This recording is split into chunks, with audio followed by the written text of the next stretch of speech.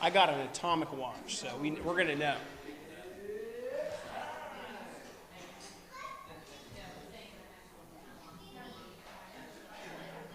One minute. Yep. Cupertino's on the same time.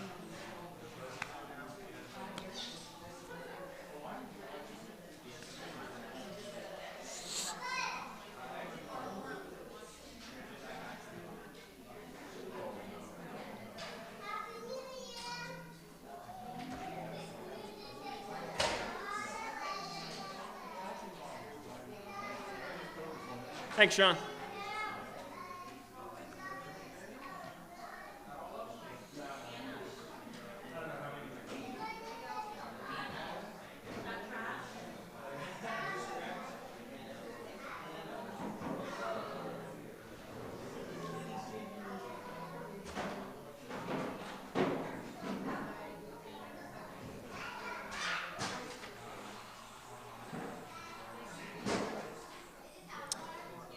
All right, well, it's 1 o'clock. I'm going to go ahead and pray and ask the Lord to bless the next 72 to 75 hours.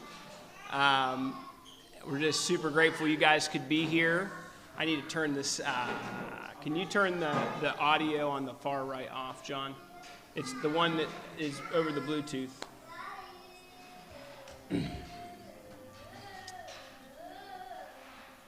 Now, is that it?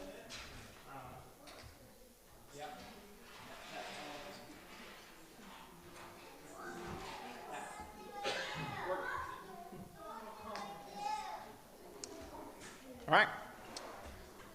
Let's pray. Would you pray with me? Dear Lord, we thank you that you've spoken to us. We thank you that you've recorded it.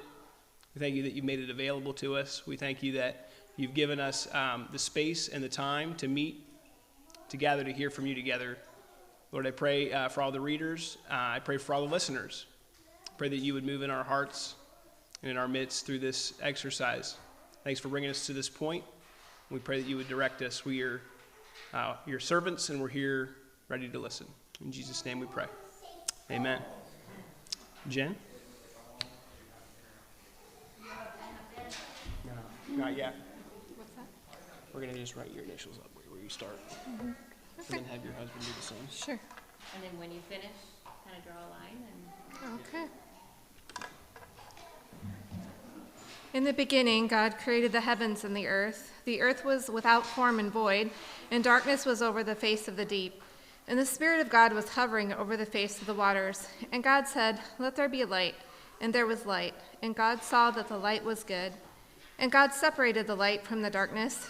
God called the light day, and the darkness he called night. And there was evening and there was morning, the first day. And God said, "Let there be an expanse in the midst of the waters, and let it separate the waters from the waters." And God made the expanse and separated the waters that were under the expanse from the waters that were above the expanse. And it was so.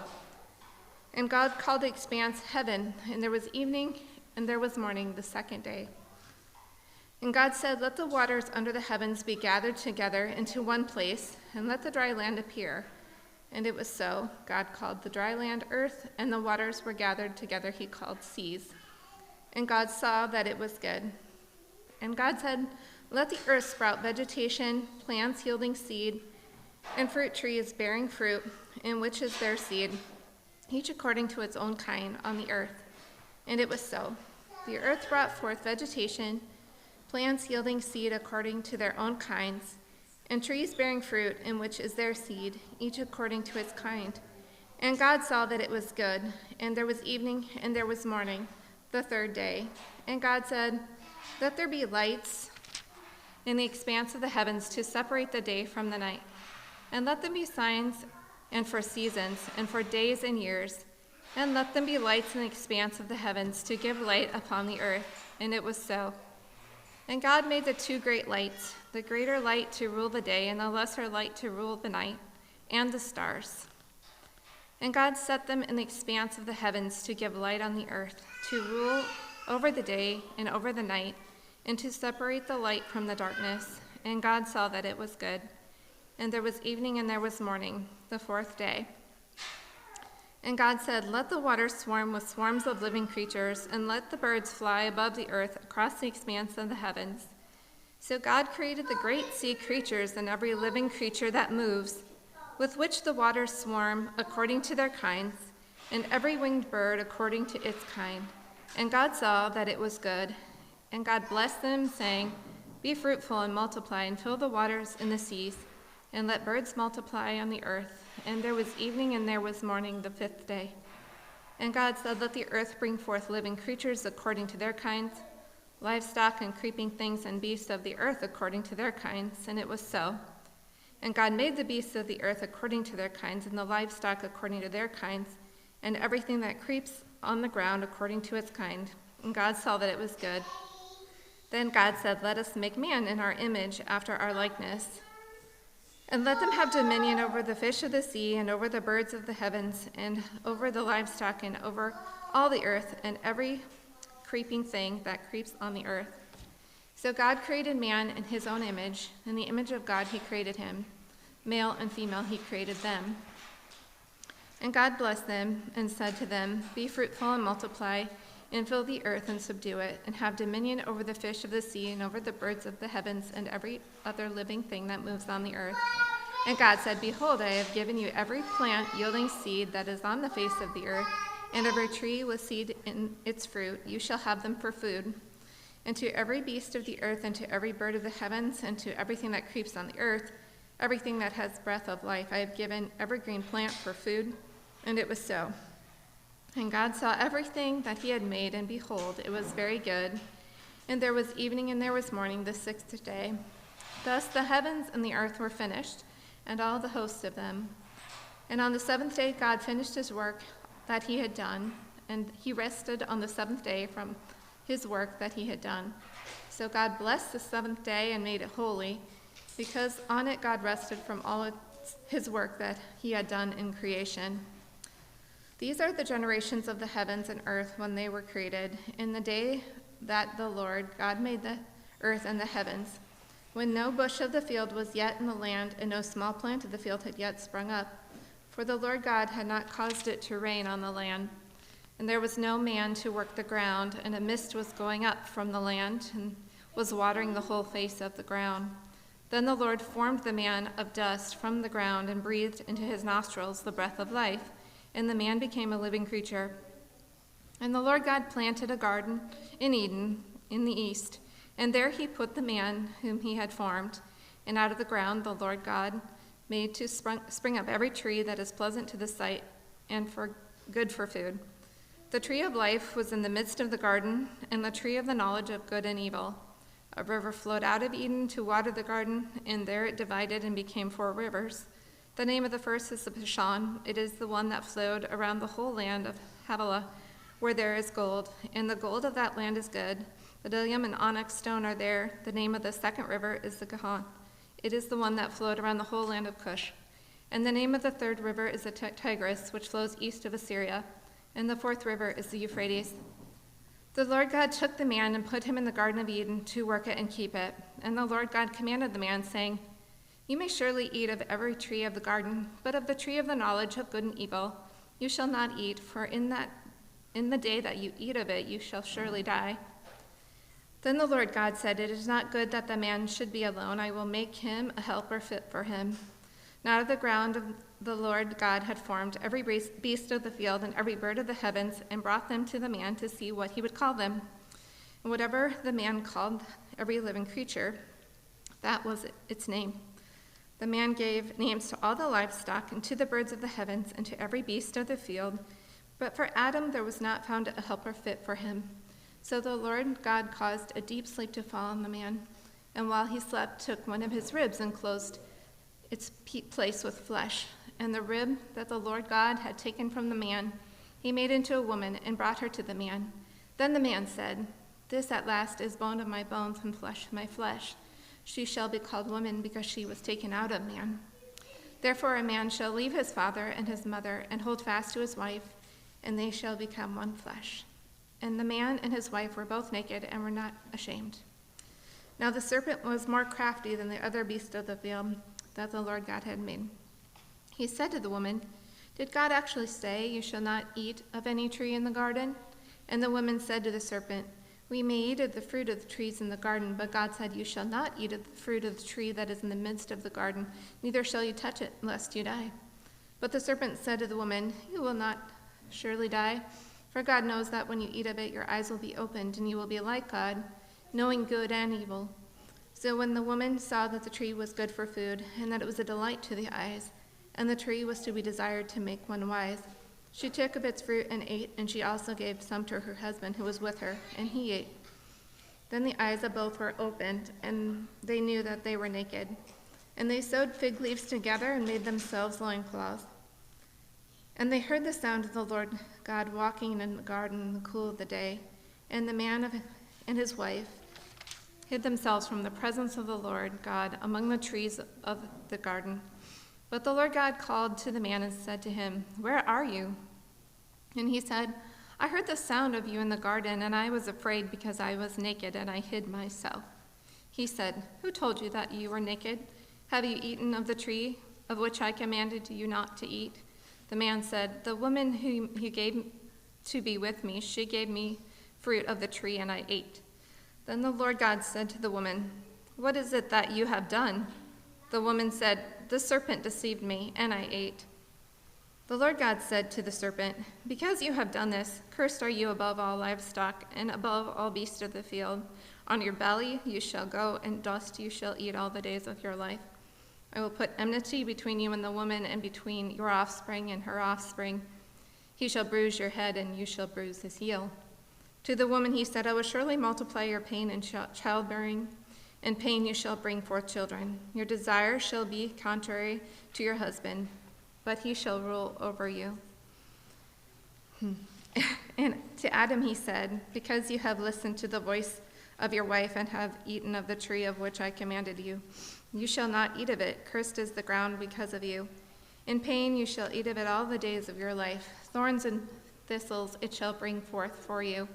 And you shall eat of the plants of the field. By the sweat of your face you shall eat bread till you return to the ground, for out of it you were taken, for you are dust, and to dust you shall return." The man called to his wife's name Eve, because she was the mother of all the living. And the Lord God made for Adam and his wife garments of skin and clothed them. Then the Lord God said, "Behold, the man has become like one of us in knowing good and evil. Now lest he reach out his hand and take also of the tree of life and eat and live forever."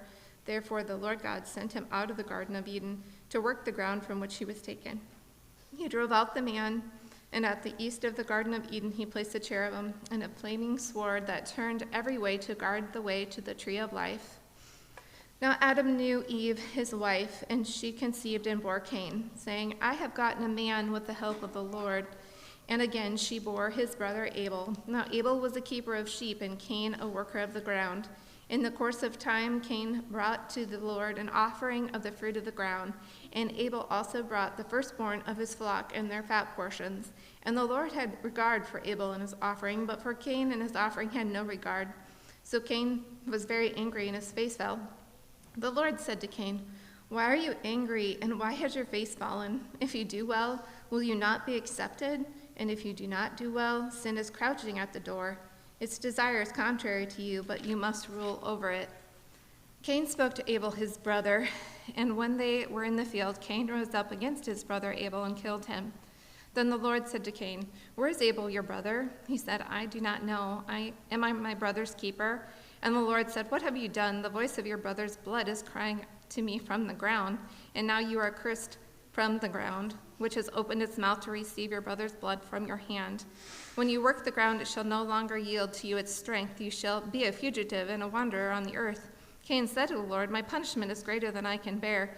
Behold, you have driven me today away from the ground, and from your face I shall be hidden. I shall be a fugitive and a wanderer on the earth, and whoever finds me will kill me." Then the Lord said to him, "Not so. If anyone kills Cain, vengeance shall be taken on him sevenfold." And the Lord put a mark on Cain, lest any who found him should attack him. Then Cain went away from the presence of the Lord and settled in the land of Nod, east of Eden. Cain knew his wife, and she conceived and bore Enoch. When he built a city, he called the name of the city after the name of his son Enoch.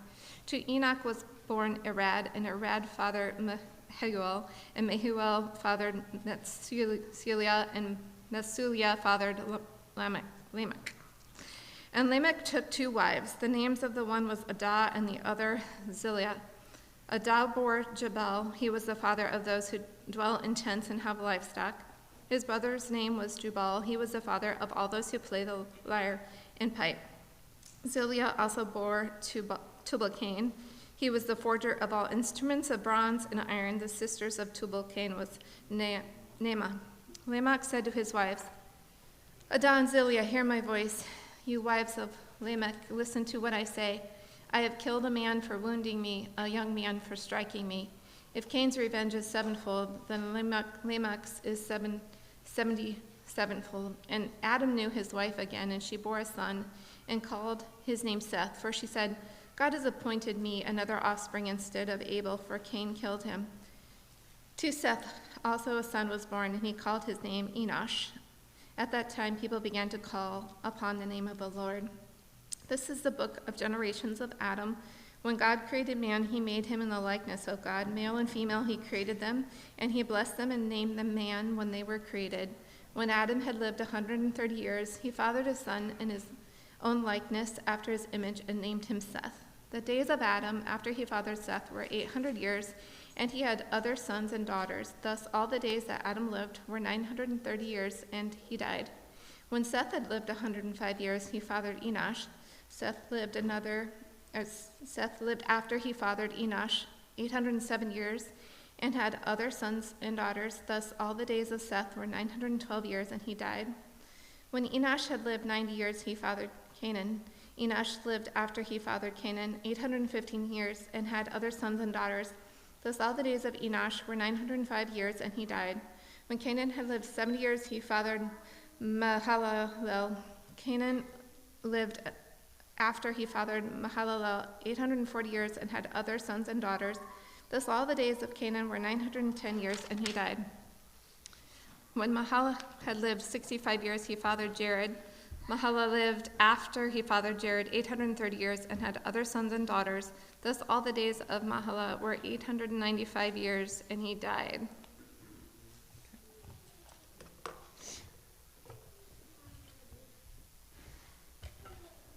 When Jared had lived 162 years, he fathered Enoch. Jared lived after he fathered Enoch 800 years, and had other sons and daughters. Thus all the days of Jared were 962 years, and he died. When Enoch had lived 65 years, he fathered Methuselah. Enoch walked with God after he fathered Methuselah 300 years, and had other sons and daughters. Thus all the days of Enoch were 365 years. Enoch walked with God, and he was not, for God took him. When Methuselah had lived 187 years, he fathered Lamech. Methuselah lived after he fathered Lamech 782 years, and had other sons and daughters. Thus all the days of Methuselah were 969 years, and he died. When Lamech had lived 182 years, he fathered his son, and called his name Noah, saying, Out of the ground that the Lord has cursed, this one shall bring us relief from our work and from the painful toil of our hands. Lamech lived after he fathered Noah 595 years, and had other sons and daughters. Thus all the days of Lamech were 777 years, and he died. After Noah was 500 years old, Noah fathered Shem, Ham, and Japheth. When man began to multiply on the face of the land, and daughters were born to them, the sons of God saw that the daughters of man were attractive, and they took as their wives any they chose. Then the Lord said, My spirit shall not abide in man forever, for he is flesh. His days shall be 120 years. The Nephilim were on the earth in those days, and also afterward, when the sons of God came into the daughters of man, and they bore children to them. These were the mighty men who were of old, the men of renown. The Lord saw that the wickedness of man was great in the earth, and that every intention of the thoughts of his heart were only evil continually. And the Lord regretted that he had made man on the earth, and it grieved him to his heart. So the Lord said, I will blot out man, whom I have created from the face of the land, man and animals and creeping things and birds of the heavens, for I am sorry that I have made them. But Noah found favor in the eyes of the Lord. These are the generations of Noah. Noah was a righteous man, blameless in his generation. Noah walked with God. And Noah had 3 sons, Shem, Ham, and Japheth. Now the earth was corrupt in God's sight, and the earth was filled with violence. And God saw the earth, and behold, it was corrupt, for all flesh had corrupted their way on the earth. And God said to Noah, I have determined to make an end of all flesh, for the earth is filled with violence through them. Behold, I will destroy them with the earth. Make yourself an ark of gopher wood, make rooms in the ark, and cover it inside and out with pitch. This is how you are to make it. The length of the ark 300 cubits, its breadth 50 cubits, and its height 30 cubits. Make a roof for the ark, and finish it to a cubit above, and set the door of the ark in its side. Make it with lower, second, and third decks. For behold, I will bring a flood of waters upon the earth to destroy all flesh, in which is the breath of life under heaven. Everything that is on the earth shall die. But I will establish my covenant with you, and you shall come into the ark, you, your sons, your wife, and your sons' wives with you. And of every living thing of all flesh, you shall bring 2 of every sort into the ark, to keep them alive with you. They shall be male and female. Of the birds according to their kinds, and of the animals according to their kinds, of every creeping thing of the ground according to its kind, 2 of every sort shall come in to you to keep them alive. Also take with you every sort of food that is eaten, and store it up. It shall serve as food for you and for them. Noah did this, and he did all that God commanded him. Then the Lord said to Noah, Go into the ark, you and all your household, for I have seen that you are righteous before me in this generation. Take with you 7 pairs of all clean animals, the male and his mate, and a pair of the animals that are not clean, the male and his mate, and 7 pairs of the birds of the heavens also, male and female, to keep their offspring alive on the face of all the earth. For in 7 days I will send rain on the earth 40 days and 40 nights, and every living thing that I have made I will blot out from the face of the ground. And Noah did all that the Lord had commanded him. Noah was 600 years old when the flood of waters came upon the earth. And Noah and his sons and his wife and his sons' wives with him went into the ark to escape the waters of the flood. Of clean animals and of animals that are not clean, and of birds and of everything that creeps on the ground, 2 and 2, male and female, went into the ark with Noah, as God had commanded Noah. And after 7 days the waters of the flood came upon the earth. In the 600th year of Noah's life, in the 2nd month, on the 17th day of the month, on that day all the fountains of the great deep burst forth, and the windows of the heavens were opened, and rain fell upon the earth 40 days and 40 nights. On the very same day Noah and his sons, Shem and Ham and Japheth, and Noah's wife and the 3 wives of his sons with them, entered the ark. They and every beast according to its kind, and all the livestock according to their kinds, and every creeping thing that creeps on the earth according to its kind, and every bird according to its kind, every winged creature. They went into the ark with Noah, 2 and 2 of all flesh, in which there was the breath of life. And those that entered, male and female of all flesh, went in as God had commanded him, and the Lord shut him in. The flood continued 40 days on the earth.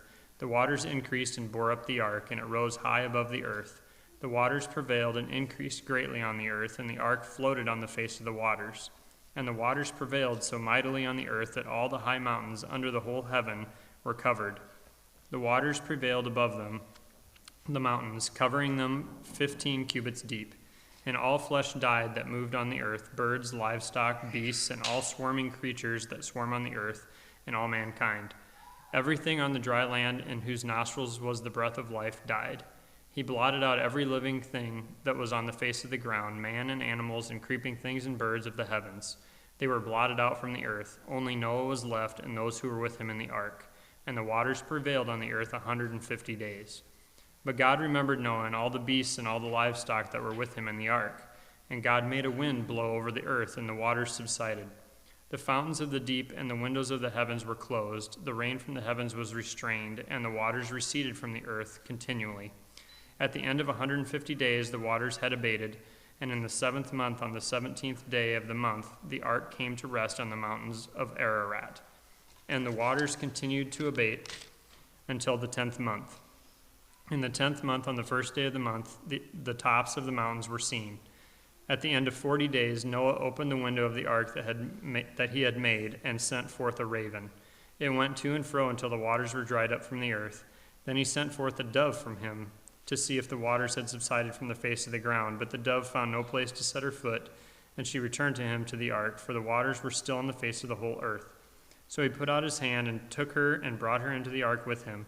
He waited another 7 days, and again he sent forth the dove out of the ark. And the dove came back to him in the evening, and behold, in her mouth was a freshly plucked olive leaf.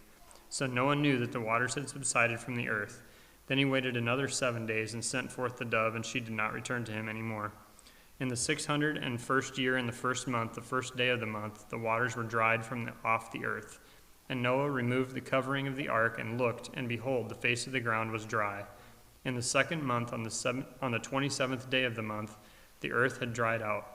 Then God said to Noah, "Go out from the ark, you and your wife, and your sons' wives with you. Bring out with you every living thing that is with you of all flesh, birds and animals, and every creeping thing that creeps on the earth, that they may swarm on the earth and be fruitful and multiply on the earth." So Noah went out, and his sons and his wife and his sons' wives with him. Every beast, every creeping thing, every bird, everything that moves in the earth went out by families from the ark. Then Noah built an altar to the Lord, and took some of every clean animal and some of every clean bird, and offered burnt offerings on the altar. And when the Lord smelled the pleasing aroma, the Lord said in his heart, "I will never again curse the ground because of man, for the intention of man's heart is evil from his youth. Neither will I ever again strike down every living creature as I have done. While the earth remains, seed time and harvest, cold and heat, summer and winter, day and night shall not cease." And God blessed Noah and his sons, and said to them, "Be fruitful and multiply, and fill the earth. The fear of you and the dread of you shall be upon every beast of the earth, and upon every bird of the heavens, upon everything that creeps on the ground, and all the fish of the sea. Into your hand they are delivered. Every moving thing that lives shall be food for you, and as I gave you the green plants, I give you everything.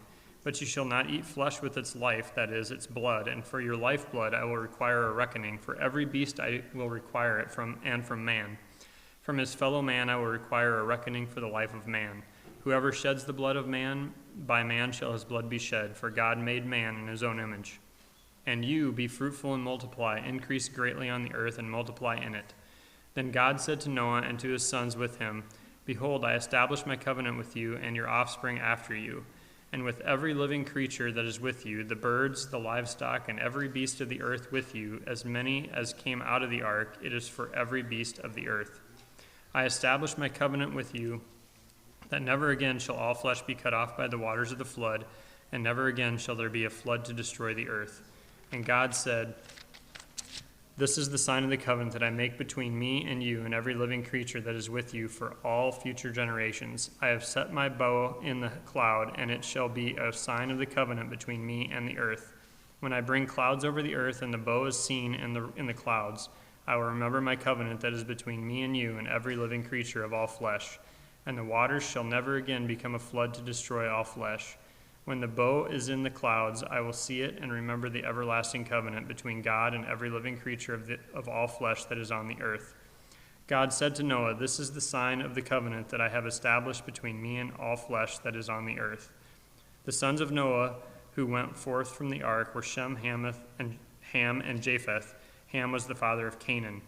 These three were the sons of Noah, and from these the people of the whole earth were dispersed. Noah began to be a man of the soil, and he planted a vineyard. He drank of the wine and became drunk and lay uncovered in his tent. And Ham, the father of Canaan, saw the nakedness of his father and told his two brothers outside. Then Shem and Japheth took a garment, laid it on both their shoulders, and walked backward and covered the nakedness of their father. Their faces were turned backward, and they did not see their father's nakedness. When Noah awoke from his wine and knew that his youngest son had done to him, he said, "Cursed be Canaan, a servant of servants shall he be to his brothers." He also said, "Blessed be the Lord, the God of Shem, and let Canaan be his servant. May God enlarge Japheth, and let him dwell in the tents of Shem, and let Canaan be his servant." After the flood, Noah lived 350 years. All the days of Noah were 950 years, and he died.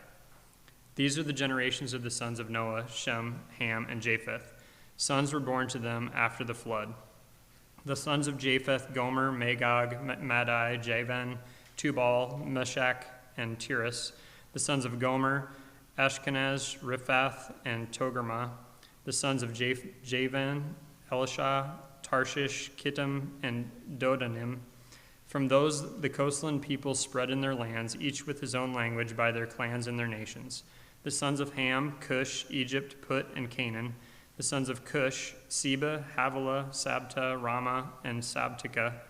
The sons of Ramah, Sheba, and Dedan. Cush fathered Nimrod, and he was the first on the earth to be a mighty man. He was a mighty hunter before the Lord. Therefore it is said, like Nimrod, a mighty hunter before the Lord. The beginning of his kingdom was Babel, Erech, Akkad, and Calneh in the land of Shinar. From that land he went into Assyria and built Nineveh, Rehoboth-ir, Calah, and Rezin between Nineveh and Calah. That is the great city. Egypt fathered Ludim, Anamim, Lehabim, Nephtahim, Pathruzim, Caslahim, from whom the Philistines came, and Caphtorim. Canaan fathered Sidon, his firstborn, and Heth, and the Jebusites and Amorites, the Girgashites and Hivites, and the Archites and Sinites, the Arvadites and Zemarites, and the Hamathites. Afterward, the clans of the Canaanites dispersed, and the territory of the Canaanites extended from Sidon in the direction of Gerar as far as Gaza, and in the direction of Sodom, Gomorrah, Admah, and Zeboim as far as Lasha. These are the sons of Ham by their clans and their languages, their lands, and their nations. To Shem, Or I can take over there. no, I'm good. To Shem, also the father of all the children of Eber, the elder brother of Japheth, children were born. The sons of Shem, Elam, Ashur, Arpachshad, Lud, and Aram. The sons of Aram, Uz, Hul, Gether, and Mash. Arpachshad fathered Shelah, and Shelah fathered Eber. To Eber were born two sons. The name of the one was Peleg, for in his days in the earth was divided, and his brother's name was Joktan. Joktan fathered Almadad, Sheleph, Hazarmaveth, Jerah, Hadaram, Uzal, Diklah, Obal, Abimael, Sheba, Ophir, Havilah, and Jobab. All these were the sons of Joktan. The territory in which they lived extended from Mesha in the direction of Sephir to the hill country of the east. These are the sons of Shem by their clans, their languages, their lands, and their nations. These are the clans of the sons of Noah, according to their genealogies in their nations, and from these the nations spread abroad on the earth after the flood. Mercy.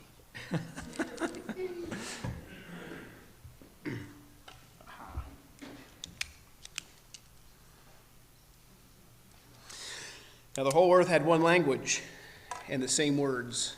And as people migrated from the east, they found a plain in the land of Shinar and settled there. And they came to one another and said, "Come, let us make bricks and burn them thoroughly." And they had brick for stone and bitumen for mortar.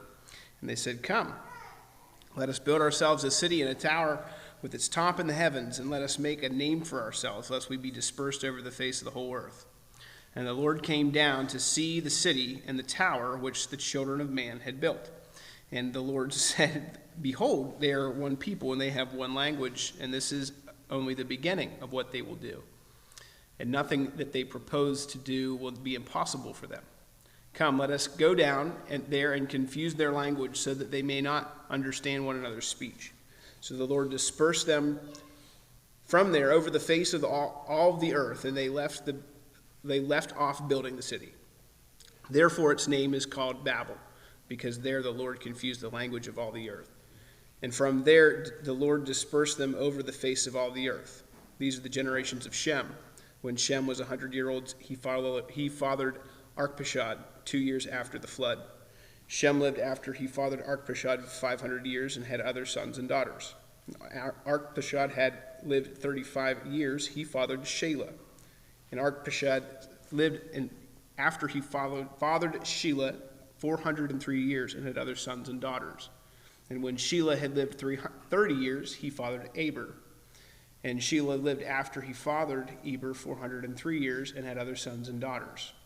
And when Eber had lived 34 years, he gathered Peleg, fathered. And Eber lived after he fathered Peleg 430 years and had other sons and daughters. When Peleg had lived 30 years, he fathered Reu. And when Peleg had lived after he fathered Reu 209 years and had other sons and daughters. And Reu had lived 32 years. He fathered Serug. And Reu lived after he fathered Serug 207 years and had other sons and daughters. When Serug had lived 30 years, he fathered Nahor. And Serug lived after he fathered Nahor 200 years and had other sons and daughters. And Nahor had lived 29 years. He fathered Terah. And Nahor lived after he fathered Terah 119 years and had other sons and daughters. When Terah had lived 70 years, he fathered Abram, Nahor, and Haran. Now these are the generations of Terah. Terah fathered Abram, Nahor, and Haran. And Haran fathered Lot. Haran died in the presence of his father Terah in the land of his kindred in Ur of the Chaldeans. And Abraham and Nahor took wives, and Abram's wife was Sarai, and the name of Nahor's wife Milcah, the daughter of Haran, the father of Milcah and Iscah. Now Sarai was barren, she had no child. Terah took Abram his son, and Lot the son of Haran his grandson, and Sarai his daughter-in-law, his son Abram's wife, and they went forth together from Ur the Chaldeans to go into the land of Canaan. But when they came to Haran, they settled there. The days of Terah were 205 years, and Terah died in Haran. Now the Lord said to Abram, "Go from your country and your kindred and your father's house to the land that I will show you. And I will make of you a great nation, and I will bless you and make your name great, so that you will be a blessing. And I will bless those who bless you, and him who dishonors you I will curse. And in you all the families of the earth will be blessed." So Abram went, and as the Lord had told him, and Lot went with him. Abram was 75 years old when he had departed from Haran. And Abram took Sarai his wife, and Lot his brother's son, and all their possessions that they had gathered, and the people that they had acquired in Haran, and they set out to go to the land of Canaan. When they came to the land of Canaan, Abram passed through the land to the place at Shechem, to the oak of Moreh, and at that time the Canaanites were in the land. Then the Lord appeared to Abram and said, "To your offspring I will give you this land." So he built there an altar to the Lord who had appeared to him. From there he moved to the hill country on the east of Bethel and pitched his tent, with Bethel on the west and Ai on the east. And there he built an altar to the Lord and called upon the name of the Lord. And Abram journeyed on, still going toward the Negeb. Now there was a famine in the land, so Abram went down to Egypt to sojourn there, for the famine was severe in the land. And when he was about to enter Egypt, he said to Sarai his wife, "I know that you are a woman beautiful in appearance, and when the Egyptians see you, they will say to his wife, 'This is his wife.' Then they will kill me, but they will let you live. Say, 'You are my sister,' that it may go well with me because of you, and my life may be spared for your sake." When Abram entered Egypt, the Egyptians saw the woman was very beautiful. And when the princes of Pharaoh saw her, they praised her to Pharaoh. And the woman was taken into Pharaoh's house. And for her sake he dealt well with Abram, and he had sheep, oxen, male donkeys, male servants, female donkeys, and camels. But the Lord afflicted Pharaoh and his house with great plagues because of Sarai, Abram's wife. So Pharaoh called Abram and said, "What is this that you have done to me? Why did you not tell me that she was your wife? Why did you say, 'She is my sister,' so that I took her for my wife? Now then, here is your wife. Take her and go." And Pharaoh gave men orders concerning him, and they sent him away with his wife and all that he had. So Abram went from Egypt, he and his wife, and all that he had, and Lot with him, into the Negeb. Now Abram was very rich in livestock and silver and gold. And he journeyed on from the Negeb as far as Bethel, to the place where his tent had been at the beginning, between Bethel and Ai, to the place where he had made an altar at the first. And there Abram called upon the name of the Lord. And Lot, who went with Abram, also had flocks and herds and tents, so that the land could not support both of them dwelling together. For their possessions were so great that they could not dwell together. And there was strife between the herdsmen of Abram's livestock and the herdsmen of Lot's livestock. At that time, the Canaanites and the Perizzites were living in the land. And Abram said to Lot, "There is no strife between you and me, and between your herdsmen and my herdsmen, for we are kinsmen. Is not the whole land before you? Separate yourself from me. If you take the left, I'll go to the right. And if you take the right hand, I will go to the left. And Lot lifted up his eyes and saw the Jordan Valley was very well watered everywhere, like the garden of the Lord, like the land of Egypt in the direction of Zoar. This was before the Lord destroyed Sodom and Gomorrah. So Lot chose for himself the Jordan Valley, and Lot journeyed east. Thus they separated from each other. Abram settled in the land of Canaan, while Lot settled in among the cities of the valley and moved his tent as far as Sodom. Now the men of Sodom were wicked, great sinners against the Lord. The Lord said to Abram after Lot had separated from him, "Lift up your eyes and look from the place where you are. Look northward and southward and eastward and westward. For all the land that you see I will give you and to your offspring forever. I will make your offspring as the dust of the earth, so that if one can count the dust of the earth, your offspring also can be counted. Arise, walk through the length and the breadth of the land, and I will give it to you." So Abram moved his tent and came and settled by the oaks of Mamre, which are at Hebron, and there he built an altar to the Lord.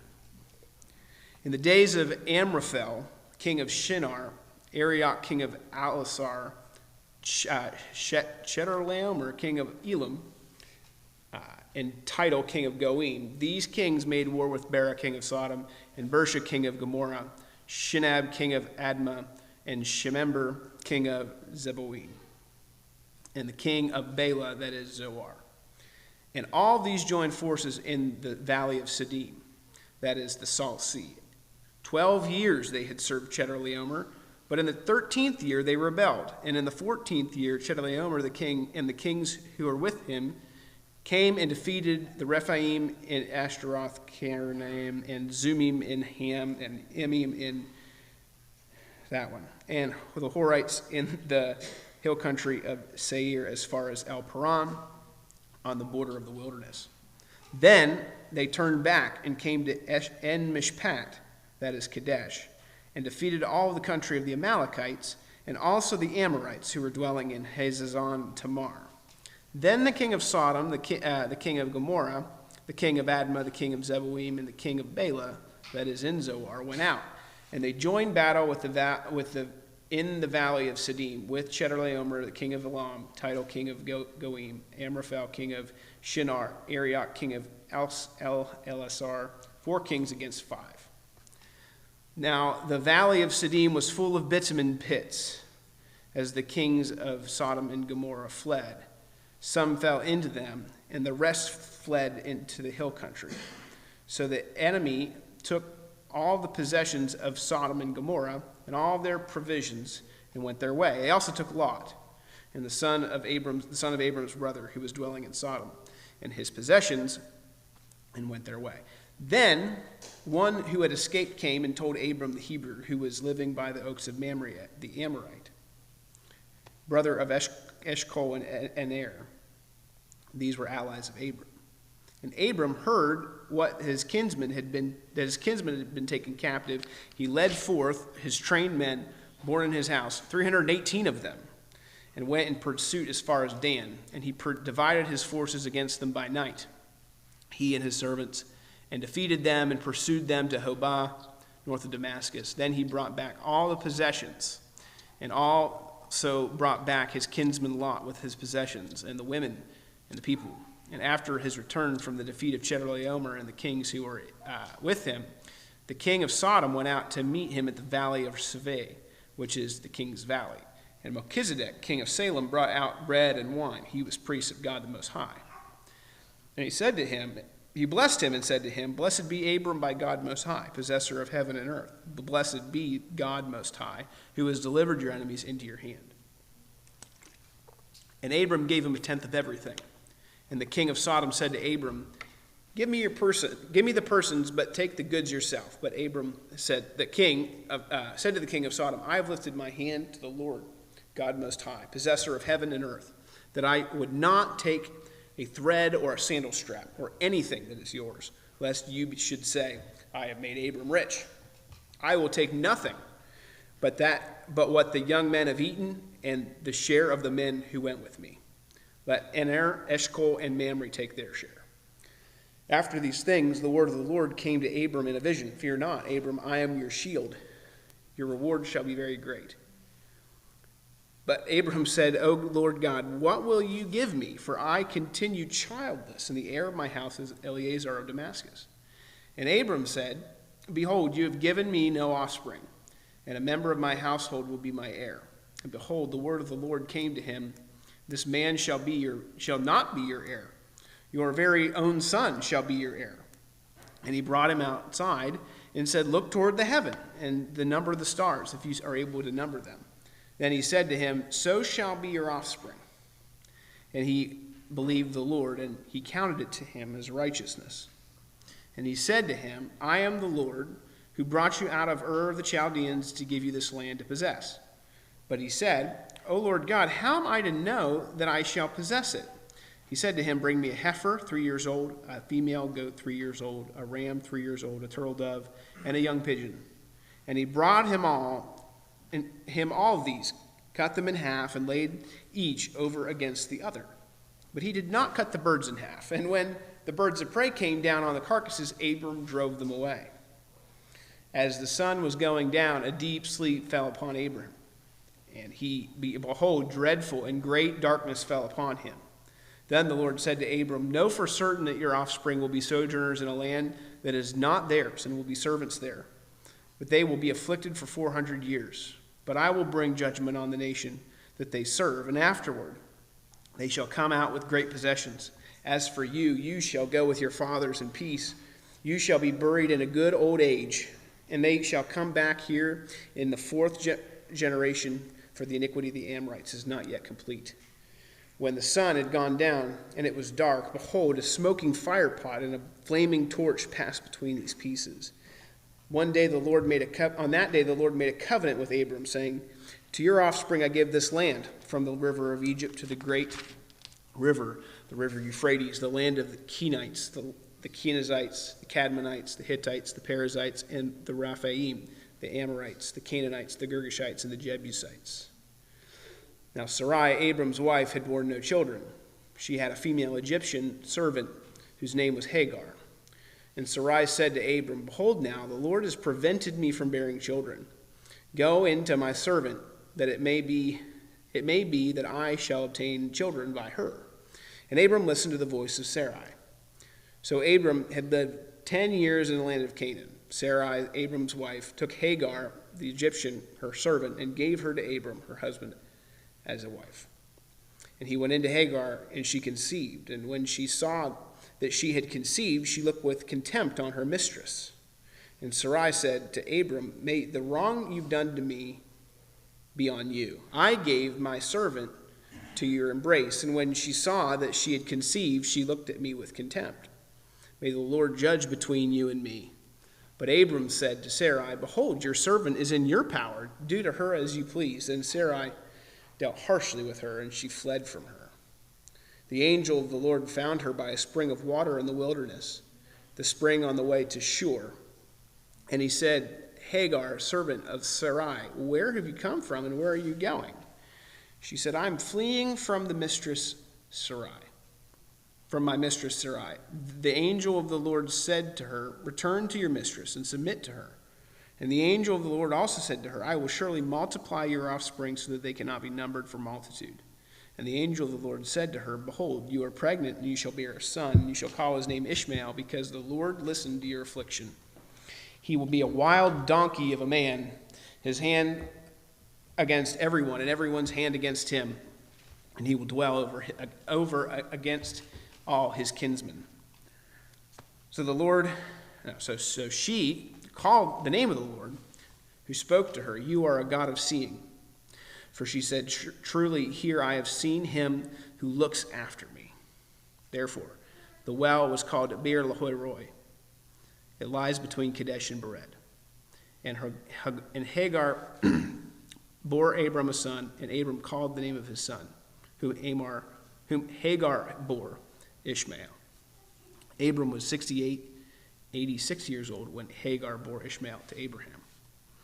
When Abram was 99 years old, the Lord appeared to Abram and said, I am God Almighty. walk before me and be blameless, that I may make my covenant between me and you, and may multiply you greatly. Then Abram fell on his face, and God said to him, Behold, my covenant is with you, and you shall be the father of a multitude of nations. No longer shall your name be called Abram, but your name shall be called Abraham, for I have made you the father of a multitude of nations. I will make you exceedingly fruitful, and I will make you into nations, and kings shall come from you. And I will establish my covenant between me and you and your offspring after you throughout their generations for an everlasting covenant, to be God to you and to your offspring after you.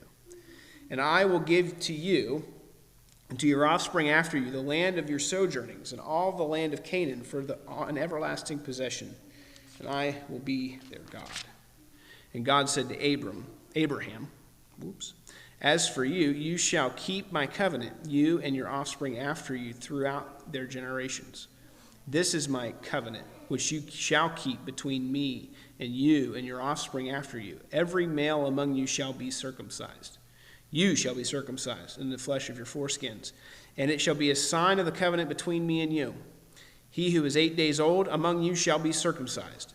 Every male throughout your generations, whether born in your house or bought with your money from any foreigner who is not of your offspring, both he who is born in your house and he who is bought with your money shall be circumcised. So shall my covenant be in your flesh, an everlasting covenant. Any uncircumcised male who is not circumcised in the flesh of his foreskin shall be cut off from among his people. He has broken my covenant. And God said to Abraham, As for Sarai, your wife, you shall not call her name Sarai, but Sarah shall be her name. I will bless her, and moreover, I will give you a son by her, and I will bless her, and she shall become nations. Kings of peoples shall come from her. And Abraham fell on his face and laughed, and said to himself, Shall a child be born to a man who is 100 years old, and Sarah, who is 90 years old, bear a child? And Abraham said to God, Oh, that Ishmael might live before you. God said, No, but Sarah your wife shall bear a son, and you shall call his name Isaac. I will establish my covenant with him as an everlasting covenant for his offspring after him. As for Ishmael, I have heard you. Behold, I have blessed him, and will make him fruitful and multiply him greatly. He shall be a father of 12 princes, and I will make him into a great nation. But I will establish my covenant with Isaac, whom Sarah shall bear to you at this time next year. When he had finished talking with him, God went up from Abraham. Then Abraham took Ishmael his son, and all those born in his house, and bought with his money every male among the men of Abraham's house. And he circumcised the flesh of their foreskins that very day, as God had said. Abraham was 99 years old when he was circumcised in the flesh of his foreskin. And Ishmael, his son, was 13 years old when he was circumcised in the flesh of his foreskin. That very day, Abraham and his son Ishmael were circumcised. And all the men of his house, those born in the house and those bought with money from a foreigner, were circumcised with him. And the Lord appeared to him by the oaks of Mamre as he sat at the door of his tent in the heat of the day. He lifted up his eyes and looked, and behold, 3 men were standing in front of him. And when he saw them, he ran from the tent door to meet them and bowed himself to the Lord, and bowed himself to the earth and said, O Lord, if I have found favor in your sight, do not pass by your servant. Let a little water be brought and wash your feet, and rest yourselves under the tree, while I bring a morsel of bread, that you may refresh yourselves and after that you may pass on, since you have come to your servant. So they said, Do as you have said. And Abraham went quickly into the tent to Sarah and said, Quick, 3 seahs of fine flour, knead it and make cakes. Abraham ran into the herd and took a calf, tender and good, and gave it to a young man who prepared it quickly. Then he took curds and milk and the calf that he had prepared, and he set it before them. And he stood by them under the tree while they ate. They said to him, "Where is Sarah your wife?" And he said to them, "She's in the tent." The Lord said, "I will surely return to you about this time next year, and Sarah your wife shall have a son." And Sarah was listening at the tent door behind him. Now Abraham and Sarah were old, advanced in years.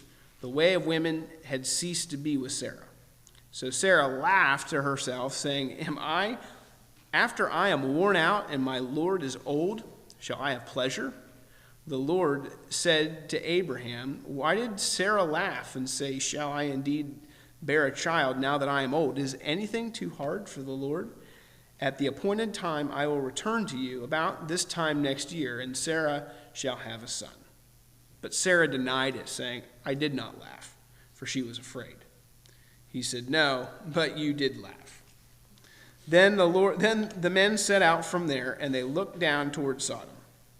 Abraham went with them and set them on their way. The Lord said, "Shall I hide my face from Abraham what I am about to do? Seeing that Abraham shall surely become a great and mighty nation, and all the nations of the earth shall be blessed in him. For I have chosen him, that he may command his children and his household to keep him, after him, to keep the way of the Lord by doing righteousness and justice, so that the Lord may bring to Abraham what he has promised him." Then the Lord said, "Because of the outcry against Sodom and Gomorrah is great and their sin is very grave, I will go down to see whether they have done altogether according to the outcry that has come to me, and if not, I will know." So the men turned toward there and went toward Sodom. But Abraham still stood before the Lord. Then Abraham drew near and said, "Will you indeed sweep away the righteous with the wicked? Suppose there are 50 righteous within the city. Will you then sweep away the place and not spare it for 50 righteous who are in it? Far be it from you to do such a thing, to put the righteous to death with the wicked, so that the righteous fare as the wicked. Far be that from you. Shall not the judge of all the earth do what is just?" And the Lord said, "If I find in Sodom 50 righteous in the city, I will spare the whole place for their sake." Abraham answered and said, "Behold, I have undertaken to speak to the Lord. I who am but dust and ashes. Suppose 5 of the 50 righteous are lacking. Will you destroy the whole city for the lack of 5? And he said, "I will not destroy it if I find 45 there." Again he spoke to him and said, "Suppose 40 are found there." He answered, "For the sake of 40, I will not do it." Then he said, "Oh, let the Lord be angry, and I will speak. Let not the Lord be angry, and I will speak. Suppose 30 are found there." He answered, "I will not do it if I find 30 there." He said, "Behold, I have undertaken to speak to the Lord. Suppose 20 are found there." He answered, "For the sake of 20, I will not destroy it." Then he said, "Oh, let not the Lord be angry, and I will speak again but this once. Suppose 10 are found there." He answered, "For the sake of 10, I will not destroy it." And the Lord went his way when he had finished speaking to Abraham, and Abraham returned to his place. The 2 angels came to Sodom in the evening, and Lot was sitting there in the gate of Sodom. And Lot saw them. He rose to meet them and bowed himself with his face to the earth, and said, "My Lord, please turn aside to your servant's house and spend the night and wash your feet. Then you may rise up early and go on your way." They said, "No, we will not spend the night in the town square." But he pressed them strongly, so they turned aside to him and entered his house. And they made him a feast and a baked unleavened bread, and they ate. But before they lay down, the men of the city, the young men of Sodom, the men of the city, both young and old, all the people to the last man surrounded the house. And they called to Lot, "Where are the men who came to you tonight? Bring them out to us, that we may know them." Lot went out to the men at the entrance and shut the door after him. And he said, "I beg you, my brothers, do not act so wickedly. Behold, I have 2 daughters who have not known any man. Let me bring them out to you, and you can do to them as you please. Only do not do nothing to these men, for they have come under the shelter of my roof. But they said, "Stand back." And this fellow came to sojourn, and he became the judge. Now we will deal worse with you than with them. And the men pressed hard against the man Lot and drew to break the door down. But the men reached out their hands and brought Lot into the house with them and shut the door. And they struck with blindness the men who were at the entrance of the house, both small and great, so that they wore themselves out groping for the door. Then the men said to Lot, "Have you anyone else here, sons-in-law, sons, daughters, or anyone with you in the city? Bring them out of the place. For we are about to destroy this place because of the outcry of its people has become great before the Lord, and the Lord has sent us to destroy it." So Lot went out and said to his sons-in-law, who were to marry his daughters, "Up, get out of this place, for the Lord is about to destroy the city." But it seemed to his sons-in-laws to be jesting.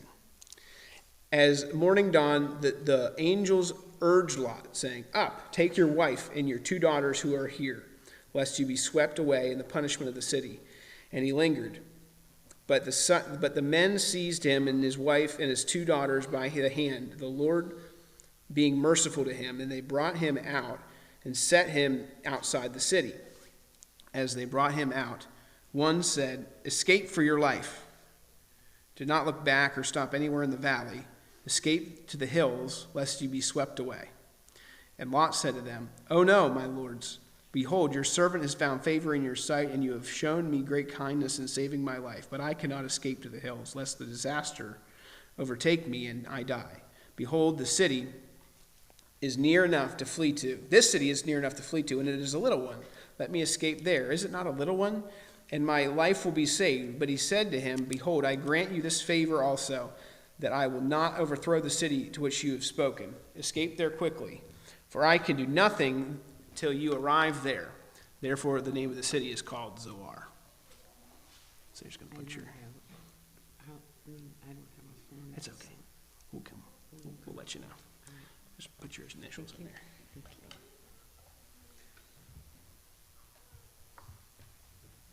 All right.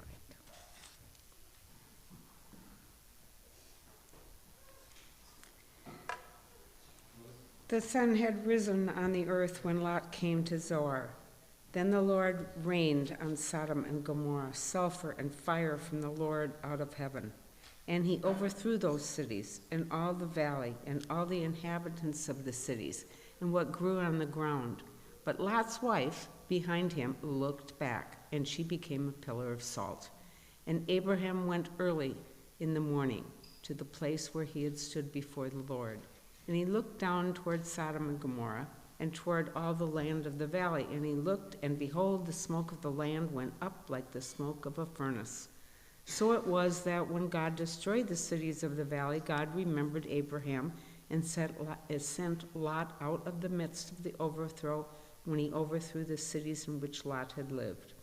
Now Lot went up out of Zoar and lived in the hills with his 2 daughters, for he was afraid to live in Zoar. So he lived in a cave with his 2 daughters. And the firstborn said to the younger, "Our father is old, and there is not a man on earth to come into us after the manner of all the earth. Come, let us make our father drink wine, and we will lie with him, that we may preserve offspring from our father." So they made their father drink wine that night, and the firstborn went in and lay with her father. He did not know when she lay down or when she arose. The next day the firstborn said to the younger, "Behold, I lay last night with my father. Let us make him drink wine tonight also. Then you go in and lie with him, that we may preserve offspring from our father." So they made their father drink wine that night also. And the younger arose and lay with him, and he did not know when she lay down or when she arose. Thus both the daughters of Lot became pregnant by their father. The firstborn bore a son and called his name Moab. He is the father of the Moabites to this day. The younger also bore a son and called his name Ben-Ammi. He is the father of the Ammonites to this day. From there Abraham journeyed toward the territory of the Negeb and lived between Kadesh and Shur, and he sojourned in Gerar. And Abraham said to Sarah his wife, "She is my sister." And Abimelech, king of Gerar, sent and took Sarah. But God came to Abimelech in a dream by night and said to him, "Behold, you are a dead man because of the woman whom you have taken, for she is a man's wife." Now Abimelech had not approached her, so he said, "Lord, will you kill an innocent people? Did he not himself say to me, 'She is my sister'? And she herself said, 'He is my brother.' In the integrity of my heart, in the innocence of my hands, I have done this." Then God said to him in the dream, "Yes, I know that you have done this in the integrity of your heart, and it was I who kept you from sinning against me. Therefore I did not let you touch her. Now then, return the man's wife, for he is a prophet, so that he will pray for you, and you shall live. But if you do not return her, know that you shall surely die, you and all who are yours." So Abimelech rose early in the morning and called all his servants and told them all these things. And the men were very much afraid. Then Abimelech called Abraham and said to him, "What have you done to us? And how have I sinned against you, that you have brought on me and my kingdom a great sin? You have done to me things that ought not to be done." And Abimelech said to Abraham, "What did you see that you did this thing?" Abraham said, "I did it because I thought, there is no fear of God at all in this place, and they will kill me because of my wife. Besides, she is indeed my sister, the daughter of my father, though not the daughter of my mother, and she became my wife. And when God caused me to wander from my father's house, I said to her, 'This is the kindness you must do to me. Do me, at every place to which we come, say of me, he is my brother.' Then Abimelech took sheep and oxen and male servants and female servants and gave them to Abraham and returned Sarah his wife to him. And Abimelech said, 'Behold, my land is before you. Dwell where it pleases you.' So to Sarah he said, 'Behold, I have given your brother 1,000 pieces of silver. It is a sign of your innocence in the eyes of all who are with you, and before everyone you are vindicated.' Then Abraham prayed to God, and God healed Abimelech and also healed his wife and female slaves, so that they bore children. For the Lord had closed all the wombs of the house of Abimelech because of Sarah, Abraham's wife. The Lord visited Sarah as he had said, and the Lord did to Sarah as he had promised. And Sarah conceived and bore Abraham a son in his old age. Is this okay? At old age, at the time, I can't get the pages right, of which God had spoken to him. Abraham called the name of his son who was born to him, whom Sarah bore him Isaac. And Abraham circumcised his son Isaac when he was 8 days old. God had commanded him. Abraham was 100 years old when his son Isaac was born to him, and Sarah said, "God has made laughter for me. Everyone who hears will laugh over me." And she said, "Who would have said to Abraham that Sarah would nurse children?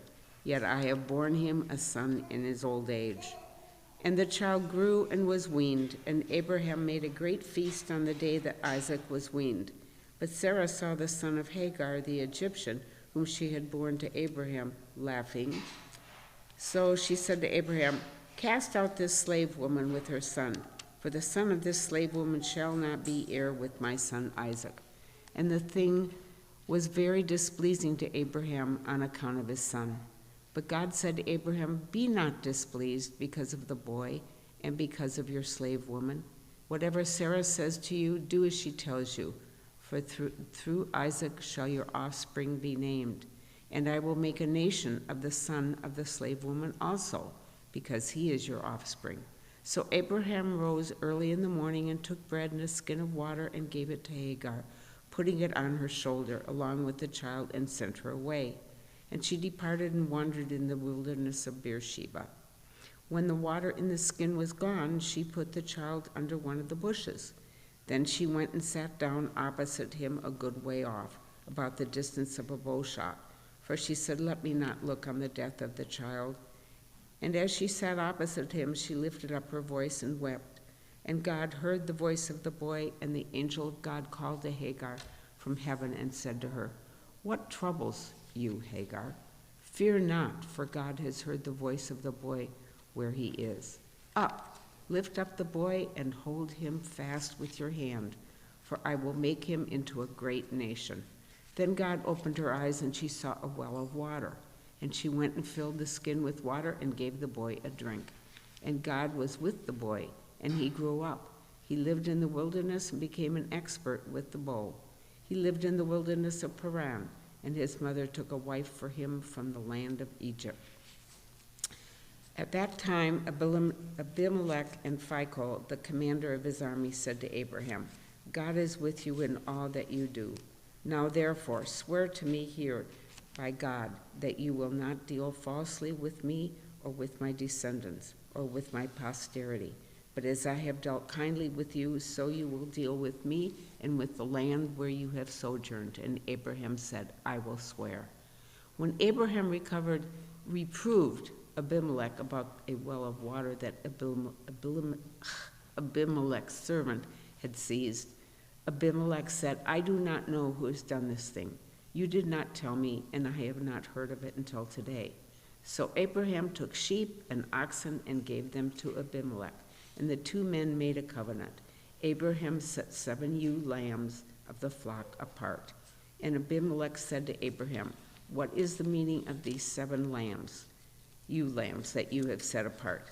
And he said, "These 7 ewe lambs you will take from my hand, that this may be a witness for me that I dug this well." Therefore, that place was called Beersheba, because they both of them swore an oath. So they made a covenant at Beersheba. Then Abimelech and Phicol, the commander of his army, rose up and returned to the land of the Philistines. Abraham planted a tamarisk tree in Beersheba and called there on the name of the Lord, the everlasting God. And Abraham sojourned many days in the land of the Philistines. After these things, God tested Abraham and said to him, "Abraham." And he said, "Here I am." He said, "Take your son, your only son Isaac, whom you love, and go to the land of Moriah, and offer him there as a burnt offering on one of the mountains of which I shall tell you." So Abraham rose early in the morning, saddled his donkey, and took 2 of his young men with him, and his son Isaac. And he cut the wood for the burnt offering, and arose and went to the place of which God had told him.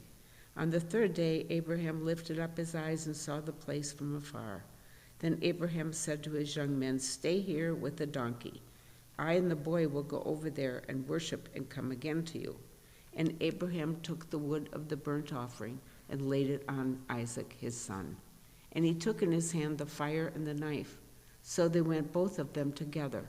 And Isaac said to his father, "Abraham, my father." And he said, "Here I am, my son." He said, "Behold, the fire and the wood, but where is the lamb for a burnt offering?" Abraham said, "God will provide for himself the lamb for a burnt offering, my son." So they went both of them together. When they came to the place of which God had told him, Abraham built the altar there and laid the wood in its order, and bound Isaac his son, and laid him on the altar on top of the wood. Then Abraham reached out his hand and took the knife to slaughter his son. But the angel of the Lord called to him from heaven and said, "Abraham, Abraham." And he said, "Here I am." He said, "Do not lay your hand on the boy or do anything to him, for now I know that you fear God, seeing you have not withheld your son, your only son, from me." And Abraham lifted up his eyes and looked, and behold, behind him was a ram, caught in a thicket by his horns. And Abraham went and took the ram and offered it up as a burnt offering instead of his son. So Abraham called the name of that place, "The Lord will provide," as it is said to this day, "On the mount of the Lord it shall be provided." And the angel of the Lord called to Abraham a second time from heaven and said, "By myself I have sworn, declares the Lord, because you have done this and have not withheld your son, your only son. I will surely bless you, and I will surely multiply your offspring as the stars of heaven and as the sand that is on the seashore. And your offspring shall possess the gate of his enemies. and in your offspring shall all the nations of the earth be blessed, because you have obeyed my voice. So Abraham returned to his young men, and they arose and went together to Beersheba, and Abraham lived at Beersheba. Now after these things it was told to Abraham, behold, Milcah has also borne children to your brother Nahor, Uz his firstborn, Buz his brother, Kemuel the father of Aram, Kesed, Hazo, Pildash, Jedlaph, and Bethuel. Bethuel fathered Rebekah. These 8 Milcah bore to Nahor, Abram's brother. Moreover, the concubine whose name was Rehummah bore Teba, Gaham, Tahash, and Maacah. Sarah lived 127 years. These were the years of the life of Sarah. And Sarah died at Kiriath-Arba, that is Hebron, in the land of Canaan. And Abraham went in to mourn for Sarah and to weep for her. And Abraham rose up from before his dead and said to the Hittites, I am a sojourner and foreigner among you. Give me property among you for a burial place, that I may bury my dead out of my sight.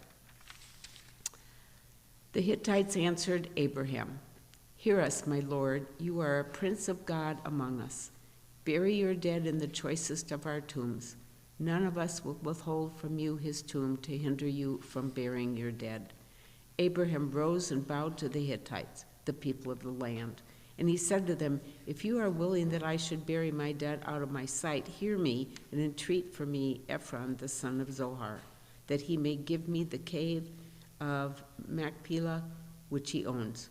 He is at the end of his field. For the full price let him give it to me in your presence as property for a burying place. Now Ephron was sitting among the Hittites, and Ephron the Hittite answered Abraham in the hearing of the Hittites, of all who went in at the gate of his city. No, my lord, hear me. I give you the field, and I give you the cave that is in it.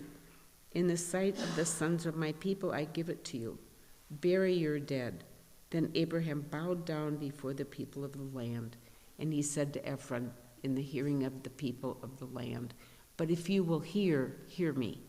I give you the price of the field. Accept it from me, that I may bury my dead there. Ephron answered Abraham, My lord, listen to me. A piece of land worth 400 shekels of silver, what is that between you and me? Bury your dead.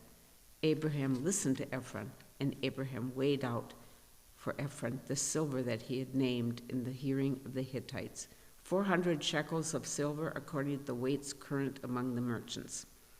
So the field of Ephron in Machpelah, which was to the east of Mamre, the field with the cave that was in it and all the trees that were in the field throughout its whole area, was made over to Abraham as a possession in the presence of the Hittites before all who went in at the gate of this city. After this, Abraham buried Sarah his wife in the cave of the field of Machpelah, east of Mamre, that is Hebron, in the land of Canaan.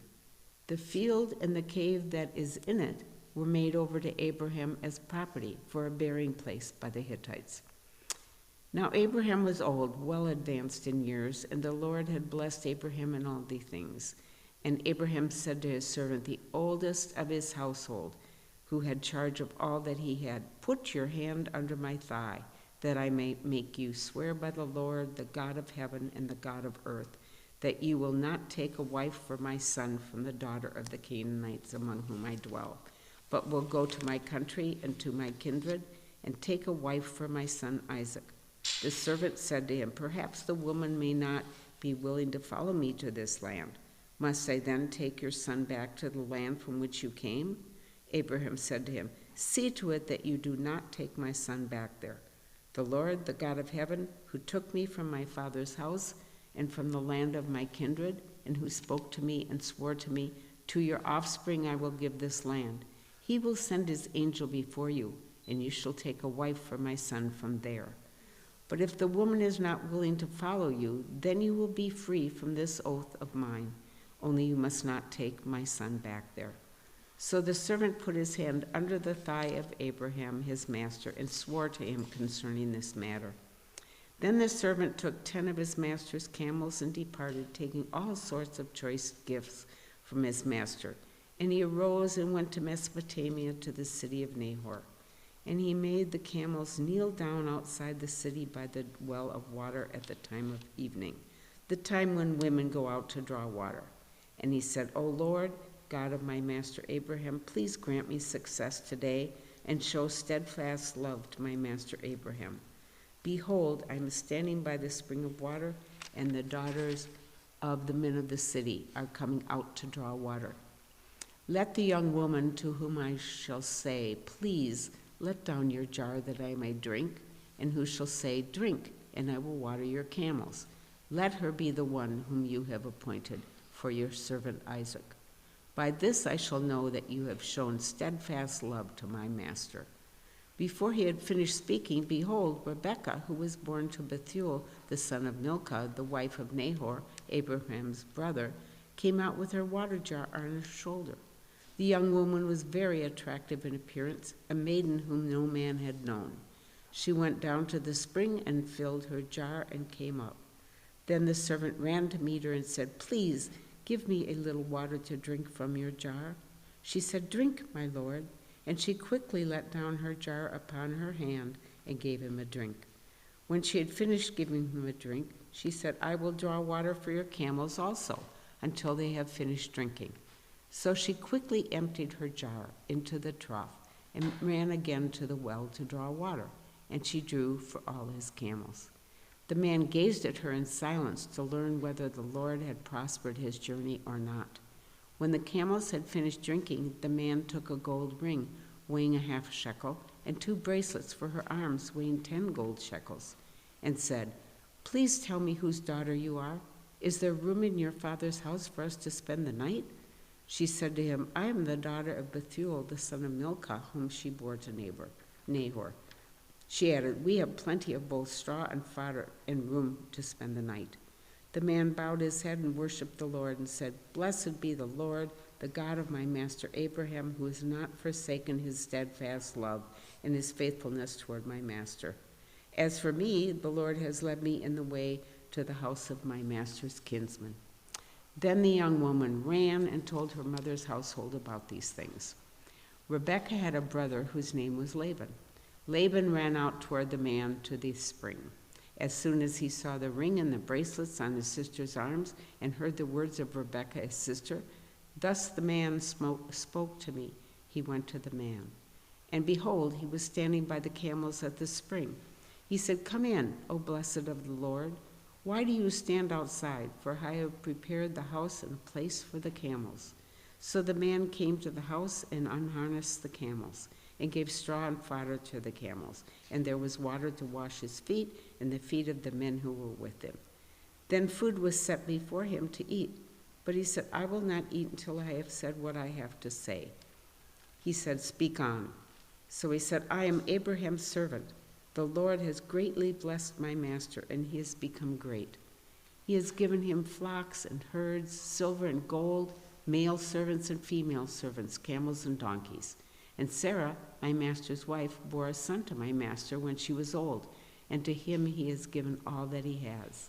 My master made me swear, saying, you shall not take a wife for my son from the daughters of the Canaanites, in whose land I dwell, but you shall go to my father's house and to my clan and take a wife for my son. I said to my master, perhaps the woman will not follow me. But he said to me, the Lord, before whom I have walked, will send his angel with you and prosper your way.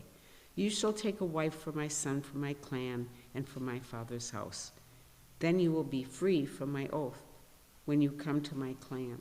And if they will not give her to you, you will be free from my oath.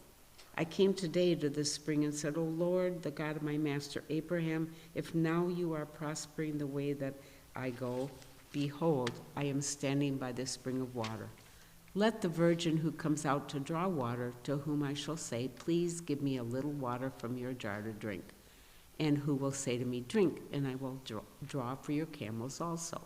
Let her be the woman whom the Lord has appointed for my master's son.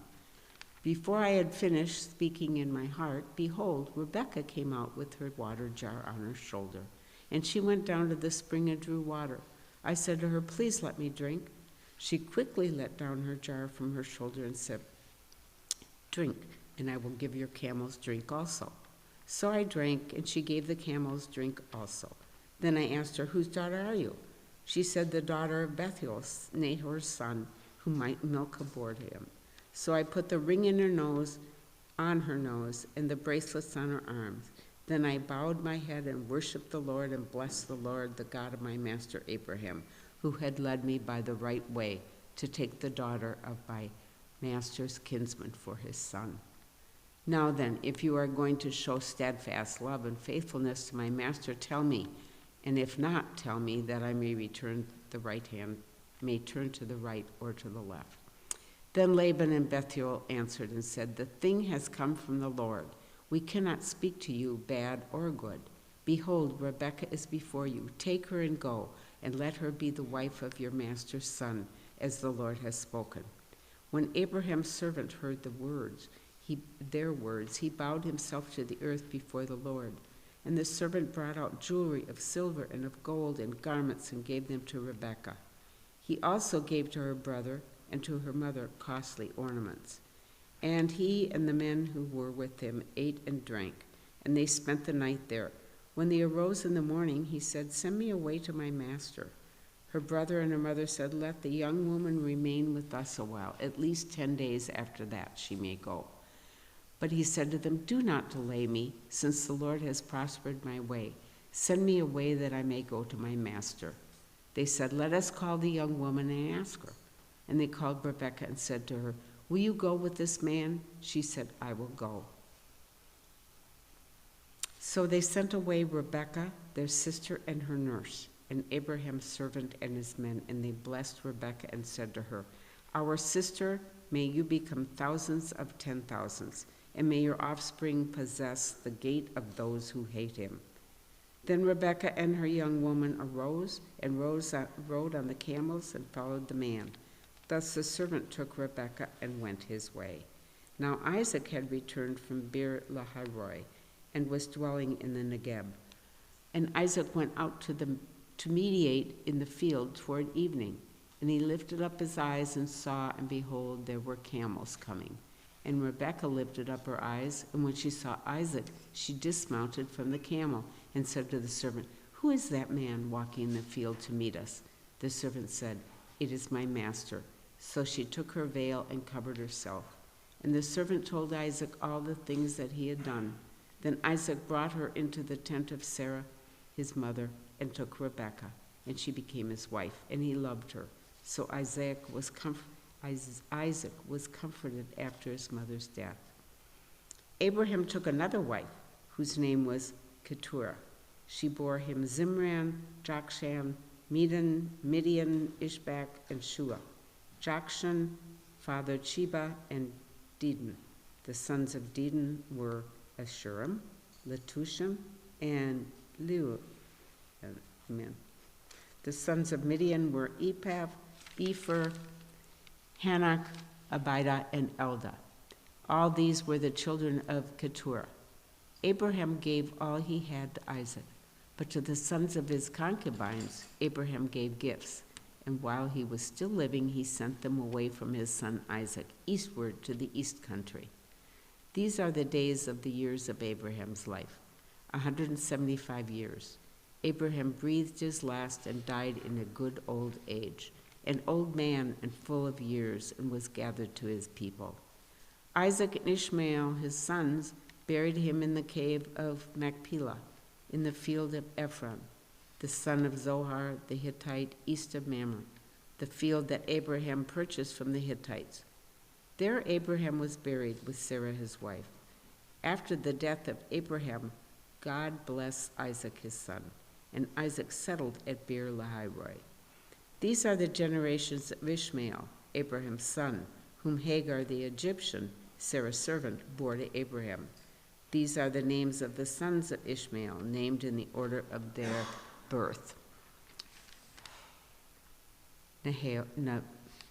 Nebaioth, the firstborn of Ishmael, and Kedar, Adbeel, Mibzan, Mishma, Duma, Massa, Hadad, Tema, Jetur, Naphish, and Kedemah. These are the sons of Ishmael, and these are their names by the villages and by their encampments, 12 princes according to their tribes. These are the years of the life of Ishmael, 137 years. He breathed his last and died, and was gathered to his people. They settled from Havilah to Shur, which is opposite Egypt in the direction of Assyria. He settled over against all his kinsmen.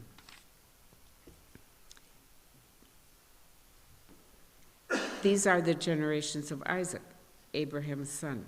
Abraham fathered Isaac, and Isaac was 40 years old when he took Rebekah, the daughter of Bethuel, the Aramean of Padan Aram, the sister of Laban the Aramean, to be his wife. And Isaac prayed to the Lord for his wife, because she was barren. And the Lord granted his prayer, and Rebekah his wife conceived. The children struggled together within her, and she said, "If it is thus, why is this happening to me?" So she went to inquire of the Lord, and the Lord said to her, "Two nations are in your womb, and two peoples from within you shall be divided. The one shall be stronger, and the other, the older, shall serve the younger." When her days to give birth were completed, behold, there were twins in her womb. The first came out red, all his body like a hairy cloak. So they called his name Esau. Afterward, his brother came out with his hand holding Esau's heel. So his name was called Jacob. Isaac was 60 years old when she bore them. When the boys grew up, Esau was a skillful hunter, a man of the field, while Jacob was a quiet man dwelling in tents. Isaac loved Esau because he ate of his game, and Rebekah loved Jacob. Once when Jacob was cooking stew, Esau came in from the field, and he was exhausted. And Esau said to Jacob, "Let me eat some of that red stew, for I am exhausted." Therefore his name was called Edom. And Jacob said, "Sell me your birthright now." Esau said, "I am about to die. Of what use is a birthright to me?" Jacob said, "Swear to me now." So he swore to him and sold his birthright to Jacob. Then Jacob gave Esau bread and lentil stew, and he ate and drank and rose and went his way. Thus Esau despised his birthright. Now there was a famine in the land besides the former famine that was in the days of Abraham. And Isaac went to Gerar to Abimelech, king of the Philistines. And the Lord appeared to him and said, "Do not go down to Egypt. Dwell in the land of which I shall tell you. Sojourn in this land, and I will be with you and will bless you. For to you and to your offspring I will give all these lands. And I will establish the oath that I swore to Abraham your father. I will multiply your offspring as the stars of heaven, and will give to your offspring all these lands. And in your offspring all the nations of the earth shall be blessed. Because Abraham obeyed my voice and kept my charge, my commandments, my statutes, and my laws." So Isaac settled in Gerar. When the men of the place asked him about his wife, he said, "She is my sister," for he feared to say my wife, thinking lest the men of the place should kill me because of Rebekah, because she was attractive in appearance. When he had been there a long time, Abimelech, king of the Philistines, looked out of a window and saw Isaac laughing with Rebekah, his wife. So Abimelech called Isaac and said, "Behold, she is your wife. How then could you say she is my sister?" Isaac said to him, "Because I thought lest I die because of her." Abimelech said, "What is this you have done to us? One of the people might easily have lain with your wife, and you would have brought guilt upon us." So Abimelech warned all the people, saying, "Whoever touches this man or his wife shall surely be put to death." And Isaac sowed in that land and reaped in the same year 100-fold. The Lord blessed him, and the man became rich and gained more and more until he became very wealthy. He had possessions of flocks and herds and many servants, so that the Philistines envied him. Now the Philistines had stopped and filled with earth all the wells that his father's servants had dug in the days of Abraham his father. And Abimelech said to Isaac, "Go away from us, for you are much mightier than we." So Isaac departed from there and encamped in the valley of Gerar and settled there. And Isaac dug again the wells of water that had been dug in the days of Abraham his father, which the Philistines had stopped after the death of Abraham. And he gave them the names that his father had given them. But when Isaac's servants dug in the valley and found there a well of spring water, the herdsmen of Gerar quarreled with Isaac's herdsmen, saying, "The water is ours." So he called the name of the well Esek, because they contended with him. Then they dug another well, and they quarreled over that also. So he called its name Sitnah. And he moved from there and dug another well. And they did not quarrel over it. So he called its name Rehoboth, saying, "For now the Lord has made room for us, and we shall be fruitful in the land." From there he went up to Beersheba. And the Lord appeared to him the same night and said, "I am the God of Abraham your father. Fear not, for I am with you and will bless you, and multiply your offspring for my servant Abraham's sake." So he built an altar there and called upon the name of the Lord and pitched his tent there, and there Isaac's servants dug a well. When Abimelech went to him from Gerar with Ahuzzath, his advisor, and Phicol, the commander of his army, Isaac said to them, "Why have you come to me, seeing that you hate me and have sent me away from you?" They said, "We see plainly that the Lord has been with you." So we said, "Let there be a sworn pact between us, between you and us, and let us make a covenant with you, that you will do us no harm, just as we have not touched you and have done to you nothing but good and have sent you away in peace. You are now the blessed of the Lord." So he made them a feast, and they ate and drank. In the morning they rose early and exchanged oaths. And Isaac sent them on their way, and they departed from him in peace. That same day Isaac's servants came and told him about the well that they had dug, and said to him, "We have found water." He called it Shobah, and therefore the name of the city is Beersheba to this day. When Esau was 40 years old, he took Judith, the daughter of Beri the Hittite, to be his wife, and Basemath, the daughter of Elon the Hittite, and they made life bitter for Isaac and Rebekah. Do you want to keep going? Have I been here a half hour? Uh-huh. Okay. Okay, right here. You're great.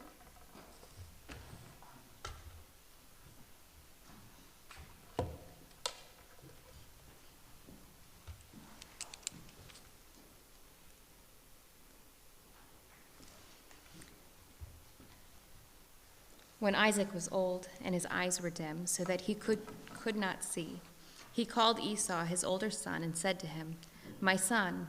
And he answered, "Here I am." He said, "Behold, I am old. I do not know the day of my death.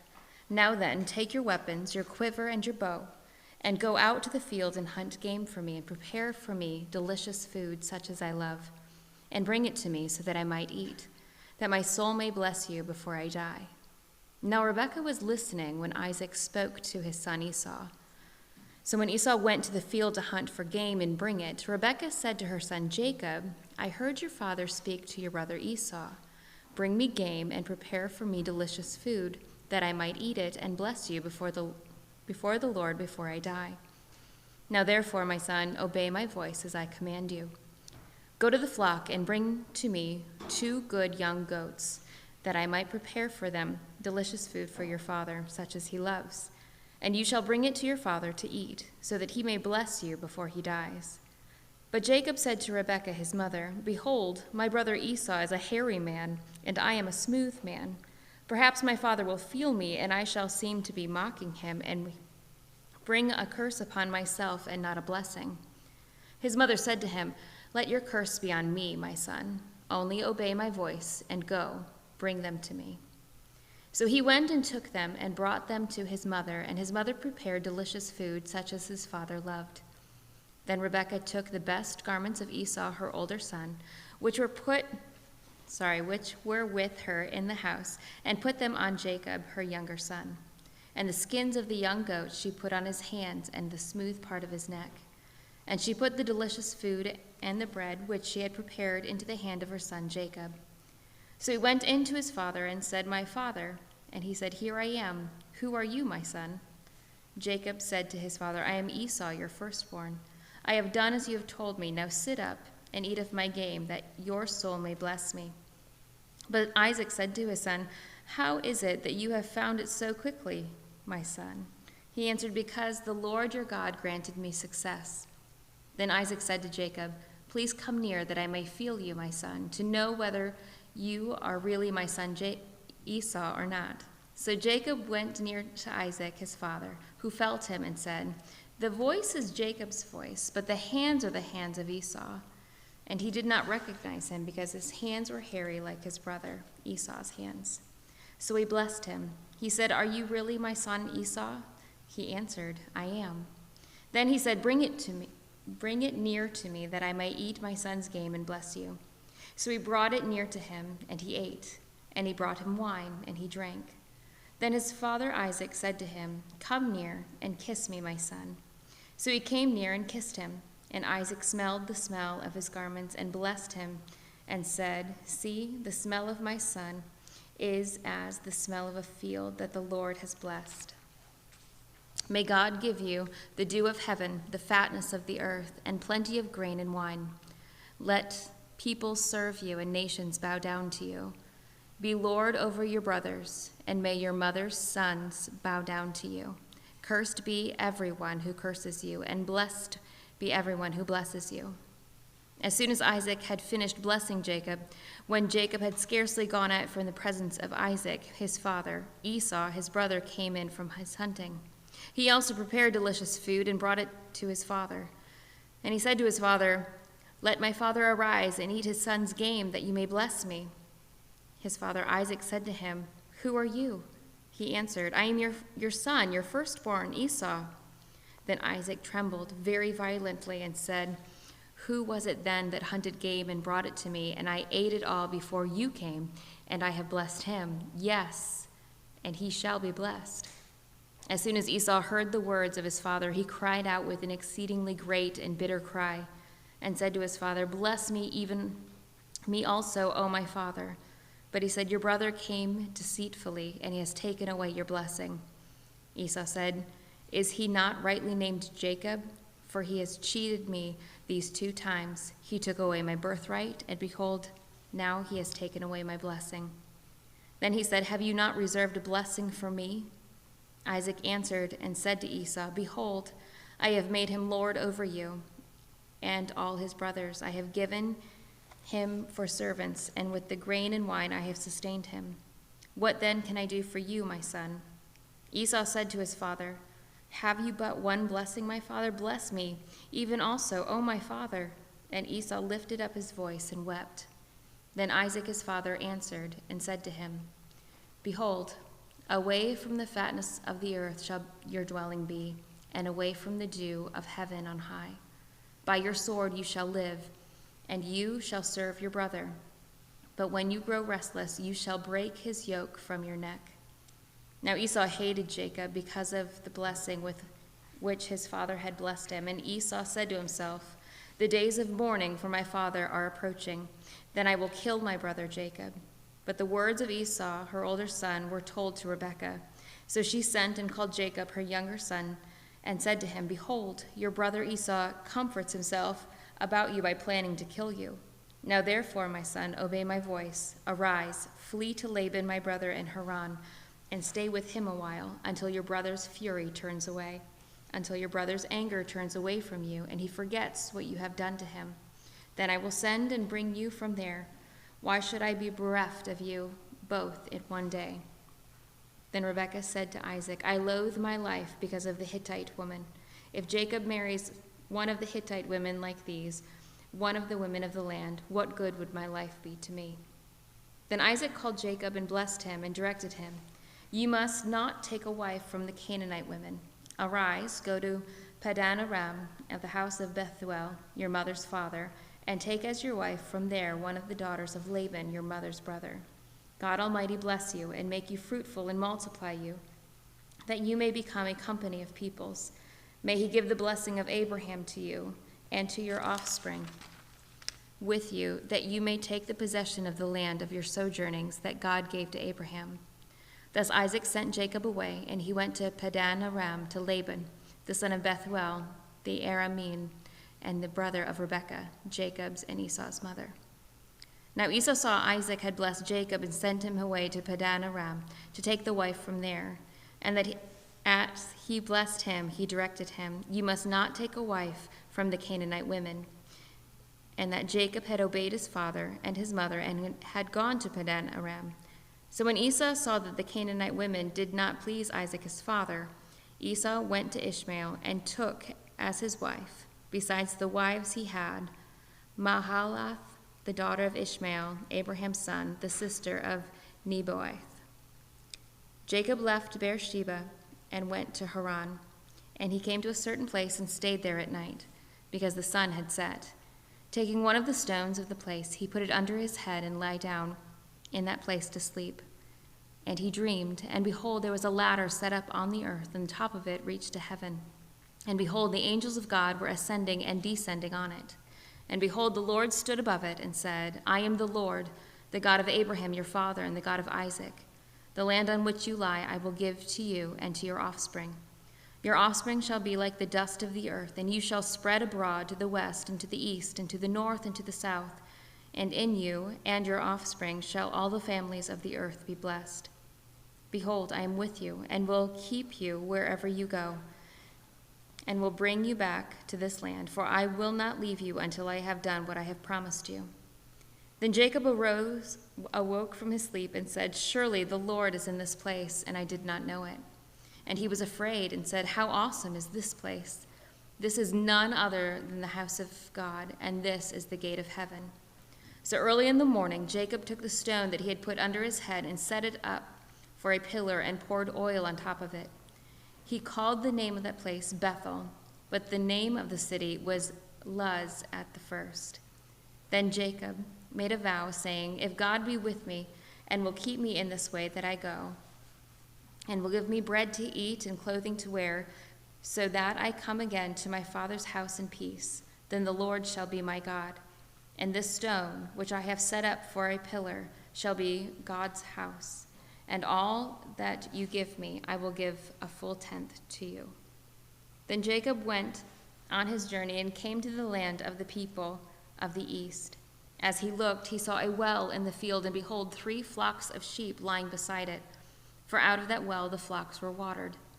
The stone on the well's mouth was large, and when all the flocks were gathered there, the shepherds would roll the stone from the mouth of the well and water the sheep, and put the stone back over its place over the mouth of the well. Jacob said to them, "My brothers, where do you come from?" They said, "We are from Haran." He said to them, "Do you know Laban, the son of Nahor?" They said, "We know him."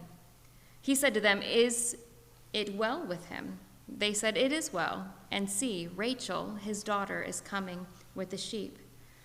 He said, "Behold, it is still high day. It is not time for the livestock to be gathered together.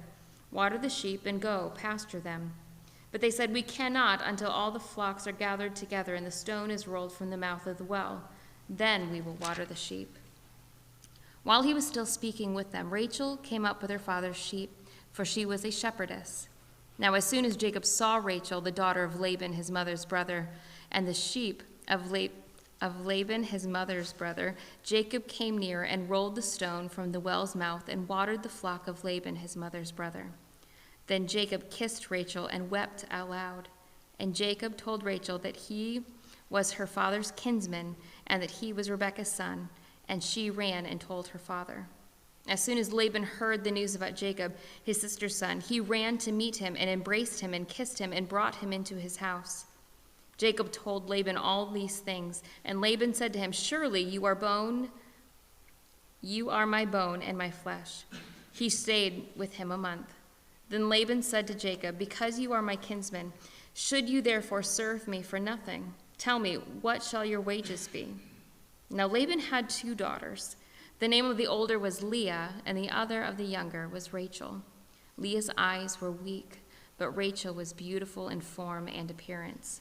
Jacob loved Rachel, and he said, I will serve you 7 years for your daughter Rachel. Laban said, It is better that I give her to you than I should give her to any other man. Stay with me. So Jacob served 7 years for Rachel, and they seemed to him but a few days because of the love he had for her. Then Jacob said to Laban, Give me my wife, that I may go into her, for my time is completed. So Laban gathered together all the people of the place and made a feast. But in the evening he took his daughter Leah and brought her to Jacob, and he went into her. Laban gave his female servant Zilpah to his daughter Leah to be her servant. And in the morning, behold, it was Leah. And Jacob said to Laban, What is this you have done to me? Did I not serve with you for Rachel? Then why have you deceived me? Laban said, It is not so done in our country to give the younger before the firstborn. Complete the week of this one, and we will give you the other also in return for serving me another 7 years. Jacob did so and completed her week. Then Laban gave him his daughter Rachel to be his wife. Laban gave his female servant Bilhah to his daughter Rachel to be her servant. So Jacob went into Rachel also, and he loved Rachel more than Leah, and served Laban for another 7 years. When the Lord saw that Leah was hated, he opened her womb, but Rachel was barren. And Leah conceived and bore a son, and she called his name Reuben, for she said, Because the Lord has looked upon my affliction, for now my husband will love me. She conceived again and bore a son, and said, Because the Lord has heard that I am hated, he has given me this son also. And she called his name Simeon. Again she conceived and bore a son, and said, Now this time my husband will be attached to me, because I have borne him 3 sons. Therefore his name was called Levi. And she conceived again and bore a son, and said, This time I will praise the Lord. Therefore she called his name Judah. Then she ceased bearing. When Rachel saw that she bore Jacob no children, she envied her sister. She said to Jacob, Give me children, or I shall die. Jacob's anger was kindled against Rachel, and he said, Am I in the place of God, who has withheld from you the fruit of the womb? Then she said, Here is my servant Bilhah. Go into her, so that she may give birth on my behalf, that even I may have children through her. So she gave him her servant Bilhah as a wife, and Jacob went into her. And Bilhah conceived and bore Jacob a son. Then Rachel said, God has judged me, and has also heard my voice and given me a son. Therefore she called his name Dan. Rachel's servant Bilhah conceived again and bore Jacob a second son. When Rachel said, With mighty wrestlings I have wrestled with my sister and have prevailed, so she called his name Naphtali. When Leah saw that she had ceased bearing children, she took her servant Zilpah and gave her to Jacob as a wife. Then Leah's servant Zilpah bore Jacob a son, and Leah said, Good fortune has come. So she called his name Gad. Leah's servant Zilpah bore Jacob a second son, and Leah said, Happy am I, for women have called me happy. So she called his name Asher. In the days of wheat harvest, Reuben went and found mandrakes in the field and brought them to his mother Leah. Then Rachel said to Leah, Please give me some of your son's mandrakes. But she said to her, It is a small matter that you have taken away my husband. Would you also take away my son's mandrakes? Rachel said, Then he may lie with you tonight in exchange for your son's mandrakes. When Jacob came from the field in the evening, Leah went out to meet him and said, You must come in to me, for I have hired you with my son's mandrakes. So he lay with her that night. And God listened to Leah, and she conceived and bore Jacob a 5th son. Leah said, God has given me my wages, because I gave my servant to my husband. So she called his name Issachar. And Leah conceived again, and she bore Jacob a 6th son. Then Leah said, God has endowed me with a good endowment. Now my husband will honor me, because I have borne him 6 sons. So she called his name Zebulun. Afterward she bore a daughter, and named her Dinah. When God remembered Rachel, and God listened to her and opened her womb, she conceived and bore a son, and said, God has taken away my reproach. And she called his name Joseph, saying, May the Lord add to me another son. As soon as Rachel had borne Joseph, Jacob said to Laban, "Send me away that I may go to my own home and country. Give me my wives and my children for whom I have served you, that I may go, for you know the service I have given you."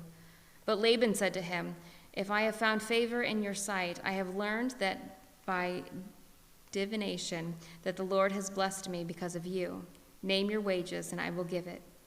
Jacob said to him, "You yourself know how I have served you and how your livestock has fared with me. For you had little before I came, and it has increased abundantly, and the Lord has blessed you wherever I turned. But now when I shall provide for my own household also." He said, "What shall I give you?" Jacob said, "You shall not give me anything. If you will do this for me, I will again pasture your flock and keep it.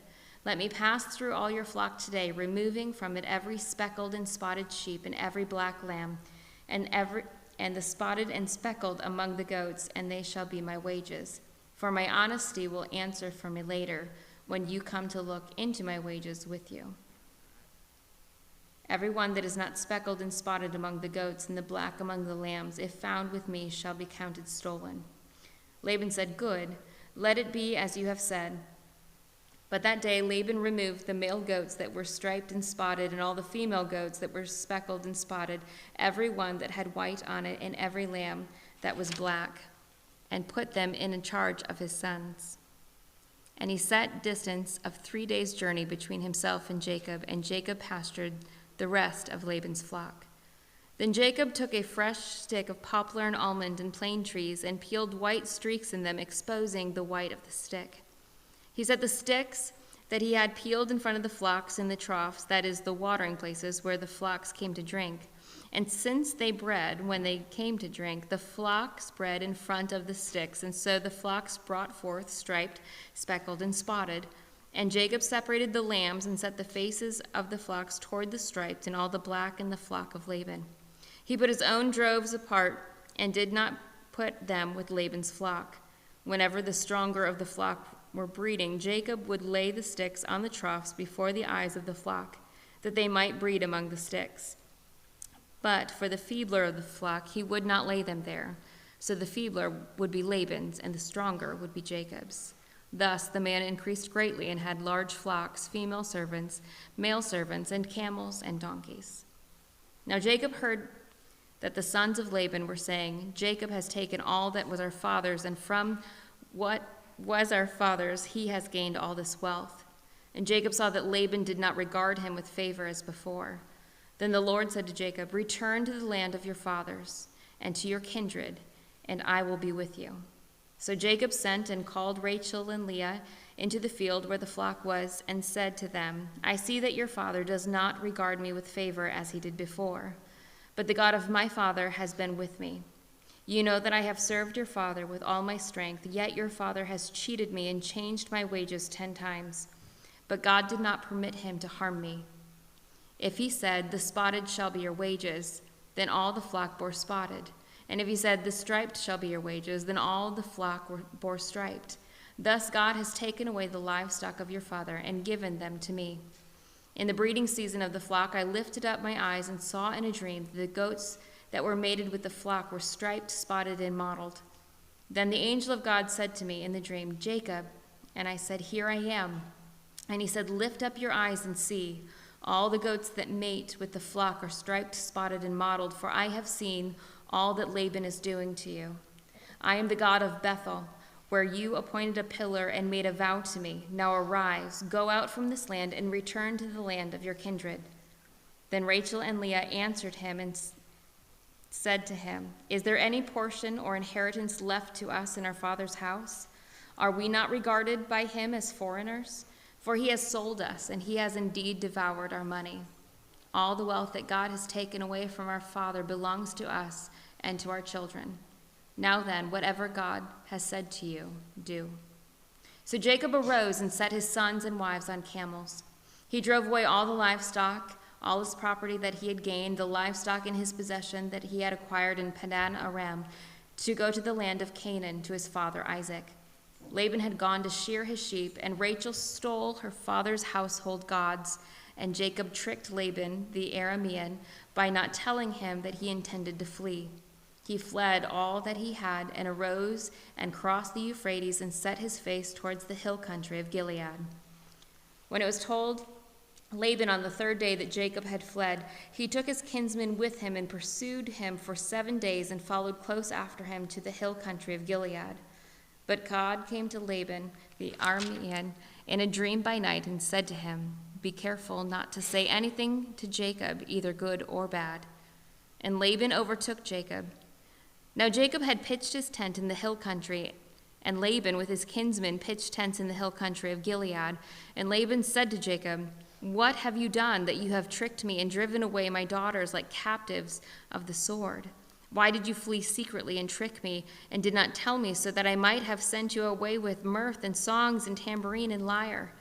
And why did you not permit me to kiss my sons and my daughters farewell? Now you have done foolishly.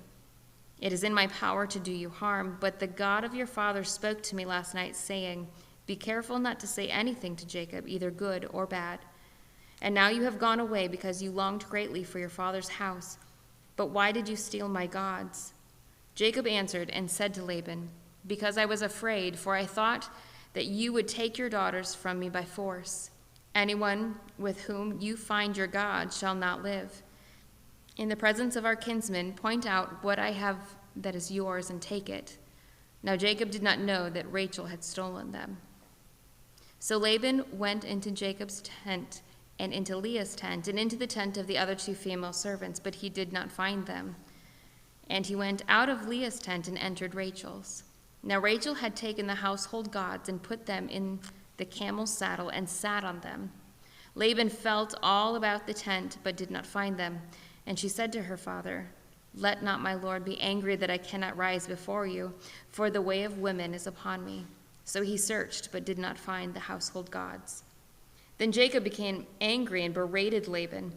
Jacob said to Laban, "What is my offense? What is my sin that you have hotly pursued me? For you have felt through all my goods. What have you found of all your household goods? Set it here before my kinsmen and your kinsmen, so that they may decide between us 2. These 20 years I have been with you. Your ewes and your female goats have not miscarried, and I have not eaten the rams of your flocks. What was torn by wild beasts I did not bring to you. I bore the loss of it myself. For my hand you required it, whether stolen by day or stolen by night. There I was. By day the heat consumed me, and the cold by night, and my sleep fled from my eyes. These 20 years I have been in your house. I served you 14 years for your 2 daughters and 6 years for your flock, and you have changed my wages 10 times. If the God of my father, the God of Abraham, and the fear of Isaac had not been on my side, surely now you would have sent me away empty-handed. God saw my affliction and the labor of my hands and rebuked you last night." Then Laban answered and said to Jacob, "The daughters are my daughters, the children are my children, the flocks are my flocks, and all that you see is mine. But what I can do this day for these daughters, for their children whom they have borne. Come now, let's make a covenant, you and I, and let it be a witness between you and me." So Jacob took a stone and set it up as a pillar. And Jacob said to his kinsmen, "Gather stones."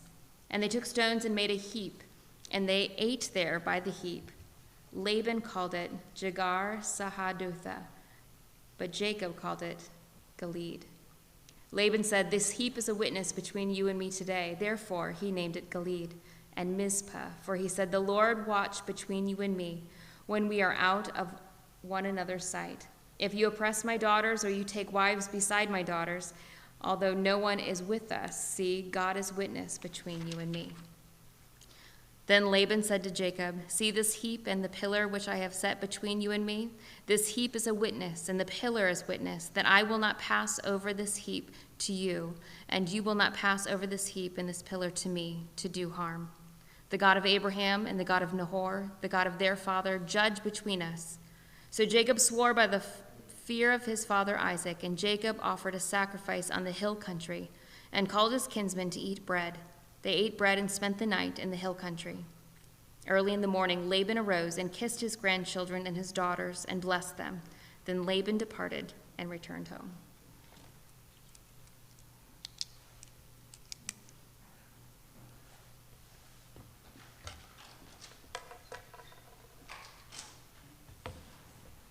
Jacob went on his way, and the angels of God met him. And when Jacob saw them, he said to them, "This is God's camp." So we called the name of that place Mahanaim. And Jacob sent messengers before him to Esau his brother in the land of Seir, the country of Edom, instructing them, "Thus you shall say to my lord Esau, thus says your servant Jacob, I have sojourned with Laban and stayed until now. I have oxen, donkeys, flocks, male servants, and female servants. I have sent to tell my lord in order that I may find favor in your sight."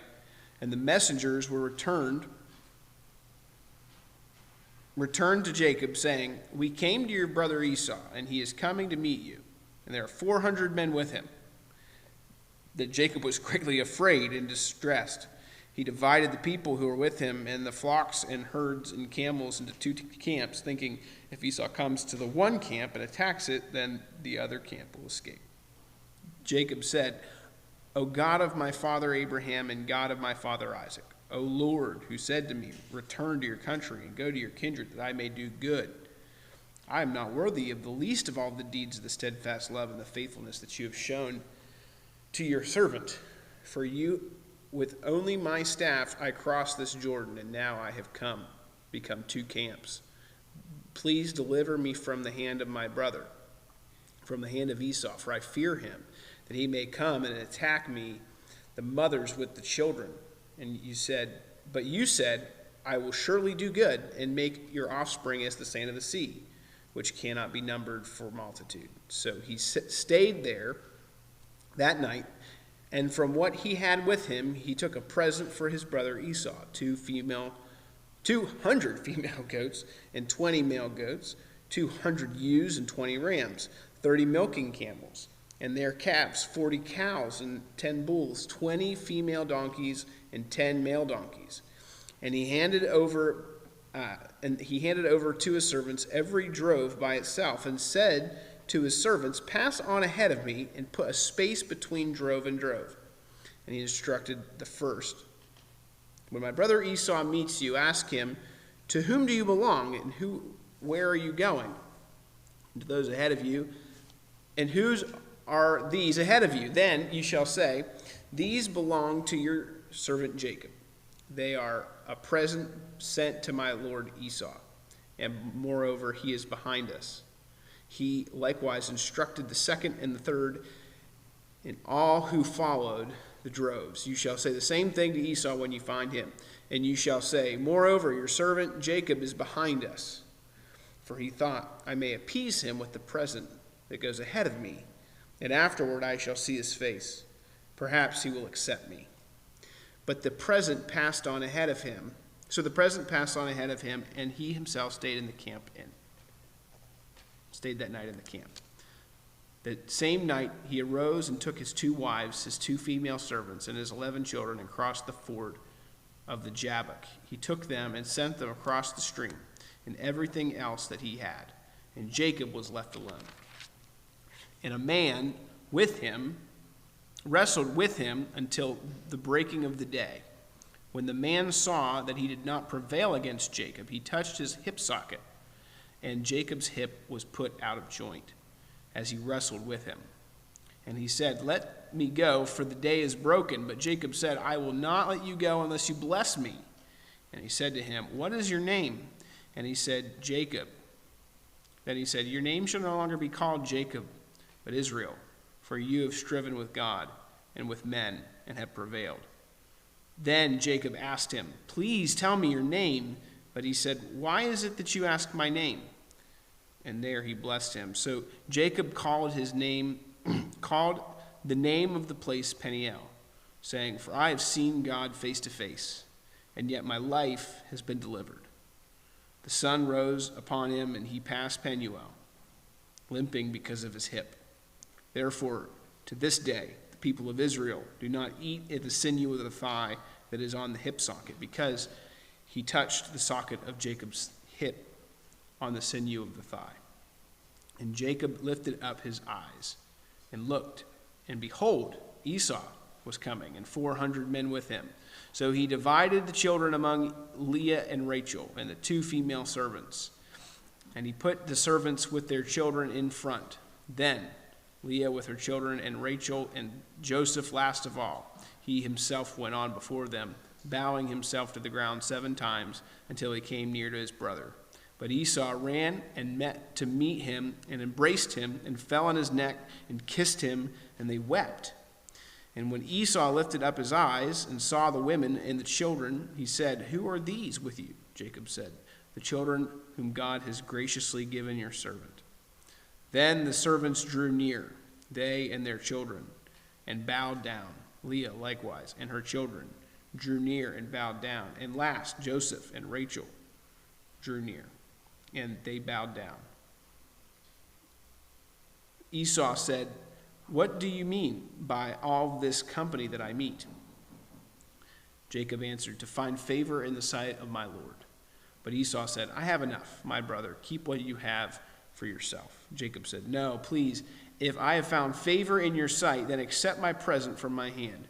For I have seen your face, which is like seeing the face of God, and you have accepted me. Please accept my blessing that is brought to you, because God has dealt graciously with me, and because I have enough." Thus he urged him, and he took it. Then Esau said, Let us journey on our way, and I will go ahead of you. But Jacob said to him, "My Lord knows that the children are frail, and that the nursing flocks and the herds are a care to me. If they are driven hard for one day, all the flocks will die. Let my Lord pass on ahead of his servant, and I will lead on slowly at the pace of the livestock that are ahead of me and at the pace of the children, until I come to my Lord in Seir." So Esau said, "Let me leave with you some of the people who are with me." But he said, What need is there? Let me find favor in the sight of my Lord." So Esau returned that day on his way to Seir. But Jacob journeyed to Sukkot and built himself a house and made booths for his livestock. Therefore the name of the place is called Sukkot. And Jacob came safely to the city of Shechem, which is in the land of Canaan, on his way from Padan Aram, and he camped before the city. And from the sons of Hamor, Shechem's father, he bought for 100 pieces of money the piece of land on which he had pitched his tent. There he erected an altar and called it El Elohi Israel. Now Dinah, the daughter of Leah, whom she had borne to Jacob, went out to see the women of the land. And when Shechem, the son of Hamor, the Hivite, the prince of the land, saw her, he seized her and lay with her and humiliated her. And his soul was drawn toward Dinah, the daughter of Jacob. He loved the young woman and spoke tenderly to her. So Shechem spoke to his father Hamor, saying, "Get me this girl for my wife." Now Jacob heard that he had defiled his daughter Dinah, but his sons were with the livestock in the field. So Jacob held his peace until they came. And Hamor, the father of Shechem, went out to Jacob to speak with him. The sons of Jacob had come in from the field as soon as they had heard of it. And the men were indignant and were very angry, because they had done an outrageous thing in Israel by lying with Jacob's daughter, for such a thing must not be done. But Hamor spoke with them, saying, "The soul of my son Shechem longs for your daughter. Please give her to him as to be his wife. Make marriages with us. Give your daughters to us, and take our daughters for yourselves. You shall dwell with us, and the land shall be open to you. Dwell and trade in it, and get property in it." Shechem also said to her father, to her brothers, "Let me find favor in your eyes, and whatever you say to me, I will give. Ask me for as great a bride price and gift as you will, and I will give you whatever you say to me. Only give me the young woman to be my wife." The sons of Jacob answered Shechem and his father Hamor deceitfully, because he had defiled their sister Dinah. They said to them, "We cannot do this thing, to give our sister to one who is uncircumcised, for that would be a disgrace to us. Only on this condition will we agree with you, that we will become as we are, by every male among you being circumcised. Then we will give our daughters to you, and we will take your daughters to ourselves, and we will dwell with you and become one people. But if you do not listen to us and be circumcised, then we will take our daughter, and we will be gone." Their words pleased Hamor and Hamor's son Shechem, and the young man did not delay to do the thing because he delighted in Jacob's daughter. Now he was the most honored of all of his father's house. So Hamor and his son Shechem came to the gate of the city and spoke to the men of their city, saying, "These men are at peace with us. Let them dwell in the land and trade in it. For behold, the land is large and enough for them. Let us take their daughters as wives, and let us give them our daughters. Only on this condition will the men agree to dwell with us and to become one people, when every male among us is circumcised as they are circumcised. Will not their livestock, their property, all their beasts be ours?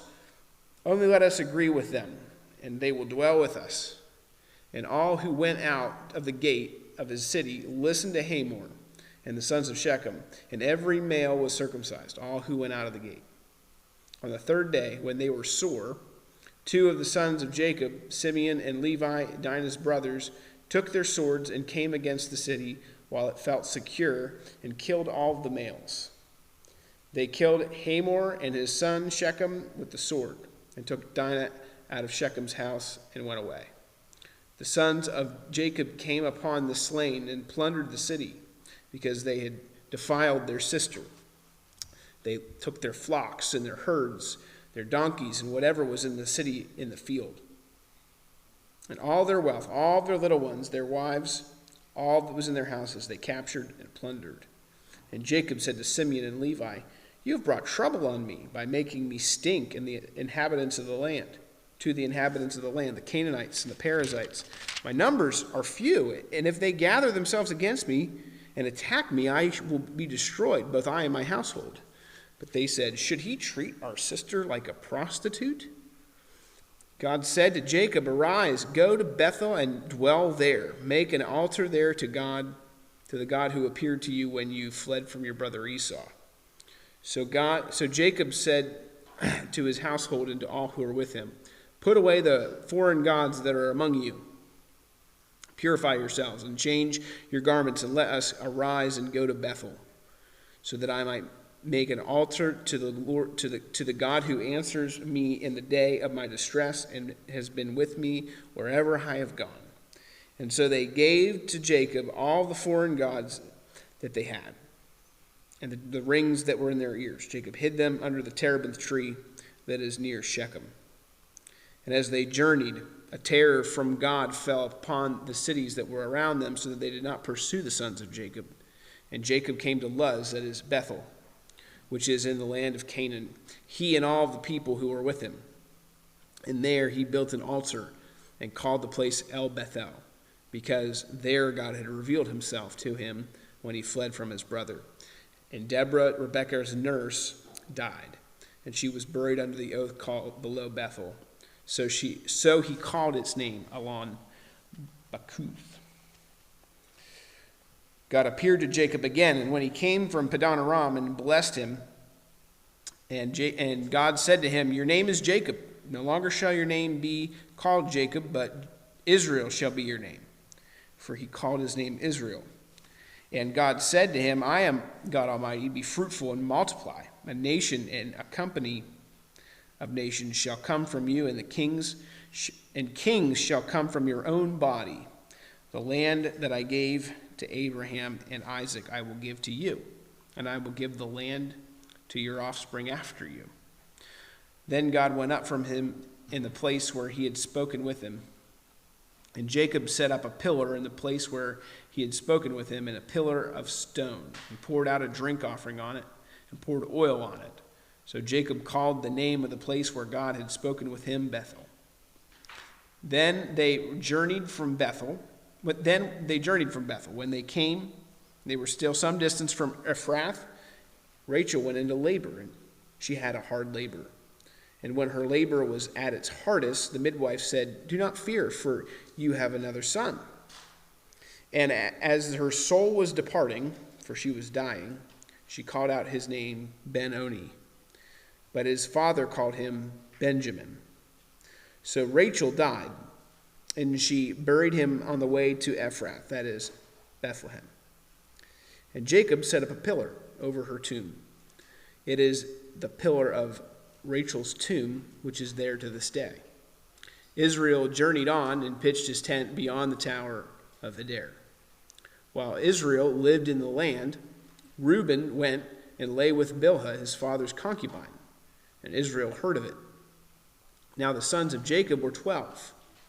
The sons of Leah, Reuben, Jacob's firstborn, Simeon, Levi, Judah, Issachar, and Zebulun.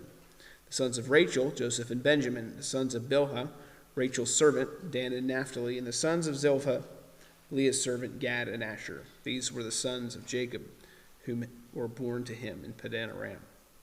And Jacob came to his father Isaac at Mamre, or Kiriath Arabah, that is Hebron, where Abraham and Isaac had sojourned. The days of Isaac were 180 years.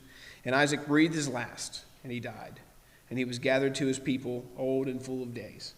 And his sons Esau and Jacob buried him.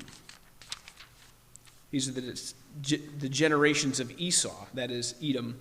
Esau took his wives from the Canaanites, Adah, the daughter of Elon, and the Hittite, Oholibamah, the daughter of Anna, the son of the daughter of Zibeon, the Hivite, and Basemath, Ishmael's daughter and the sister of Nebaioth. And Adah bore Esau, Eliphaz, Basemath, that bore Reuel, and Oholibamah bore Jeush, Jalam, and Korah. These are the sons of Esau who were born to him in the land of Canaan. Then Esau took his wives, his sons, his daughters, and all the members of his household, his flock, all of his beasts, and all of his property that he had acquired in the land of Canaan. He went into the land far away from his brother Jacob, for their possessions were too great for them to dwell together. The land of their sojournings could not support them because of their livestock. So Esau settled in the hill country of Seir. Esau is Edom. These are the generations of Esau, the father of the Edomites, in the hill country of Seir. These are the names of Esau's sons: Eliphaz, the son of Adah, the wife of Esau; Reuel, the son of Basemath, the wife of Esau. Son of Eliphaz were Timon, Omar, Zeho, Gitam, and Kenaz. Timnah was a concubine of Eliphaz, Esau's son. She bore Amalek and Eliphaz. There are 3 sons. These are the 3 sons of Adah, Esau's wife. These are the sons of Reuel: Nahath, Zerah, Samah, Mizah. These are the sons of Basemath, Esau's wife. These are the sons of Oholibamah, the daughter of Anna, the daughter of Zibeon, Esau's wife. She bore Esau, Jehush, Jalam, and Korah. These are the chiefs of the sons of Esau, the sons of Eliphaz, the firstborn of Esau, the chiefs of Teman, Omar and Zepho and Kenaz, Korah, Gatam, and Amalek. These are the chiefs of Eliphaz in the land of Edom. These are the sons of Adah. These are the sons of Reuel, Esau's son, the chiefs of Nahath, Zerah, Shammah, and Mizah. These are the chiefs of Reuel in the land of Edom. These are the sons of Basemath, Esau's wife. These are the sons of Oholibamah, Esau's wife, the chiefs Jeush, Jalam, and Korah. These are the chiefs born to Oholibamah, the daughter of Anna, Esau's wife. These are the sons of Esau, that is Edom. And these are their chiefs: the sons of Seir, the Horite, the inhabitants of the land: Lotan, Shobal, Zibeon, Anah, Dishon, Gezer, and Dishan. These are the chiefs of the Horites, the sons of Seir in the land of Edom. The sons of Lotan were Hori and Heman, and Lotan's sister was Timnah. These are the sons of Shobal: Alvan, Manahath, Ebal, Shepho, and Onam. These are the sons of Zibeon.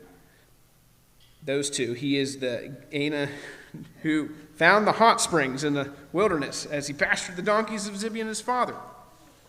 These are the children of Anna, Dishon, and Oholibamah, the daughter of Anah.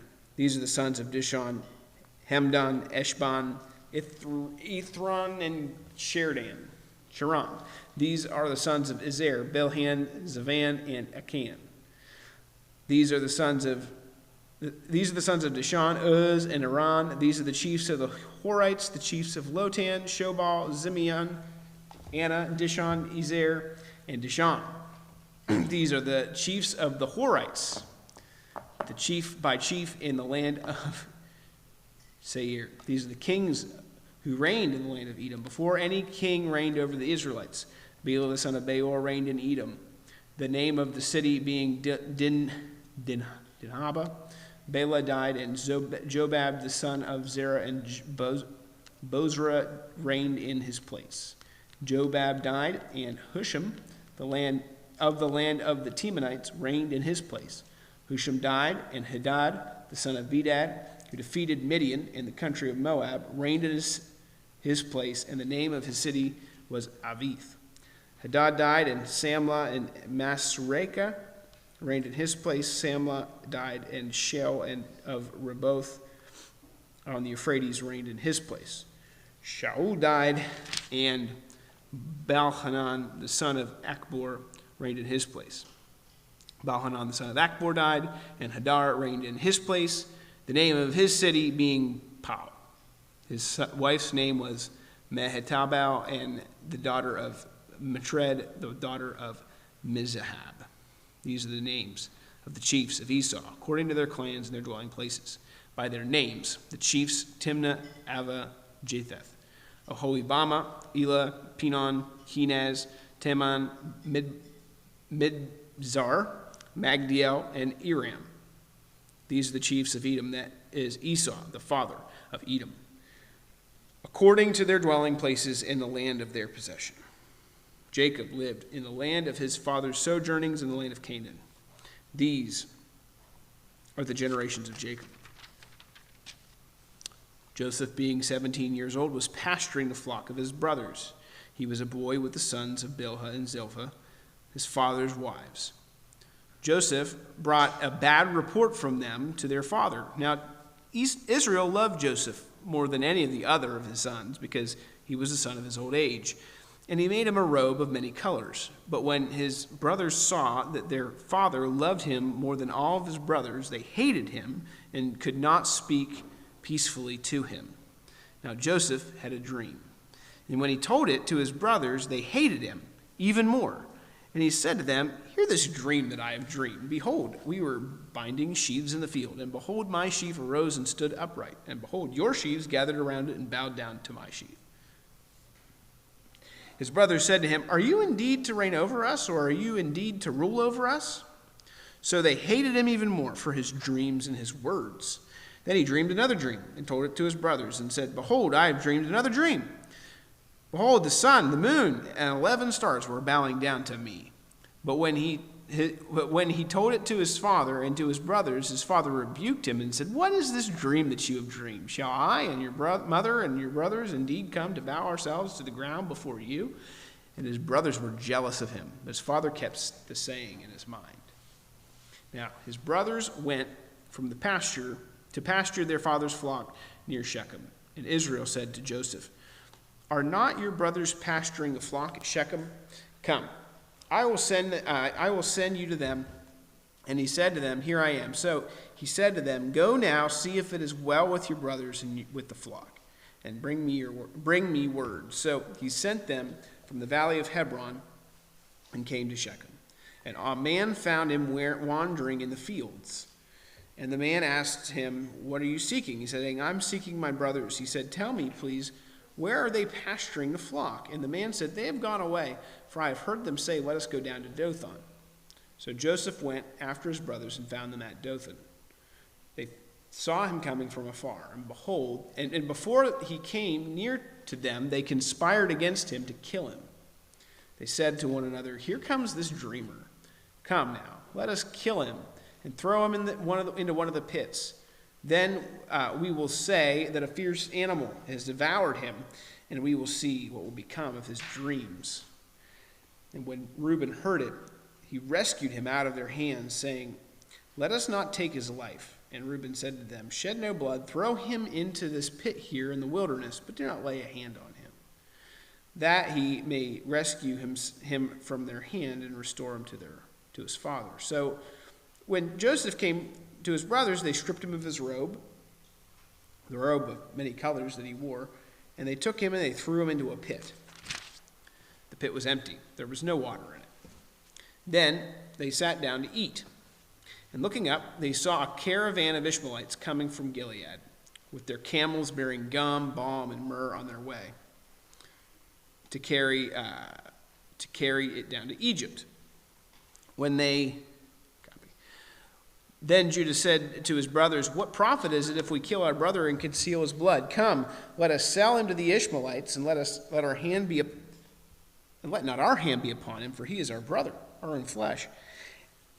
And his brothers listened to him. And the Midianite traders passed by, and they drew up Joseph and lifted him out of the pit and sold him to the Ishmaelites for 20 shekels of silver. They took Joseph to Egypt. Then, when Reuben returned to the pit and saw that Joseph was not in the pit, he tore his clothes and returned to his brothers and said, "The boy is gone, and where shall I go?"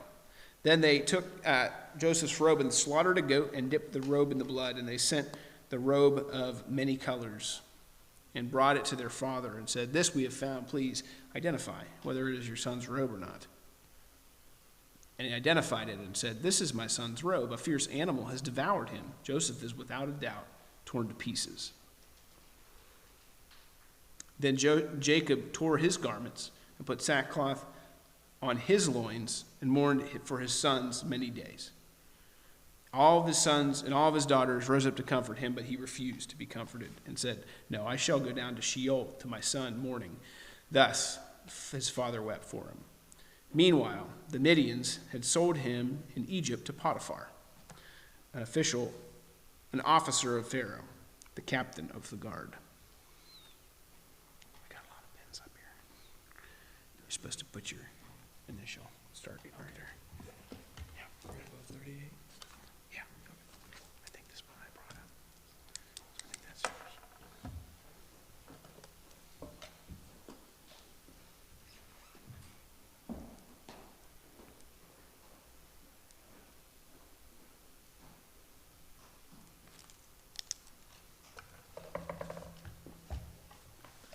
It happened at that time that Judah went down from his brothers and turned aside to a certain Adullamite, whose name was Hira. There Judah saw the daughter of a certain Canaanite, whose name was Shua. He took her and went in to her, and she conceived and bore a son, and he called his name She conceived again and bore a son, and she called him Onan. Yet again she bore a son, and she called his name Shelah. Judah was in Chizib when she bore him, and Judah took a wife for his firstborn, and her name was Tamar.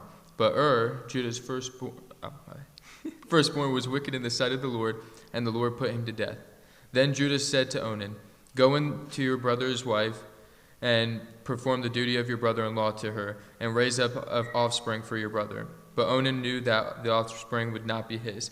So whenever he went into his brother's wife, he would waste the semen on the ground, so as not to give offspring to his brother. And what he did was wicked in the sight of the Lord, and he put him to death also. Then Judah said to Tamar, his brother-in-law, "Remain a widow in your father's house till Shelah, my son, grows up," for he feared that he would die like his brothers. So Tamar went and remained in his father's house. In the course of time, the wife of Judah, Shua's daughter, died. When Judah was comforted, he went up to Timnah to his sheep shearers, he and his friend Hira and Adullamite. And when Tamar was told, "Your father-in-law is going up to Timnah to shear his sheep," she took off her widow's garment and covered herself with a veil, wrapping herself up, and sat at the entrance of Enaim, which is one of the road to Timnah. For she saw that Shelah was grown up, and she had not given to him in marriage. When Judah saw her, he thought she was a prostitute, for she had covered her face. He turned to her the roadside and said, "Come, let me come in to you," for he did not know that she was his daughter-in-law. She said, "What will you give me that you may come in to me?" He answered, "I will send you a young goat from the flock." And she said, "If you give me a pledge until you send it." He said, "What pledge shall I give you?" She replied, "Your signet and your cord and your staff that is in your hand." So he gave them to her and went in to her, and she conceived by him. Then she arose and went away, and taking off her veil, she put on the garments of her widowhood. When Judah sent the young goat by his friend the Adullamite to take back the pledge from the woman's hand, he did not find her. And he asked the men of the place, "Where is the cult prostitute who was at an aim at the roadside?" And they said, "No cult prostitute has been here." So he returned to Judah and said, "I have not found her." Also the men of the place said, No cult prostitute has been here." And Judah replied, "Let her keep the things as her own, and we shall be laughed at. You see, I sent this young goat, and you did not find her." About 3 months later, Judah was told, "Tomorrow your daughter-in-law has been immoral. Moreover, she is pregnant by immorality." And Judah said, "Bring her out and let her be burned." As she was being brought out, she sent word by her father-in-law, "By the man to whom these belong, I am pregnant." And she said, "Please identify whose these are, and the signet and the cord and the staff." Then Judah identified them and said, "She is more righteous than I, since I did not give her to my son Shelah," and he did not know her again. When the time of her labor came, there were twins in the womb. And when she was born in labor, one put out a hand, and the midwife took and tied a scarlet thread on his hand, saying, "This one came out first." But as he drew back his hand, behold, his brother came out. And she said, "What a breach you have made for yourself." Therefore his name was called Perez. Afterward his brother came out with the scarlet thread on his hand, and his name was called Zerah. Now Joseph had been brought out down to Egypt, and Potiphar, an officer of Pharaoh, the captain of the guard, an Egyptian, had bought him from the Ishmaelites who had brought him down there. The Lord was with Joseph, and he became a successful man, and he was in the house of this Egyptian master. His master saw that the Lord was with him, and that the Lord caused all that he did to succeed in his hands. So Joseph found favor in his sight and attended to him. And he made him overseer of his house and put him in charge of all that he had. From the time that he had made his overseer in his house and over all that he had, the Lord blessed the Egyptian's house for Joseph's sake. The blessing of the Lord was on all that he had, in house and field. So he left all that he had in Joseph's charge, and because of him, he had no concern about anything but the food he ate. Now Joseph was handsome in form and in appearance, and after a time his master's wife cast her eyes on Joseph and said, "Lie with me." But he refused and said to his master's wife, "Behold, because of me, my master has no concern about anything in the house, and he has put everything that he has in my charge. He is not greater in this house than I am, nor has he kept back anything from me except you, because you are his wife. Now then, can I do this great wickedness and sin against God?" And as she spoke to Joseph day after day, he would not listen to her, to lie beside her, to be with her. But one day, when he went into the house to do his work, and none of the men of the house was there in the house, she caught him by the garment and said, "Lie with me." But he left his garment in her hand and fled and got out of the house. And as soon as she saw that he had left his garment in her hand and had fled out of the house, she called to the men of her household and said to them, "See, he has brought among us a Hebrew to laugh at us. He came in to me to lie with me, and I cried out with a loud voice. And as soon as he heard that I lifted up my voice and cried out, he left his garment beside me and fled and got out of the house." Then she laid up his garment by her until his master came home. And she told him the same story, saying, "The Hebrew servant whom you have brought us among us came in to me to laugh at me. But as soon as I lifted up my voice and cried, he left his garment beside me and fled out of the house." As soon as his master heard in words that his wife spoke to him, "This is the way your servant treated me," his anger was kindled. And Joseph's master took him and put him into the prison, to a place where the king's prisoners were confined. And he was there in prison. But the Lord was with Joseph and showed his steadfast love and gave him favor in the sight of the keeper of the prison. And the keeper of the prison put Joseph in charge of all the prisoners who were in the prison. Whatever was done there, he was the one who did it. The keeper of the prison paid no attention to anything that was in Joseph's charge, because the Lord was with him. And whatever he did, the Lord made it succeed. Some time after this, the cupbearer of the king of Egypt and his baker committed an offense against their lord, the king of Egypt. And Pharaoh was angry with his two officers, the chief cupbearer and the chief baker, and he put them in custody in the house of the captain of the guard in the prison where Joseph was confined. The captain of the guard appointed Joseph to be with them, and he attended them. They continued for some time in custody.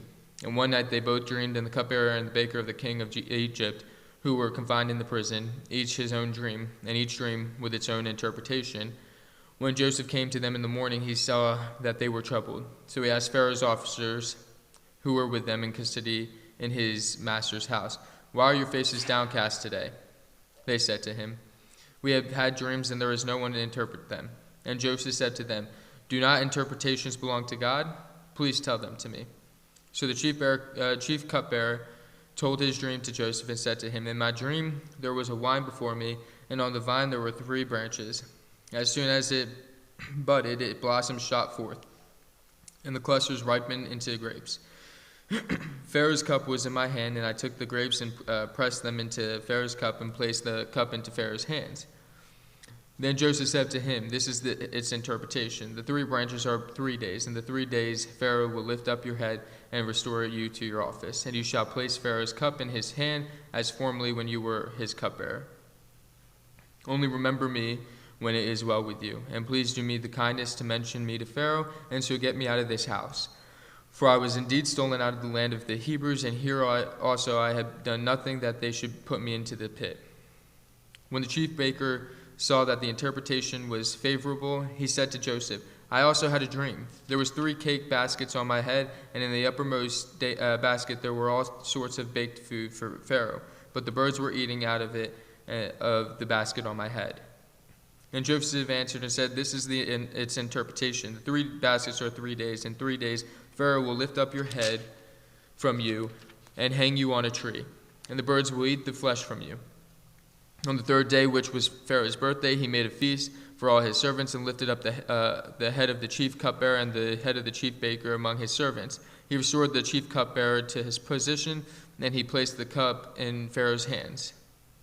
But he hanged the chief baker as Joseph had interpreted to them. Yet the chief cupbearer did not remember Joseph, but forgot him. After 2 whole years, Pharaoh dreamed that he was standing by the Nile, and behold, there came up out of the Nile 7 cows, attractive and plump, and they fed in the reed grass. And behold, 7 other cows, ugly and thin, came up out of the Nile after them, and stood by the other cows on the bank of the Nile. And the ugly, thin cows ate up the 7 attractive, plump cows. And Pharaoh awoke, and he fell asleep and dreamed a second time, and behold, 7 ears of grain, plump and good, were growing on one stalk. And behold, after them sprouted 7 ears, and thin and blighted by the east wind. And the thin ears swallowed up the 7 plump, full ears. And Pharaoh awoke, and behold, it was a dream. So in the morning his spirit was troubled, and he sent and called for a magician of Egypt and all its wise men. Pharaoh told them his dream, but there was none who could interpret them to Pharaoh. Then the chief cupbearer said to Pharaoh, "I remember my offenses today." When Pharaoh was angry with his servant and put me and the chief baker in custody in the house of the captain of the guard, we dreamed on the same night, he and I, each having a dream with its own interpretation. A young Hebrew was there with us, the servant of the captain of the guard. When we told him, he interpreted our dreams to us, giving us interpretation to each man according to his dream. And as he interpreted to us, so it came about. I was restored to my office, and the baker was hanged. Then Pharaoh sent and called Joseph, and they quickly brought him out of the pit. And when he had shaved himself and changed his clothes, he came in before Pharaoh. And Pharaoh said to Joseph, I have had a dream, and there is no one else who can interpret it. I have heard it said that when you hear a dream, you can interpret it. Joseph answered Pharaoh, "It is not in me. God will give Pharaoh a favorable answer." Then Pharaoh said to Joseph, "Behold, in my dream I was standing on the banks of the Nile. 7 cows, plump and attractive, came up out of the Nile and fed in the reed grass. 7 other cows came up after them, poor and very ugly and thin, such as I have never seen in all the land of Egypt. And the thin, ugly cows ate up the first 7 plump cows.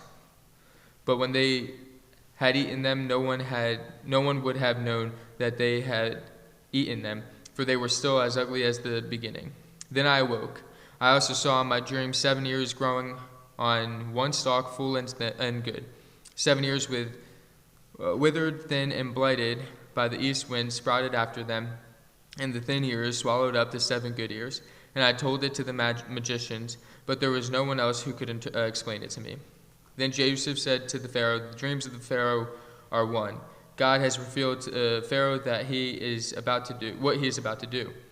The 7 good cows are 7 ears, and the 7 good ears are 7 years. The dreams are one. The 7 lean and ugly cows that came up after them are 7 years. Then the 7 empty ears blighted by the east wind are also 7 years of famine. It is as I have told you, Pharaoh. God has shown to Pharaoh what he is about to do.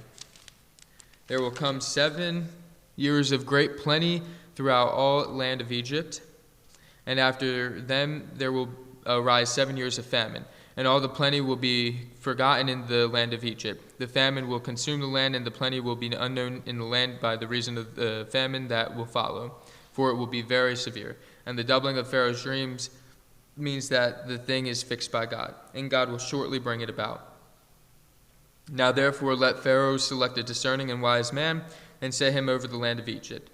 Let Pharaoh proceed to appoint overseers over the land, and take 1/5 of the produce of the land of Egypt during the 7 plentiful years. And let them gather all the food of these good years that are coming in, and store up grain under the authority of Pharaoh for food in the cities, and let them keep it. That food shall be a reserve for the land against the 7 years of famine that are to occur in the land of Egypt, so that the land may not perish through the famine. This proposal pleased Pharaoh and all his servants. And Pharaoh said to his servants, "Can we find a man like this in whom is the Spirit of God?" Then Pharaoh said to Joseph, "Since God has shown you all this, there is none so discerning and wise as you are. You shall be over my house, and all my people shall order themselves as you command. Only as regards the throne will I be greater than you." And Pharaoh said to Joseph, "See, I have set you over all the land of Egypt." Then Pharaoh took his signet ring from his hand and to put it on Joseph's hand, and clothed him in the garments of fine linen, and put a gold chain about his neck. And when he made him ride in his second chariot, and they called about before him, bowed the knee, thus he set him over all the land of Egypt. Moreover, Pharaoh said to Joseph, "I am your Pharaoh, and without your consent no one shall lift up hand or foot in all the land of Egypt." And Pharaoh called Joseph's name Zephanath-Paneah, and he gave him a marriage asseneth to the daughter of Potiphar, priest of On, so Joseph went out over the land of Egypt. Joseph was 30 years old when he entered the service of Pharaoh, king of Egypt. And Joseph went out from the presence of Pharaoh and went through all the land of Egypt. During the 7 plentiful years, the earth produced abundantly, and he gathered up all the food of these 7 years which occurred in the land of Egypt, and put the food in the cities. He put in every city the food from the fields around it, and Joseph stored up grain in great abundance, like the sand of the sea, until he ceased to measure it, for it could not be measured. Before the year of famine came, 2 sons were born to Joseph. Asenath, the daughter of Potiphar, priest of On, bore them to him. Joseph called the name of the firstborn Manasseh, for he said, "God has made me forget all my hardship and all my father's house." The name of the second he called Ephraim, for God has made me fruitful in the land of my affliction. The 7 years of plenty that occurred in the land of Egypt came to an end, and the 7 years of famine began to come, as Joseph had said. Then there was famine in all lands, but in all the land of Egypt there was bread. When all the land of Egypt was famished, and the people cried to Pharaoh for bread, Pharaoh said to all the Egyptians, "Go to Joseph. What he says to you, do." So when the famine had spread over all the land, Joseph opened all the storehouses and sold to the Egyptians, for the famine was severe in the land of Egypt. Moreover, all the earth came to Egypt to Joseph to buy grain, because the famine was severe over all the earth. When Joseph learned that there was grain for sale in Egypt, he said to his sons, "Why do you look at one another?" And he said, "Behold, I have heard that there is grain for sale in Egypt. Go down and buy grain for us there, so that we may live and not die." So 10 of Joseph's brothers went down to buy grain in Egypt, but Jacob did not send Benjamin, Joseph's brother, with his brothers, for he feared that harm might happen to him. Thus the sons of Israel came to buy among the others who came, for the famine was in the land of Canaan. Now Joseph was governor over the land. He was the one who sold to all the people of the land. And Joseph's brothers came and bowed themselves before him with their faces to the ground. Joseph saw his brothers and recognized them, but he treated them like strangers and spoke roughly to them. "Where do you come from?" he said. They said, "From the land of Canaan to buy food." And Joseph recognized his brothers, but they did not recognize him. And Joseph remembered the dreams that he had dreamed of them. And he said to them, "You are spies. You have come to see the nakedness of the land." They said to him, "No, my lord, your servants have come to buy food. We are all sons of one man. We are honest men. Your servants have never been spies." He said to them, "No, it is the nakedness of the land that you have come to see." And they said, "We are your servants, our 12 brothers, and the sons of one man in the land of Canaan. And behold, the youngest is this day with our father, and one is no more." But Joseph said to them, "It is as I said to you, you are spies. By this you shall be tested. By the life of Pharaoh you shall not go from this place unless your youngest brother comes here. Send one of you and let him bring your brother, and while you remain confined, that your word may be tested whether that there is truth in you. Or less, by the life of Pharaoh, surely you are spies." And he put them all together in custody for 3 days. On the third day Joseph said to them, "Do this and you will live, for I fear God. If you are honest men, let one of your brothers remain confined where you are in custody, and let the rest go and carry grain for the famine of your households. And bring your youngest brother to me. So your words will be verified, and you shall not die." And they did so. Then they said to one another, "In truth we are guilty concerning our brother, in that we saw the distress of his soul when he begged us, and we did not listen. That is why his distress has come upon us." And Reuben answered them, "Did I not tell you not to sin against the boy? But you did not listen. So now there comes a reckoning for his blood." They did not know that Joseph understood them, for there was an interpreter between them. Then he turned away from them and wept. And he returned to them and spoke to them. And he took Simeon from them and bound him before their eyes. And Joseph gave orders to fill their bags with grain, and to replace every man's money in his sack, and to give them provisions for their journey. This was done for them. Then they loaded their donkeys with their grain and departed. And as one of them opened his sack to give his donkey fodder at the lodging place, he saw his money in the mouth of his sack. He said to his brothers, "My money has been put back. Here it is in the mouth of my sack." And this their hearts failed them. And they turned trembling to one another, saying, "What is this that God has done to us?" When they came to Jacob, their father, in the land of Canaan, they told him all that had happened to them, saying, The Lord of the land, spoke roughly to us, and took us to be spies of the land. But we said to him, "We are honest men. We have never been spies. We are 12 brothers, sons of our father. One is no more, and the youngest is this day with our father in the land of Canaan." Then the Lord of the land, said to us, "By this I shall know that you are honest men. Leave one of your brothers with me, and take grain for the famine of your households, and go your way. Bring your youngest brother to me. Then I shall know that you are not spies but honest men, and I will deliver your brothers to you, and you shall trade in the land." As they emptied their sacks, behold, every man's bundle of money was in the sack. And when they and their father saw their bundles of money, they were afraid. And Jacob their father said to them, "You have bereaved me of my children. Joseph is no more, and Simeon is no more, and now you would take Benjamin. All this has come against me." Then Reuben said to his father, "Kill my 2 sons if I do not bring him back to you. Put him in my hands, and I will bring him back to you." But he said, "My son shall not go down with you, for his brother is dead, and he is the only one left. If harm should happen to him on the journey that you are to make, you will bring down my gray hairs with sorrow to Sheol." Now the famine was severe in the land, and when they had eaten the grain that they had brought from Egypt, their father said to them, "Go again, buy us a little food." But Judah said to him, "The man solemnly warned us again, saying, 'You shall not see my face unless your brother is with you. If you will send your brother with us, we will go down and buy you food. But if you will not send him, we will not go down. For the man said to us, 'You shall not see my face unless your brother is with you.'" Israel said, "Why did you treat me so badly as to tell the man that you had another brother?" They replied, "The man questioned us carefully about ourselves and our kindred, saying, 'Is your father still alive? Do you have another brother?' What we told him was in answer to these questions. Could we in any way know that he would say, 'Bring your brother down'?" And Judah said to Israel his father, "Send the boy with me, and go. We will rise and go, that we may live and not die, both we and you, and also our little ones. I will be a pledge of his safety." From my hand you shall require him. If I do not bring him back to you and set him before you, then let me bear the blame forever." If he had not delayed, he would now have returned twice.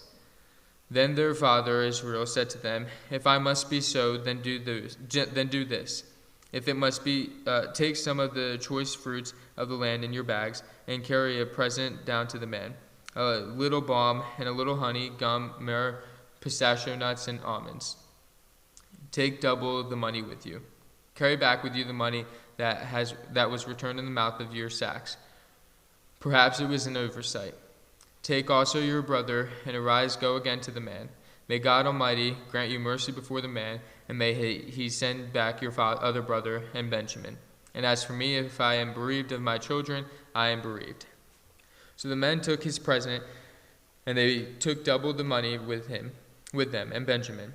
They arose and went down into Egypt and stood before Joseph. When Joseph saw Benjamin with him, he said to the steward of his house, "Bring the men into the house and slaughter an animal, and make ready, for the men are to dine with me at noon." The man, as Joseph told him, and brought the men to Joseph's house. And the men were afraid because they were brought to Joseph's house, and they said, "It is because of the money which was replaced in our sacks the first time that we are brought in, so that he may assault us and fall upon us to make us servants and seize our donkeys." So they went up to the stewards of Joseph's house and spoke with him at the door of the house, and said, "O my lord, we came down the first time to buy food. And when we came to the lodging place, we opened our sacks, and there was each man's money in the mouth of his sack, our money in full weight.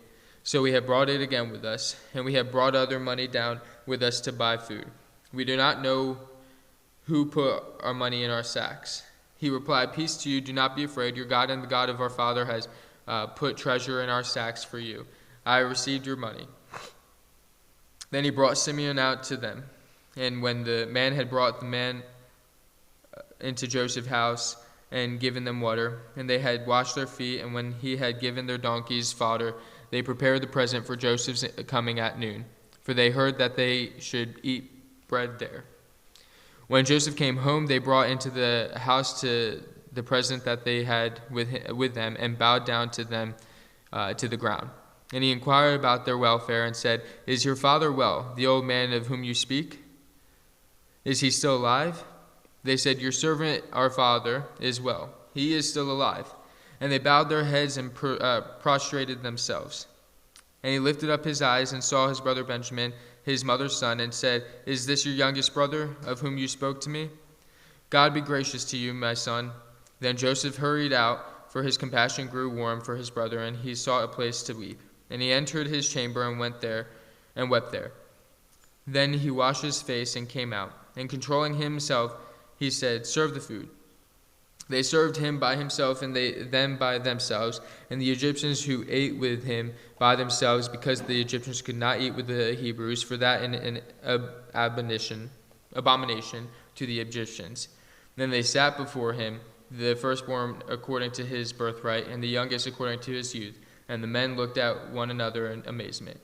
Portions were taken from them from Joseph's table, but Benjamin's portion was 5 times as much as any of theirs. And they drank and were merry with him. Then he commanded the steward of his house, "Fill the men's sacks with food, as much as they can carry, and put each man's money in the mouth of his sack, and put my cup, the silver cup, in the mouth of the sack of the youngest, with his money for the grain." And he did as Joseph told him. As soon as the morning was light, the men were sent away with their donkeys. They had gone only a short distance from the city. Now Joseph said to his steward, "Up, follow after the men, and when you overtake them, say to them, 'Why have you repaid evil for good? Is it not from this that my Lord drinks, and by this that he practices divination? You have done evil in doing this.' When he overtook them, he spoke to them these words. They said to him, 'Why does my Lord speak such words as these? Far be it from your servants to do such a thing. Behold the money that we found in the mouths of our sack. We brought back to you from the land of Canaan. How then could we steal silver or gold from your Lord's house? Whichever of your servants is found with it shall die, and we also will be my Lord's servants.' He said, 'Let it be as you say.' He who is found with it shall be my servant, and the rest of you shall be innocent." Then each man quickly lowered his sack to the ground, and each man opened his sack. And he searched, beginning with the eldest and ended with the youngest. And the cup was found in Benjamin's sack. Then they tore their clothes, and every man loaded their donkeys, and they returned to the city. When Judah and his brothers came to Joseph's house, he was still there. They fell before him to the ground. Joseph said to them, "What deed is it that you have done? Do you not know that a man like me can indeed practice divination?" And Judah said, "What shall we say to my Lord? What shall we speak? Or how can we clear ourselves?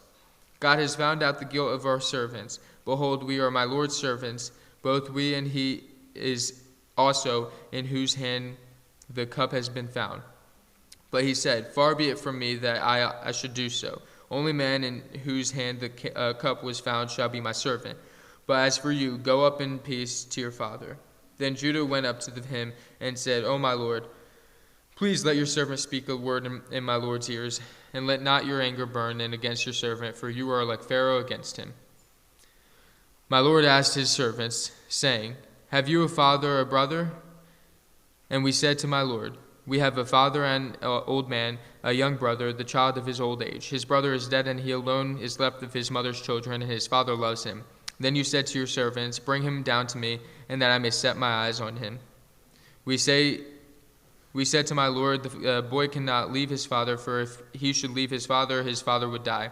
Then you said to your servants, "Unless your youngest brother comes down with you, you shall not see my face again." When we went back to your servant, my father, we told him the words of my Lord. And when our father said, "Go again, buy us a little food," we said, "We cannot go down. If our youngest brother goes with us, then we will go down. For we cannot see the man's face unless our youngest brother is with us." Then your servant, my father, said to us, "You know that my wife bore me 2 sons. One left, and one said, 'Surely he has been torn to pieces, and I have never seen him again.' If you take this one also from me, and harm happens to him, you will bring down my gray hairs into evil to Sheol."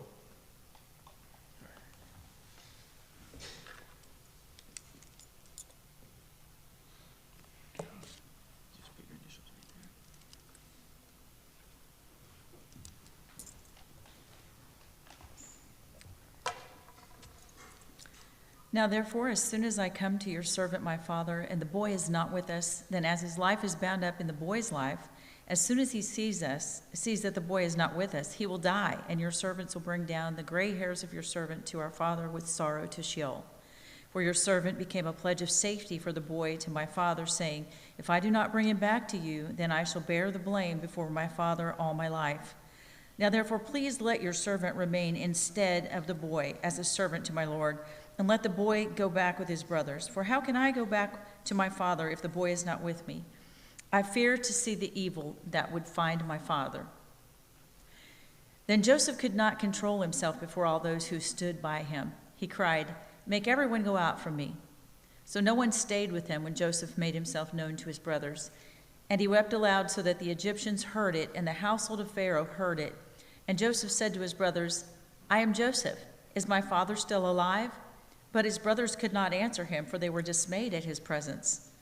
So Joseph said to his brothers, "Come near to me, please." And they came near, and he said, "I am your brother Joseph, whom you sold into Egypt. And now do not be distressed or angry with yourselves because you sold me here, for God sent me before you to preserve life. For the famine has been in the land these 2 years, and there are yet 5 years in which there will be neither plowing nor harvest. And God sent me before you to preserve for you a remnant on earth, and to keep alive for you many survivors. So it was not you who sent me here, but God. He has made me a father to Pharaoh, and lord of all his house, and ruler over all the land of Egypt. Hurry and go up to my father and say to him, 'Thus says your son Joseph, God has made me lord of all Egypt. Come down to me, do not tarry. You shall dwell in the land of Goshen, and you shall be near me, you and your children and your children's children, and your flocks, your herds, and all that you have. There I will provide for you, for there are yet 5 years of famine to come, so that you and your household and all that you have do not come to poverty. And now your eyes see, and the eyes of my brother Benjamin see, that it is my mouth that speaks to you. You must tell my father of all my honor in Egypt, and of all that you have seen. Hurry and bring my father down here." Then he fell upon his brother Benjamin's neck and wept. And Benjamin wept upon his neck, and he kissed all his brothers and wept upon them. After that his brothers talked with him. When the report was heard in Pharaoh's house, "Joseph's brothers have come," it pleased Pharaoh and his servants. And Pharaoh said to Joseph, "Say to your brothers, do this, load your beasts and go back to the land of Canaan, and take your father and your households, and come to me, and I will give you the best of the land of Egypt, and you shall eat the fat of the land. And you, Joseph, are commanded to say, do this, take wagons from the land of Egypt for your little ones and for your wives, and bring your father, and come. Have no concern for your goods, for the best of all the land of Egypt is yours." The sons of Israel did so, and Joseph gave them wagons according to the command of Pharaoh, and gave them provisions for the journey. To each and all of them he gave a change of clothes, but to Benjamin he gave 300 shekels of silver and 5 changes of clothes. To his father he sent as follows: 10 donkeys loaded with the good things of Egypt, and 10 female donkeys loaded with grain, bread, and provision for his father on the journey. Then he sent his brothers away, and as they departed he said to them, "Do not quarrel on the way." So they went up out of Egypt and came to the land of Canaan to their father Jacob. And they told him, "Joseph is still alive, and he is ruler over all the land of Egypt." And his heart became numb, for he did not believe them. But when they told him all the words of Joseph which he had said to them, and when he saw the wagons that Joseph had sent to carry him, the spirit of their father Jacob revived. And Israel said, "It is enough. Joseph, my son, is still alive. I will go and see him before I die." So Israel took his journey with all that he had and came to Beersheba and offered sacrifices to the God of his father Isaac. And God spoke to Israel in visions of the night and said, "Jacob, Jacob." And he said, "Here I am." And he said, "I am God, the God of your father. Do not be afraid to go down to Egypt, for there I will make you into a great nation. I myself will go down with you to Egypt, and I will also bring you up again, and Joseph's hand shall close your eyes." Then Jacob set out from Beersheba. The sons of Israel carried Jacob their father, their little ones, and their wives, and the wagons that Pharaoh had sent to carry him. They also took their livestock and their goods, which they had gained in the land of Canaan, and came to Egypt, Jacob and all his offspring with him, his sons and his sons' sons with him, his daughters and his sons' daughters. All his offspring he brought with him into Egypt.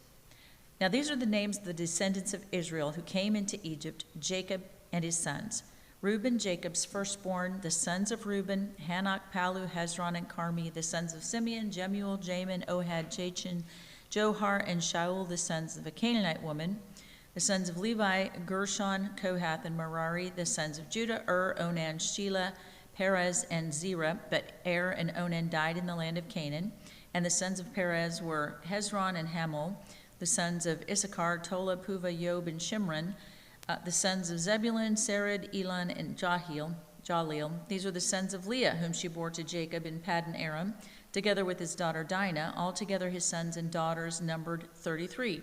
The sons of Gad, Ziphion, Haggi, Shuni, Ezbon, Eri, Eredi, and Ereli. The sons of Asher, Imnah, Ishva, Ishvi, Beriah, and with Sarah their sister. And the sons of Beriah, Heber, and Malchiel. These are the sons of Zilpah, whom Laban gave to Leah his daughter, and these she bore to Jacob, 16 persons. The sons of Rachel, Jacob's wife, Joseph and Benjamin, and to Joseph in the land of Egypt were born Manasseh and Ephraim, whom Asenath, the daughter of Potiphera, the priest of On, bore to him. And the sons Benjamin, Bela, Becher, Ashbel, Gera, Naaman, Ehi, Rosh, Muppim, Huppim, and Ard. These are the sons of Rachel, who were born to Jacob, 14 persons in all. The son of Dan, Hushim, the sons of Naphtali, Jaziel, Guni, Jezer, and Shillem. These are the sons of Bilhah, whom Laban gave to Rachel his daughter, and these she bore to Jacob, 7 persons in all. All the persons belonging to Jacob who came into Egypt, who were his own descendants, not including Jacob's sons' wives, were 66 persons in all. And the sons of Joseph, who were born to him in Egypt, were 2. All of the persons of the house of Jacob who came into Egypt were 70. He had sent Judah ahead of him to Joseph to show the way before him in Goshen. And they came into the land of Goshen. Then Joseph prepared his chariot and went up to meet Israel his father in Goshen. He presented himself to him and fell on his neck and wept on his neck a good while. Israel said to Joseph, "Now let me die, since I have seen your face and know that you are still alive." Joseph said to his brothers and to his father's household, "I will go up and tell Pharaoh, and will say to him, 'My brothers and my father's household, who were in the land of Canaan, have come to me, and the men are shepherds, for they have been keepers of livestock, and they have brought their flocks and their herds and all that they have.' When Pharaoh calls you and says, 'What is your occupation?' you shall say, 'Your servants have been keepers of livestock from our youth even until now, both we and our fathers, in order that you may dwell in the land of Goshen, for every shepherd is an abomination to the Egyptians.' So Joseph went in and told Pharaoh, 'My father and my brothers, with their flocks and herds and all that they possess, have come from the land of Canaan. They are now in the land of Goshen.' And from among his brothers he took 5 men and presented them to Pharaoh. Pharaoh said to his brothers, 'What is your occupation?' And they said to Pharaoh, 'Your servants are shepherds, as our fathers were.' They said to Pharaoh, 'We have come to sojourn in the land, for there is no pasture for your servants' flocks, for the famine is severe in the land of Canaan. And now please let your servants dwell in the land of Goshen.' Then Pharaoh said to Joseph, 'Your father and your brothers have come to you. The land of Egypt is before you. Settle your father and your brothers in the best of the land. Let them settle in the land of Goshen. And if you know any able men among them, put them in charge of my livestock.' Then Joseph brought in Jacob his father and stood him before Pharaoh, and Jacob blessed Pharaoh. And Pharaoh said to Jacob, 'How many are the days of the years of your life?' And Jacob said to Pharaoh, 'The days of the years of my sojourning are 130 years. Few and evil have been the days of the years of my life, and they have not attained to the days of the years of the lives of my fathers in the days of their sojourning.' And Jacob blessed Pharaoh and went out from the presence of Pharaoh. Then Joseph settled his father and his brothers and gave them a possession in the land of Egypt, in the best of the land, in the land of Ramses, as Pharaoh had commanded. And Joseph provided his father, his brothers, and all his father's household with food, according to the number of their dependents. Now there was no food in all the land, for the famine was very severe, so that the land of Egypt and the land of Canaan languished by reason of the famine. And Joseph gathered up all the money that was found in the land of Egypt and in the land of Canaan, in exchange for the grain that they brought. And Joseph brought the money to Pharaoh's house. And when the money was all spent in the land of Egypt and in the lands of Canaan, all the Egyptians came to Joseph and said, 'Give us food. Why should we die before your eyes? For our money is gone.' And Joseph answered, 'Give your livestock, and I will give you food in exchange for your livestock if your money is gone.' So they brought their livestock to Joseph, and Joseph gave them food in exchange for the horses, the flocks, the herds, and the donkeys. He supplied them with food in exchange for all the livestock that year. But when that year was ended, they came to him the following year and said to him, 'We will not hide from my lord that our money is all spent. The herds of livestock are my lord's. There is nothing left in the sight of my lord but our bodies and our land. Why should we die before your eyes, both we and our land? Buy us and our land for food, and we with our land will be servants to Pharaoh. And give us seed that we may live and not die, and that the land may not be desolate.' So Joseph bought all the land of Egypt for Pharaoh, for all the Egyptians sold their fields because the famine was severe on them. The land became Pharaoh's. As for the people, he made servants of them from one end of Egypt to the other. Only the land of the priests he did not buy, for the priests had a fixed allowance from Pharaoh and lived on that allowance that Pharaoh gave them. Therefore they did not sell their land. Then Joseph said to the people, 'Behold, I have this day bought you and your land for Pharaoh. Now here is seed for you, and you shall sow the land. And at the harvest you shall give 1/5 to Pharaoh, and 4/5 shall be your own, as seed for the field, and as food for yourselves and your households, and as food for your little ones.' And they said, 'You have saved our lives. May it please my lord, we will be servants to Pharaoh.' So Joseph made it a statute concerning the land of Egypt, and it stands to this day that Pharaoh should have the 1/5. The land of the priests alone did not become Pharaoh's. Thus Israel settled in the land of Egypt, in the land of Goshen, and they gained possessions in it and were fruitful and multiplied greatly. And Jacob lived in the land of Egypt 17 years, so the days of Jacob, the years of his life, were 147 years. And when the time drew near that Israel must die, he called his son Joseph and said to him, 'If now I have found favor in your sight, put your hand under my thigh and promise to deal kindly and truly with me.' Do not bury me in Egypt, but let me lie with my fathers.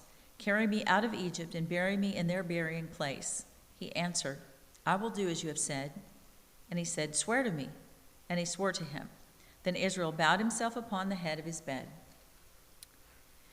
After this, Joseph was told, "Behold, your father is ill." So he took with him his 2 sons, Manasseh and Ephraim, and it was told to Jacob, "Your son Joseph has come to you." Then Israel summoned his strength and sat up in bed. And Jacob said to Joseph, "God Almighty appeared to me at Luz in the land of Canaan, and blessed me, and said to me, 'Behold, I will make you fruitful and multiply you, and I will make of you a company of peoples, and will give this land to your offspring after you for an everlasting possession.' And now your 2 sons, who were born to you in the land of Egypt, before I came to you in Egypt, are mine. Ephraim and Manasseh shall be mine, as Reuben and Simeon are. And the children that you fathered after them shall be yours. They shall be called by the name of their brothers in their inheritance. As for me, when I came from Paddan, to my sorrow, Rachel died in the land of Canaan on the way, when there was still some distance to go to Ephrath, and I buried her there on the way to Ephrath, that is, Bethlehem. When Israel saw Joseph's sons, he said, 'Who are these?' Joseph said to his father, 'They are my sons, whom God has given me here.' And he said, 'Bring them to me, please, that I may bless them.' Now the eyes of Israel were dim with age, so that he could not see. So Joseph brought them near, and he kissed them and embraced them. And Israel said to Joseph, 'I never expected to see your face, and behold, God has let me see your offspring also.' Then Joseph removed them from his knees, and he bowed himself with his face to the earth. And Joseph took them both, Ephraim in his right hand, toward Israel's left hand, and Manasseh in his left hand, toward Israel's right hand, and brought them near him. And Israel stretched out his right hand and laid it on the head of Ephraim, who was the younger, and his left hand on the head of Manasseh, crossing his hands, for Manasseh was the firstborn. And he blessed Joseph and said, 'The God before whom my fathers Abraham and Isaac walked, the God who has been my shepherd all my day life long to this day, the angel who has redeemed me from all evil, bless the boys, and in them let my name be carried on, and the name of my fathers Abraham and Isaac, and let them grow into a multitude in the midst of the earth.' When Joseph saw that his father laid his right hand on the head of Ephraim, it displeased him, and he took his father's hand to move it from Ephraim's to Manasseh's head. And Joseph said to his father, 'Not this way, my father, since this one is the firstborn. Put your right hand on his head.' But his father refused and said, 'I know, my son, I know. He also shall become a people, and he also shall be great. Nevertheless, his younger brother shall be greater than he, and his offspring shall become a multitude of nations.' So he blessed them that day, saying, 'By you Israel will pronounce blessings, saying, God make you as Ephraim and as Manasseh.' Then he put Ephraim before Manasseh, or thus he put Ephraim before Manasseh. Then Israel said to Joseph, 'Behold, I'm about to die, but God will be with you, and will bring you again to the land of your fathers. Moreover, I have given to you, rather than to your brothers, one mountain slope that I took from the hand of the Amorites with my sword and with my bow.' Then Jacob called his sons and said, 'Gather yourselves together, that I may tell you what shall happen to you in the days to come. Assemble and listen, O sons of Jacob. Listen to Israel your father. Reuben, you are my firstborn, my might, and the firstfruits of my strength, preeminent in dignity and preeminent in power. Unstable as water, you shall not have preeminence, because you went up to your father's bed, then you defiled it. He went up to my couch. Simeon and Levi are brothers. Weapons of violence are their swords. Let my soul come not into their counsel. O my glory, be not joined to their company. For in their anger they killed men, and in their willfulness they hamstrung oxen. Cursed be their anger, for it is fierce, and their wrath, for it is cruel. I will divide them in Jacob and scatter them in Israel. Judah, your brothers shall praise you. Your hand shall be on the neck of your enemies. Your father's sons shall bow down before you. Judah is a lion's cub. From the prey, my son, you have gone up. He stooped down as he crouched as a lion, as a lioness. Who dares rouse him? The scepter shall not depart from Judah, nor the ruler's staff from between his feet, until tribute comes to him, and to him shall be the obedience of the peoples. binding his foal to the vine and his donkey's colt to the choice vine. He has washed his garments in wine and his vesture in the blood of grapes. His eyes are darker than wine and his teeth whiter than milk. Zebulun shall dwell at the shore of the sea. He shall become a haven for ships, and his border shall be at Sidon. Issachar is a strong donkey, crouching between the sheepfolds. He saw that a resting place was good, and that the land was pleasant. So he bowed his shoulder to bear, and became a servant at forced labor. Dan shall judge his people as one of the tribes of Israel. Dan shall be a serpent in the way, a viper in the path that bites the horse's heels, so that his rider falls backward. I wait for your salvation, O Lord. Raiders shall raid Gad, but he shall raid at their heels. Asher's food shall be rich, and he shall yield royal delicacies. Naphtali is a doe let loose that bears beautiful fawns. Joseph is a fruitful bough by a spring. His branches run over the wall. The archers bitterly attacked him, shot at him, and harassed him severely, yet his bow remained unmoved. His arms were made agile by the hands of the mighty one of Jacob.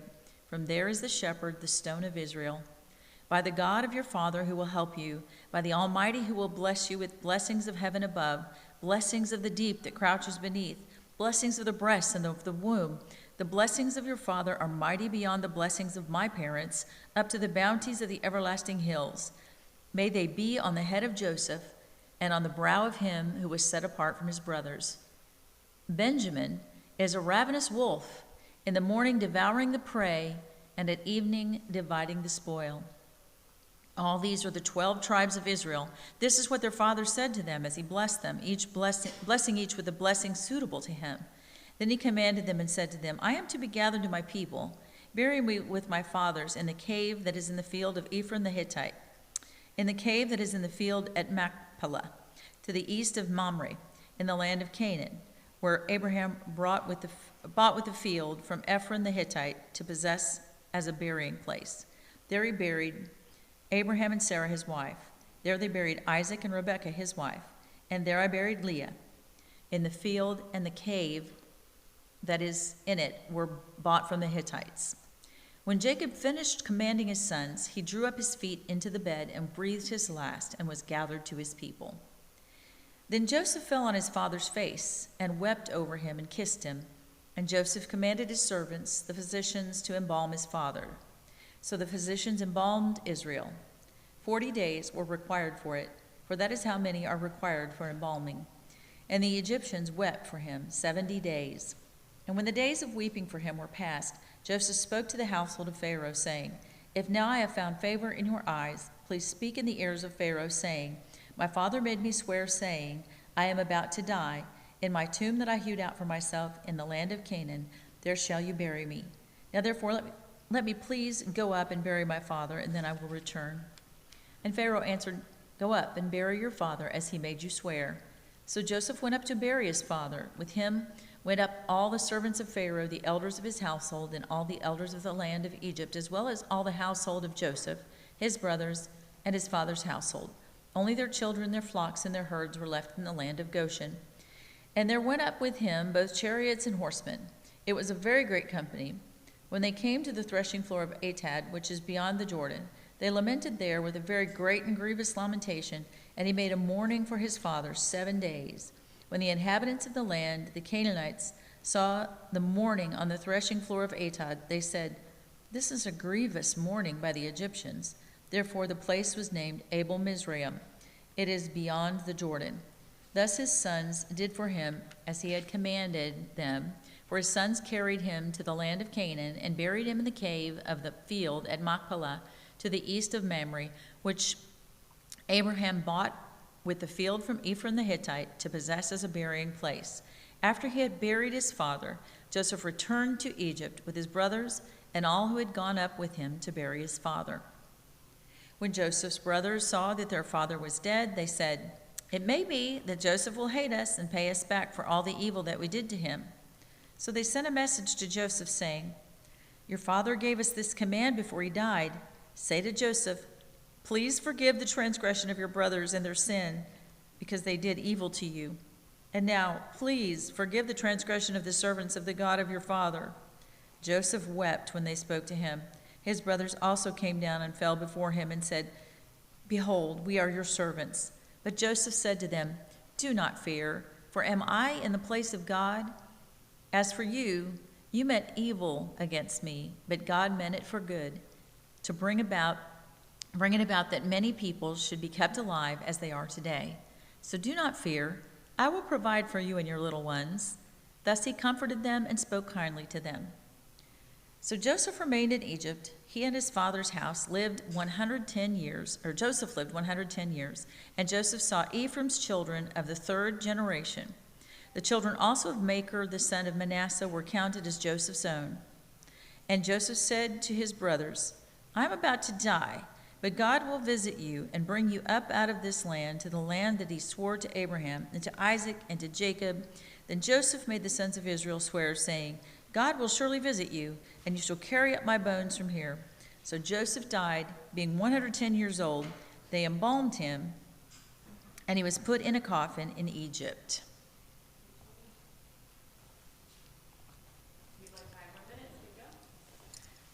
Exodus. More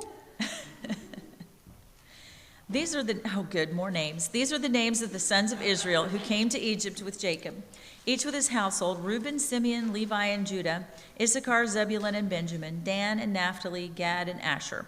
All the descendants of Jacob were 70 persons. Joseph was already in Egypt. Then Joseph died, and all his brothers and all that generation. But the people of Israel were fruitful and increased greatly. They multiplied and grew exceedingly strong, so that the land was filled with them.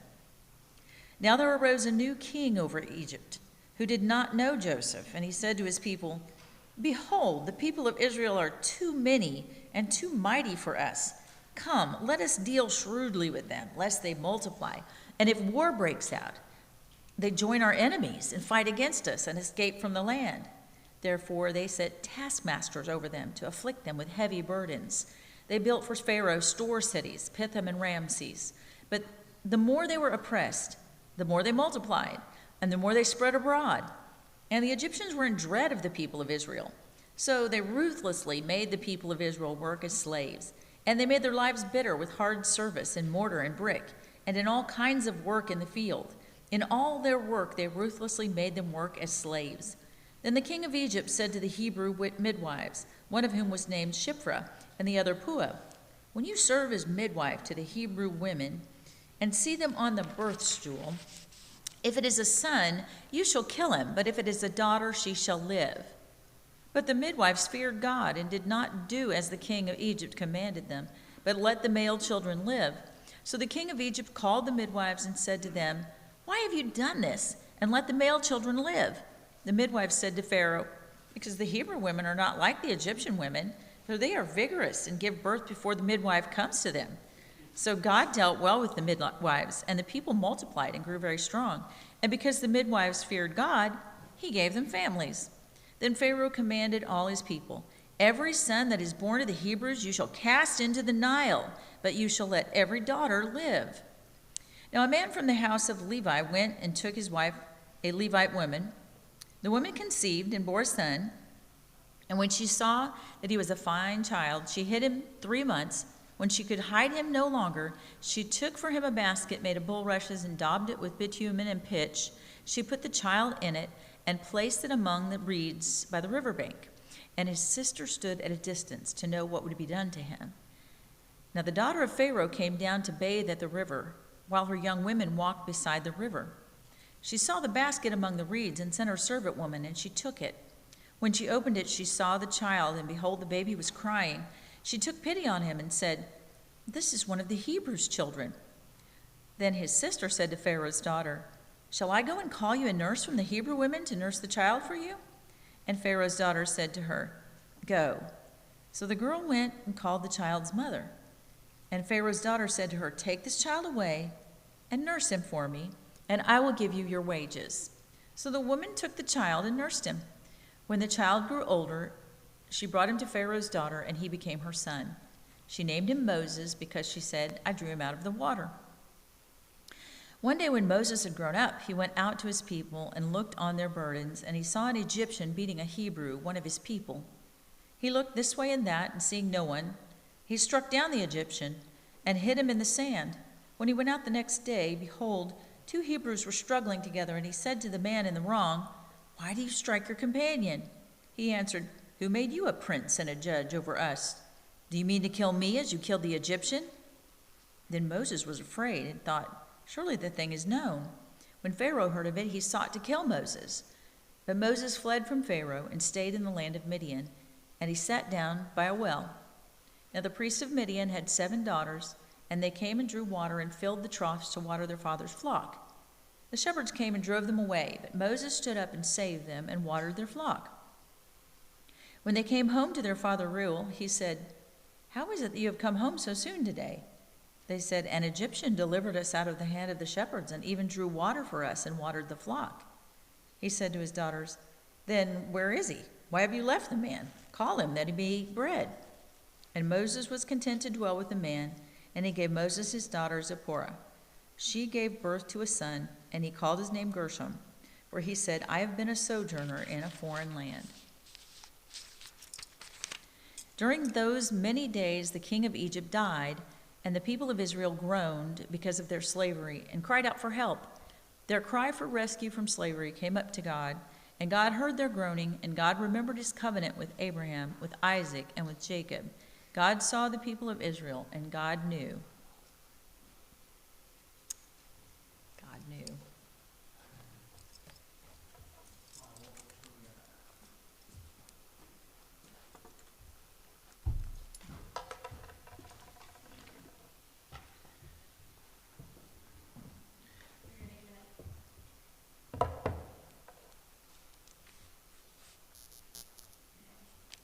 Now Moses was keeping the flock of his father-in-law Jethro, the priest of Midian, and he led his flock to the west side of the wilderness and came to Horeb, the mountain of God.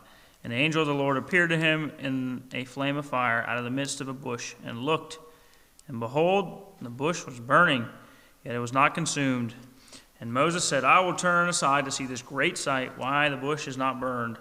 When the Lord saw that he turned aside to see God, God called him out of the bush, "Moses, Moses," and he said, "Here I am." Then he said, "Do not come near. Take your sandals off your feet, for the place on which you are standing is holy ground."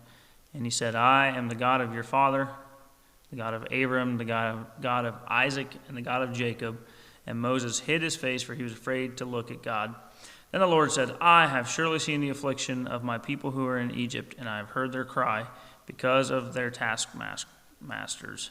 I know their sufferings, and I have come down to deliver them out of the hand of the Egyptians and to bring them up out of that land to a good and broad land, a land flowing with milk and honey, to the place of the Canaanites, the Hittites, the Amorites, the Perizzites, and the Hivites, and the Jebusites. And now behold, the cry of the people of Israel has come to me, and I have also seen the oppression with which the Egyptians oppress them. Come, I will send you to Pharaoh, that you may bring my people, the children of Israel, out of Egypt." But Moses said to God, "Who am I that I should go to Pharaoh and bring the children of Israel out of Egypt?" He said, "But I will be with you, and this shall be a sign for you that I have sent you. When you have brought the people out of Egypt, you shall serve God on this mountain." Then Moses said to God, "If I come to the people of Israel and say to them, 'The God of your fathers has sent me to you,' and they ask me, 'What is his name?' what shall I say to them?" God said to Moses, "I am who I am." And he said, "Say this to the people of Israel, 'I am has sent me to you.'" God also said to Moses, "Say this to the people of Israel, 'The Lord, the God of your fathers, the God of Abraham, the God of Isaac, and the God of Jacob has sent me to you.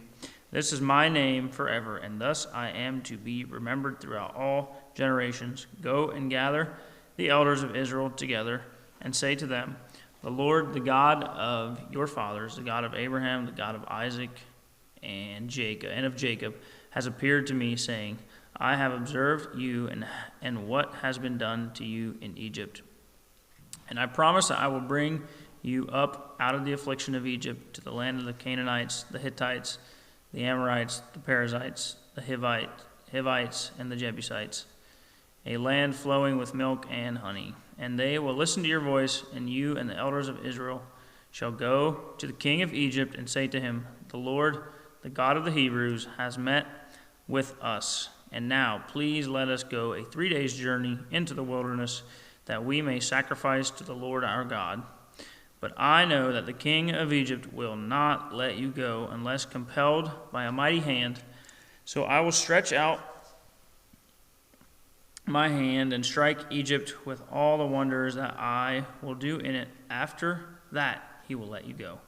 And I will give this people favor in the sight of the Egyptians. And when you go, you shall not go empty, but each woman shall ask of her neighbor and any woman who lives in her house for silver and gold, jewelry, and for clothing. You shall put them on your sons and on your daughters. So you shall plunder the Egyptians. Then Moses answered, but behold, they will not believe me or listen to my voice. For they will say, the Lord did not appear to you. The Lord said to him, what is that in your hand? He said, a staff. And he said, throw it on the ground. So he threw it on the ground, and it became a serpent, and Moses ran from it. But the Lord said to Moses, put out your hand and catch it by the tail. So he put out his hand and caught it, and it became a staff in his hand, that they may believe that the Lord, the God of their fathers, the God of Abraham, the God of Isaac, the God of Jacob, has appeared to you. Again the Lord said to him, put your hand inside your cloak. And he put his hand inside his cloak, and when he took it out, behold, his hand was leprous like snow. Then God said, put your hand back inside your cloak. So he put his hand back inside his cloak, and when he took it out, behold, it was restored like the rest of his flesh. If they will not believe you, God said, or listen to the first sign, they may believe the latter sign. If they will not believe even these two signs, or listen to your voice, you shall take some water from the Nile and pour it on the dry ground, and the water that you shall take from the Nile will become blood on the dry ground. But Moses said to the Lord, O my Lord, I am not eloquent, either in the past or since you have spoken to your servant, but I am slow of speech and of tongue. Then the Lord said to him, who has made man's mouth? Who makes him mute or deaf or seeing or blind? Is it not I, the Lord? Now therefore go, and I will be with your mouth and teach you what you shall speak. But he said, O my Lord, please send someone else. Then the anger of the Lord was kindled against Moses, and he said, is there not Aaron and your brother, the Levite? I know that he can speak well. Behold, he is coming to meet you, and when he sees you, he will be glad in his heart. You shall speak to him and put the words in his mouth, and I will be with your mouth and with his mouth, and will teach you both what to do. He shall speak for you to the people, and he shall be your mouth, and you shall be as God to him. And take in your hand the staff with which you shall do the signs. Moses went back to Jethro, his father-in-law, and said to him, please let me go back to my brothers in Egypt and see whether they are still alive. And Jethro said to Moses, go in peace. And the Lord said to Moses in Midian, go back to Egypt, for all the men who were seeking your life are dead. So Moses took his wife and his sons and had them ride on a donkey and went back to the land of Egypt. And Moses took the staff of God in his hand. And the Lord said to Moses, when you go back to Egypt, see that you do before Pharaoh all the miracles that I have put in your power. But I will harden his heart so that he will not let the people go. And then you shall say to Pharaoh, thus says the Lord, Israel is my firstborn son. And I say to you, let my son go that he may serve me. If you refuse to let him go, behold, I will kill your firstborn son. At a lodging place on the way, the Lord met him and sought to put him to death. Then Zipporah took a flint and cut off her son's foreskin and touched Moses' feet with it and said, surely you are a bridegroom of blood to me. So he let him alone, and it was then that she said, a bridegroom of blood, because of the circumcision. The Lord said to Aaron, go into the wilderness to meet Moses. So he went and met him at the mountain of God and kissed him. And Moses told Aaron all the words of the Lord with which he had sent him to speak, and all the signs that he had commanded him to do. Then Moses and Aaron went and gathered together all the elders of the people of Israel. Aaron spoke all the words that the Lord had spoken to Moses and did the signs in the sight of the people.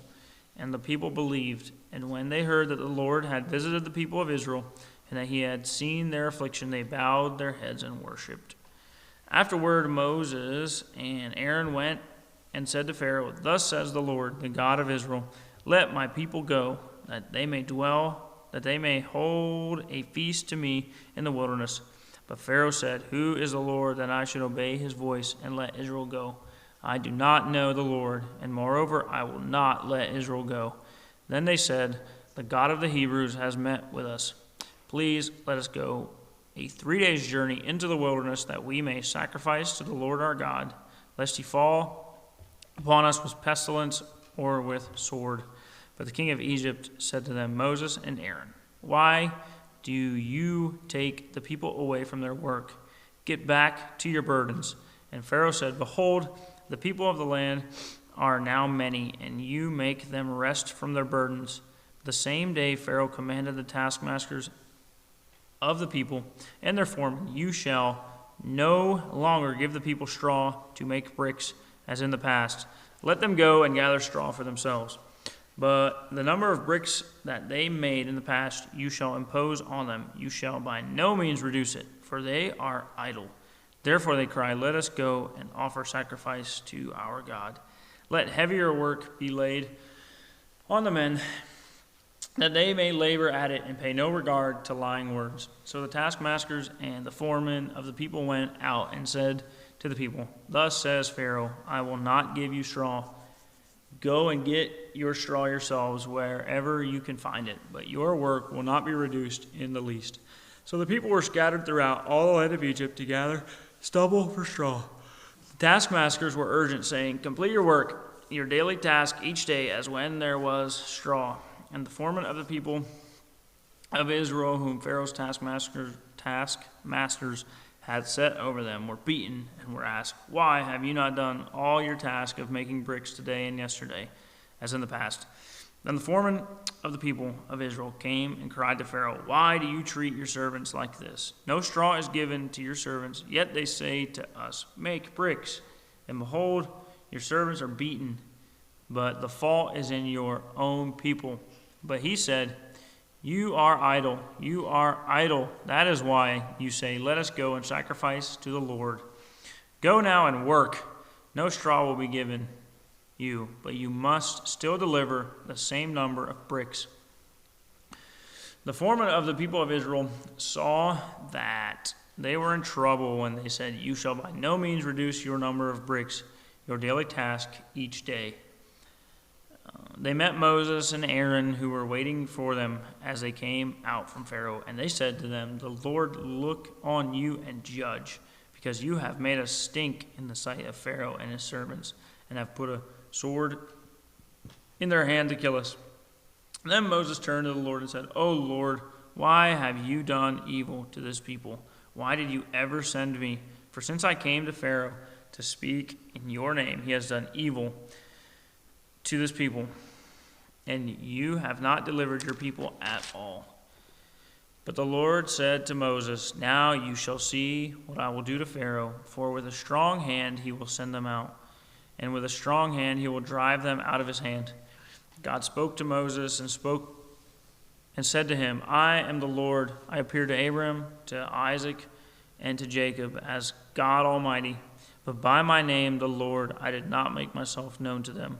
I also established my covenant with them to give them the land of Canaan, the land in which they lived as sojourners. Moreover, I have heard the groaning of the people of Israel, whom the Egyptians hold as slaves, and I have remembered my covenant. Say therefore to the people of Israel, I am the Lord, and I will bring you out from under the burdens of the Egyptians, and I will deliver you from slavery to them, and I will redeem you with an outstretched arm and with great acts of judgment.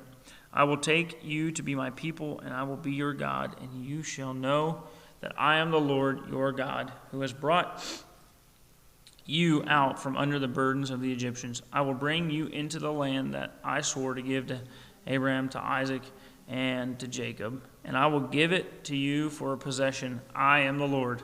Moses spoke thus to the people of Israel, but they did not listen to Moses because of their broken spirit and harsh slavery. So the Lord said to Moses, Go in, tell Pharaoh, king of Egypt, to let the people of Israel go out of his land. But Moses said to the Lord, Behold, the people of Israel have not listened to me. How then shall Pharaoh listen to me? For I am of uncircumcised lips. For am I of uncircumcised lips? But the Lord spoke to Moses and Aaron and gave them a charge about the people of Israel and about Pharaoh, king of Egypt, to bring the people of Israel out of the land of Egypt. These are the heads of the fathers' houses, the sons of Reuben, the firstborn of Israel, Hanok, Palu, Hezron, and Carmi. These are the clans of Reuben, the sons of Simon, Jemuel, Jamin, Ohad, Jachin, Zohar, Shaul, the son of Canaanite woman. These are the clans of Simon. These are the names of the sons of Levi according to their generations: Gershon, Kohath, and Merari. The years of the life of Levi being 137 years. The sons of Gershon, Libni, and Shimei by their clans. The sons of Kohath, Amram, Izhar, Hebron, Uzziel. The years of the life of Kohath being 133 years. The sons of Merari, Mali, and Mushi. These are the clans of the Levites according to their generations. Amram took as his wife Jochebed, his father's sister, and she bore him Aaron and Moses. The years of the life of Amram being 137 years. The sons of Izhar, Korah, and Nepheg, and Zichri. The sons of Uzziel, Mishael, Eliphazan, and Sithri. Aaron took his wife Elisheba, the daughter of Aminadab and the sister of Nashon, and she bore him Nadab, Abihu, Eleazar, and Ithamar. The sons of Korah, Asir, Elkanah, and Abasaph. These are the clans of the Korahites. Eleazar, Aaron's son, took as his wife one of the daughters of Putiel, and she bore him Phinehas. These are the heads of the fathers' houses of the Levites by their clans. These are the Aaron and Moses, to whom the Lord said, Bring out the people of Israel from the land of Egypt by their hosts. It was they who spoke to Pharaoh, king of Egypt, about bringing out the people of Israel from Egypt. This Moses and this Aaron. On the day when the Lord spoke to Moses in the land of Egypt, the Lord said to Moses, I am the Lord. Tell Pharaoh, king of Egypt, all that I say to you. But Moses said to the Lord, Behold, I am of uncircumcised lips. How will Pharaoh listen to me? And the Lord said to Moses, See, I have made you like God to Pharaoh, and your brother Aaron shall be your prophet. You shall speak all that I command you, and your brother Aaron shall tell Pharaoh to let the people of Israel go out of his land. But I will harden Pharaoh's heart, and though I multiply my signs and wonders in the land of Egypt, Pharaoh will not listen to you. Then I will lay my hand on Egypt and bring my hosts, my people, the children of Israel, out of the land of Egypt by great acts of judgment. The Egyptians shall know that I am the Lord when I stretch out my hand against Egypt and bring out the people of Israel from among them. Moses and Aaron did so. They did just as the Lord commanded them. Now Moses was 80 years old and Aaron 83 years old when they spoke to Pharaoh. Then the Lord said to Moses and Aaron, When Pharaoh says to you, Prove yourself by working a miracle, then you shall say to Aaron, Take your staff and cast it down before Pharaoh, that it may become a serpent. So Moses and Aaron went to Pharaoh and did just as the Lord commanded. Aaron cast down his staff before Pharaoh and his servants, and it became a serpent. Then Pharaoh summoned the wise men and the sorcerers, and they, the magicians of Egypt, also did the same by their secret arts. For each man cast down his staff, and they became serpents. But Aaron's staff swallowed up their staffs. Still Pharaoh's heart was hardened, and he would not listen to them, as the Lord had said. And the Lord said to Moses, Pharaoh's heart is hardened. He refuses to let the people go. Go to Pharaoh in the morning as he is Going out to the water, stand on the bank of the Nile to meet him, and take in your hand the staff that turned into a serpent. And you shall say to him, The Lord, the God of the Hebrews, sent me to you, saying, Let my people go, that they may serve me in the wilderness. But so far you have not obeyed. Thus says the Lord, By this you shall know that I am the Lord.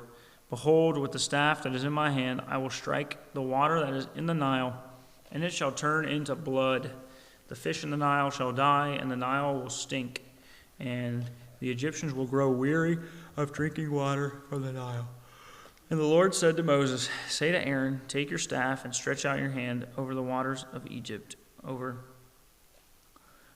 their rivers, their canals, their ponds, and all their pools of water, so that they may become blood. And there shall be blood throughout all the land of Egypt, even in vessels of wood and in vessels of stone. Moses and Aaron did as the Lord commanded in the sight of Pharaoh and in the sight of his servants. He lifted up the staff and struck the water in the Nile, and all the water in the Nile turned into blood. And the fish in the Nile died, and the Nile stank, so that the Egyptians could not drink water from the Nile. There was blood throughout all the land of Egypt. But the magicians of Egypt did the same by their secret arts. So Pharaoh's heart remained hardened, and he would not listen to them, as the Lord had said. Pharaoh turned and went into his house, and he did not take even this to heart. And all the Egyptians dug along the Nile for water to drink, for they could not drink the water of the Nile. 7 full days passed after the Lord had struck the Nile. Then the Lord said to Moses, Go into Pharaoh and say to him, Thus says the Lord, Let my people go, but that they may serve me. But if you refuse to let them go, behold, I will plague all your country with frogs. The Nile shall swarm with frogs that shall come up into your house and into your bedroom and on your bed and into the houses of your servants and your people and into your ovens and your kneading bowls. The frogs shall come up on you and on your people and on all your servants. And the Lord said to Moses, Say to Aaron, Stretch out your hand with your staff over the rivers, over the canals, and over the pools, and make frogs come up on the land of Egypt. So Aaron stretched out his hand over the waters of Egypt, and the frogs came up and covered the land of Egypt. But the magicians did the same by their secret arts, and made frogs come up on the land of Egypt. Then Pharaoh called Moses and Aaron and said, Plead with the Lord to take away the frogs from me and from my people, and I will let the people go to sacrifice to the Lord. Moses said to Pharaoh, Be pleased to command me when I am to plead for you and for your servants and for your people, that the frogs be cut off from you in your houses and be left only in the Nile. And he said, Tomorrow. Moses said, Be it as you say, so that you may know that there is no one like the Lord our God. The frogs shall go away from you and your houses and your servants and your people. They shall be left only in the Nile. So Moses and Aaron went out from Pharaoh, and Moses cried to the Lord about the frogs, as he had agreed with Pharaoh. And the Lord did according to the word of Moses. The frogs died out in the houses, the courtyards, and the fields, and they gathered them together in heaps, and the land stank. But when Pharaoh saw that there was a respite, he hardened his heart and would not listen to them, as the Lord had said. Then the Lord said to Moses, Say to Aaron, Stretch out your staff and strike the dust of the earth, so that it may become gnats in all the land of Egypt. And they did so. Aaron stretched out his hand with a staff and struck the dust of the earth, and there were gnats on man and beast. All the dust of the earth became gnats in the land of Egypt. The magicians tried by their secret arts to produce gnats, but they could not. So there were gnats on man and beast. Then the magician said to Pharaoh, This is the finger of God. But Pharaoh's heart was hardened, and he would not listen to them, as the Lord had said. Then the Lord said to Moses, Rise up early in the morning and present yourself to Pharaoh as he goes out to the water. and say to him, Thus says the Lord, let my people go, that they may serve me. Or else, if you will not let my people go, behold, I will send swarms of flies on you and your servants and your people, and into your houses, and the houses of the Egyptians shall be filled with swarms of flies, and also the ground in which they stand. But on that day I will set apart the land of Goshen, where my people dwell, so that no swarms of flies shall be there, that you may know that I am the Lord in the midst of the earth. Thus I will put a division between my people and your people. Tomorrow this sign shall happen. And the Lord did so. There came great swarms of flies into the house of Pharaoh and into his servants' houses throughout all the land of Egypt. And the land was ruined by swarms of flies. Then Pharaoh called Moses and Aaron and said, Go, sacrifice to your God within the land. But Moses said, It would not be right to do so, for the offerings we shall sacrifice to the Lord our God are an abomination to the Egyptians. If we sacrifice offerings abominable to the Egyptians before their eyes, will they not stone us? We must go 3 days' journey into the wilderness and sacrifice to the Lord our God as he tells us. So Pharaoh said, I will let you go to sacrifice to the Lord your God in the wilderness. Only you must not go very far away. Plead for me. Then Moses said, Behold, I am going out from you, and I will plead with the Lord, that the swarms of flies may depart from Pharaoh, from his servants, from his people tomorrow. Only let not Pharaoh cheat again by not letting the people go to sacrifice to the Lord. So Moses went out from Pharaoh and prayed to the Lord. And the Lord did as Moses asked, and removed the swarms of flies from Pharaoh, from his servants, and from his people. Not one remained. But Pharaoh hardened his heart this time also, and did not let the people go.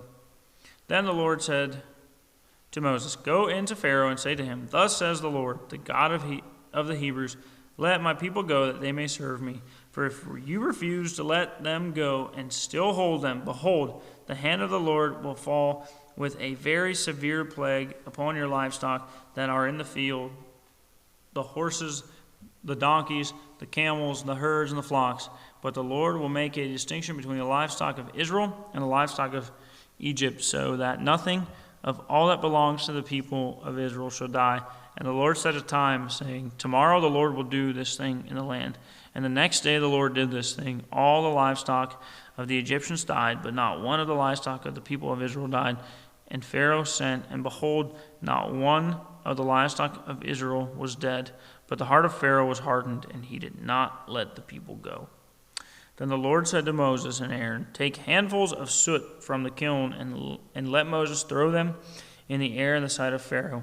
It shall become fine dust over all the land of Egypt, and become boils, breaking out in sores on man and beast throughout all the land of Egypt. So they took soot from the kiln and stood before Pharaoh and Moses. And Moses threw it in the air, and it became boils, breaking out in sores on man and beast. And the magicians could not stand before Moses because of the boils, for the boils came upon the magicians and upon all the Egyptians. But the Lord hardened the heart of Pharaoh, and he did not listen to them, as the Lord had spoken to Moses. Then the Lord said to Moses, Rise up early in the morning, and present yourself before Pharaoh, and say to him, Thus says the Lord, the God of the Hebrews, Let my people go, that they may serve me. For this time I will send all the plagues on you yourself, and on your servants and your people, so that you may know that there is none like me in all the earth. For by now I could have put out my hand and struck you and your people with pestilence, and you would have been cut off from the earth. But for this purpose I have raised you up, to show you my power, so that my name may be proclaimed in all the earth. You are still exalting yourself against my people, and will not let them go.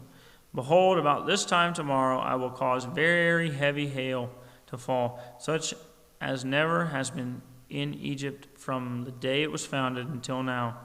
Now therefore get your livestock and all that you have in the field into safe shelter, for every man and beast that is in the field and is not brought home will die when the hail falls on them. Then whoever feared the word of the Lord among the servants of Pharaoh hurried his slaves and his livestock into the houses. But whoever did not pay attention to the word of the Lord left his slaves and his livestock in the field. Then the Lord said to Moses, "Stretch out your hand toward heaven, so that there may be hail in all the land of Egypt, on man and beast, and every plant of the field in the land of Egypt." Then Moses stretched out his staff toward heaven, and the Lord sent thunder and hail, and fire ran down to the earth, and the Lord rained hail upon the land of Egypt. There was hail and fire flashing continually in the midst of the hail, very heavy hail, such as had never been in all the land of Egypt since it became a nation. The hail struck down everything that was in the field in all the land of Egypt, both man and beast, and the hail struck down every plant of the field and broke every tree in the field. Only in the land of Goshen, where the people of Israel were, there was no hail. Then Pharaoh sent and called Moses and Aaron and said to them, "This time I have sinned. The Lord is in the right, and I and my people are in the wrong. Plead with the Lord, for there has been enough of God's thunder and hail. I will let you go, and you shall stay no longer." Moses said to him, "As soon as I have gone out of the city, I will stretch out my hands to the Lord. The thunder will cease, and there will be no more hail, so that you may know that the earth is the Lord's. But as for you and your servants, I know that you do not yet fear the Lord God." The flax and the barley were struck down, for the barley was in the ear and the flax was in bud. But the wheat and the emmer were not struck down, for they are late in coming. So Moses went out of the city of Pharaoh and stretched out his hands to the Lord. And the thunder and hail ceased, and the rain no longer poured upon the earth. But when Pharaoh saw that the rain and hail and thunder had ceased, he sinned yet again and hardened his heart, and he and his servants, so that the heart of Pharaoh was hardened, and he did not let the people of Israel go, just as the Lord had spoken through Moses. I did in the beginning.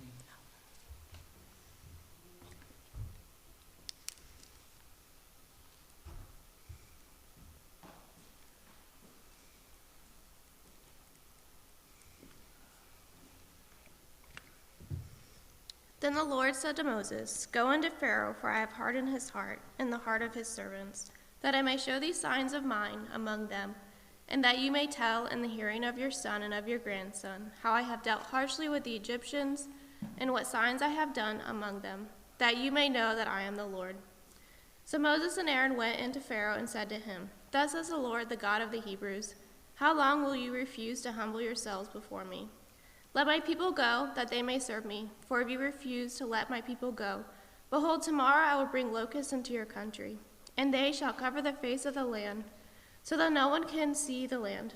And they shall eat what is left to you after the hail, and they shall eat every tree of yours that grows in the field. And they shall fill your houses and the houses of your servants and of all the Egyptians, as neither your fathers nor your grandfathers have seen, from the day they came on the earth to this day." Then he turned and went out from Pharaoh. Then Pharaoh's servants said to him, "How long shall this man be a snare to us? Let the men go, that they may serve the Lord their God. Do you not yet understand that Egypt is ruined?" So Moses and Aaron were brought back to Pharaoh, and he said to them, "Go serve the Lord your God, but which ones are to go?" Moses said, "We will go with our young and our old. We will go with our sons and daughters and with our flocks and herds, for we must hold a feast to the Lord." But he said to them, "The Lord be with you if ever I let you and your little ones go. Look, you have some evil purpose in your mind. No, go, the men among you, and serve the Lord, for that is what you are asking." And they were driven out from Pharaoh's presence. Then the Lord said to Moses, "Stretch out your hand over the land of Egypt for the locusts, so that they may come upon the land of Egypt and eat every plant in the land and all the hail that has left." So Moses stretched out his staff over the land of Egypt, and the Lord brought an east wind upon the land all that day and all that night. When it was morning, the east wind had brought the locusts. The locusts came over all the land of Egypt and settled on the whole country of Egypt. Such a dense swarm of locusts had never been before, nor ever will be again.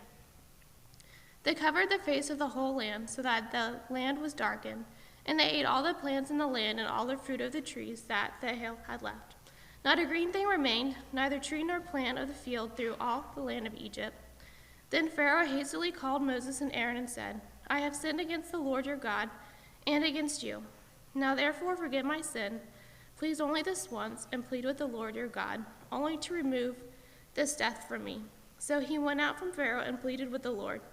And the Lord turned the wind into a very strong west wind, which lifted the locusts and drove them into the Red Sea. Not a single locust was left in all the country of Egypt. But the Lord hardened Pharaoh's heart, and he did not let the people of Israel go. Then the Lord said to Moses, Stretch out your hand toward heaven, that there may be darkness over the land of Egypt, a darkness to be felt. So Moses stretched out his hand toward heaven, and there was a pitch darkness in all the land of Egypt 3 days.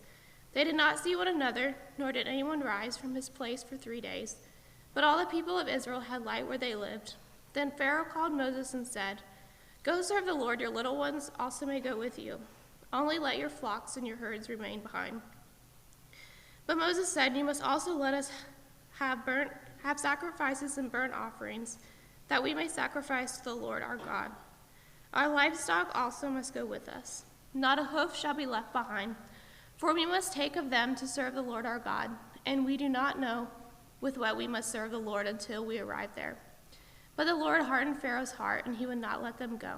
Then Pharaoh said to him, Get away from me, take care never to see my face again, for on the day you see my face you shall die.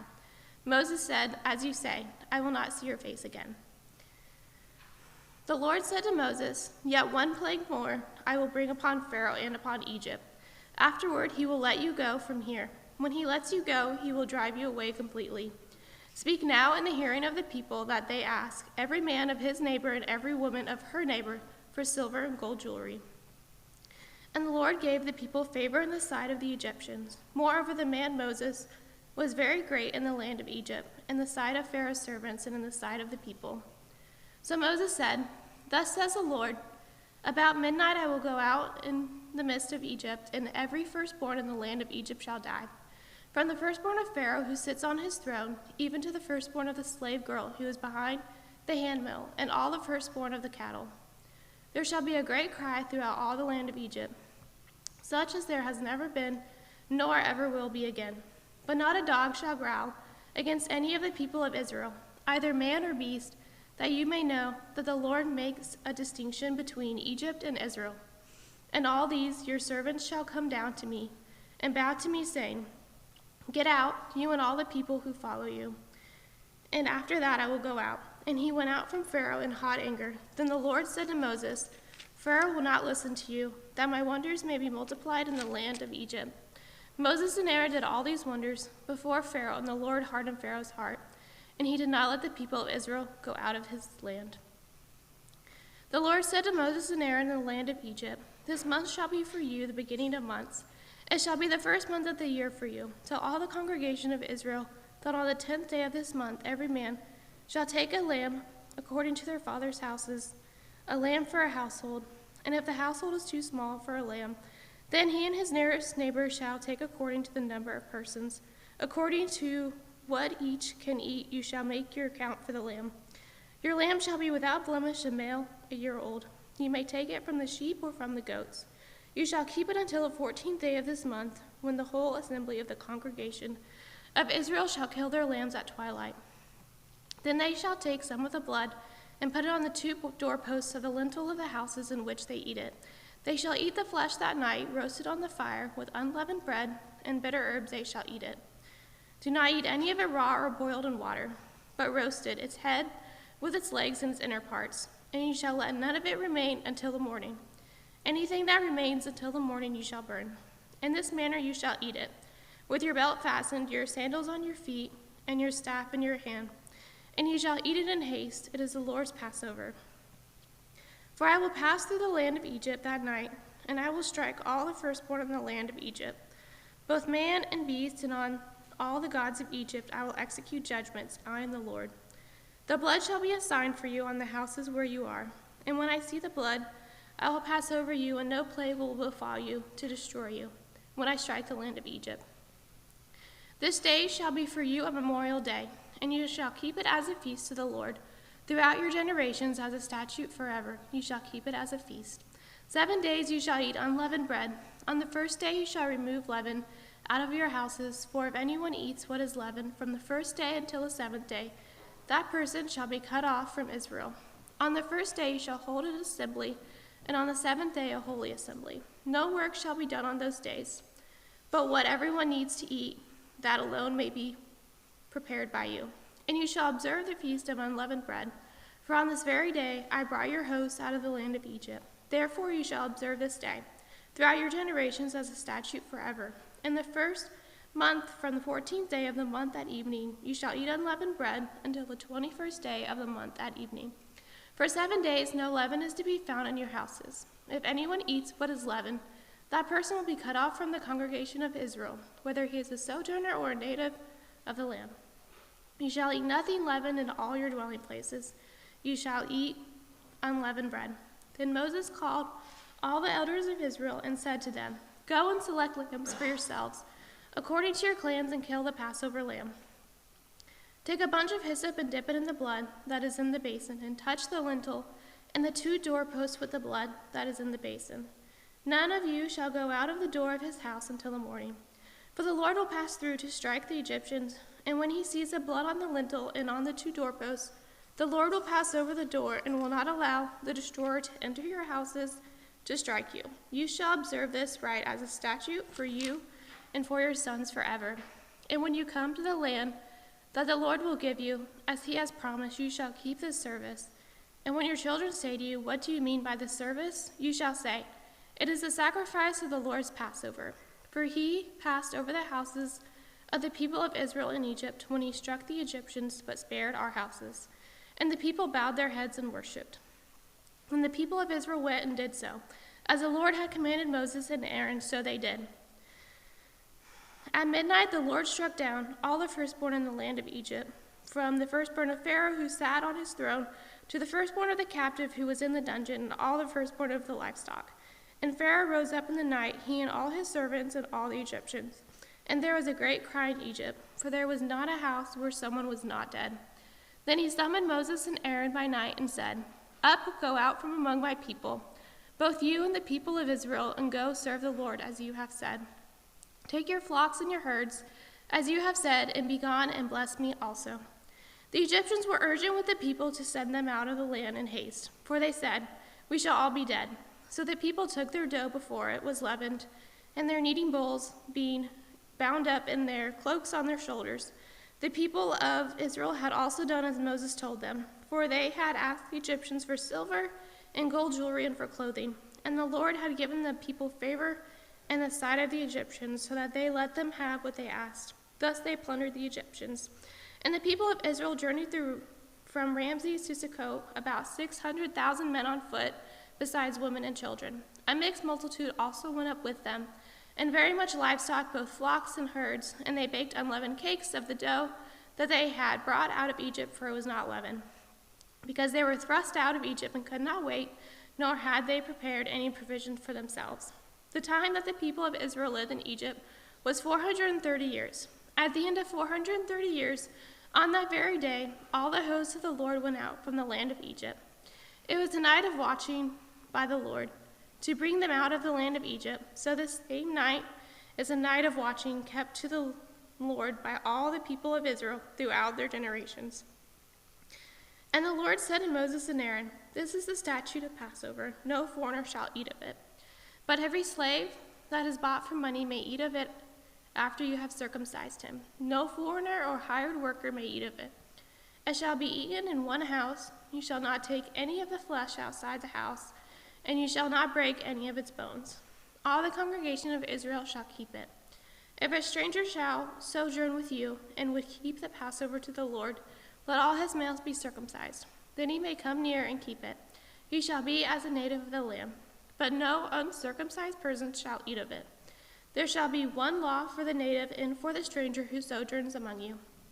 All the people of Israel did just as the Lord commanded Moses and Aaron. And on that very day, the Lord brought the people of Israel out of the land of Egypt by their hosts. The Lord said to Moses, "Consecrate to me all the firstborn, whatever is the first to open up the womb among the people of Israel, both of man and of beast is mine." Then Moses said to the people, "Remember this day in which you came out from Egypt, out of the house of slavery, for by a strong hand the Lord brought you out from this place. No leavened bread shall be eaten. Today, in the month of Abib, you are going out. And when the Lord brings you into the land of the Canaanites, the Hittites, the Amorites, the Hivites, and the Jebusites, which he swore to your fathers to give you, a land flowing with milk and honey, you shall keep this service in this month. 7 days you shall eat unleavened bread, and on the 7th day there shall be a feast to the Lord. Unleavened bread shall be eaten for 7 days. No leavened bread shall be seen with you, and no leaven shall be seen with you in all your territory. You shall tell your son on that day, it is because of what the Lord did for me when I came out of Egypt. And it shall be to you as a sign on your hand, and as a memorial between your eyes, that the law of the Lord may be in your mouth. For with a strong hand the Lord has brought you out of Egypt. You shall therefore keep this statute at its appointed time from year to year, when the Lord brings you into the land of the Canaanites, as he swore to you and your fathers, and shall give it to you. You shall set apart to the Lord all that first opens the womb. All the firstborn of your animals that are males shall be the Lord's. Every firstborn of a donkey you shall redeem with a lamb, or if you will not redeem it, you shall break its neck. Every firstborn of man among your sons you shall redeem. And when in time to come your son asks you, "What does this mean?" you shall say to him, "By a strong hand the Lord brought us out of Egypt, from the house of slavery. For when Pharaoh stubbornly refused to let us go, the Lord killed all the firstborn in the land of Egypt, both the firstborn of man and the firstborn of animals. Therefore I sacrificed to the Lord all the males that first opened the womb.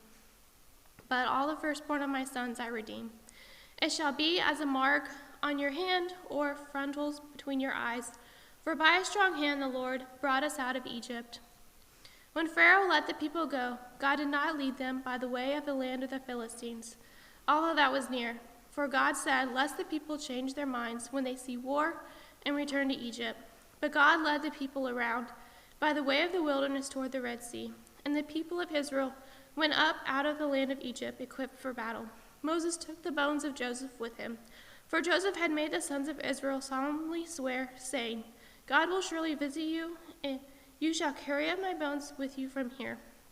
And they moved on from Succoth and encamped at Etam on the edge of the wilderness. And the Lord went before them by day in a pillar of cloud to lead them along the way, and by night in a pillar of fire to give them light, that they might travel by day and by night. The pillar of cloud by day and the pillar of fire by night did not depart from before the people. Then the Lord said to Moses, "Tell the people of Israel to turn back and encamp in front of Pi-hahiroth, between Migdol and the sea. In front of Baal-zephon you shall encamp facing it by the sea. For Pharaoh will say of the people of Israel, 'They are wandering in the land. The wilderness has shut them in, and I will harden Pharaoh's heart. And he will pursue them, and I will get glory over Pharaoh and all his host. And the Egyptians shall know that I am the Lord.'" And they did so. When the king of Egypt was told that the people had fled, the mind of Pharaoh and his servants was changed towards the people, and they said, "What is this we have done that we have let Israel go from serving us?" So he made ready his chariot and took his army with him, and took 600 chosen chariots, and all the other chariots of Egypt, with officers over all of them. And the Lord hardened the heart of Pharaoh, king of Egypt, and he pursued the people of Israel, while the people of Israel were going out defiantly. The Egyptians pursued them. All Pharaoh's horses and chariots and his horsemen and his army overtook them, then encamped at the sea by Pi-hahiroth in front of Baal-zephon. When Pharaoh drew near, the people of Israel lifted up their eyes, and behold, the Egyptians were marching after them, and they feared greatly. And the people of Israel cried out to the Lord. They said to Moses, "Is it because there are no graves in Egypt that you have taken us away to die in the wilderness? What have you done to us in bringing us out of Egypt? Is not this what we said to you in Egypt? Leave us alone that we may serve the Egyptians? For it would have been better for us to serve the Egyptians than to die in the wilderness." And Moses said to the people, Fear not, stand firm and see the salvation of the Lord, which he will work for you today. For the Egyptians whom you see today, you shall never see again. The Lord will fight for you, and you have only to be silent. The Lord said to Moses, "Why do you cry to me? Tell the people of Israel to go forward. Lift up the staff and stretch out your hand over the sea and divide it, that the people of Israel may go through the sea on the dry ground. And I will harden the hearts of the Egyptians, so that they shall go in after them. And I will get glory over Pharaoh and all his hosts, his chariots, and his horsemen.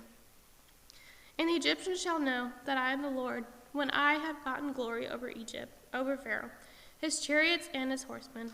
Then the angel of God, who was going before the host of Israel, moved and went behind them, and the pillar of cloud moved from before them and stood behind them, coming between the host of Egypt, and the host of Israel.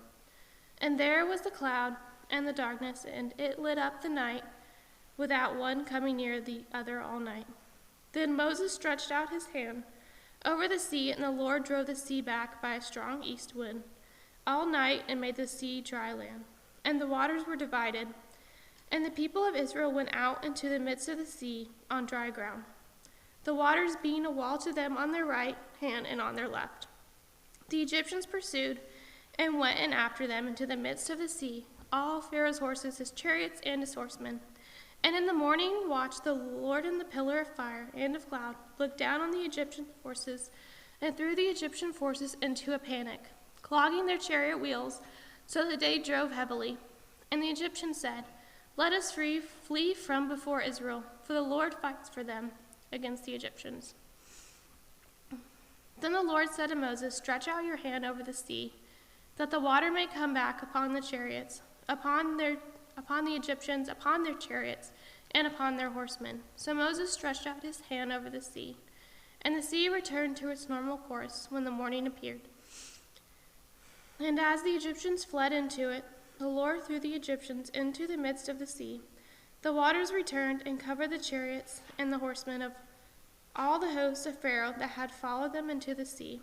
Not one of them remained. But the people of Israel walked on dry ground through the sea, the waters being a wall to them on their right hand and on their left. Thus the Lord saved Israel that day from the hand of the Egyptians. And Israel saw the Egyptians dead on the seashore. Israel saw the great power that the Lord used against the Egyptians. So the people feared the Lord, and they believed in the Lord and in his servant Moses. Then Moses and the people of Israel sang the song to the Lord, saying, "I will sing to the Lord, for he has triumphed gloriously. The horse and his rider he has thrown into the sea. The Lord is my strength and my song, and he has become my salvation. This is my God, and I will praise him, my father's God, and I will exalt him. The Lord is a man of war, the Lord is his name. Pharaoh's chariots and his host he cast into the sea, and his chosen officers were sunk in the Red Sea. The floods covered them, they went down into the depths like a stone. Your right hand, O Lord, glorious in power, your right hand, O Lord, shatters the enemy. In the greatness of your majesty you overthrow your adversaries. You send out your fury. It consumes them like stubble. At the blast of your nostrils the waters piled up. The floods stood up in a heap. The deeps congealed in the heart of the sea.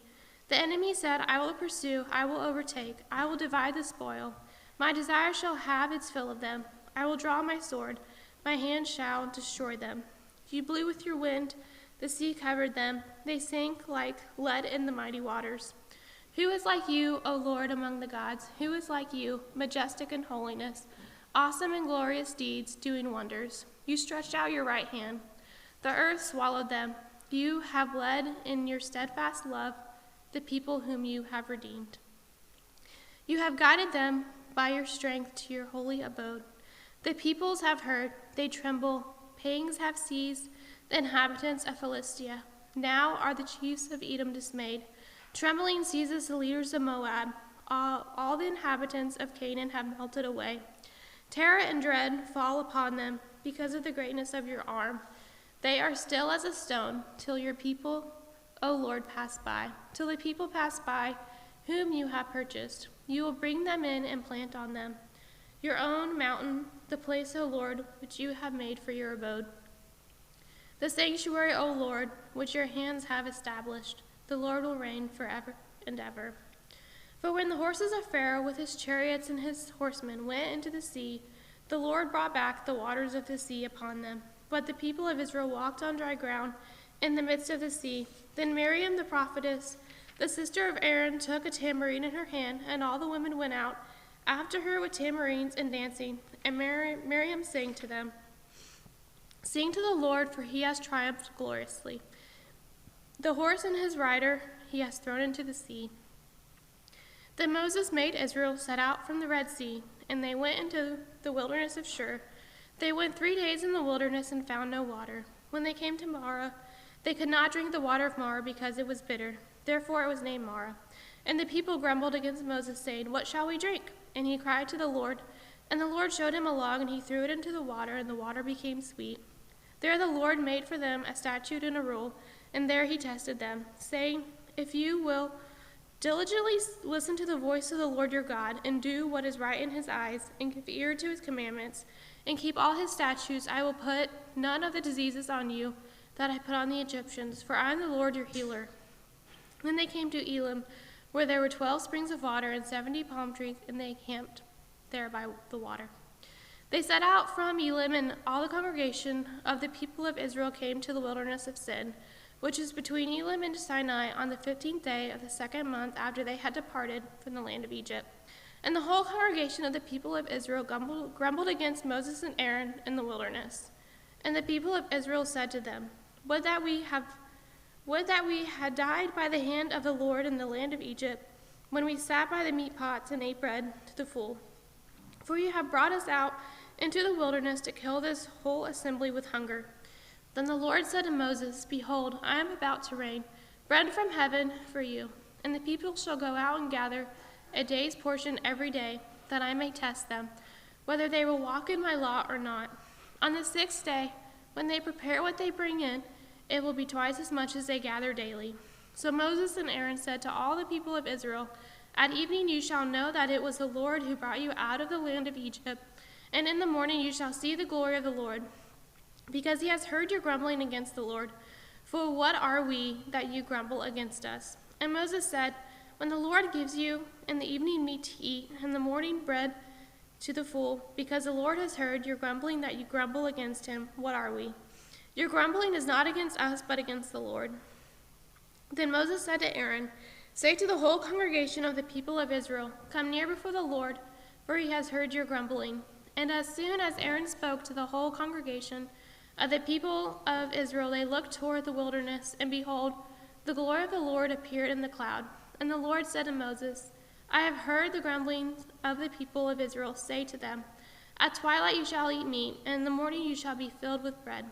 Then you shall know that I am the Lord your God." In the evening quail came up and covered the camp, and in the morning dew lay around the camp. And when the dew had gone up, there was on the face of the wilderness a fine flake-like thing, fine as frost on the ground. When the people of Israel saw it, they said to one another, "What is it?"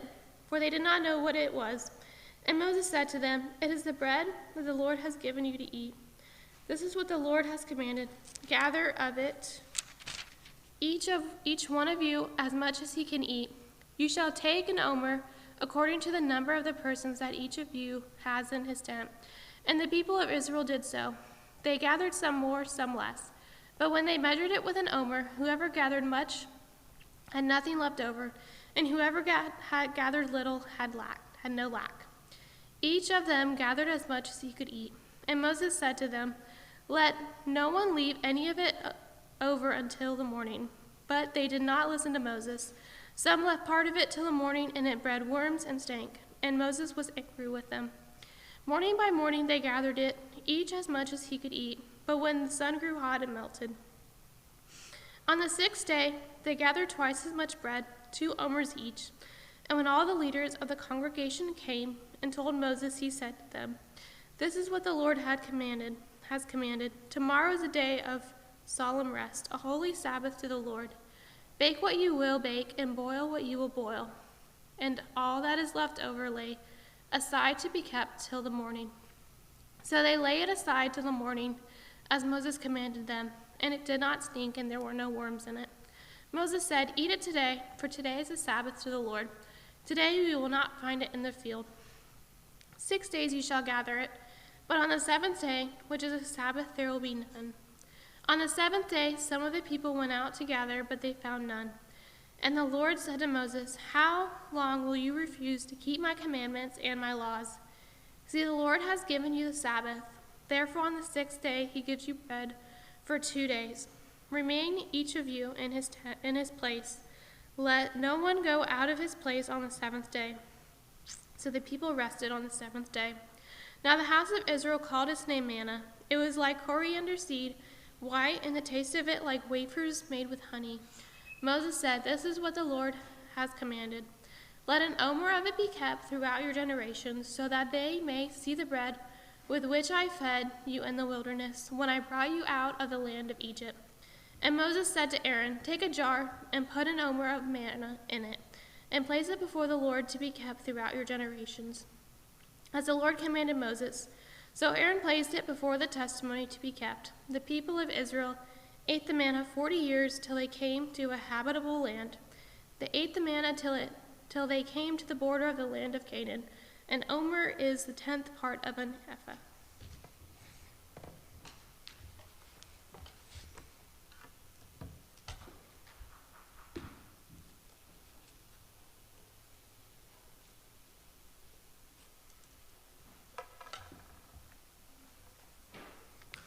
All the congregation of the people of Israel moved on from the wilderness of Sin by stages, according to the commandment of the Lord, and camped at Rephidim. But there was no water for the people to drink. Therefore the people quarreled with Moses and said, give us water to drink. And Moses said to them, why do you quarrel with me? Why do you test the Lord? But the people thirsted there for water, and the people grumbled against Moses and said, why did you bring us up out of Egypt, to kill us and our children and our livestock with thirst? So Moses cried to the Lord, what shall I do with this people? They are almost ready to stone me. And the Lord said to Moses, pass on before the people, taking with you some of the elders of Israel, and take in your hand the staff with which you struck the Nile, and go. Behold, I will stand before you there on the rock of Horeb, and you shall strike the rock, and water shall come out of it, and the people will drink. And Moses did so in the sight of the elders of Israel. And he called the name of the place Massah and Meribah, because of the quarreling of the people of Israel, and because they tested the Lord by saying, is the Lord among us or not? Then Amalek came and fought with Israel at Rephidim. So Moses said to Joshua, choose for us men, and go out and fight with Amalek. Tomorrow I will stand on the top of the hill with the staff of God in my hand. So Joshua did as Moses told him, and fought with Amalek. While Moses, Aaron, and Hur went up to the top of the hill, whenever Moses held up his hand, Israel prevailed, and whenever he lowered his hand, Amalek prevailed. But Moses' hand grew weary, so they took a stone and put it under him. And Hur held up his hands, one on one side and the other on the other side. So his hands were steady until the going down of the sun. And Joshua overwhelmed Amalek and his people with the sword. Then the Lord said to Moses, write this as a memorial in a book and recite it in the ears of Joshua, that I will utterly blot out the memory of Amalek from under heaven. And Moses built an altar and called the name of it, the Lord is my banner, saying, a hand upon the throne of the Lord. The Lord will have war with Amalek from generation to generation. Jethro, the priest of Midian, Moses' father-in-law, heard of all that God has done for Moses and for Israel, his people, how the Lord had brought Israel out of Egypt. Now Jethro, Moses' father-in-law, had taken Zipporah, Moses' wife, after he had sent her home, among with her 2 sons. The name of the one was Gershom, for he said, I have been a sojourner in a foreigner land. And the name of the other Eliezer, for he said, the God of my father was my help, and he delivered me from the sword of Pharaoh. Jethro, Moses' father-in-law, came with his sons and his wife to Moses in the wilderness, where he was encamped at the mountain of God. And when he sent word to Moses, I, your father-in-law Jethro, am coming to you with your wife and her 2 sons with her. Moses went out to meet his father-in-law and bowed down and kissed him. And they asked each other of their welfare and went into the tent. Then Moses told his father-in-law all that the Lord had done for Pharaoh and the Egyptians for Israel's sake, all the hardship that had come upon them in the way, and how the Lord had delivered them. And Jethro rejoiced for all the good that the Lord has done to Israel, and that he had delivered them out of the hand of Egyptians. Jethro said, "Blessed be the Lord, who has delivered you out of the hand of the Egyptians and out of the hand of Pharaoh, and has delivered the people from under the hand of the Egyptians. Now I know that the Lord is greater than all gods, because in his affair they dealt arrogantly with the people." And Jethro, Moses' father-in-law, brought a burnt offering and sacrifices to God. And Aaron came with all the elders of Israel to eat bread with Moses' father-in-law before God. The next day Moses sat to judge the people, and the people stood around Moses from morning till evening. When Moses' father-in-law saw all that he was doing for the people, he said, "What is this that you are doing for the people? Why do you sit alone, and all the people stand around you from morning till evening?" And Moses said to his father-in-law, "Because the people come to me to inquire of God. When they have a dispute, they come to me, and I decide between one person and another, and I make them know the statutes of God and his law." And Moses' father-in-law said to him, "What are you doing? What you are doing is not good. You and the people with you certainly wear yourselves out, for the thing is too heavy for you. You are not able to do it alone. Now obey my voice. I will give you advice, and God will be with you. You shall represent the people before God and bring their cases to God. And you shall warn them about the statutes and the laws, and make them know the way in which they must walk and what they must do. Moreover, look for able men from all the people, men who fear God, who are trustworthy and hate a bribe, and place such men over the people as chiefs of thousands and hundreds of fifties and tens. And let them judge the people at all times. Every great matter they shall bring to you, but any small matter they shall decide themselves. So it will be easier for you, and they will bear the burden with you. If you do this, God will direct you. You will be able to endure, and all this people also will go to their place in peace." So Moses listened to the voice of his father-in-law and did all that he had said. Moses chose able men out of all of Israel and made them heads over the people, chiefs of thousands and hundreds and fifties and tens. And they judged the people at all times. Any hard case they brought to Moses, but any small matters they decided themselves. Then Moses let his father-in-law depart, and he went away to his own country. On the third new moon, after the people of Israel had gone out of the land of Egypt, on that day they came into the wilderness of Sinai. They set out for Rephidim and came into the wilderness of Sinai, and they encamped in the wilderness. There Israel encamped before the mountain. While Moses went up to God, the Lord called to him out of the mountain and saying, "Thus you shall say to the house of Jacob, and tell the people of Israel, you yourselves have seen what I did to the Egyptians, and how I bore you on eagle's wings and brought you to myself. Now therefore, if you will indeed obey my voice and keep my covenant, you shall be my treasured possession among all peoples, for all the earth is mine, and you shall be to me a kingdom of priests and a holy nation. These are the words that you shall speak to the people of Israel." So Moses came and called the elders of the people and set before them all these words that the Lord had commanded him. All the people answered together and said, "All that the Lord has spoken we will do." And Moses reported the words of the people of the Lord. And the Lord said to Moses, "Behold, I am coming to you in a thick cloud, that the people may hear when I speak with you, and may also believe you forever." When Moses told the words of the people to the Lord said to Moses, "Go to the people and consecrate them today and tomorrow, and let them wash their garments, and be ready for the third day. For on the third day the Lord will come down on Mount Sinai in the sight of all the people. And you shall set limits for the people all around, saying, take care not to go up into the mountain or touch the edge of it. Whoever touches the mountain shall be put to death. No hand shall touch him, but he shall be stoned or shot. Whether beast or man, he shall not live. When the trumpet sounds a long blast, they shall come up to the mountain." So Moses went down from the mountain to the people and consecrated them, and they washed their garments. And he said to the people, "Be ready for the third day. Do not go near a woman." On the morning of the third day, there were thunders and lightnings and a thick cloud on the mountain and a very loud trumpet blast, so that all the people in the camp trembled. Then Moses brought the people out of the camp to meet God, and they took their stand at the foot of the mountain. Now Mount Sinai was wrapped in smoke, because the Lord has descended on it in fire. The smoke of it went up like the smoke of a kiln, and the whole mountain trembled greatly. And as the sound of the trumpet grew louder and louder, Moses spoke, and God answered him in thunder. The Lord came down on Mount Sinai to the top of the mountain, and the Lord called Moses to the top of the mountain, and Moses went up. And the Lord said to Moses, "Go down and warn the people, lest they break through to the Lord to look, and many of them perish. Also let the priests who come near to the Lord consecrate themselves, lest the Lord break out against them." And Moses said to the Lord, "The people cannot come up to Mount Sinai, for you yourself warned us, saying, 'Set limits around the mountain and consecrate it.' And the Lord said to him, 'Go down and come up, bringing Aaron with you. But do not let the priests and the people break through to come up to the Lord, lest he break out against them.' So Moses went down to the people and told them. And God spoke all these words, saying, 'I am the Lord your God, who brought you out of the land of Egypt, out of the house of slavery. You shall have no other gods before me. You shall not make for yourself a carved image or any likeness of anything that is in heaven above, or that is in the earth beneath, or that is in the water under the earth.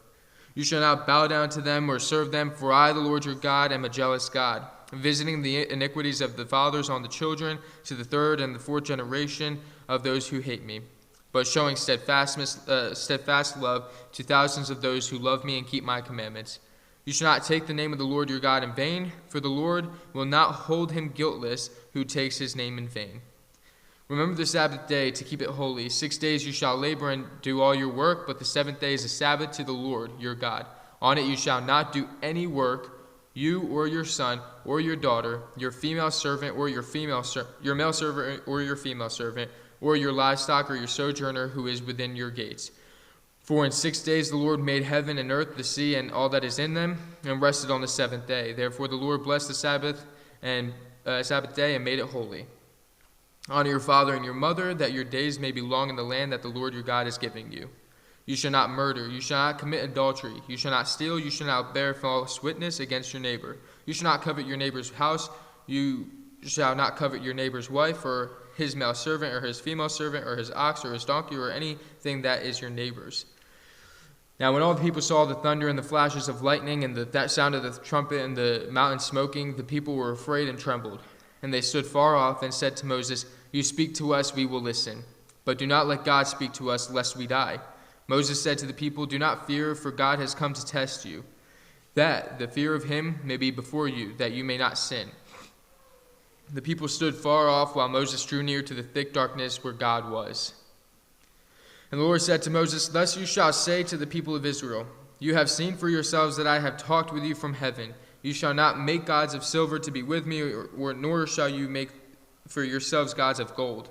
An altar of earth you shall make for me, and sacrifice on it your burnt offerings and your peace offerings, your sheep and your oxen. In every place where I cause my name to be remembered, I will come to you and bless you. If you make me an altar of stone, you shall not build it of hewn stone, for if you wield your tool on it, you profane it. And you shall not go up by steps to my altar, that your nakedness be exposed on it.'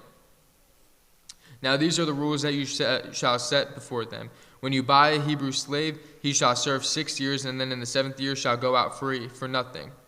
If he comes in single, he shall go out single. If he comes in married, then his wife shall go out with him. If his master gives him a wife, and she bear him sons and daughters, the wife and her children shall be her master's, and he shall go out alone. But if the slave plainly says, 'I love my master, my wife, and my children, I will not go out free,' then his master shall bring him to God, and he shall bring him to the door of the doorpost. And his master shall bore his or her ear through with an awl, and he shall be his slave forever.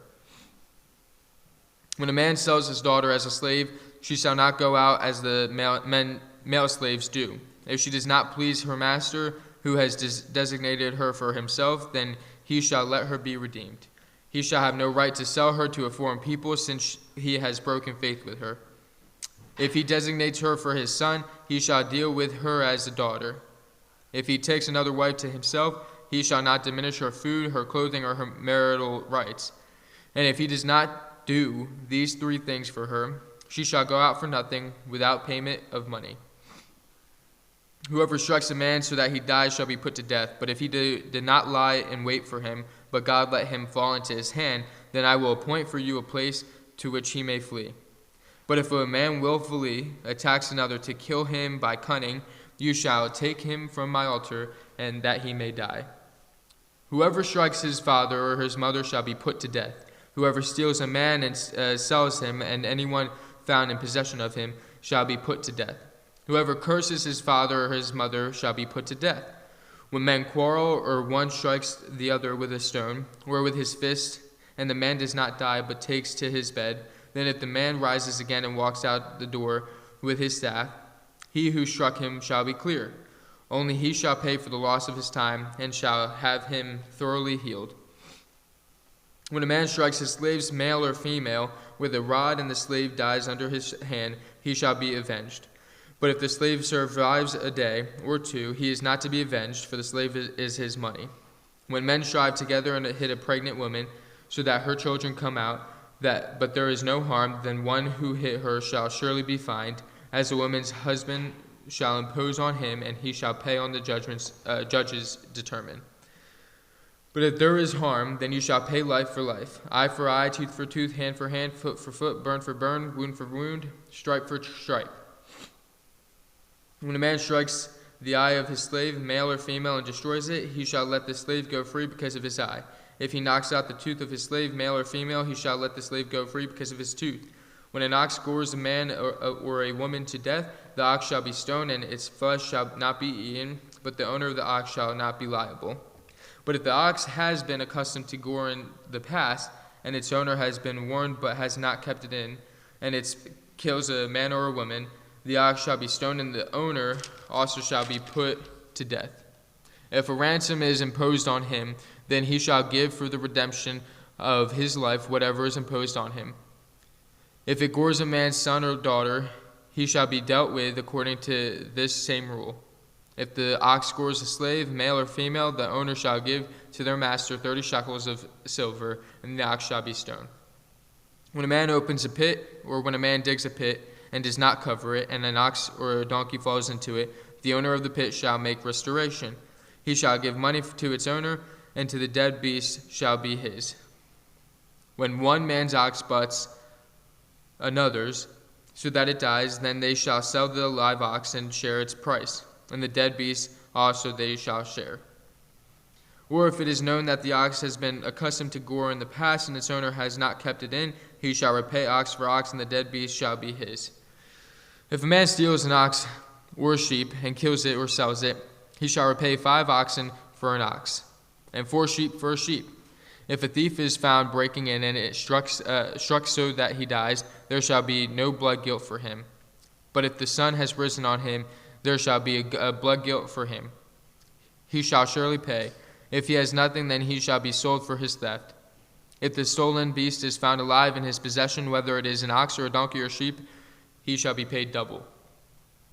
If a man causes a field or a vineyard or to be grazed over, or lets his beast loose, and it feeds in another man's field, he shall make restitution for the best in his own field and in his own vineyard. If fire breaks out and catches in thorns, so that the stacked grain or the standing grain or the field is consumed, he who started the fire shall make full restitution. If a man gives to his neighbor money or goods to keep safe, it is stolen from the man's house, then if the thief is found, he shall pay double. If the thief is not found, the owner of the house shall come near to God to show whether or not he has been put to his hand to his neighbor's property. For every breach of trust, whether it is for an ox or a donkey or sheep or a cloak or any kind of lost thing of which one says, "This is it," the case of both parties shall come before God. The one whom God condemns shall pay double to his neighbor. If a man gives to his neighbor a donkey or an ox or a sheep or any beast to keep safe, it dies or is injured or is driven away without anyone seeing it, an oath by the Lord shall be between both to see whether or not he has put his hand on his neighbor's property. The owner shall accept the oath and shall not make restitution. But if it is stolen from him, he shall make restitution to its owner. But if it is torn by beasts, let him bring it as evidence. He shall not make restitution for what has been torn. If a man borrows anything of his neighbor, and it is injured or dies, the owner not being with it, he shall make full restitution. If the owner was with it, he shall not make restitution. If it was hired, it came for its hiring fee. If a man seduces a virgin who is not betrothed or lies with her, he shall give the bride price for her and make her his wife. If her father utterly refuses to give her to him, he shall pay money equal to the bride price for virgins.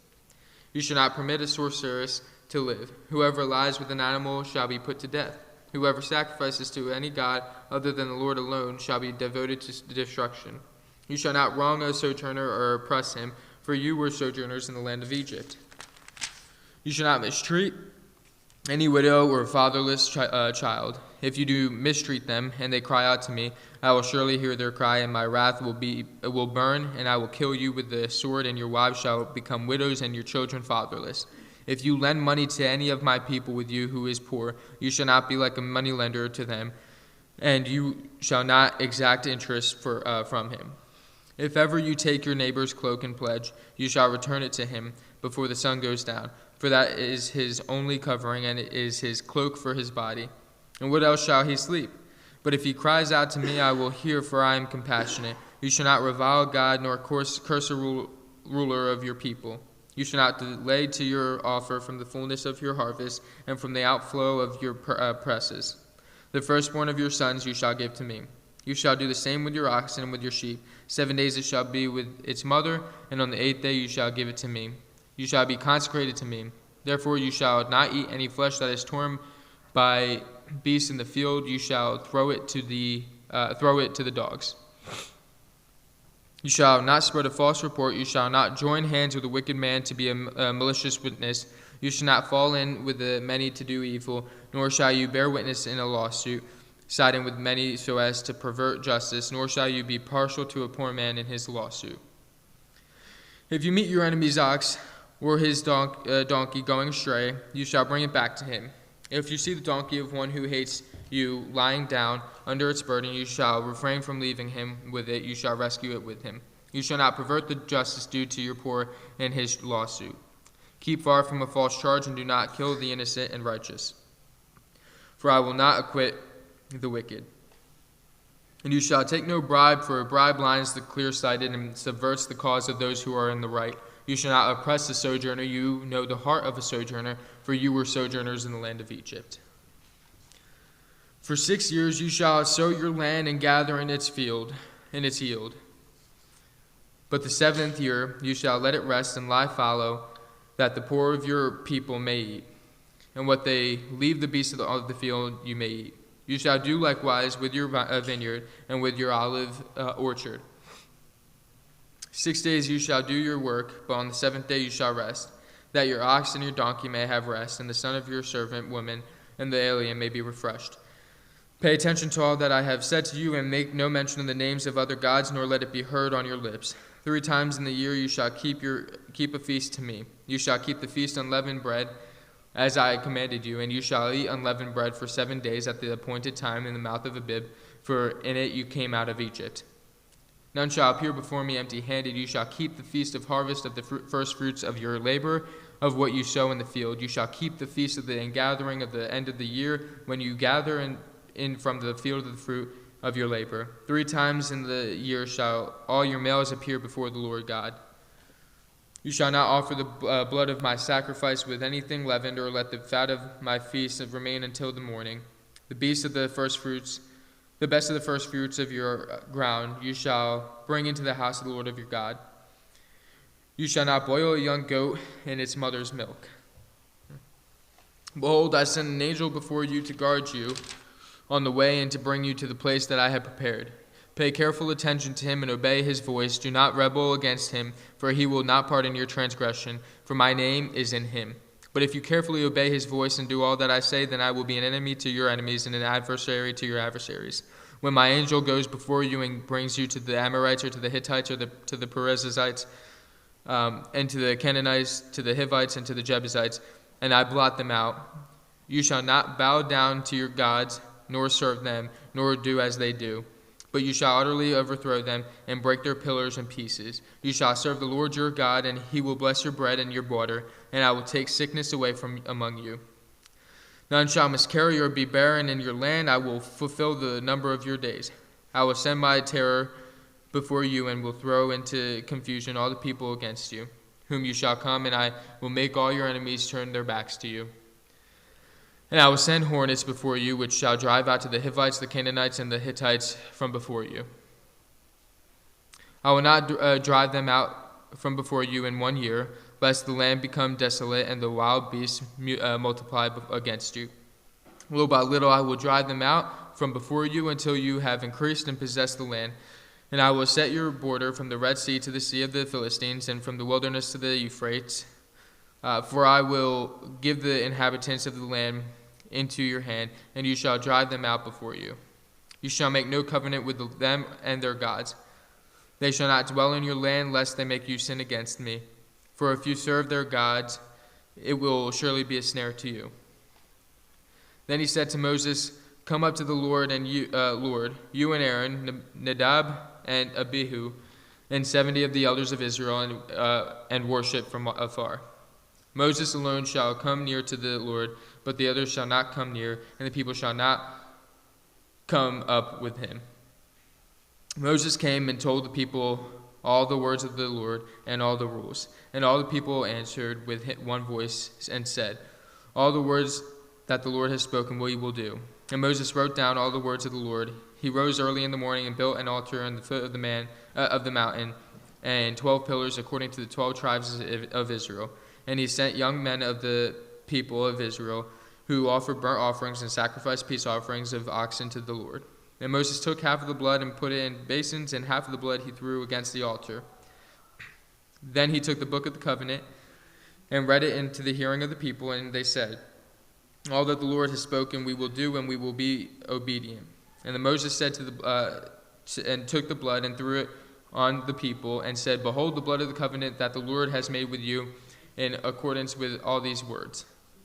Then Moses and Aaron, Nadab and Abihu, and 70 of the elders of Israel went up, and they saw the God of Israel.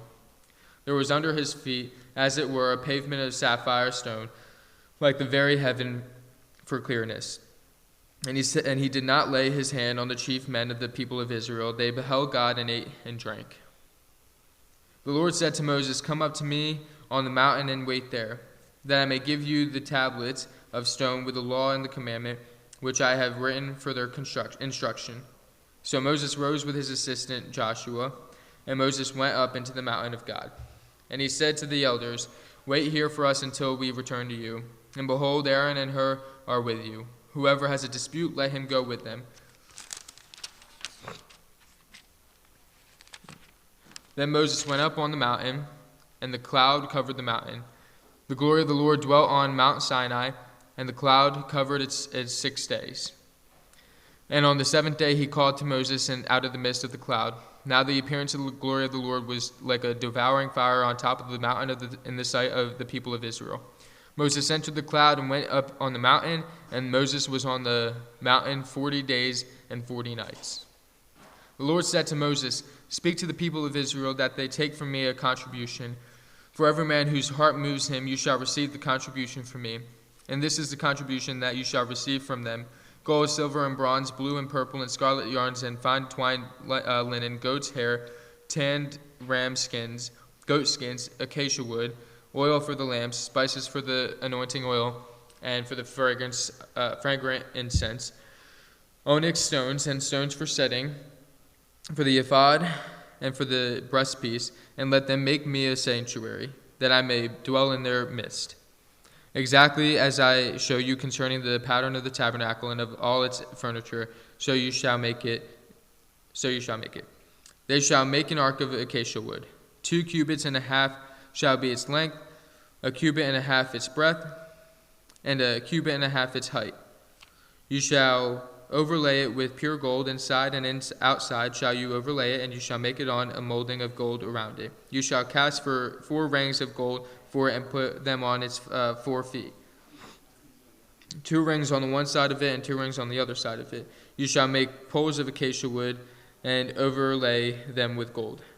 And you shall put the poles into the rings on the sides of the ark to carry the ark by them. The poles shall remain in the rings of the ark.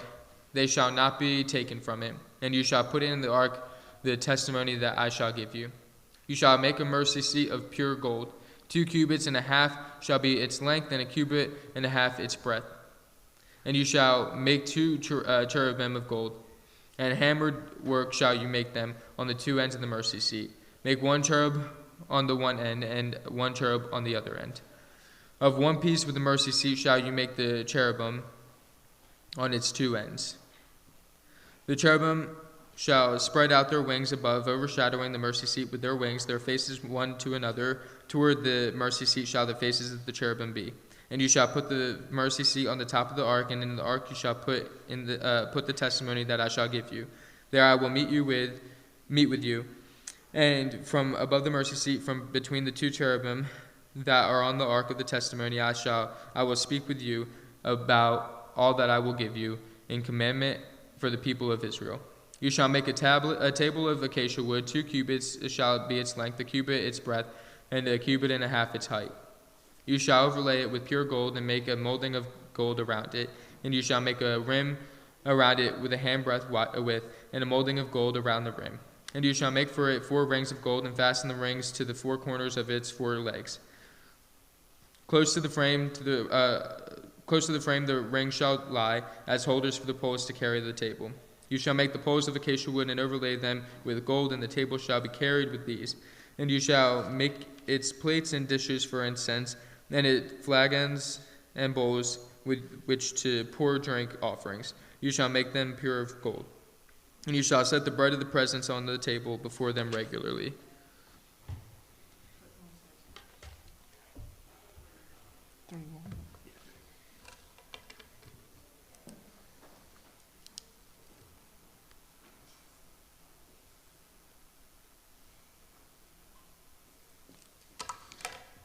You shall make a lampstand of pure gold. The lampstand shall be made of hammered works, its base, its stem, its cups, its complex, its flowers. Its flowers shall be one of the piece of it, and there shall be 6 branches going out of its sides, 3 branches on the lampstand, out of one of it, the 3 branches of the lampstand, out of the other side of it, 3 cups made of almond blossoms, each with lax and flour on one branch, 3 cups made like almond blossoms, like with lax and flour. Lax and flour, and the other branch so for the 6 branches going out of the lampstand, and on the lampstand itself there shall be 4 cups made like almond blossoms with their calyxes and flowers, and the calyx of 1 piece with it under each of the 6 branches going out from the lampstand. Their calyxes and their branches shall be one piece of it, the whole of it a single piece of hammered work of pure gold. You shall make 7 lamps for it, and the lamps shall be set up so as to give light on the one place in front of it, and its tongues and its trays shall be of pure gold. It shall be made with all these utensils out of a talent of gold, and it shall make them after the pattern of them which is being shown on the mountain. Moreover, you shall make the tabernacle with 10 currents of fine tinned linen, and blue and purple and scarlet yarn. You shall make them cherubim skillfully worked into them. The length of each current shall be 28 cubits, and the breadth of each current should be 4 cubits, and all the currents should be the same size. 5 curtains shall be coupled with one another, and the other 5 curtains shall be coupled with the other one, and you shall make loops. You shall make loops of them on blue on each of the uttermost curtains in the first set. Likewise, you shall make loops on on the edge of the uttermost curtain. On the second set, 50 loops you shall make on the one curtain, and 50 loops you shall make on the edge of the curtain. That is the second set. The loops shall be opposite one another, and you shall make 50 claps of gold, and the couple curtains one to another with claps, so that tabernacle may be a single whole. You shall also make curtains of goat's hair for a tent over the tabernacle. 11 curtains shall make you shall make. The length of each curtain shall be 30 cubits, and the breadth of each curtain 40 cubits. The 11 curtains shall be the same size. You shall couple 5 curtains by themselves, 6 curtains by themselves, and the sixth curtains you shall double over at the front of the tent. You shall make 50 loops on the edge of the curtain, so that is the uttermost of one set. 50 loops on the edge of the curtain that is the uttermost on the second set. You shall make 50 clamps of bronze. You shall put the clamps and the loops and the couple tent together, that it may be a single whole. And the part of that remains on the curtains of the tent, the half curtain that remains shall hang over the back of the tabernacle, and the extra that remains on the length of the curtains, the cubit on one side and a cubit on the other side, shall hang over the sides of the tabernacle on this side and that side to cover it. And you shall make the tents a covering of tan ram's skin, and a covering of goat skin on the top. You shall make upright frames for the tabernacle of acacia wood. 10 cubits shall be the length of a frame, and a cubit and a cubit and a half the breadth of each frame. There shall be 2 tongues on each frame, fitting together, so shall you do for the frames of the tabernacle. You shall make frames for the tabernacle, 20 frames for the south side, and 40 bases of silver. You shall make under the 20 frames 2 bases under one frame, for its two shall be 40 cubits. The hangings of the one side of the gate shall be 15 cubits with their 3 pillars and 3 bases. On the other side of the hanging shall be 15 cubits, and with their 3 pillars and 3 bases. For the gate of the court shall be a screen 20 cubits long of blue and purple and of scarlet yarn and fine twinned linen, embellished with needlework, embroidered with needlework. It shall have 4 pillars with them for 4 bases. All the pillars around the court shall be filleted with silver. Their hooks shall be of silver, and their bases of bronze. The length of the court shall be 100 cubits, the breadth 50, and the length and the height 5 cubits, with hangings of fine twinned linen, with bases of bronze. All of the utensils of the tabernacle for every use, and all its pegs, and all the pegs of the court shall be of bronze. For you shall command the people of Israel that they bring to you pure beaten olive oil for the light, that a lamp may regularly be set to burn in the tent of meeting outside of the veil that is before the testimony. Aaron and his sons shall tend from evening to morning before the Lord. It shall be a statute forever to be observed throughout their generations by the people of Israel. Then bring near to you Aaron your brother and his sons with them from among the people of Israel to serve me as priests. Aaron and Aaron's sons Nabal, Agah, Eleazar, Timhaimar, and you shall make holy garments for Aaron your brother for glory and for beauty.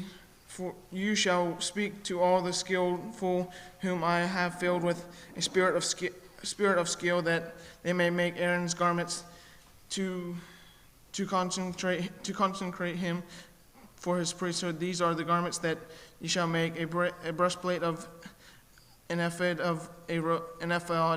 a robe, a coat, a clicker's work, a turban, and a sash, that they shall make holy garments for Aaron and your brother.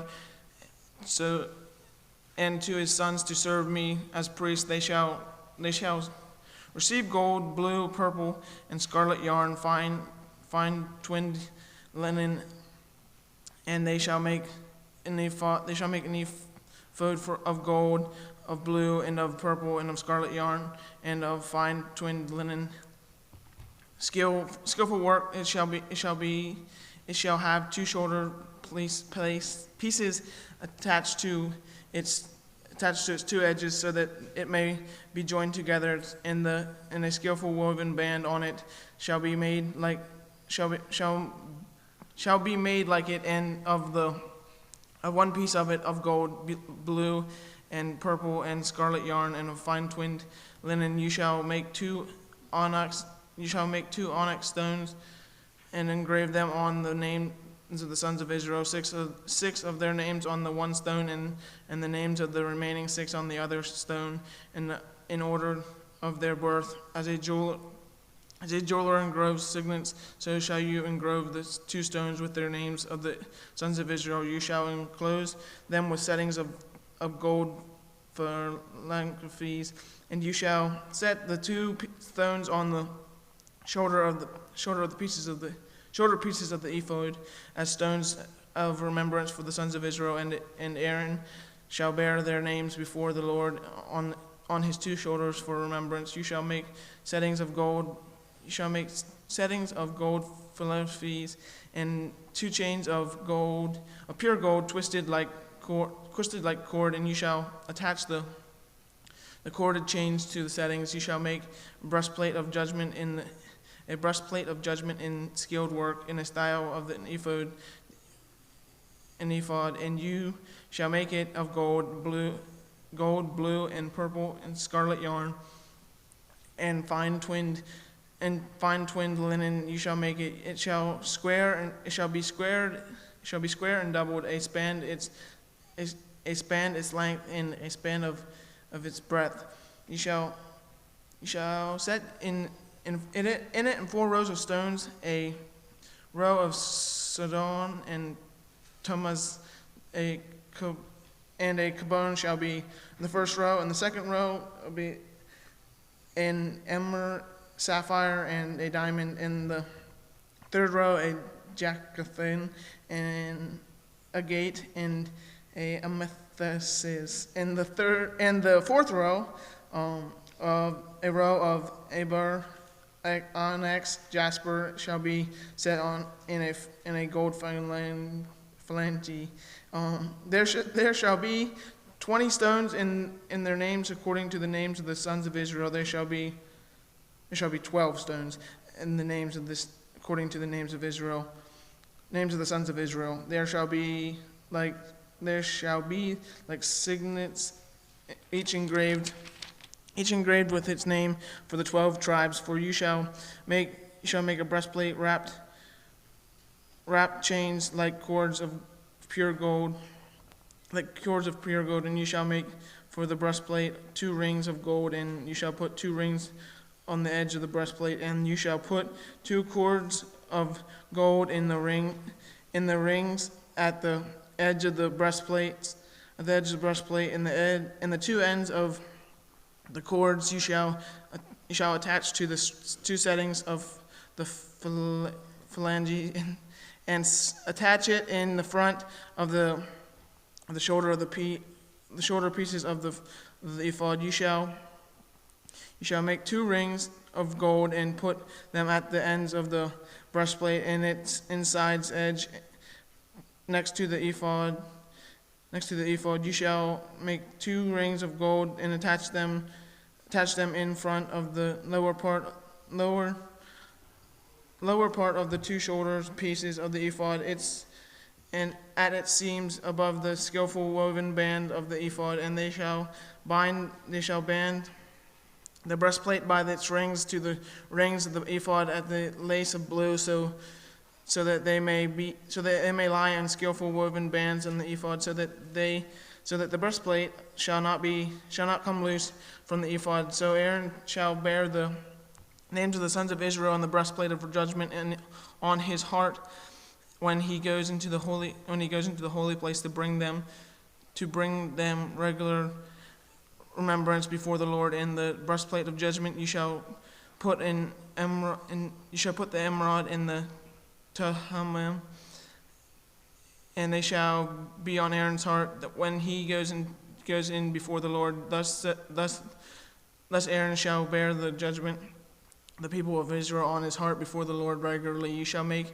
the robes of ephod. You shall make the robe of the ephod all blue. It shall have an opening for the head in the middle of it, and the woven binding around the opening, like the opening of a garment, like an opening in a garment, so it may not tear. On it hem you shall make pomegranates of blue and purple and scarlet yarn. It hem with bells and gold, in between them a golden bell and pomegranate, a golden bell and pomegranate, and a golden bell and pomegranate around the hem of the robe, and it shall be on Aaron when he ministers, and its sounds shall be heard from when he goes into the holy place before the Lord, and when he comes out, so that he does not die. You shall make a plate of pure gold, engrave on it like an engraving of a signet, holy to the Lord, and you shall fasten it to the turban by the cord of blue. You shall on the front of the turban, it shall be on Aaron's forehead, and Aaron shall bear any guilt from the holy things that the people of Israel consecrate as holy gifts. It shall regularly be on his forehead, that they may be accepted before the Lord. You shall weave coat in clicker work in fine linen, and you shall make a turban of fine linen, and you shall make a sash embroidered with needlework for Aaron's sons. You shall make coats and sashes and caps. You shall make them glory. You shall make for them glory and beauty, and you shall put them on Aaron your brother, and on his sons with him, and you shall appoint them to adorn them and concentrate them, so that they may serve as priests. You shall make for them linen undergarments to cover their naked flesh. They shall reach from the hips to their thighs, and they shall be on Aaron and his sons when they go into the tent of meeting, or when they come near the altar of ministry, to minister in the holy place, lest they be guilty and die. This shall be a statute forever for them, and it shall be, and for his offspring after him. Now this is what you shall do to consecrate them, that they may serve as priests. Take one bull of the herd and 2 rams without blemish, and unleavened bread, unleavened cakes mixed with oil, and unleavened wafers smeared with oil. You shall make them of fine wheat. You shall put them in one basket and bring them in the. You shall bring them in the basket, and bring the bull and the 2 rams. You shall bring Aaron and his sons to the entrance of the tent of meeting and wash them with the water. And you shall take the garments and put them on Aaron, and the coat and the robe of the ephod, and the ephod with the breastplate, and gird him with skillful woven bands of the ephod. And you shall set the turban on his head, and the holy crown on the turban. You shall take the anointing oil and put it on the head of him and anoint him. And then you shall bring his sons and put coats on them, and you shall gird Aaron and his sons with sash and bind caps on them, and the priesthood shall be theirs by statute forever. Thus you shall ordain Aaron and his sons, and you shall bring the bull before the tent of the meeting, and Aaron and his sons shall lay their heads on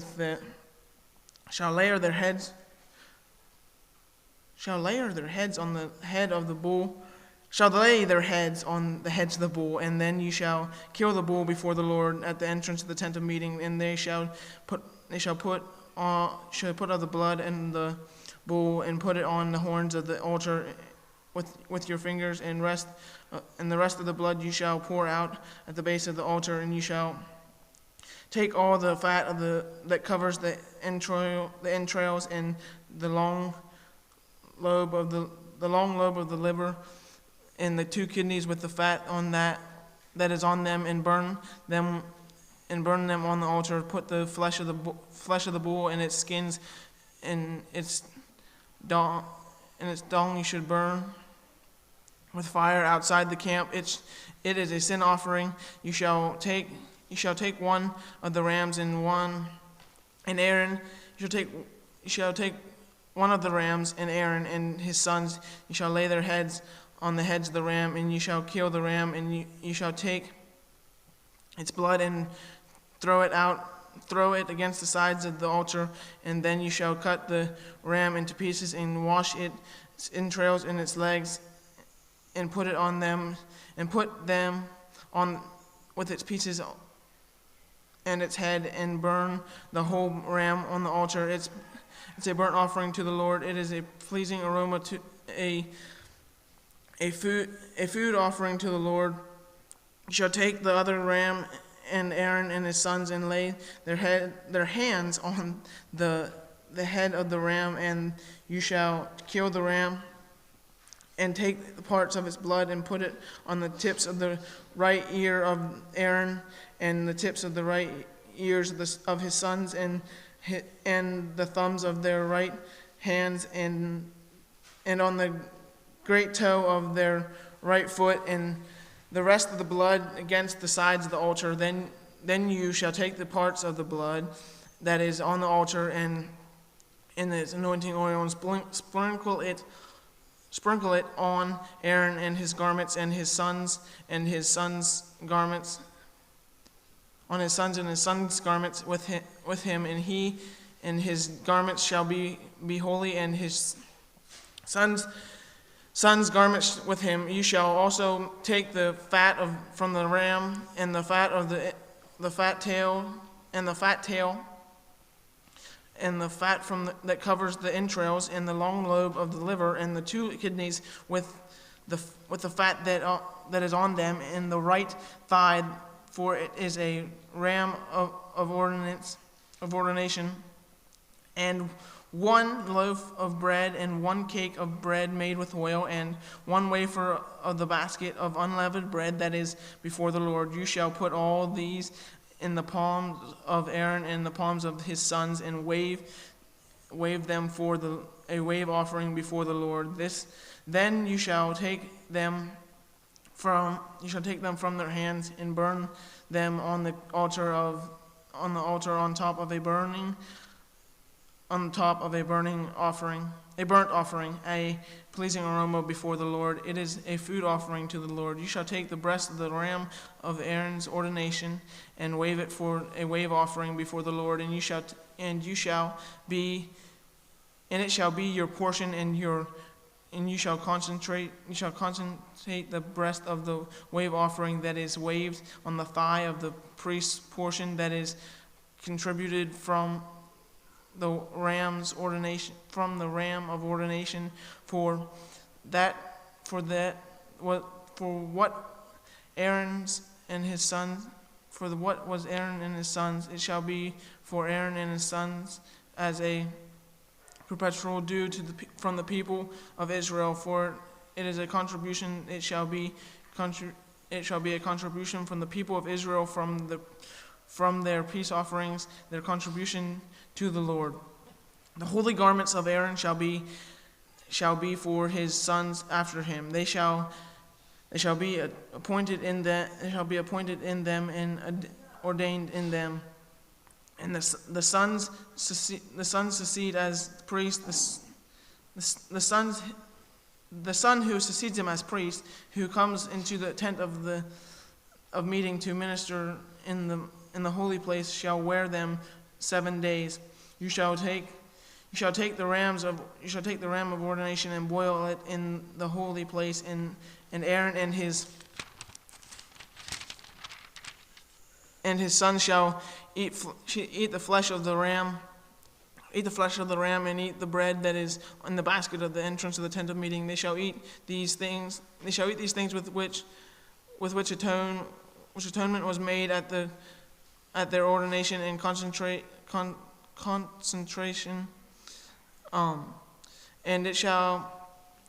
But an outsider shall not eat of them, because they are holy, and any of the flesh for ordination or the bread remains until morning. You shall burn the remainder with fire. You shall not eat.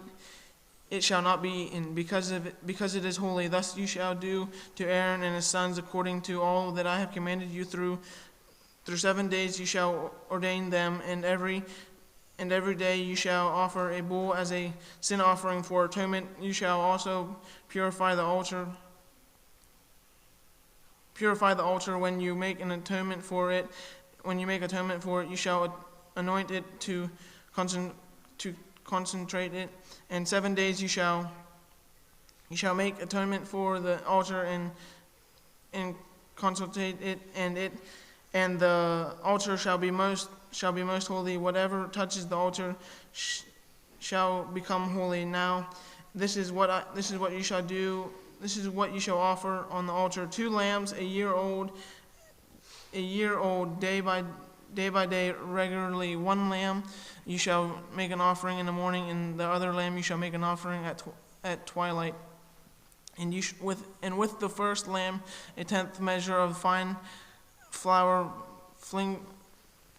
mingled with a fourth of a hin of beaten oil, and a fourth of a hin of wine for a drink offering. The other lamb shall be an offering at twilight, and you shall offer with it a grain offering and its drink offering as in the morning, for it is a pleasing aroma, a food offering to the Lord. It shall be an original burnt offering throughout your generations at the entrance of the tent of meeting before the Lord, where I will meet with you to speak to you. There I will meet with the people of Israel, and it shall be sacrificed and it shall be sanctified by my glory. I will concentrate the tent of meeting in the tent and the altar. Aaron also and his sons I will concentrate to serve as priests, and I will dwell among the people of Israel and be their God, and they shall know that I am their God, and who brought them out of the land of Israel, and that I might dwell among them. I am the Lord their God. You shall make a burnt offering, which you shall make an altar on which to burn incense. You shall make it of acacia wood. A cubit shall be its length, and a cubit its breadth. It shall be square. 2 cubits shall be its height, and its horns shall be of one piece of it. You shall overlay it with pure gold, its top and around its sides, and its horns, and you shall make a molding of gold around it, and you shall make 2 golden rings for it under the molding of 2 opposite sides of it, and you shall make them, for they shall be holders for poles with which to carry it. You shall make the poles of acacia wood and overlay them with gold, and you shall put them in front of the vane that is above the ark of the testimony, in front of the mercy seat, which is above the testimony, where I will meet with you. And Aaron shall burn fragrant incense on it every morning when he dresses the lamps, and he shall burn it. And when Aaron sets up the lamps at twilight, you shall burn it, a regular incense offering before the Lord. Before the Lord regularly, your generations you shall not offer unauthorized incense on it, or a burnt offering, or a grain offering. A burnt offering or a grain offering, you shall not pour a drink offering on it. Aaron shall make atonement on its horns once a year with the blood of the sin offering of atonement. He shall make atonement for it once in the year throughout your generations, for it is most holy to the Lord. The Lord said to Moses, when you take the census of the people of Israel, then each shall give a ransom for his life to the Lord when you number them, that there be no plague among them. For when you number them, each one who is numbered in the census shall give this, a shekel according to the shekels of the sanctuary, and 20 shekels, 20 gahar, a half shekel of an offering to the Lord. Everyone who is numbered in the census from 20 years and upward shall give the Lord offerings, and the rich shall give more, and the poor. The rich shall not give more, and the poor shall not give less than the half shekel.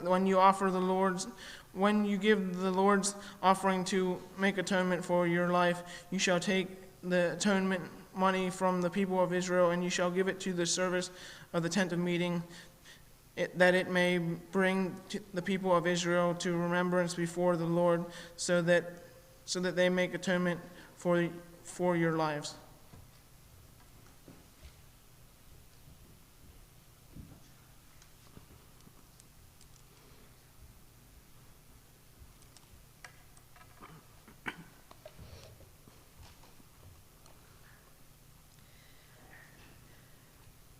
The Lord said to Moses, "You shall also make a basin of bronze with its stand of bronze for washing. You shall put it between the tent of meeting and the altar, and you shall put water in it, with which Aaron and his sons shall wash their hands and their feet. When they go into the tent of meeting, or when they come near the altar to minister, to burn a food offering to the Lord, they shall wash with water so that they may not die. They shall wash their hands and their feet so that they may not die. It shall be a statute forever to them, even to him and to his offspring throughout their generations." The Lord said to Moses, "Take the finest spices, of liquid myrrh 500 shekels, and of sweet-smelling cinnamon half as much, that is 250, and 250 of aromatic cane, and 500 of cassia, according to the shekel of the sanctuary, and a hin of olive oil. And you shall make of these a sacred anointing oil blended as by the perfumer. It shall be a holy anointing oil. With it you shall anoint the tent of meeting and the ark of the testimony, and the table and all its utensils, and the lampstand and its utensils, and the altar of incense, and the altar of burnt offering with all its utensils, and the basin and its stand. You shall consecrate them, that they may be most holy. Whatever touches them will become holy. You shall anoint Aaron and his sons and consecrate them, that they may serve me as priests. And you shall say to the people of Israel, this shall be my holy anointing oil throughout your generations.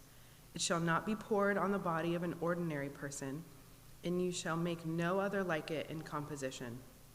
It is holy, and it shall be holy to you.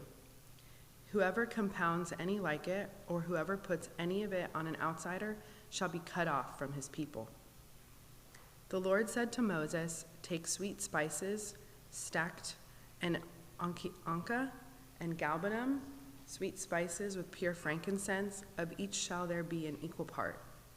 And make an incense blended as by the perfumer, seasoned with salt, pure and holy. You shall beat some of it very small, and put part of it before the testimony in the tent of meeting, where I shall meet with you. It shall be most holy for you.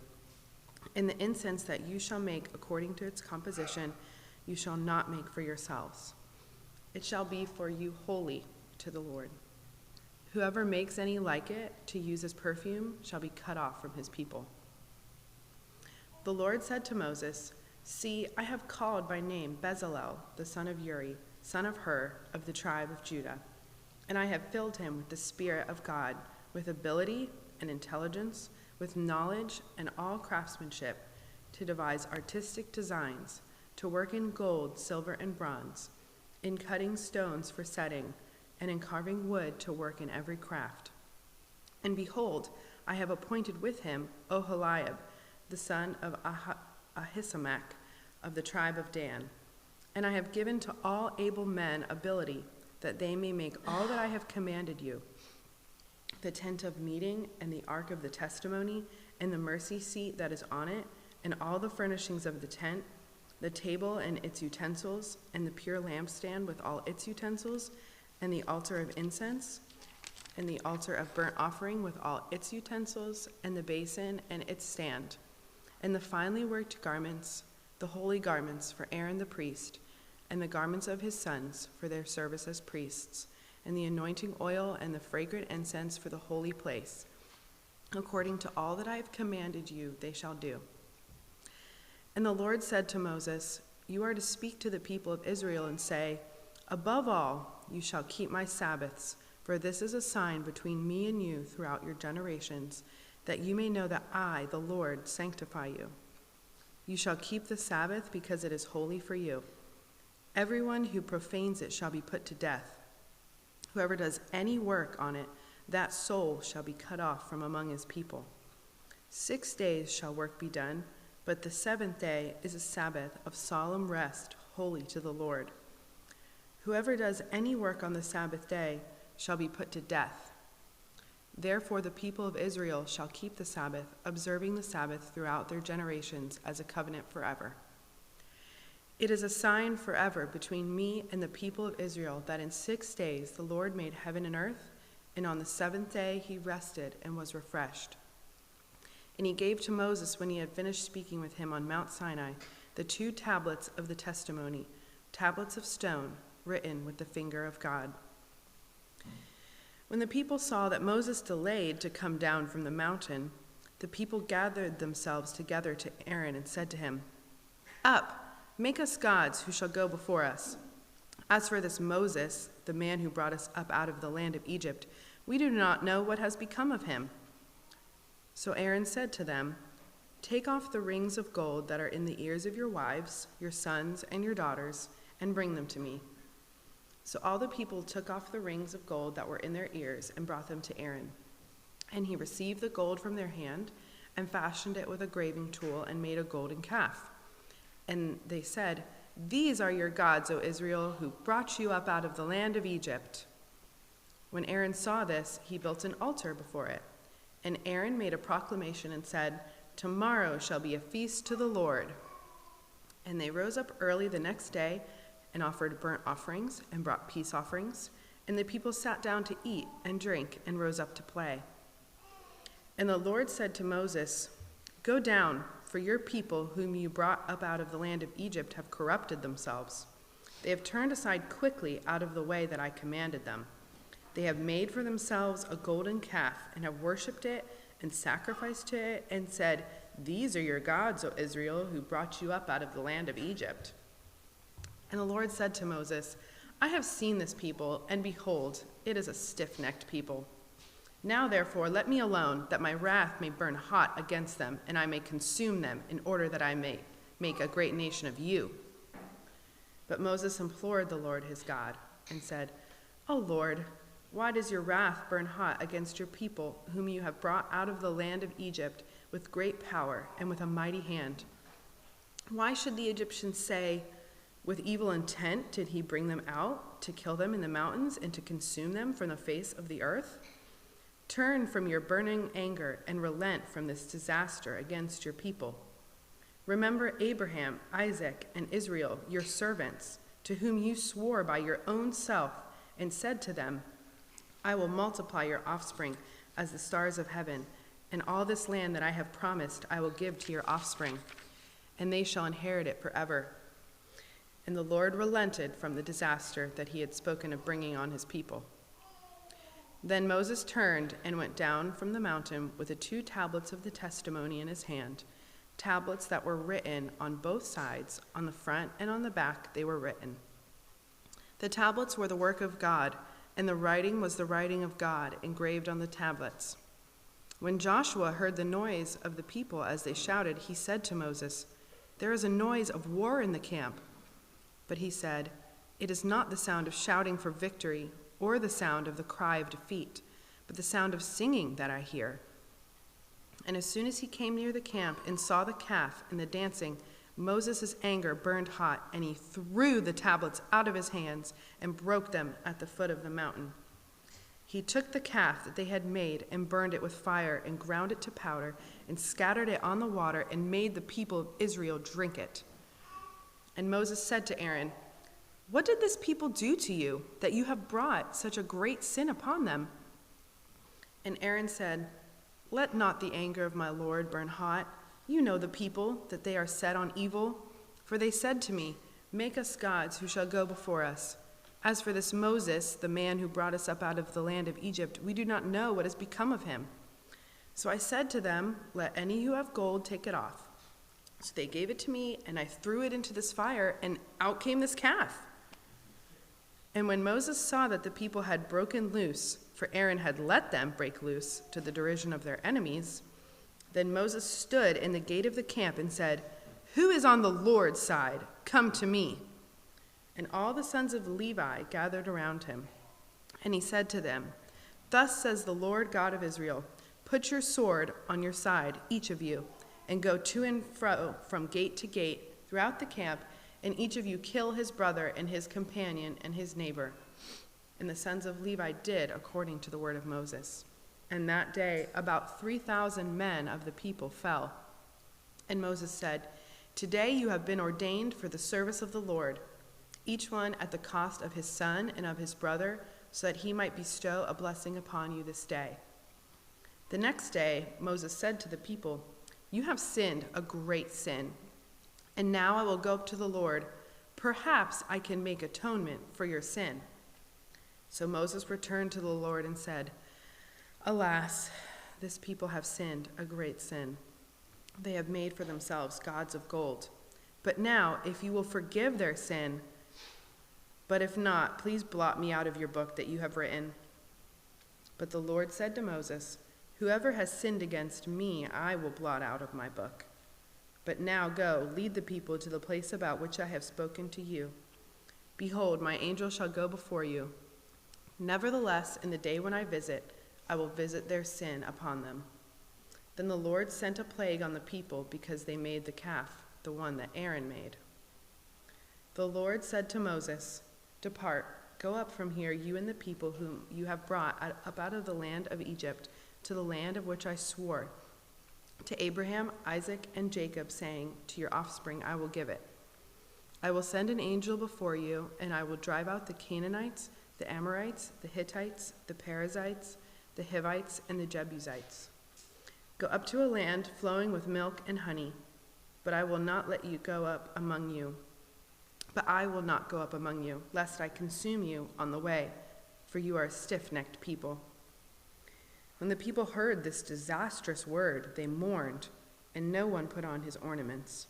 For the Lord had said to Moses, say to the people of Israel, you are a stiff-necked people. If for a single moment I should go up among you, I would consume you. So now take off your ornaments, that I may know what to do with you. Therefore the people of Israel stripped themselves of their ornaments from Mount Horeb onward. Now Moses used to take the tent and pitch it outside the camp, far off from the camp, and he called it the tent of meeting. And everyone who sought the Lord would go out to the tent of meeting, which was outside the camp. Whenever Moses went out to the tent, all the people would rise up, and each would stand at his tent door and watch Moses until he had gone into the tent. When Moses entered the tent, the pillar of cloud would descend and stand at the entrance of the tent, and the Lord would speak with Moses.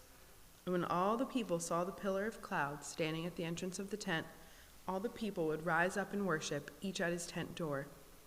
Thus the Lord used to speak to Moses face to face, as a man speaks to his friend. When Moses turned again into the camp, his assistant, Joshua the son of Nun, a young man, would not depart from the tent. Moses said to the Lord, see, you say to me, bring up this people, but you have not let me know whom you will send with me. Yet you have said, I know you by name, and you have also found favor in my sight. Now therefore, if I have found favor in your sight, please show me now your ways, that I may know you in order to find favor in your sight. Consider too that this nation is your people. And he said, my presence will go with you, and I will give you rest. And he said to him, if your presence will not go with me, do not bring us up from here. For how shall it be known that I have found favor in your sight, I and your people? Is it not in your going with us, so that we are distinct, I and your people, from every other people on the face of the earth? And the Lord said to Moses, this very thing that you have spoken I will do, for you have found favor in my sight, and I know you by name. Moses said, please show me your glory. And he said, I will make all my goodness pass before you, and will proclaim before you my name, the Lord. And I will be gracious to whom I will be gracious, and will show mercy on whom I will show mercy. But, he said, you cannot see my face, for man shall not see me and live. And the Lord said, behold, there is a place by me where you shall stand on the rock, and while my glory passes by, I will put you in a cleft of the rock, and I will cover you with my hand until I have passed by. Then I will take away my hand, and you shall see my back, but my face shall not be seen.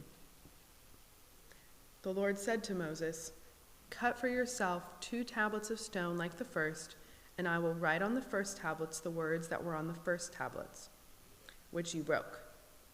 Be ready by the morning, and come up in the morning to Mount Sinai, and present yourself there to me on top of the mountain. No one shall come up with you, and let no one be seen throughout all the mountain. Let no flocks or herds graze opposite that mountain. So Moses cut 2 tablets of stone like the first, and he rose early in the morning and went up on Mount Sinai as the Lord had commanded him, and took in his hand 2 tablets of stone. The Lord descended in the cloud and stood with him there and proclaimed the name of the Lord. The Lord passed before him and proclaimed, the Lord, a God merciful and gracious, slow to anger and abounding in steadfast love and faithfulness, keeping steadfast love for thousands, forgiving iniquity and transgression and sin, but who will by no means clear the guilty, visiting the iniquity of the fathers on the children, and the children's children to the 3rd and the 4th generation. And Moses quickly bowed his head toward the earth and worshipped. And he said, if now I have found favor in your sight, O Lord, please let the Lord go in the midst of us, for it is a stiff-necked people, and pardon our iniquity and our sin, and take us for your inheritance. And he said, Behold, I am making a covenant. Before all your people I will do marvels, such as have not been created in all the earth or in any nation. And all the people among you whom you are shall see the work of the Lord, for it is an awesome thing that I will do with you. Observe what I command you this day. Behold, I will drive out before you the Amorites, the Canaanites, the Hittites, the Perizzites, the Hivites, and the Jebusites.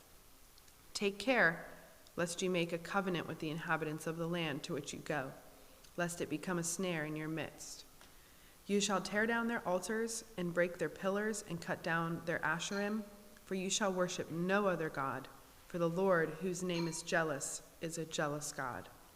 Lest you make a covenant with the inhabitants of the land, and when they whore after their gods and sacrifice to their gods, and you are invited, you eat of his sacrifice, and you take of their daughters for your sons, and their daughters whore after their gods, and make your sons whore after their gods. You shall not make for yourselves any gods of cast metal. You shall keep the feast of unleavened bread. 7 days you shall eat unleavened bread, as I commanded you, at the time appointed in the month Abib, for in the month Abib you came out from Egypt. All that open the womb are mine, all your male livestock, the firstborn of cow and sheep. The firstborn of a donkey you shall redeem with a lamb, or if you will not redeem it, you shall break its neck. All the firstborns of your sons you shall redeem, and none shall appear before me empty-handed. 6 days you shall work, but on the 7th day you shall rest. In plowing time and in harvest you shall rest. You shall observe the Feast of Weeks, the firstfruits of wheat harvest, and the Feast of Ingathering at the year's end. 3 times in the year shall all your males appear before the Lord God, the God of Israel. For I will cast out nations before you and enlarge your borders. No one shall covet your land when you go up to appear before the Lord your God 3 times in the year.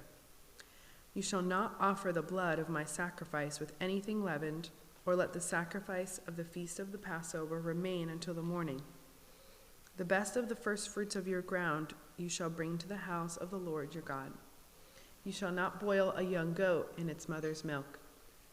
And the Lord said to Moses, Write these words, for in accordance with these words I have made a covenant with you and with Israel. So he was there with Israel 40 days and 40 nights. So he was there with the Lord 40 days and 40 nights.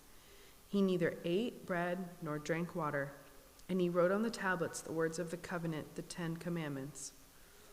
When Moses came down from Mount Sinai with the 2 tablets of the testimony in his hand as he came down from the mountain, Moses did not know that the skin of his face shone, because he had been talking with God. Aaron and all the people of Israel saw Moses, and behold, the skin of his face shone, and they were afraid to come near him. But Moses called to them, and Aaron and all the leaders of the congregation returned to him, and Moses talked with them. Afterward, all the people of Israel came near, and he commanded them all that the Lord had spoken with him in Mount Sinai. And when Moses had finished speaking with them, he put a veil over his face. Whenever Moses went in before the Lord to speak with him, he would remove the veil until he came out. And when he came out and told the people of Israel what he was commanded, the people of Israel would see the face of Moses, that the skin of Moses' face was shining. And Moses would put the veil over his face again until he went in to speak with him. Moses assembled all the congregation of the people of Israel and said to them, These are the things that the Lord has commanded you to do. 6 days work shall be done, but on the 7th day you shall have a Sabbath of solemn rest, holy to the Lord. Whoever does any work on it shall be put to death. You shall kindle no fire in all your dwelling places on the Sabbath day. Moses said to all the congregation of the people of Israel, This is the thing that the Lord has commanded. Take from among you a contribution to the Lord.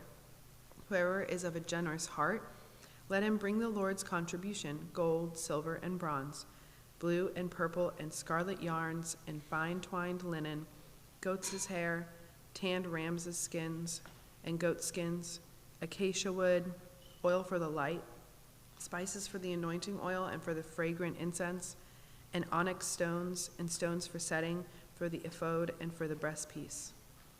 Let every skillful craftsman among you come and make all that the Lord has commanded: the tabernacle, its tent and its covering, its hooks and its frames, its bars, its pillars and its bases, the ark with its poles, the mercy seat and the veil of the screen, the table with its poles and all its utensils, and the bread of the presence, the lampstand also for the light with its utensils and its lamps, and the oil for the light, and the altar of incense with its poles, and the anointing oil and the fragrant incense, and the screen for the door at the door of the tabernacle.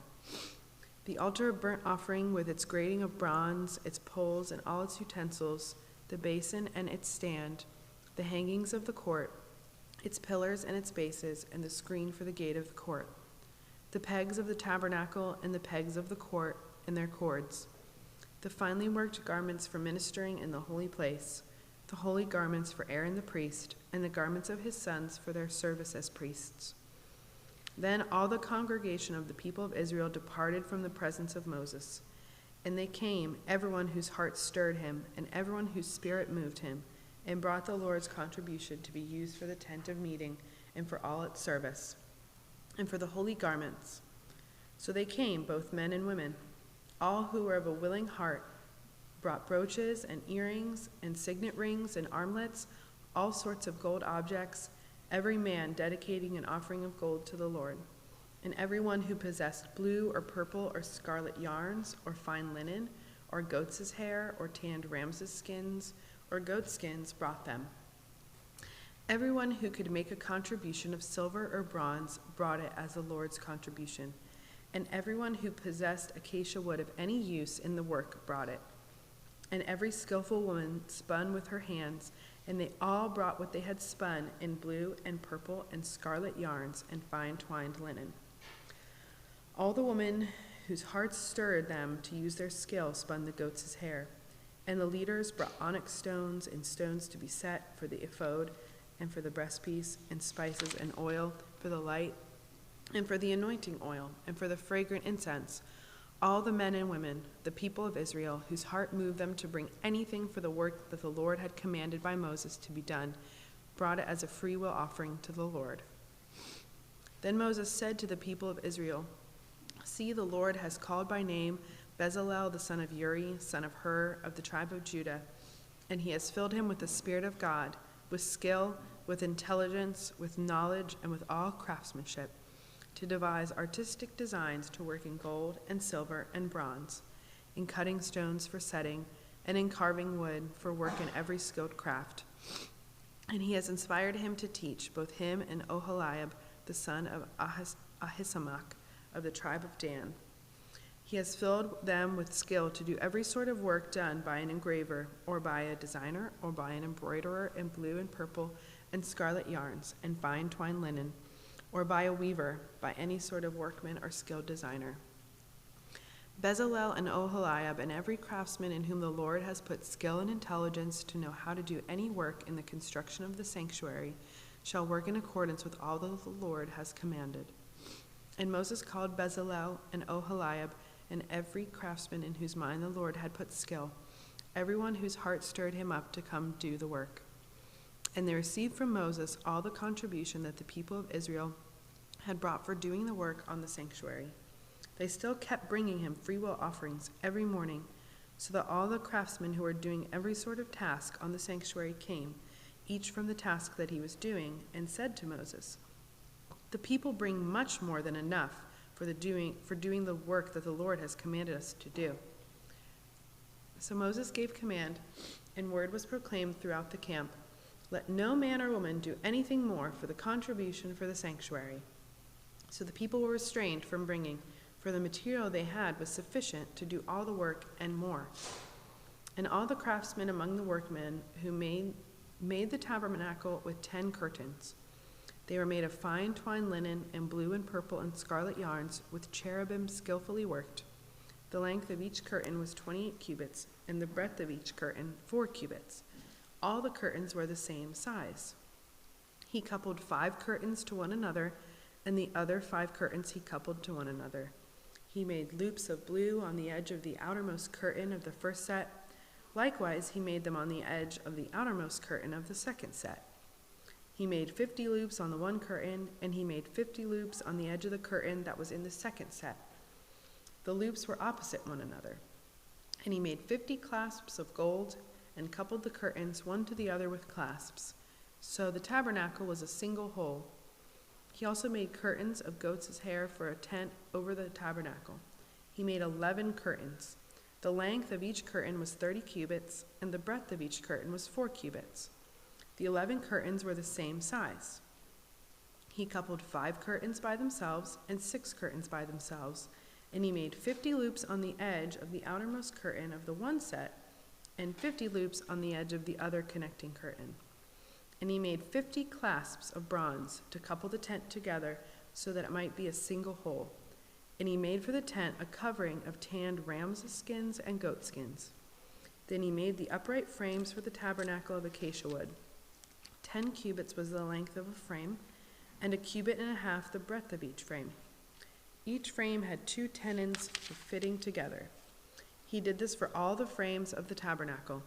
The frames for the tabernacle he made thus: 20 frames for the south side, and he made 40 bases of silver under the 20 frames, 2 bases under one frame for its 2 tenons, and 2 bases under the next frame for its 2 tenons. For the second side of the tabernacle on the north side he made 20 frames, and their 40 bases of silver, 2 bases under one frame, and 2 bases under the next frame. For the rear of the tabernacle westward he made 6 frames. He made 2 frames for corners of the tabernacle in the rear, and they were separate beneath but joined at the top at the first ring. He made 2 of them this way for the 2 corners. There were 8 frames with their bases of silver, 16 bases under every frame, 2 bases. He made bars of acacia wood, 5 for the frames of the one side of the tabernacle, and 5 bars for the frames of the other side of the tabernacle, and 5 bars for the frames of the tabernacle at the rear westward. And he made the middle bar to run up from end to end, halfway up the frames. And he overlaid the frames with gold, and made their rings of gold for holders for the bars, and overlaid the bars with gold. He made the veil of blue and purple and scarlet yarns and fine twined linen, with cherubim skillfully worked into it. He made it. And for it he made 4 pillars of acacia, and overlaid them with gold. Their hooks were of gold, and he cast for them 4 bases of silver. He also made a screen for the entrance of the tent of blue and purple and scarlet yarns, and fine twined linen embroidered with needlework, and its 5 pillars with their hooks. He overlaid their capitals, and their fillets were of gold, but their 5 bases were of bronze.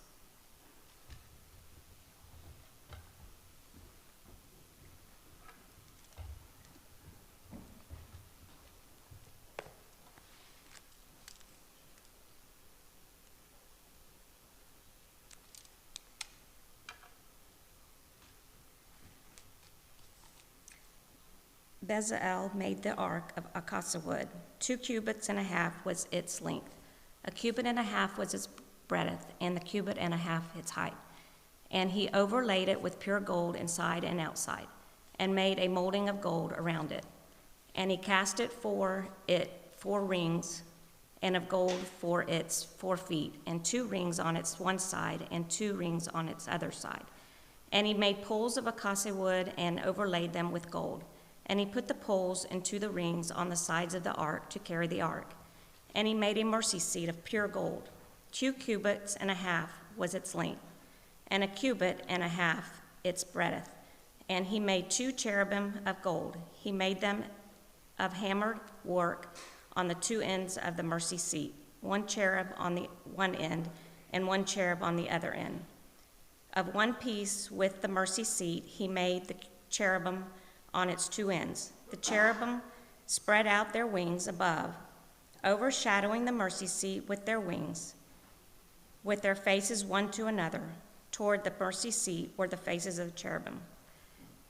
He also made the table of acacia wood. He took 2 cubits was its length, 1 cubit of its breadth, and 1.5 cubits of its height. And he overlaid it with pure gold, and made it a molding of gold around it.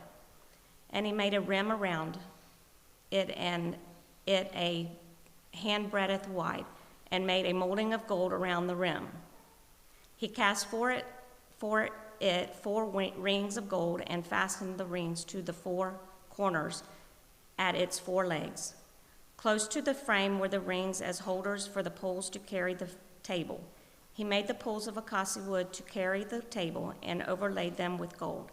And he made the vessels of pure gold that were to be on the table, its plates and dishes for incense, and its bowls and flagons with which to pour drink offerings. He also made the lampstand of pure gold. He made the lampstand of hammered work. Its base, its stems, its cups, its calyxes, and its flowers were all one piece with it.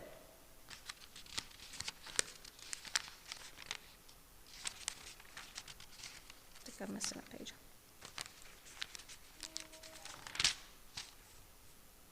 And there were 6 branches going out of its sides, 3 branches of the lampstand out of one side, and then 3 branches of the lampstand out of the other side of it. 3 cups made like almond blossoms, each with calyx and flower on one branch, and 3 cups made like almond blossoms, each with calyx and its flower on the other branch. So for the 6 branches going out of the lampstand, and on the lampstand itself were 4 cups made like almond blossoms, with their calyxes and flowers, and calyx of one piece, which with it under each pair of the 6 branches going out of it. Their calyxes and their branches were one piece with it. The whole of it was a single piece of hammered work of pure gold. And he made it 7 lamps, and its tongs and its trays of pure gold. He made it and all its utensils out of a talent of pure gold. Making the altar of incense, he made the altar of incense of acacia wood, its length with a cubit, and its breadth was a cubit. It was square, and 2 cubits was its height. Its horns were one piece with it. He overlaid it with pure gold, its top and around its sides and its horns. And he made a molding of gold around it, and made 2 rings of gold on it under its molding, on 2 opposite sides of it, as holders for the poles with which to carry it.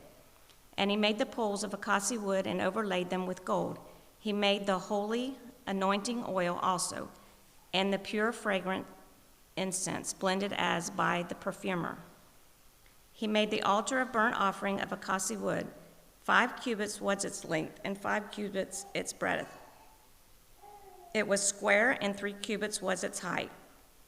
He made the horns for it on its corners. Its horns were of the one piece with it, and he overlaid it with bronze.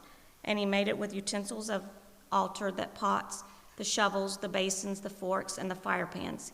He made all the utensils of bronze, and he made for the altar a grating, a network of bronze under its ledge, extending halfway down. He cast 4 rings on the 4 corners of the bronze grating as a holders for the poles. He made the poles of acacia wood, and overlaid them with bronze. And he put the poles through the rings on the sides of the altar to carry it with them. He made it hollow with the boards.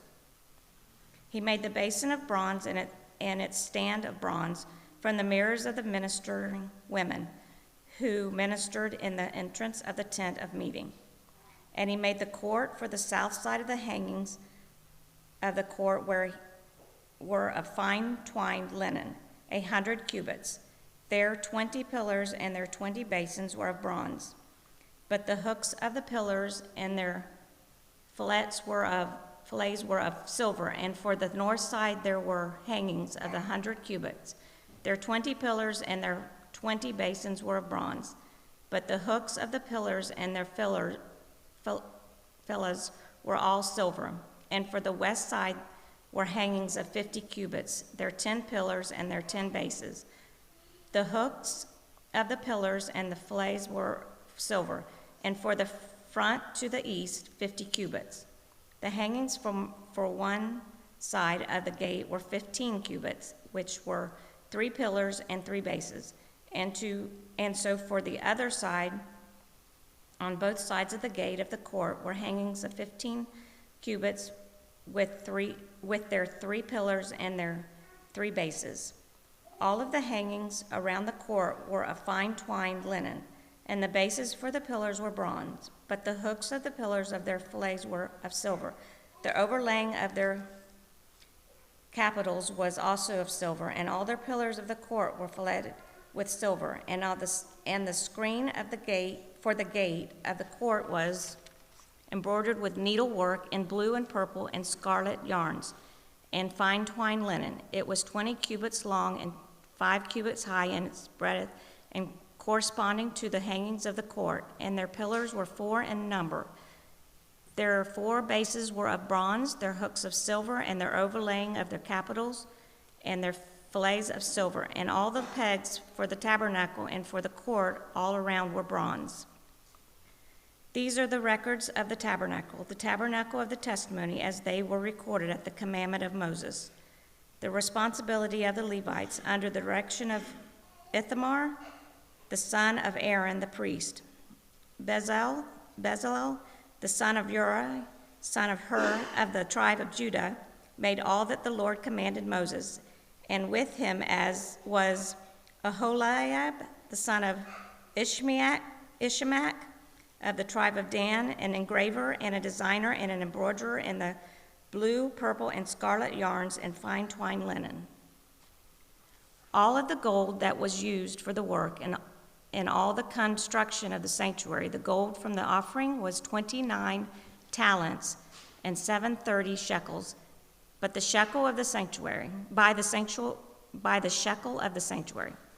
The silver from those of the congregation who were recorded was 100 talents and 1,775 shekels by the shekel of the sanctuary. A beka, a head, that is, a half of a shekel, but the shekel of the sanctuary, for everyone who was listed in the records, from the 20 years old and upward, for 603,550 men. Is that thousands? The 100 talents of silver were for casting the bases of sanctuary and the bases of the veil. 100 bases for the 100th talents, a talent of base, and of the 1,775 shekels, he made hooks for the pillars and overlaid their capitals and made fillets for them. The bronze that was offered was 70 talents and 2,400 shekels. With it, he made the bases for the entrance of the tent of meeting, the bronze altar and the bronze grating for it, and all the utensils of the altar, the bases around the court and the bases of the gate of the court, and all the pegs of the tabernacle, and all the pegs around the court. From the blue and purple and scarlet yarns, they made finely woven garments for the ministering in the holy place. They made the holy garments for Aaron, as the Lord had commanded Moses. He made the ephod of gold, blue, purple, and scarlet yarns and fine twined linen. And they hammered out gold leaf, and he cut it into threads to work into the gold, blue and purple and the scarlet yarns, and into the fine twined linen.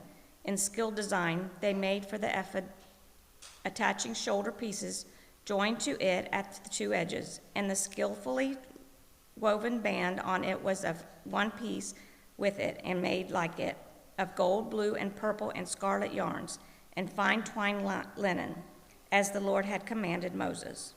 And they made the onyx stones enclosed in the settings of gold, filigree, and engraved like the engravings of the signet, according to the names of the sons of Israel. And he set them on the shoulder pieces of the ephod to be stones in remembrance for the sons of Israel, as the Lord had commanded Moses. And he made the breastpiece in skilled work in the style of the ephod of gold, blue, and purple, and scarlet yarns, and in fine twined linen. It was square. They made the breastpiece doubled, a span its length and a span its breadth when doubled.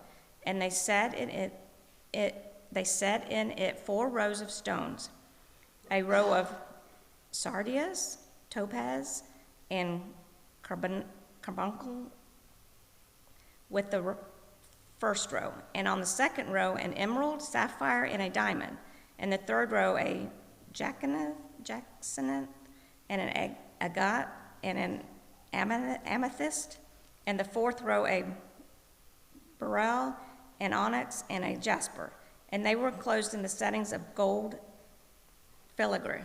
There were 12 stones with their names according to the names of the sons of Israel.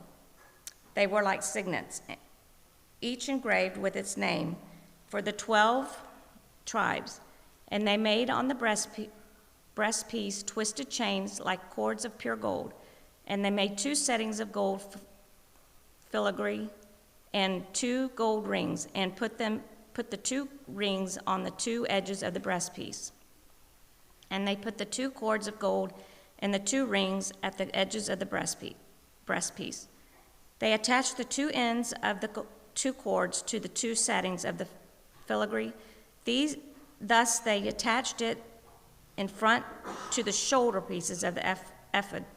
Then they made 2 rings of gold and put them at the 2 ends of the breastpiece and on its inside edge next to the ephod. And they made 2 rings of gold and attached them in front of the lower part of the 2 shoulder pieces of the ephod and at its seam above the skillfully woven band of the ephod. And they bound the breast pieces by its rings to the rings of the ephod, which a lace blew, so that it should lie on the skillfully woven band of the ephod, and that the breast piece should not come loose from the ephod, as the Lord commanded Moses. He also made the robe of the ephod woven of all blue, and opening of the robe, and it was like the opening in the garment, with a binding around the opening so that it might not tear. On the hem of the robe they made pomegranates of blue and purple and scarlet yarns and fine twined linen. They also made bells of pure gold and put the bells between the pomegranates on all around the hem of the robe, between the pomegranates. A bell and a pomegranate around the hem of the robe for a ministering, as the Lord had commanded Moses. They also made the coats of woven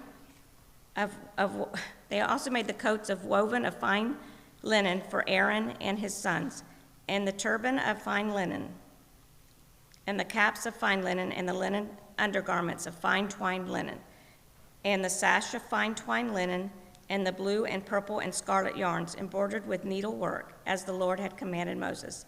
And they made the plate of the holy crown of pure gold, and wrote on it an inscription like the engraving of a signet, "Holy to the Lord." And they tied to it a cord of blue to fasten it with the turban above, as the Lord had commanded Moses. Thus all the work of the tabernacle and of the tent of meeting was finished, and the people of Israel did according to all that the Lord had commanded Moses, so they did. Then they brought the tabernacle to Moses, the tent and all its utensils, its hooks, its frames, its bars, its pillars, and its bases. They covered the covering of tan rams' skins and goat skins, and the veil of the screen, the ark of the testimony with its poles and the mercy seat, the table with all its utensils and the bread of the presence, the lampstand of pure gold and its lamps with the lamps set, all its utensils and all the oil for the light, the golden altar, the anointing oil and the fragrant incense, and the screen for the entrance of the tent, the bronze altar and its grating of bronze, its poles and all the utensils, the basin and its stand, the hangings of the court, its pillars and its bases, and the screen for the gate of the court, its cords and its pegs, and all the utensils for the service of the tabernacle for the tent of the meeting. The finely worked garments for the ministering in the holy place, the holy garments for Aaron the priest, and the garments of his sons for their service as priests, according to all that the Lord had commanded Moses. So the people of Israel had done all the work. And then Moses saw all the work, and behold, they had done it as the Lord had commanded. So had they done it. Then Moses blessed them.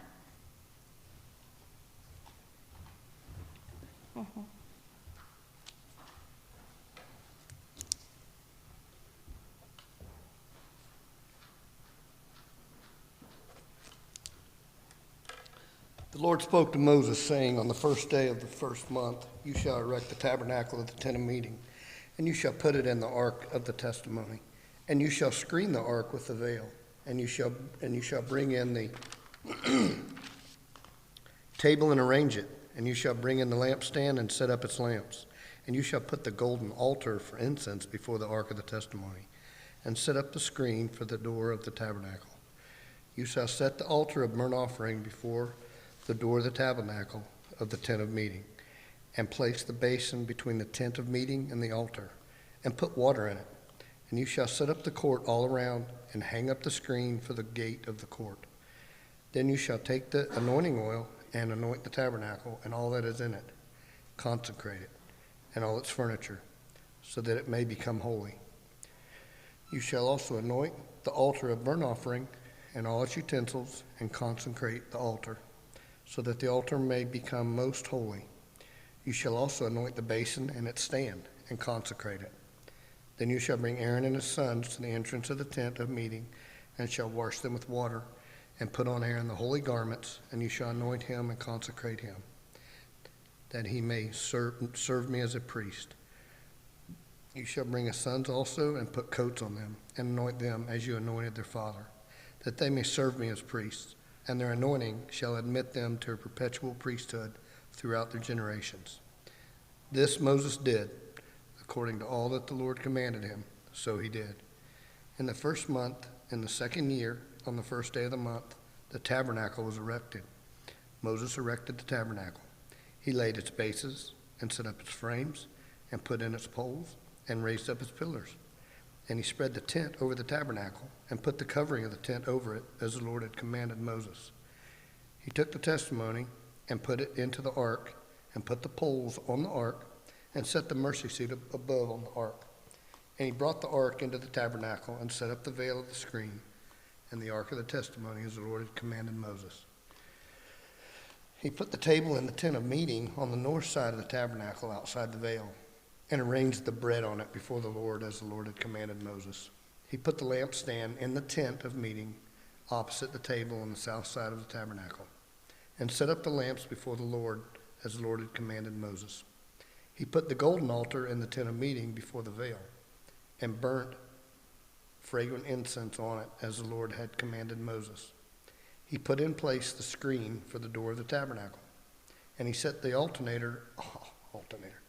And he set the altar of burnt offering at the entrance of the tabernacle of the tent of meeting, and offered on it the burnt offering and the grain offering, as the Lord had commanded Moses. He set the basin between the tent of meeting and the altar, and put water in it for washing, with which Moses and Aaron and his sons washed their hands and their feet. When they went into the tent of meeting, and when they approached the altar, they washed as the Lord commanded Moses. And he erected the court around the tabernacle and the altar, and set up the screen of the gate of the court. So Moses finished the work. Then the cloud covered the tent of meeting, and the glory of the Lord filled the tabernacle.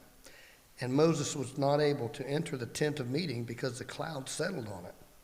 And the glory of the Lord filled the tabernacle. Throughout all their journeys, whenever the cloud was taken up from over the tabernacle, the people of Israel would set out.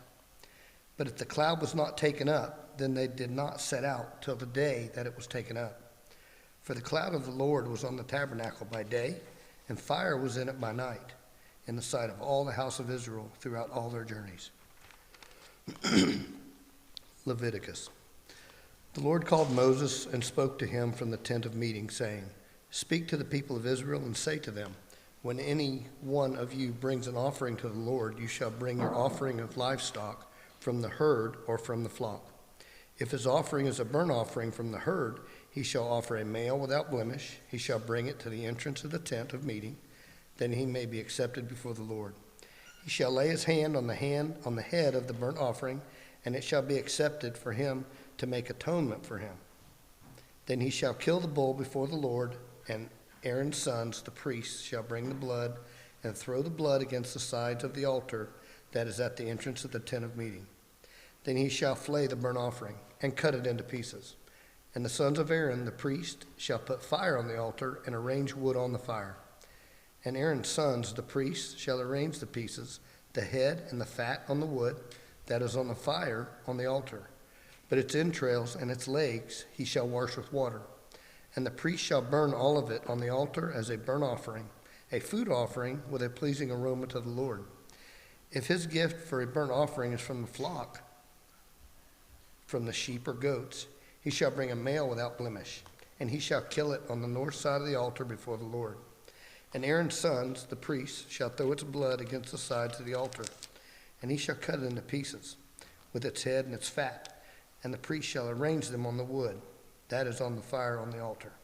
But the entrails and the legs he shall wash with water, and the priest shall offer all of it and burn it on the altar. It is a burnt offering, a food offering with a pleasing aroma to the Lord. If his offering to the Lord is a burnt offering of birds, then he shall bring his offering of turtle doves or pigeons. And the priest shall bring it to the altar and wring off its head and burn it on the altar. Its blood shall be drained out on the side of the altar. He shall remove its crop with its contents and cast it beside the altar on the east side in the place for ashes. He shall tear it open by its wings, but shall not sever it completely. And the priest shall burn it on the altar, on the wood that is on the fire. It is a burnt offering, a food offering with a pleasing aroma to the Lord. When anyone brings a grain offering as an offering to the Lord, his offering shall be of fine flour. He shall pour oil on it and put frankincense on it, and bring it to Aaron's sons the priests. And he shall take from it a handful of the fine flour and oil with all of its frankincense, and the priest shall burn this as its memorial portion on the altar, a food offering with a pleasing aroma to the Lord.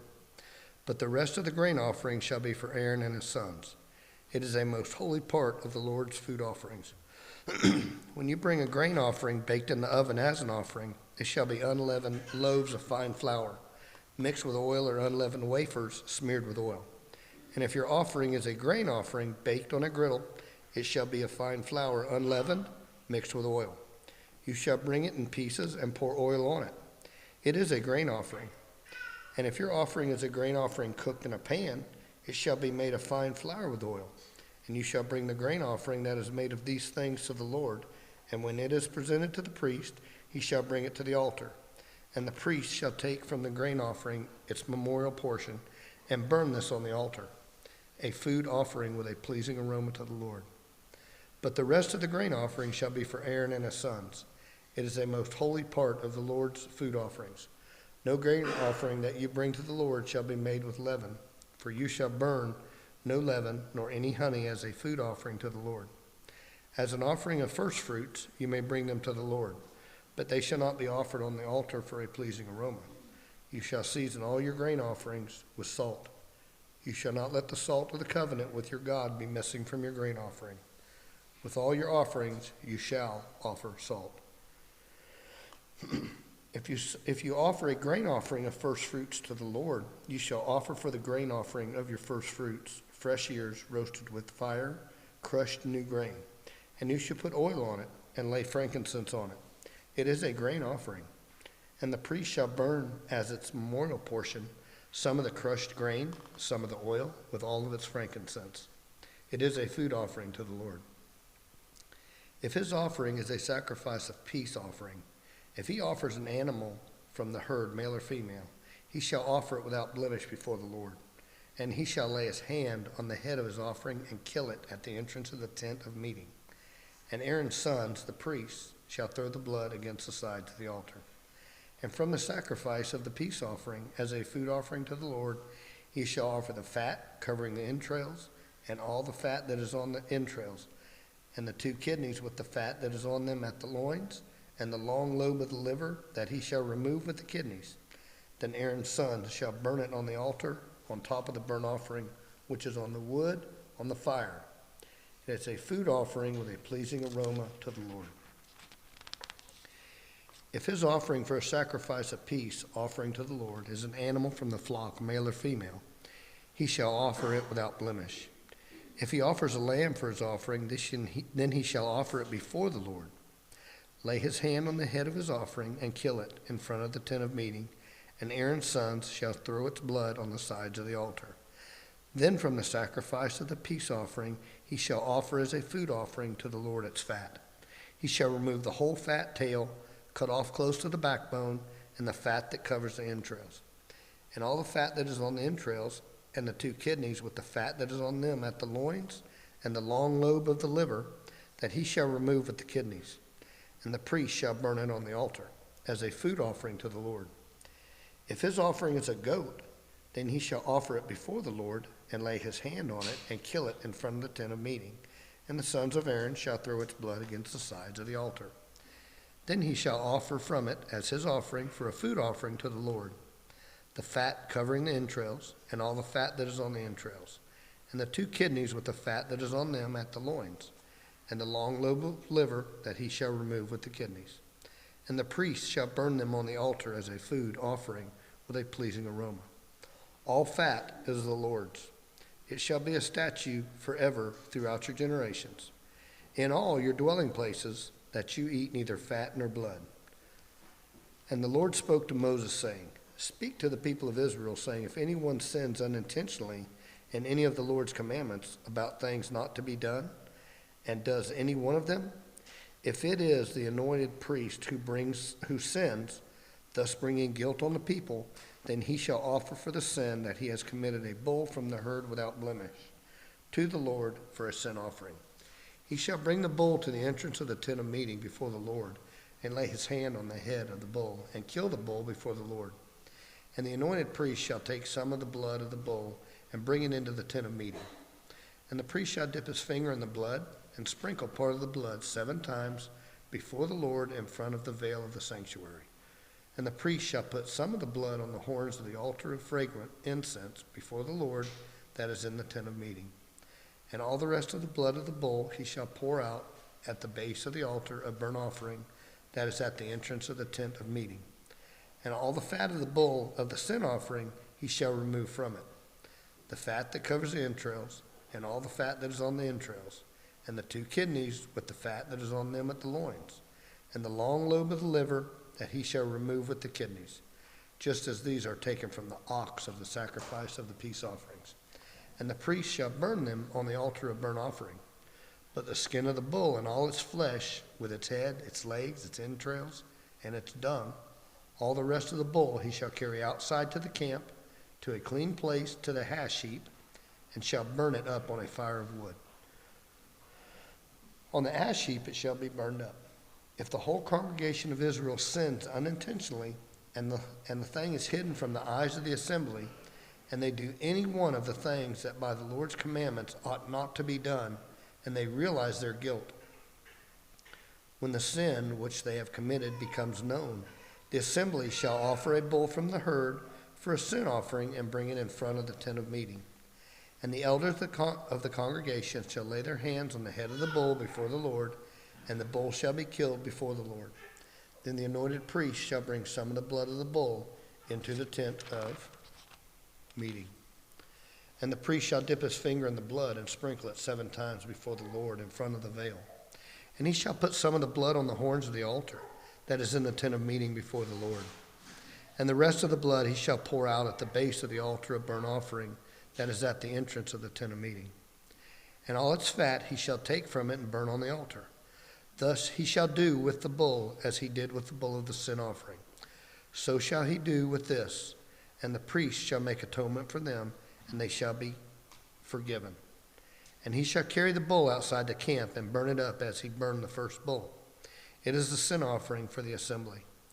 When a leader sins, doing unintentionally any one of all the things that by the commandments of the Lord his God ought not to be done, and realizes his guilt, or the sin which he has committed is made known to him, he shall bring as an offering a goat, a male without blemish, and shall lay his head on the head of the goat, and kill it in the place where they kill the burnt offering before the Lord.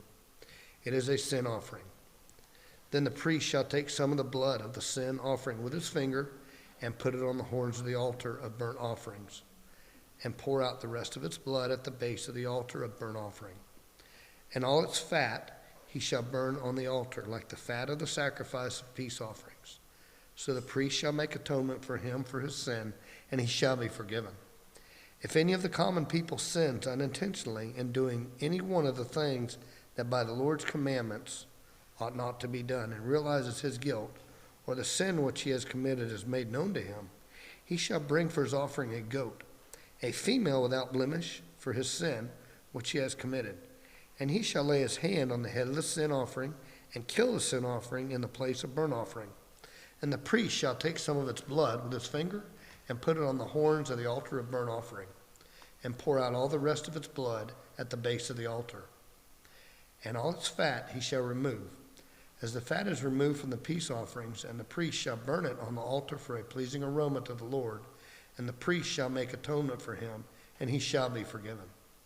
If he brings a lamb as his offering for a sin offering, he shall bring a female without blemish, and lay his hand on the head of the sin offering, and kill it for a sin offering in the place where they kill the burnt offering. Then the priest shall take some of the blood of the sin offering with his finger, and put it on the horns of the altar of burnt offering, and pour out all the rest of its blood at the base of the altar. And all its fat he shall remove, as the fat of the lamb is removed from the sacrifice of peace offerings, and the priest shall burn it on the altar, on top of the Lord's food offerings. And the priest shall make atonement for him for the sin which he has committed, and he shall be forgiven. If anyone sins in that, he hears a public adjuration to testify, and though he is a witness, whether he has seen or come to know the matter, yet does not speak, he shall bear his iniquity. Or if anyone touches an unclean thing, whether a carcass, or an unclean wild animal, or a carcass of unclean livestock, or a carcass of unclean swarming things, and it is hidden from him, and he has become unclean, and he realizes his guilt. Or if he touches human uncleanness, or whatever sort the uncleanness may be with which one becomes unclean, and it is hidden from him when he comes to know it and realizes his guilt. Or if anyone utters with his lips a rash oath to do evil or to do good, any sort of rash oath that people swear, and it is hidden from him when he comes to know it and he realizes his guilt in any of these. When he realizes his guilt in any of these and confesses the sin he has committed, he shall bring to the Lord as his compensation for the sin that he has committed a female from the flock, a lamb or a goat for a sin offering, and the priest shall make atonement for him for his sin. But if he cannot afford a lamb, then he shall bring to the Lord as his compensation for the sin that he has committed 2 turtle doves or 2 pigeons, one for a sin offering, the other for a burnt offering. He shall bring them to the priest, who shall offer first the one for the sin offering. He shall wring its head from its neck, but shall not sever it completely. And he shall sprinkle some of the blood of the sin offering on the side of the altar, while the rest of the blood shall be drained out at the base of the altar. It is a sin offering. Then he shall offer the second for a burnt offering according to the rule. And the priest shall make atonement for him for the sin that he has committed, and he shall be forgiven. But if he cannot afford 2 turtle doves or 2 pigeons, then he shall bring as his offering for the sin that he has committed 1/10 of an ephah of fine flour for a sin offering. He shall put no oil on it, and shall put no frankincense on it, for it is a sin offering. And he shall bring it to the priest, and the priest shall take a handful of it as its memorial portion, and burn this on the altar, on the Lord's food offerings. It is a sin offering. Thus the priest shall make atonement for him for the sin which he has committed in any one of these things, and he shall be forgiven. And the remainder shall be for the priest, as in the grain offering. The Lord spoke to Moses, saying, If anyone commits a breach of faith and sins unintentionally in any of the holy things of the Lord, he shall bring to the Lord as his compensation a ram without blemish out of the flock, valued in silver shekels, according to the shekel of the sanctuary for a guilt offering. He shall also make restitution for what he has done amiss in the holy thing, and shall add 1/5 to it, and give it to the priest. And the priest shall make atonement for him with the ram of the guilt offering, and he shall be forgiven. If anyone sins doing any of the things that by the Lord's commandments ought not to be done, though he did not know it, then realizes his guilt, he shall bear his iniquity.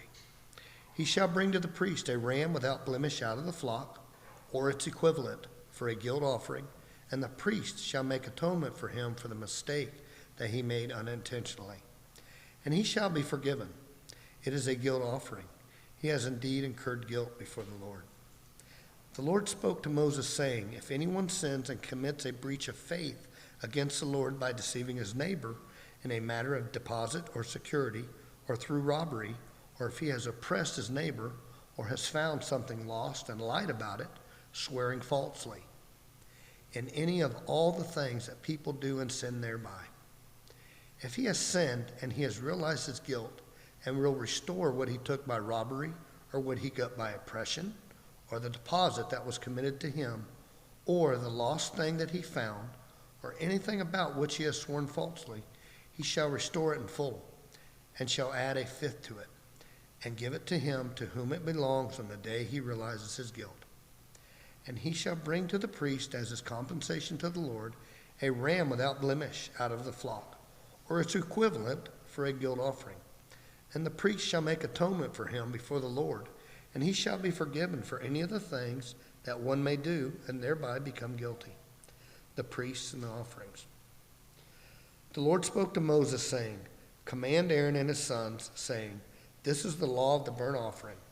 The burnt offering shall be on the hearth on the altar all night until the morning, and the fire of the altar shall be kept burning on it. And the priest shall put on his linen garment, and put his linen undergarment on his body. And he shall take up the ashes to which the fire has reduced the burnt offering on the altar, and put them beside the altar. Then he shall take off his garments and put on other garments, and carry the ashes outside the camp to a clean place. The fire on the altar shall be kept burning on it. It shall not go out. The priest shall burn wood on it every morning, and he shall arrange the burnt offering on it, and shall burn on it the fat of the peace offerings. Fire shall be kept burning on the altar continually. It shall not go out. And this is the law of the grain offering. The sons of Aaron shall offer it before the Lord in front of the altar. And one shall take from it a handful of the fine flour of the grain offering, and its oil, and all the frankincense that is on the grain offering, and burn this as its memorial portion on the altar, a pleasing aroma to the Lord. And the rest of it Aaron and his sons shall eat. It shall be eaten unleavened in a holy place. In the court of the tent of meeting they shall eat it. It shall not be baked with leaven. I have given it as their portion of my food offerings. It is a thing most holy, like the sin offering and the guilt offering. Every male among the children of Aaron may eat of it, as decreed forever throughout your generations, from the Lord's food offerings. Whatever touches them shall become holy. The Lord spoke to Moses, saying, this is the offering that Aaron and his sons shall offer to the Lord on the day when he is anointed. A tenth of an ephah of fine flour as a regular grain offering, half of it in the morning and half in the evening. It shall be made with oil on a griddle. You shall bring it well mixed in baked pieces like a grain offering, and offer it for a pleasing aroma to the Lord. The priest from among Aaron's sons who is anointed to succeed him shall offer it to the Lord as decreed forever. The whole of it shall be burned. Every grain offering of a priest shall be wholly burned. It shall not be eaten. The Lord spoke to Moses, saying, speak to Aaron and his sons, saying, this is the law of the sin offering. In the place where the burnt offering is killed, shall the sin offering be killed before the Lord. It is most holy. The priest who offers it for sin shall eat it. In a holy place it shall be eaten, in the court of the tent of meeting. Whatever touches its flesh shall be holy, and when any of its blood is splashed on a garment, you shall wash that on which it was splashed in a holy place. And the earthenware vessel in which it is boiled shall be broken. But if it is boiled in a bronze vessel, that shall be scoured and rinsed in water. Every male among the priests may eat of it. It is most holy. But no sin offering shall be eaten from which any blood is brought into the tent of meeting to make atonement in the holy place. It shall be burned up with fire. This is the law of the guilt offering. It is most holy. In the place where they kill the burnt offering, they shall kill the guilt offering, and its blood shall be thrown against the sides of the altar. And all its fat shall be offered: the fat tail, the fat that covers the entrails, the 2 kidneys with the fat that is on them at the loins, and the long lobe of the liver that he shall remove with the kidneys. The priest shall burn them on the altar as a food offering to the Lord. It is a guilt offering. Every male among the priests may eat of it. It shall be eaten in a holy place. It is most holy. The guilt offering is just like the sin offering. There is one law for them. The priest who makes atonement with it shall have it. And the priest who offers any man's burnt offering shall have for himself the skin of the burnt offering that he has offered. And every grain offering baked in the oven, and all that is prepared on a pan or a griddle, shall belong to the priest who offers it. And every grain offering mixed with oil or dry shall be shared equally among all the sons of Aaron. And this is the law of the sacrifice of peace offerings, that one may offer to the Lord. If he offers it for a thanksgiving, then he shall offer with the thanksgiving sacrifice unleavened loaves mixed with oil, unleavened wafers smeared with oil, and loaves of fine flour well mixed with oil. With the sacrifice of his peace offerings for thanksgiving, he shall bring his offering with loaves of leavened bread, and from it he shall offer 1 loaf from each offering as a gift to the Lord. It shall belong to the priest who throws the blood of the peace offering. And the flesh of the sacrifice of his peace offerings for thanksgiving shall be eaten on the day of his offering. He shall not leave any of it until the morning. But if the sacrifice of his offering is a vow offering or a free will offering, it shall be eaten on the day that he offers his sacrifice. And on the next day, what remains of it shall be eaten. But what remains of the flesh of the sacrifice on the 3rd day shall be burned up with fire. If any of the flesh of the sacrifice of his peace offering is eaten on the 3rd day, he who offers it shall not be accepted, neither shall it be credited to him. It is tainted, and he who eats of it shall bear his iniquity. Flesh that touches any unclean thing shall not be eaten. It shall be burned up with fire. All who are clean may eat flesh, but the person who eats of the flesh of the sacrifice of the Lord's peace offerings, while an uncleanness is on him, that person shall be cut off from his people. And if anyone touches an unclean thing, whether human uncleanness, or an unclean beast, or an unclean, detestable creature, and then eats some flesh from the sacrifice of the Lord's peace offerings, that person shall be cut off from his people. The Lord spoke to Moses, saying, Speak to the people of Israel, saying, You shall eat no fat of ox, or sheep, or goat. The fat of an animal that dies of itself, and the fat of one that is torn by beasts, may be put to any other use. But on no account shall you eat it. For every person who eats of the fat of an animal, which is a food offering, may be made to the Lord, shall be cut off from his people. Moreover, you shall eat no blood whatever, whether of fowl or of animal, in any of your dwelling places. Whoever eats any blood, that person shall be cut off from his people. The Lord spoke to Moses, saying, Speak to the people of Israel, saying, Whoever offers a sacrifice of his peace offerings to the Lord shall bring his offering to the Lord from the sacrifice of his peace offerings. His own hand shall bring the Lord's food offerings. He shall bring the fat with the breast, that the breast may be waved as a wave offering before the Lord. The priest shall burn the fat on the altar, but the breast shall be for Aaron and his sons. And the right thigh you shall give to the priest as a contribution from the sacrifice of your peace offerings. Whoever among the sons of Aaron offers the blood of the peace offerings, and the fat shall have the right thigh for a portion. For the breast that is waved, and the thigh that is contributed, I have taken from the people of Israel, out of the sacrifices of their peace offerings, and have given them to Aaron the priest and to his sons, as a perpetual due from the people of Israel. This is the portion of Aaron and of his sons from the Lord's food offerings, from the day they were presented to serve as priests of the Lord. The Lord commanded this to be given them by the people of Israel, from the day that he anointed them. It is a perpetual due throughout their generations. This is the law of the burnt offering, of the grain offering, of the sin offering, of the guilt offering, of the ordination offering, and of the peace offering. which the Lord commanded Moses on Mount Sinai on the day that he commanded the people of Israel to bring their offerings to the Lord in the wilderness of Sinai. The Lord spoke to Moses, saying, "Take Aaron and his sons with him, and the garments, and the anointing oil, and the bull of the sin offering, and the 2 rams, and the basket of unleavened bread, and assemble all the congregation at the entrance of the tent of meeting." And Moses did as the Lord commanded him, and the congregation was assembled at the entrance of the tent of meeting. And Moses said to the congregation, "This is the thing that the Lord has commanded to be done." And Moses brought Aaron and his sons and washed them with water. And he put the coat on him and tied the sash around his waist, and clothed him with the robe, and put the ephod on him, and tied the skillfully woven band of the ephod around him, binding it to him with the band. And he placed the breastpiece on him, and in the breastpiece he put the Urim and the Thummim. And he set the turban on his head, and on the turban in front he set the golden plate, the holy crown, as the Lord commanded Moses. Then Moses took the anointing oil and anointed the tabernacle and all that was in it, and consecrated them. And he sprinkled some of it on the altar 7 times, and anointed the altar and all its utensils and the basin and its stand to consecrate them.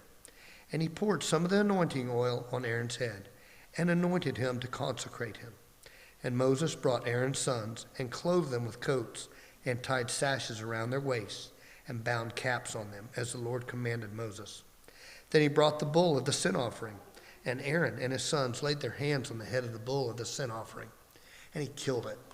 And Moses took the blood, and with his finger put it on the horns of the altar, around it, and purified the altar, and poured out the blood at the base of the altar, and consecrated it to make atonement for it. And he took all the fat that was on the entrails, and the long lobe of the liver, and the 2 kidneys with their fat, and Moses burned them on the altar. But the bull and its skin and its flesh and its dung he burned up with fire outside the camp, as the Lord commanded Moses. Then he presented the ram of the burnt offering, and Aaron with his sons laid their hands on the head of the ram, and he killed it. And Moses threw the blood against the sides of the altar. He cut the ram into pieces, and Moses burned the head and the pieces and the fat. He washed the entrails and the legs with water, and Moses burned the whole ram on the altar. It was a burnt offering with a pleasing aroma, a food offering for the Lord, as the Lord commanded Moses. Then he presented the other ram and the ram of his ordination, and Aaron and his sons laid their hands on the head of the ram, and he killed it.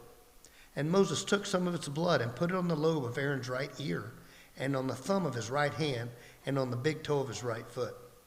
Then he presented Aaron's sons, and Moses put some of the blood on the lobes of their right ears, and on the thumbs of their right hands, and on the big toes of their right feet. And Moses threw the blood against the sides of the altar. Then he took the fat and the fat tail, and all the fat that was on the entrails, and the long lobe of the liver, and the 2 kidneys with their fat, and the right thigh. And out of the basket of unleavened bread that was before the Lord, he took 1 unleavened loaf, and 1 loaf of bread with oil, and 1 wafer, and placed them on the pieces of fat, and on the right thigh. And he put all these in the hands of Aaron, and in the hands of his sons, and waved them as a wave offering before the Lord. Then Moses took them from their hands and burned them on the altar with the burnt offering. This was an ordination offering with a pleasing aroma, a food offering to the Lord. And Moses took the breast and waved it for a wave offering before the Lord. It was Moses' portion of the ram of ordination, as the Lord commanded Moses. Then Moses took some of the anointing oil and of the blood that was on the oil, and sprinkled it on Aaron and his garments, and also on his sons and his sons' garments. So he consecrated Aaron and his garments, and his sons' garments with him. And Moses said to Aaron and his sons, "Boil the flesh at the entrance of the tent of meeting, and there eat it, and the bread that is in the basket of ordination offerings, as I commanded, saying, Aaron and his sons shall eat it. And what remains of the flesh and the bread you shall burn up with fire. And you shall not go outside the entrance of the tent of meeting for 7 days, until the days of your ordination are completed. For it will take 7 days to ordain you, as has been done today. The Lord has commanded to be done to make atonement for you. At the entrance of the tent of meeting you shall remain day and night for 7 days, performing what the Lord has charged, so that you do not die, for so I have commanded. And Aaron and his sons did all the things that the Lord commanded by Moses. On the 8th day, Moses called Aaron and his sons and the elders of Israel. And he said to Aaron, "Take for yourself a bull calf for a sin offering and a ram for a burnt offering, both without blemish, and offer them before the Lord. And say to the people of Israel, take a male goat for a sin offering and a calf and a lamb, both a year old without blemish for a burnt offering, and an ox and a ram for peace offerings, to sacrifice before the Lord, and a grain offering mixed with oil, for today the Lord will appear to you." And they brought what Moses commanded in front of the tent of meeting, and all the congregation drew near and stood before the Lord. And Moses said, "This is the thing that the Lord commanded you to do, that the glory of the Lord may appear to you." Then Moses said to Aaron, "Draw near to the altar and offer your sin offering and your burnt offering, and make atonement for yourself and for the people, and bring the offering of the people and make atonement for them, as the Lord has commanded." So Aaron drew near to the altar and killed the calf of the sin offering, which was for himself. And the sons of Aaron presented the blood to him. And he dipped his finger in the blood and put it on the horns of the altar and poured out the blood at the base of the altar. But the fat and the kidneys and the long lobe of the liver from the sin offering he burned on the altar as the Lord commanded Moses. The flesh and the skin he burned up with fire outside the camp. Then he killed the burnt offering, and Aaron's sons handed him the blood, and he threw it against the sides of the altar. And they handed the burnt offering to him, piece by piece, and the head, and he burned them on the altar. And he washed the entrails and the legs, and burned them with the burnt offerings on the altar. Then he presented the people's offering, and took the goat of the sin offering that was for the people, and killed it, and offered it as a sin offering like the first one. And he presented the burnt offering, and offered it according to the rule. And he presented the grain offering, took a handful of it, burned it on the altar, besides the burnt offerings of the morning. Then he killed the ox and the ram, the sacrifice of peace, offerings for the people, and Aaron's sons handed him the blood, and he threw it against the sides of the altar. But the fat pieces of the ox and of the ram, the fat tail and that which covers the entrails, and the kidneys and the long lobe of the liver, they put the fat pieces on the breasts, and he burnt the fat pieces on the altar. But the breasts and the right thigh Aaron waved for a wave offering before the Lord, as Moses commanded. Then Aaron lifted up his hands toward the people and blessed them. And he came down from offering the sin offering and the burnt offering and the peace offerings. And Moses and Aaron went into the tent of meeting. When they came out, they blessed the people. And the glory of the Lord appeared to all the people. And fire came out from before the Lord and consumed the burnt offering and the pieces of fat on the altar. And when all the people saw it, they shouted and fell on their faces. It's tough sled. There's a lot of blood. Now, Nadab and Abihu, the sons of Aaron, each took his censer and put fire in it and laid incense on it and offered unauthorized fire before the Lord, which he had not commanded them. And fire came out from before the Lord and consumed them, and they died before the Lord. Then Moses said to Aaron, "This is what the Lord has said, among those who are near me, I will be sanctified, and before all the people I will be glorified." And Aaron held his peace. And Moses called Mishael and Elzaphan, the sons of Uzziel, the uncle of Aaron, and said to them, "Come near, carry your brothers away from the front of the sanctuary and out of the camp." So they came near and carried them in their coats out of the camp, as Moses had said. And Moses said to Aaron and Eleazar and Ithamar his sons, "Do not let the hair of your heads hang loose. Do not tear your clothes, lest you die and wrath come upon all the congregation. But let your brothers, the whole house of Israel, bewail the burning the Lord has kindled. And do not go outside the entrance of the tent of meeting, lest you die, for the anointing oil of the Lord is upon you." And they did according to the word of Moses. And the Lord spoke to Aaron, saying, "Drink no wine or strong drink, you or your sons, when you go into the tent of meeting, lest you die. It shall be a statute forever throughout your generations. You are to distinguish between the holy and the common, between the unclean and the clean. And you are to teach the people of Israel all the statutes that the Lord has spoken to them by Moses. Moses spoke to Aaron and to Eleazar and Ithamar, his surviving sons. Take the offering, the grain offering that is left of the Lord's food offering, and eat it unleavened beside the altar, for it is most holy. You shall eat it in a holy place, because it is your due and your sons' due from the Lord's offerings. For so I am commanded. But the breast that is waved and the thigh that is contributed, you shall eat in a clean place, you and your sons and your daughters with you, for they are given to you as your due, for your sons' due from the sacrifices of the peace offerings and of the people of Israel. The thigh is contributed, the breast that is waved, they shall bring with the food offerings of the fat pieces to wave for a wave offering before the Lord, and it shall be yours and your sons with you as a due forever, as the Lord has commanded. Now Moses diligently inquired about the goat of the sin offering, and behold, it was burned up. And he was angry with Eleazar and Ithamar, the surviving sons of Aaron, saying, Why have you not eaten the sin offering in the place of the sanctuary, since it is a thing most holy, and has been given to you, that you may bear the iniquity of the congregation, to make atonement for them before the Lord? Behold, its blood was not brought into the inner part of the sanctuary. You certainly ought to have eaten it in the sanctuary, as I commanded. But Aaron said to Moses, Behold, today they have offered their sin offering and their burnt offering before the Lord, and yet such things as these have happened to me. If I had eaten the sin offering today, would the Lord have approved?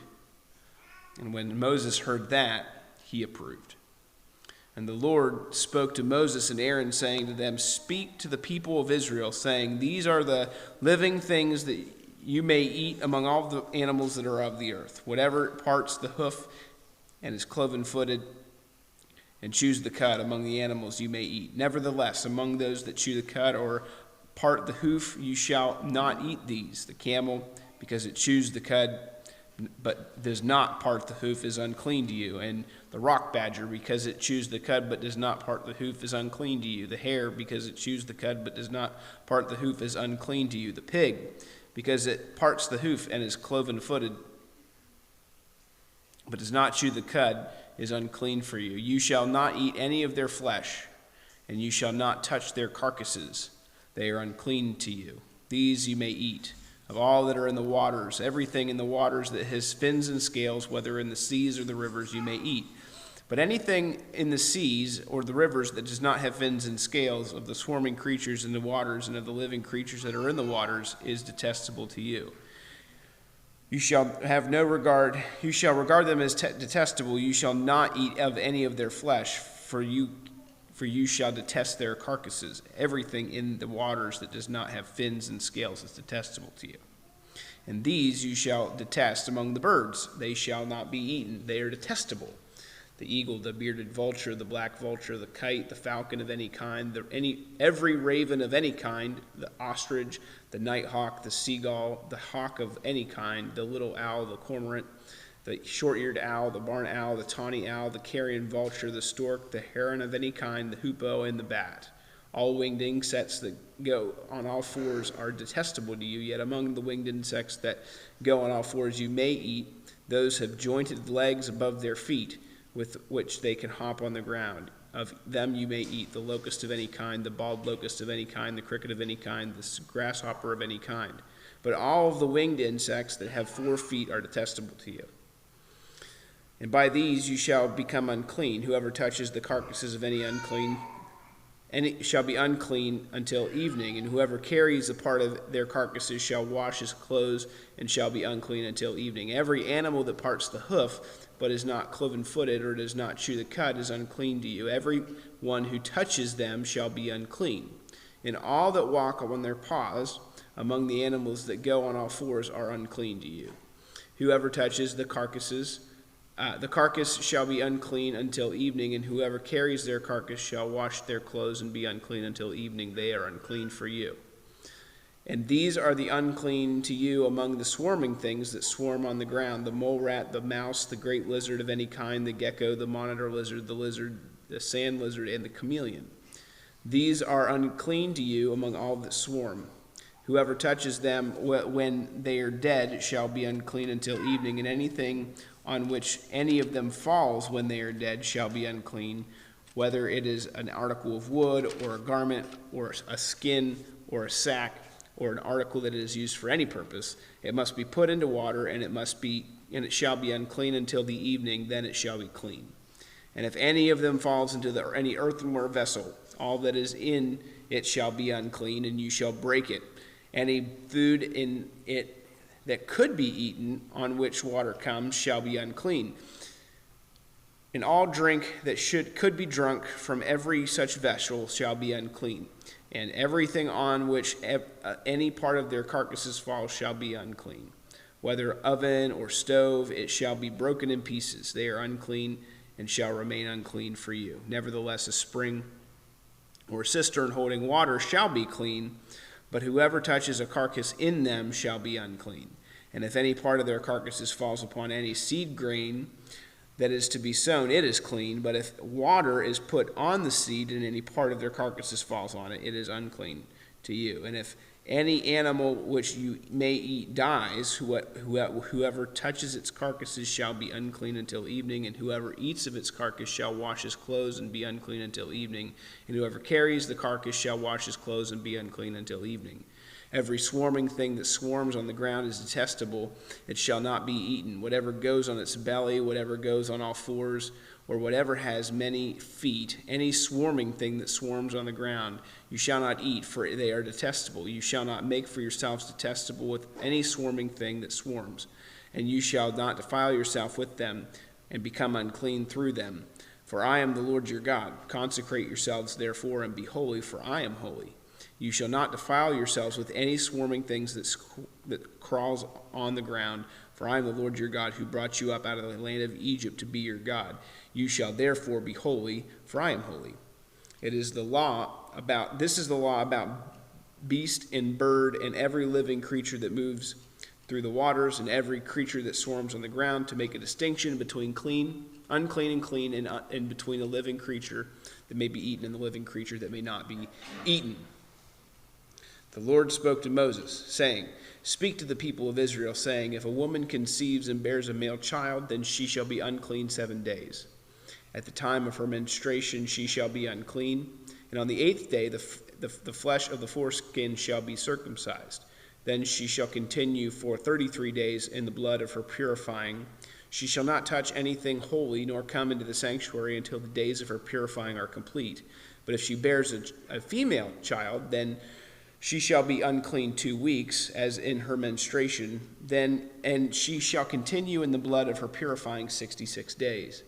And when the days of her purifying are completed, whether for a son or for a daughter, she shall bring to the priest at the entrance of a tent of meeting a lamb a year old for a burnt offering, and a pigeon or a turtle dove for a sin offering, and he shall offer it before the Lord and make atonement for her. Then she shall be clean from the flow of her blood. This is the law for her who bears a child, either male or female.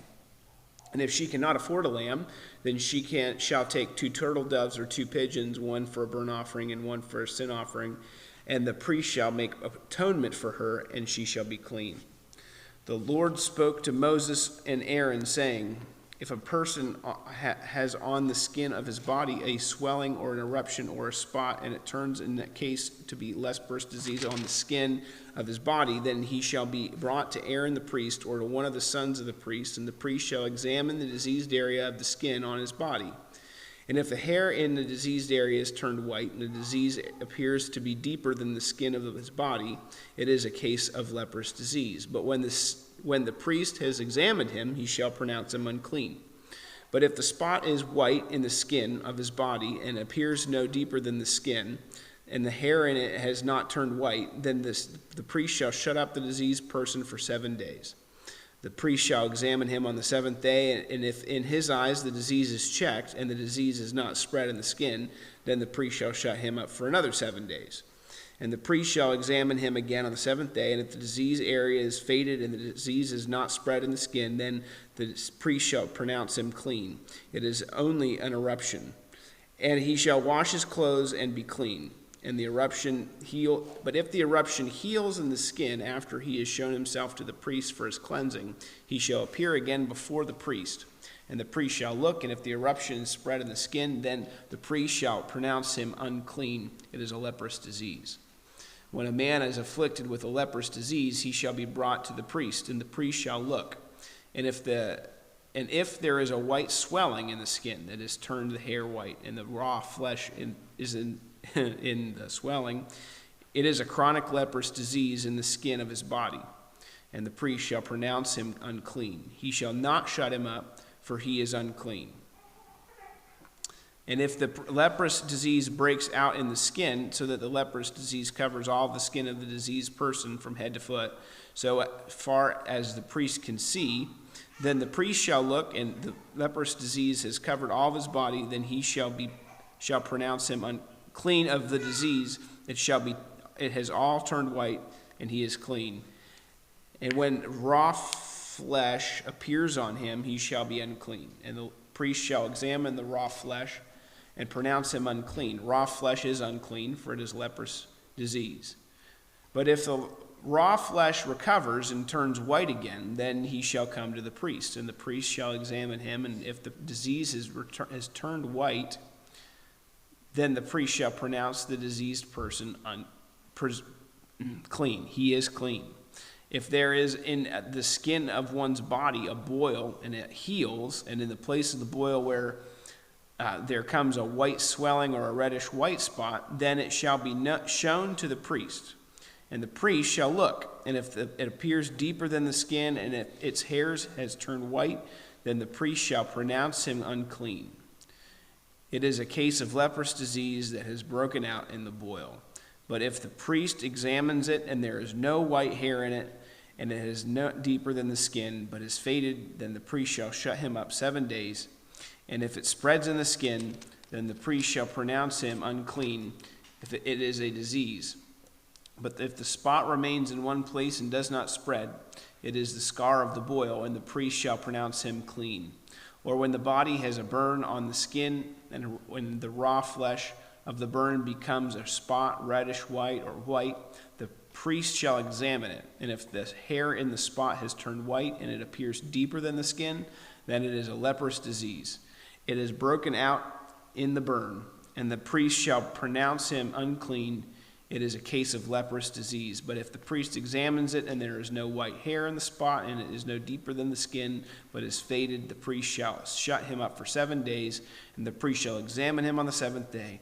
If it is spreading in the disease in the skin, then the priest shall pronounce him unclean. It is a case of leprous disease. But if the spot remains in one place and does not spread in the skin, but is faded, it is a swelling from the burn, and the priest shall pronounce him clean, for it is the scar of the burn. When a man or a woman has a disease on the head or the beard, and the priest shall examine the disease, and if it appears deeper than the skin, and the hair in it is yellow and thin, then the priest shall pronounce him unclean. It is an itch, a leprous disease of the head or the beard. If the priest examines the itching disease, and it appears no deeper than the skin, and there is no black hair in it, then the priest shall shut up the person with the itching disease for 7 days. And on the seventh day the priest shall examine the disease. If the itch is not spread, and if there is in it no yellow hair, and the itch appears to be no deeper than the skin, then he shall shave himself, but the itch he shall not shave. And the priest shall shut up the person with the itching disease for another 7 days. And on the seventh day the priest shall examine the itch, and if the itch is not spread in the skin, and it appears to be no deeper than the skin, then the priest shall pronounce him clean, and he shall wash his clothes and be clean. But if the itch spreads in the skin after his cleansing, then the priest shall examine him. And if the itch is spread in the skin, the priest need not seek for the yellow hair, he is unclean. But if in his eyes the itch is unchanged, and the black hair has grown in it, the itch is healed, and he is clean. and the priest shall pronounce him clean. When a man or a woman has spots on the skin of the body, white spots, the priest shall look. And if the spots on the skin of the body are of dull white, it is leukoderma that is broken out in the skin. He is clean. If a man's hair falls out from his head, he is bald. He is clean. If a man's hair falls out from his forehead, he has baldness of the forehead. He is clean. But if there is on the bald head or on the bald forehead a reddish white diseased area, it is leprous disease breaking out on his bald head or his bald forehead. Then the priest shall examine him. I can't do it. Oh. And if the disease swelling is reddish white on his bald head or on his bald forehead, like the appearance of leprous disease in the skin of the body, he is a leprous man, he is unclean. The priest must pronounce him unclean. His disease is on his head. The leprous person who has the disease shall wear torn clothes and let the hair of his head hang loose, and he shall cover up his upper lip and cry out loud, "Unclean, unclean." He shall remain unclean as long as he has the disease. He is unclean. He shall live alone. His dwelling shall be outside the camp. When there is a case of leprous disease in a garment, whether a woolen or a linen garment, in a warp or woof of linen or wool, or in a skin or anything made of skin, if the disease is greenish or reddish in the garment or in the skin or in the warp or the woof or any article made of skin, it is a case of leprous disease, and it shall be shown to the priest. And the priest shall examine the disease and shut up that which has the disease for 7 days. Then he shall examine the disease on the seventh day, and if the disease is spread in the garment or the warp or the woof, and in the skin or whatever be the use of the skin, whatever the disease is a persistent leprous disease, it is unclean. And he shall burn the garment or the warp or the woof or the wool or the linen or any article made of the skin that is diseased, for it is a persistent leprous disease. It shall be burned in the fire. And if the priest examines, and if the disease is not spread in the garment or in the warp or the woof or any of the article made of skin, then the priest shall command that they wash the thing in which is the disease, and he shall shut it up for another 7 days, and the priest shall examine the diseased thing after it has been washed. And if the appearance of the diseased area is not changed, though the disease is not spread, it is unclean, and you shall burn it in the fire, whether the rot is on the front or the back. But if the priest examines, and if the diseased area has faded after it has been washed, he shall tear it out of the garment, of the skin, or of the warp or the woof. When then it appears again in the garment, in the warp or the woof, or any article made of skin, it is spreading. You shall burn it with fire, or whatever has the disease. But the garment, or the warp, or the woof, or any article made of skin from which the disease departs, then when you have washed it, then it shall be washed a second time and be clean. This is the law for a case of leprous disease in a garment, or wool, or linen, either in warp or woof, or any article made of skin, to determine whether it is clean or unclean. That was 59 verses. The Lord spoke to Moses, saying, "This shall be the law of the leprous person for the day of his cleansing. He shall be brought to the priest, and the priest shall go out of the camp. And when the priest shall look, then if the case of the leprous disease is healed in the leprous person, the priest shall command them to take him who is to be cleansed 2 live clean birds in cedar wood, in scarlet yarn, and hyssop.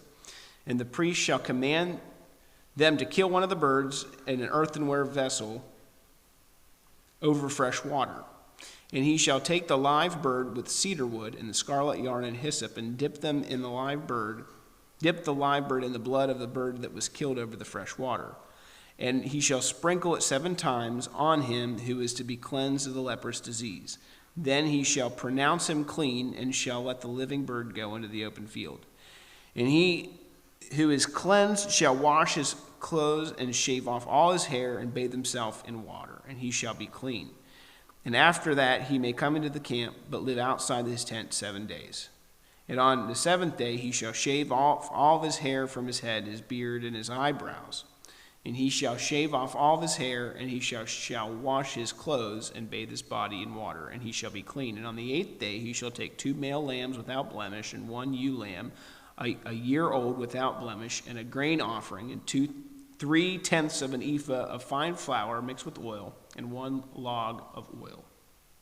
And the priest who cleanses him shall set the man who is to be cleansed in these things before the Lord, at the entrance of the tent of meeting.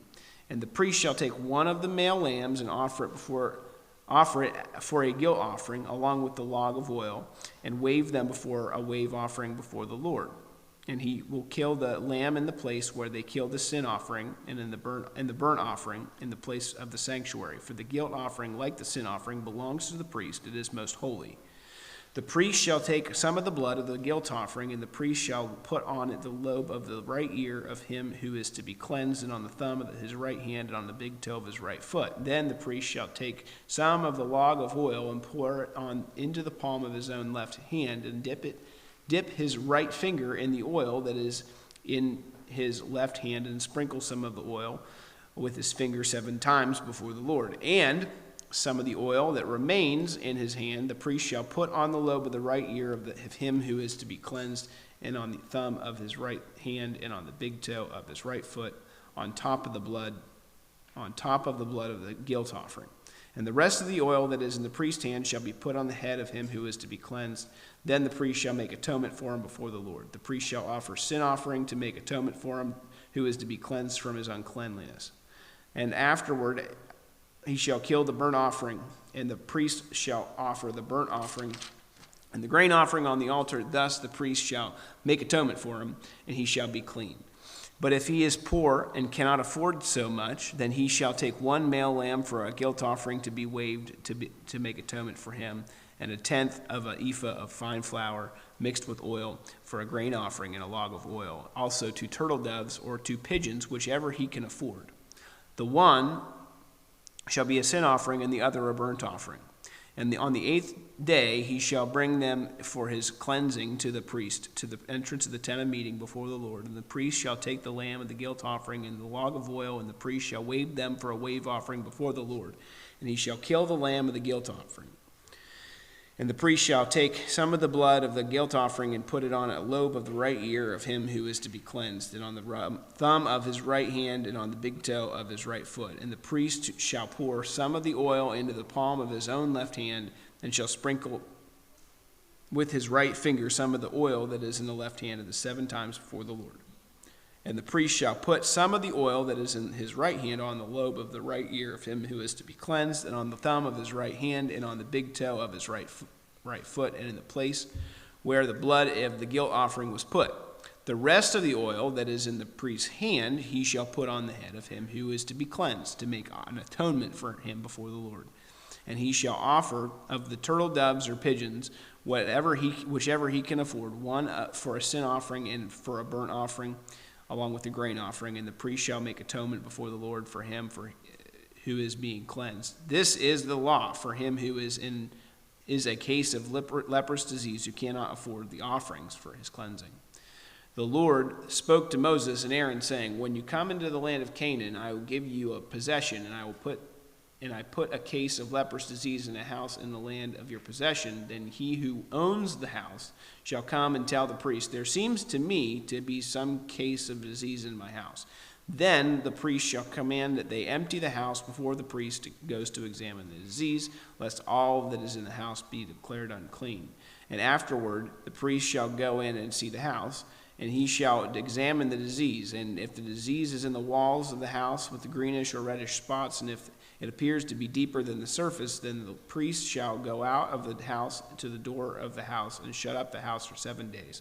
And the priest shall come and again, and in the 7th day look, and if the disease has spread in the walls of the house, then the priest shall command that they take out the stones in which the disease and throw them into the unclean place outside the city. And he shall have in the inside of this house scraped all around, and the plaster that they scrape off they shall pour out into the unclean place outside the city. Then they shall take other stones and put them in their place of the stones, and he shall take plaster and plaster the house.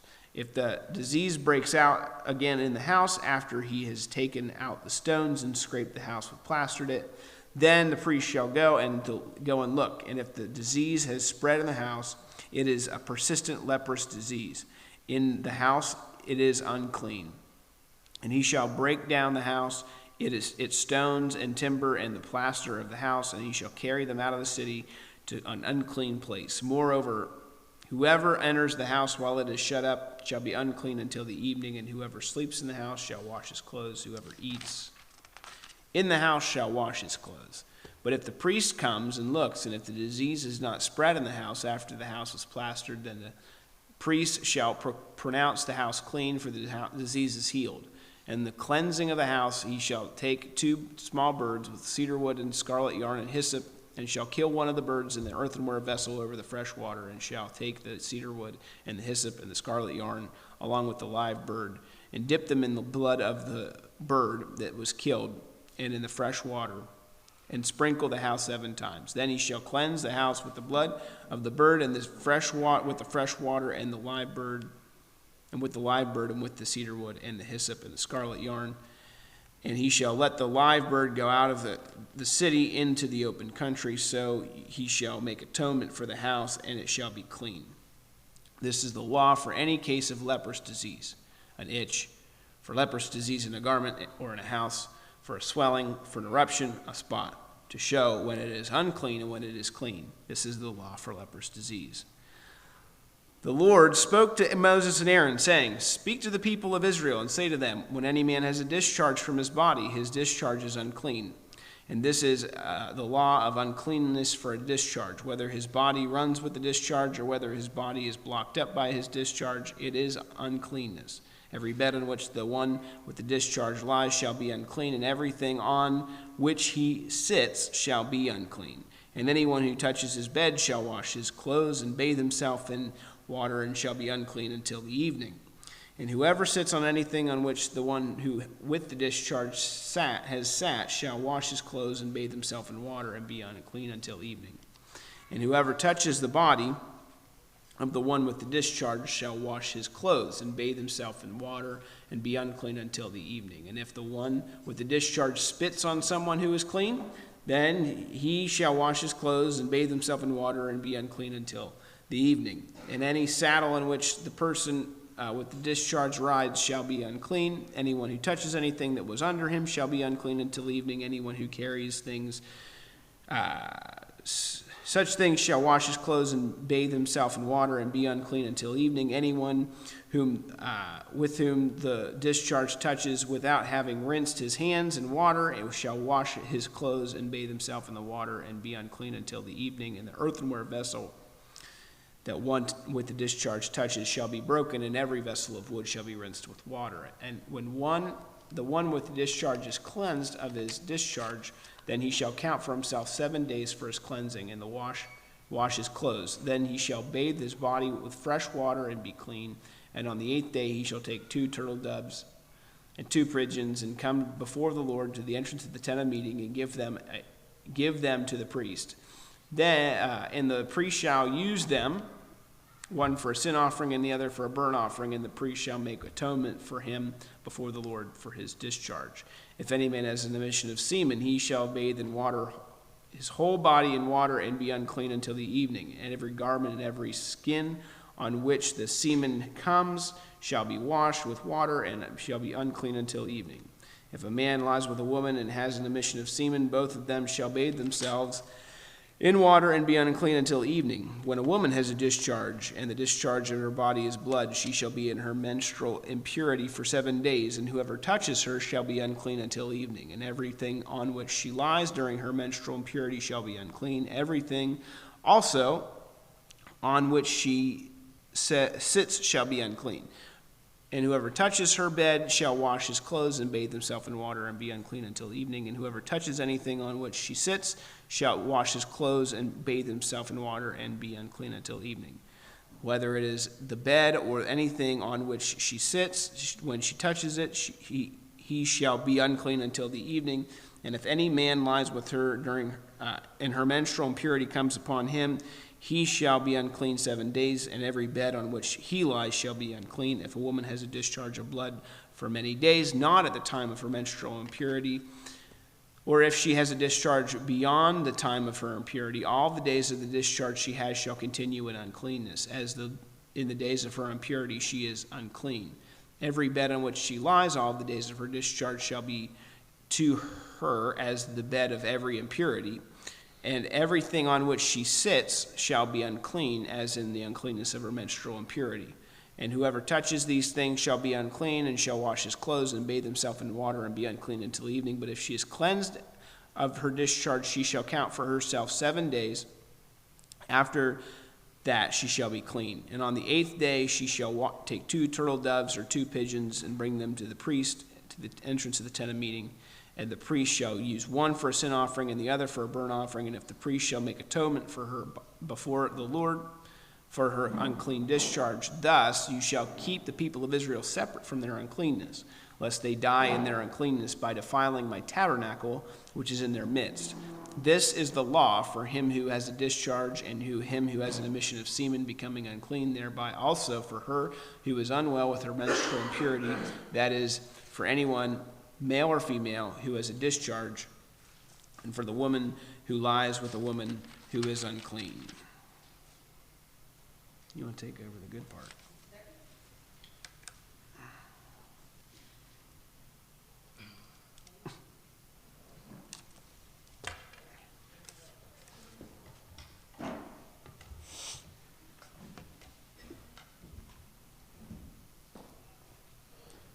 The Lord spoke to Moses after the death of the 2 sons of Aaron, when they drew near before the Lord and died. And the Lord said to Moses, "Tell Aaron your brother not to come at any time to the holy place inside the veil, before the mercy seat that is on the ark, so that he may not die.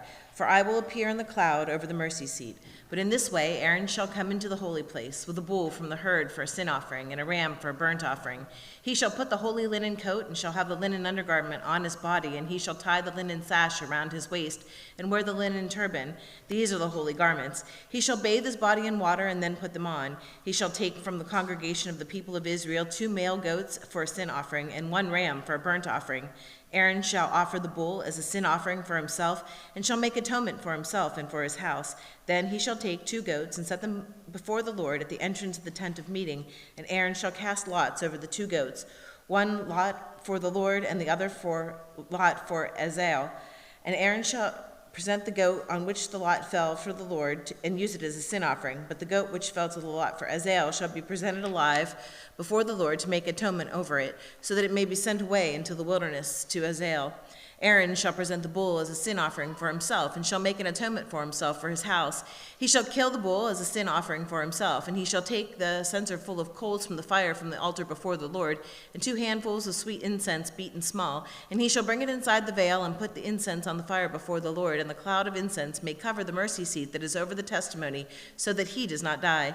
And he shall take some of the blood of the bull and sprinkle it with his finger on the front of the mercy seat on the east side, and in the front of the mercy seat he shall sprinkle some of the blood with his fingers 7 times. Then he shall kill the goat of the sin offering that is for the people, and bring its blood inside the veil, and do with its blood as he did with the blood of the bull, sprinkling it over the mercy seat and in front of the mercy seat. Thus he shall make atonement for the holy place, because of the uncleanness of the people of Israel, and because of their transgressions, all of their sins. And he shall do this for the tent of meeting, which dwells with them in the midst of their uncleanness. No one may be in the tent of meeting from the time he enters to make atonement in the holy place, until he comes out and has his atonement made for himself, and for the house, and for all of the assembly of Israel.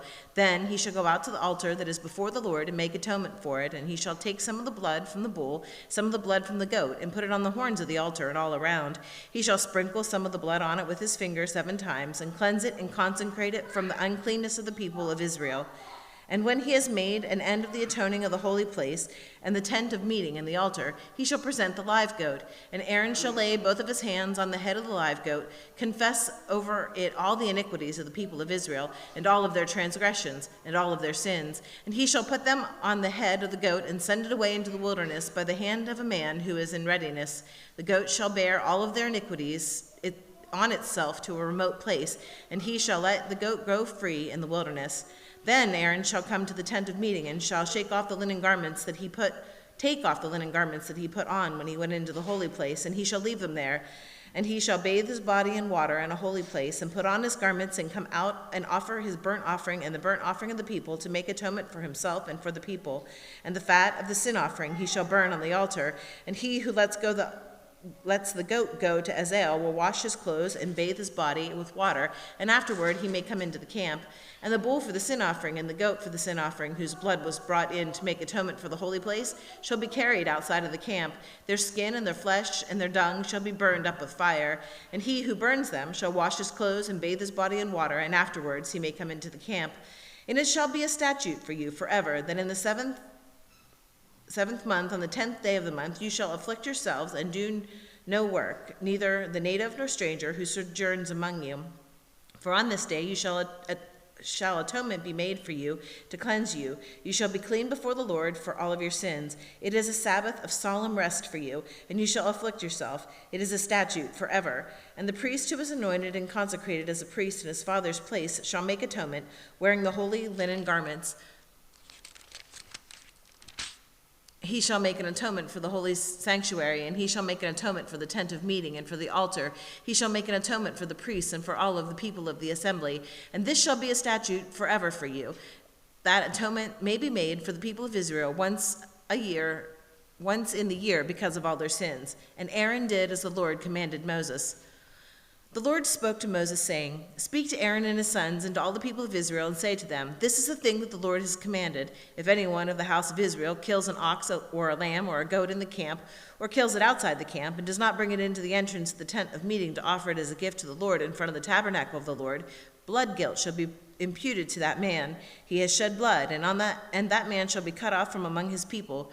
This is to the end that the people of Israel may bring their sacrifices that they sacrifice in the open field, that they may bring them to the Lord, to the priest at the entrance of the tent of meeting, and sacrifice them as sacrifices of peace offerings to the Lord. And the priest shall throw the blood on the altar of the Lord at the entrance of the tent of meeting, and burn the fat for a pleasing aroma to the Lord. So they shall no more sacrifice their sacrifices to goat demons, after whom they whore. This shall be a statute forever for them throughout their generations. And you shall say to them, Any one of the house of Israel, or strangers who sojourn among them, who offers a burnt offering or sacrifice, and does not bring it to the entrance of the tent of meeting to offer it to the Lord, that man shall be cut off from his people. If any one of the house of Israel, or the strangers who sojourn among them, eats any blood, I will set my face against that person who eats blood, and will cut him off from among his people. For the life of the flesh is in the blood, and I have given it to you for you on the altar to make an atonement for your souls. For it is the blood that makes atonement by the life. Therefore I have said to the people of Israel, No person among you shall eat blood, neither shall any stranger who sojourns among you eat blood. Anyone also of the people of Israel, or of the strangers who sojourn among them, who takes in hunting any beast or bird that may be eaten, shall pour out its blood and cover it with earth. For the life of every creature is in its blood is its life. Therefore I have said to the people of Israel, You shall not eat the blood of any creature, for the life of every creature is in its blood. Whoever eats of it shall be cut off. And every person who eats what dies of itself, or what is torn by beasts, whether he is a native or a sojourner, shall wash his clothes and bathe himself in water, and be unclean until evening. Then he shall be clean. But if he does not wash them or bathe his flesh, he shall bear his iniquity. And the Lord said to Moses, saying, Speak to the people of Israel, and say to them, I am the Lord your God. You shall not do as they do in the land of Egypt, where you lived, and you shall not do as they do in the land of Canaan, to which I am bringing you. You shall not walk in their statutes. You shall follow my rules, and keep my statutes, and walk in them. I am the Lord your God. You shall therefore keep my statutes and my rules. If a person does them, he shall live by them. I am the Lord. None of you shall approach any one of his close relatives and uncover his nakedness. I am the Lord. You shall not uncover the nakedness of your father, which is the nakedness of your mother. She is your mother. You shall not uncover her nakedness. You shall not uncover the nakedness of your father's wife. It is your father's nakedness. You shall not uncover the nakedness of your sister, your father's daughter, or your mother's daughter, whether brought up in the family or in another home. You shall not uncover the nakedness of your son's daughter or of your daughter's daughter, for their nakedness is your own nakedness. You shall not uncover the nakedness of your father's wife's daughter, brought up in your father's family, since she is your sister. You shall not uncover the nakedness of your father's sister. She is your father's relative. You shall not uncover the nakedness of your mother's sister, for she is your mother's relative. You shall not uncover the nakedness of your father's brother. That is, you shall not approach his wife. She is your aunt. You shall not uncover the nakedness of your daughter-in-law. She is your wife, your son's wife, and you shall not uncover her nakedness. You shall not uncover the nakedness of your brother's wife. It is your brother's nakedness. You shall not uncover the nakedness of a woman and of her daughter, and you shall not take her son's daughter and her daughter's daughter to uncover her nakedness. They are relatives. It is depravity. And you shall not take a woman who is a rival wife to her sister, uncovering her nakedness while her sister is still alive. You shall not approach a woman to uncover her nakedness while she is on her menstrual uncleanliness. And you shall not lie sexually with your neighbor's wife, and so make yourself unclean with her. You shall not give any of your children to offer them to Moloch, and profane the name of the Lord your God. I am the Lord. You shall not lie with a male as with a woman. It is an abomination. You shall not lie with any animal, and so make yourself unclean with it. Neither shall any woman give herself to any animal to lie with it. It is perversion. Do not make yourselves unclean by any of these things. For all of these things, the nations I am driving out before you have become unclean, and the land became unclean, so I punished its iniquity, and the land vomited out its inhabitants. But you shall keep my statutes and my rules, and do none of these abominations, neither the native or the stranger who sojourns among you. For the people of the land who were before you did all these abominations, and so the land became unclean. Lest the land vomit you out when you make it unclean, as it vomited out the nation that was before you. For everyone who does any of these abominations, the persons who do them shall be cut off from among their people. So keep my charge, and never practice any of these abominable customs that were practiced before you, and never make yourselves unclean by them. I am the Lord your God. And the Lord God spoke to Moses, saying, Speak to all the congregation of the people of Israel, and say to them, You shall be holy, for I, the Lord your God, am holy. Every one of you shall revere his mother and his father, and you shall keep my Sabbaths. I am the Lord your God. Do not turn to idols, or make yourself any gods of cast metal. I am the Lord your God. When you offer a sacrifice of peace offerings to the Lord, you shall offer it so that it may be accepted. It shall be eaten the same day you offer it on the day after, and anything left over until the third day shall be burned up with fire. If it is eaten all on the third day, it is tainted, and it will not be accepted. And everyone who eats of it shall bear his iniquity, because he has profaned what is holy to the Lord, and that person shall be cut off from his people. When you reap the harvest of your land, you shall not reap your field right up to the edge, neither shall you gather the gleanings after your harvest. And you shall not strip your vineyard bare, neither shall you gather fallen grapes of your vineyard. You shall leave them for the poor and for the sojourner. I am the Lord your God. You shall not steal, you shall not deal falsely, you should not lie to one another. You shall not swear by my name falsely or profane the name of the Lord. I am the Lord. You shall not oppress your neighbor or rob him. The wages of the hired worker shall not remain with you all night until the morning. You shall not curse the deaf or put a stumbling block before the blind, but you shall fear your God. I am the Lord. You shall do no injustice in court. You shall not be partial to the poor or defer to the great, but in righteousness shall you judge your neighbor. You shall not go around as a slanderer among your people, and you shall not stand up against the life of your neighbor. I am the Lord. You shall not hate your brother in your heart, but you shall reason frankly with your neighbor, lest you incur sin because of him. You shall not take vengeance or bear a grudge against the sons of your own people, but you shall love your neighbor as yourself. I am the Lord. You shall keep my statutes. You should not let your cattle breed with different kinds. You shall not sow your field with two kinds of seed, nor shall you wear a garment made of cloths of two material. If a man lies sexually with a woman who is a slave, assigned to another man and yet not ransomed or given her freedom, a distinction shall be made. They shall not be put to death because she was not free, but he shall bring his compensation to the Lord, to the entrance of the tent of meeting, a ram for a guilt offering. And the priest shall make atonement for him with the ram of the guilt offering before the Lord for his sin that he has committed, and he shall be forgiven for the sin that he has committed. When you come into the land and plant any kind of tree for food, then you shall regard its fruit as forbidden. 3 years it shall be forbidden for you, it must not be eaten. And then in the 4th year all of its fruit shall be holy, an offering of praise to the Lord. But in the 5th year you may eat of its fruit, to increase its yield for you. I am the Lord your God. You shall not eat any flesh with the blood in it. You shall not interpret omens or tell fortunes. You shall not round off the hair on your temples or mar the edges of your beard. You shall not make any cuts on your body for the dead or tattoo yourselves. I am the Lord. Do not profane your daughter by making her a prostitute, lest the land fall into prostitution and the land become full of depravity. You shall keep my Sabbaths and reverence my sanctuary. I am the Lord. Do not turn to mediums and necromancers. Do not seek them out, so to make yourselves unclean by them. I am the Lord your God. You shall stand up before the gray head and honor the face of an old man, and you shall fear your God. I am the Lord. When a stranger sojourns with you in your land, you shall not do him wrong. You shall treat the stranger who sojourns with you as the native among you, and you shall love him as yourself. For you were strangers in the land of Egypt. I am the Lord your God. You shall do no wrong in judgment, in measures of length or weight or quantity. You shall have just balances, just weights, a just ephah, a just hin. I am the Lord your God, who brought you out of the land of Egypt. And you shall observe all my statutes and all my rules, and do them. I am the Lord. The Lord spoke to Moses, saying, Say to the people of Israel, any one of the people of Israel, or the strangers who sojourn in Israel, who gives any of his child to Molech, shall surely be put to death. The people of the land shall stone him with stones. I myself will set my face against that man, and will cut him off from among his people, because he has given one of his children to Molech, to make my sanctuary unclean, and to profane my holy name. And if the people of the land do at all close their eyes to that man when he gives one of his children to Molech, and do not put him to death, then I will set my face against that man and against his clan, and will cut them off from among their people, him and all who follow him in whoring after Molech. And if a person turns to mediums and necromancers, whoring after them, I will set my face against that person and cut him off from among his people. Consecrate yourselves, therefore, and be holy, for I am the Lord your God. Keep my statutes and do them. I am the Lord who sanctifies you. For anyone who curses his father or mother shall surely be put to death. As he has cursed his father or mother, his blood is upon him.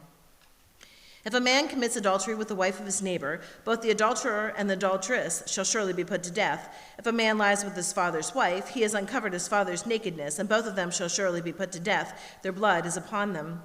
If a man lies with his daughter-in-law, both of them shall surely be put to death. They have committed perversion. Their blood is upon them. If a man lies with a male as with a woman, both of them have committed an abomination. They shall surely be put to death. Their blood is upon them. If a man takes a woman and her mother also, it is a depravity. He and they shall be burned with fire, and that there may be no depravity among you. If a man lies with an animal, he shall surely be put to death, and you shall kill the animal. If a woman approaches any animal and lies with it, you shall kill the woman and the animal. They shall surely be put to death. Their blood is upon them. If a man takes his sister, a daughter of his father or a daughter of his mother, and sees her nakedness, and she sees his nakedness, it is a disgrace, and they shall be cut off from the sight of the children of their people. He has uncovered his sister's nakedness, and he shall bear his iniquity. If a man lies with a woman during her menstrual period and uncovers her nakedness, he has made naked her fountain, and she has uncovered the fountain of her blood. Both of them shall be cut off from among their people. You shall not uncover the nakedness of your mother's sister or your father's sister, for that is to make naked one's relative, and they shall bear their iniquity. If a man lies with his uncle's wife, he has uncovered his uncle's nakedness, and they shall bear their sin. They shall die childless.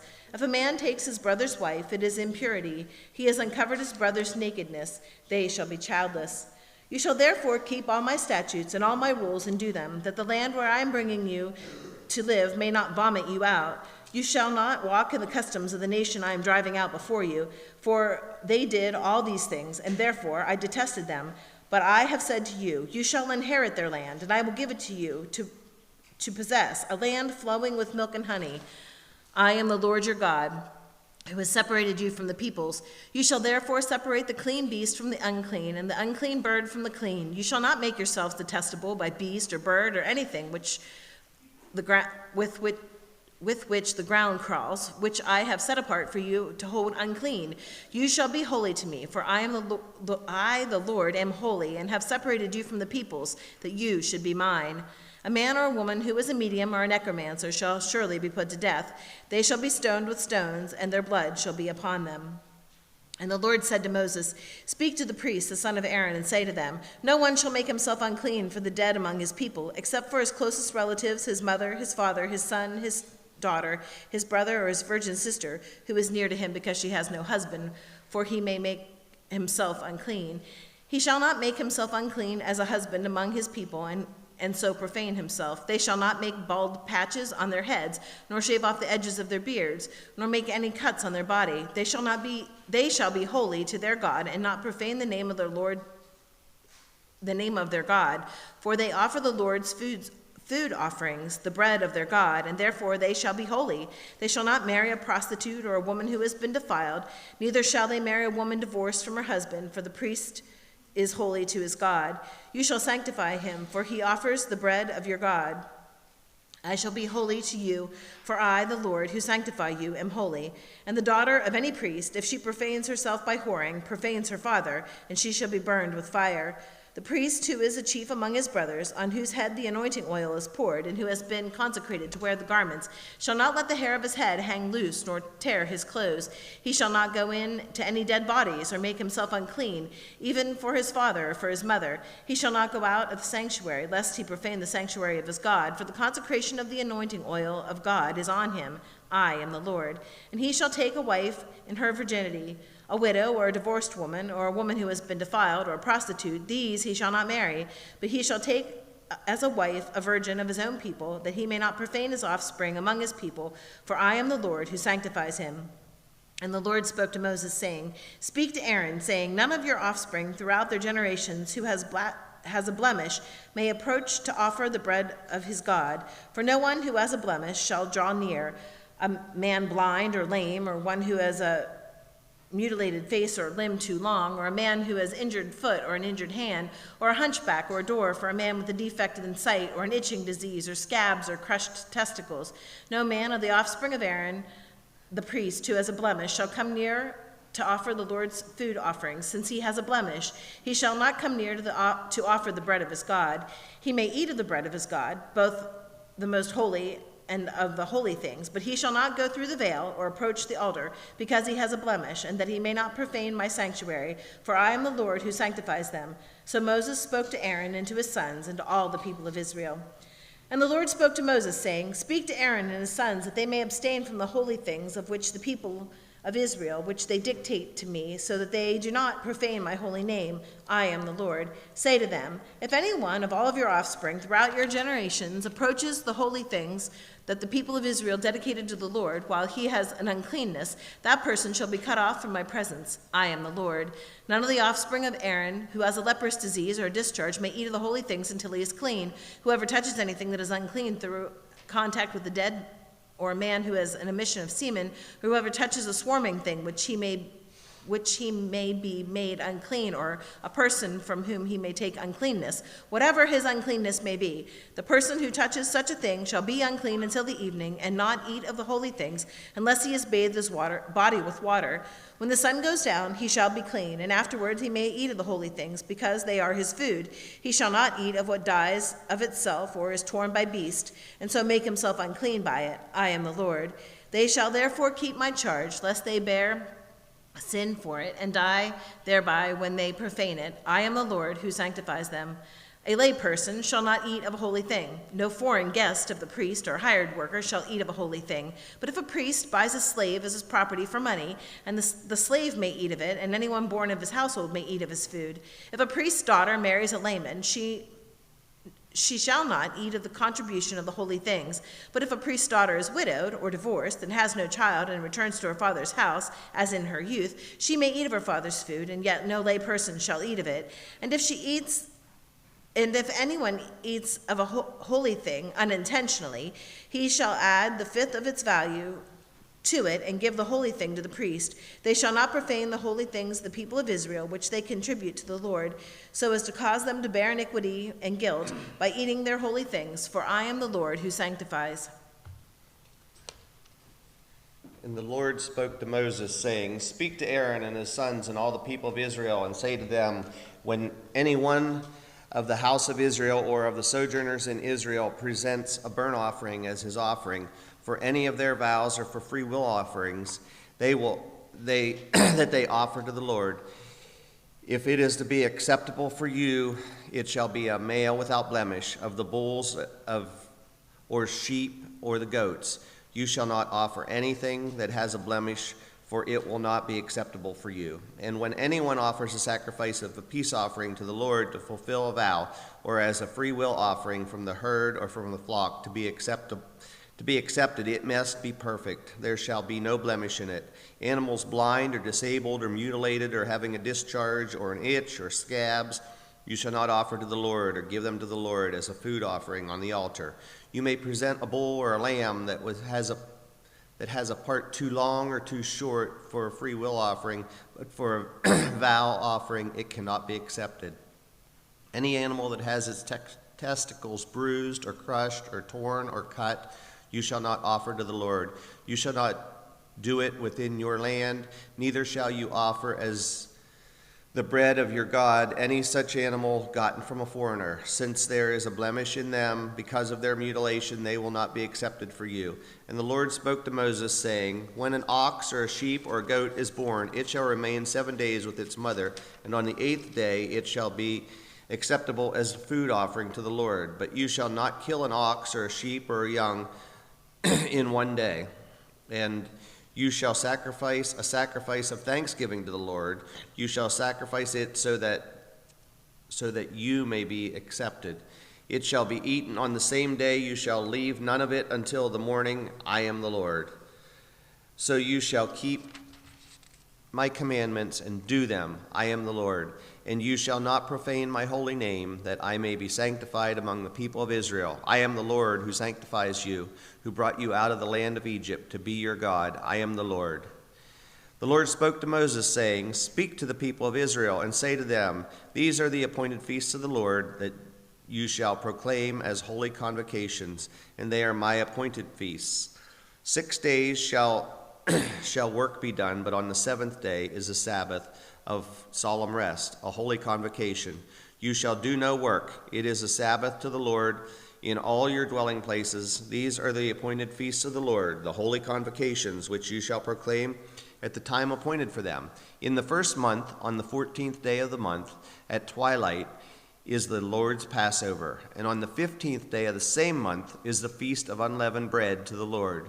For 7 days you shall eat unleavened bread, and on the first day you shall have a holy convocation.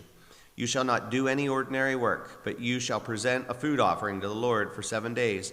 On the 7th day is a holy convocation, and you shall not do any ordinary work. The Lord spoke to Moses, saying, Speak to the people of Israel and say to them, When you come into the land that I give you and reap its harvest, you shall bring the sheaf of the first fruits of your harvest to the priest, and he shall wave the sheaf before the Lord, so that it may be accepted. And on the day after the Sabbath, the priest shall wave it. And on the day when you wave the sheaf, you shall offer a male lamb, a year old, without a blemish, with a burnt offering, as a burnt offering to the Lord. And the grain offering with it shall be 2/10 of an ephah of fine flour mixed with oil, a food offering to the Lord with a pleasing aroma. And the drink offering with it shall be of wine, 1/4 of a hin. And you shall eat neither bread nor grain, parched or fresh, until this same day, until you have brought the offering of your God. It is a statute forever throughout the generations in all your dwellings. You shall count 7 full weeks from the day after the Sabbath, from the day that you brought the sheaf of the wave offering. You shall count 50 days to the day after the 7th Sabbath, and you shall present a grain offering of the new grain to the Lord. You shall bring from the dwelling places 2 loaves of bread to be waved, made of 2/10 of an ephah.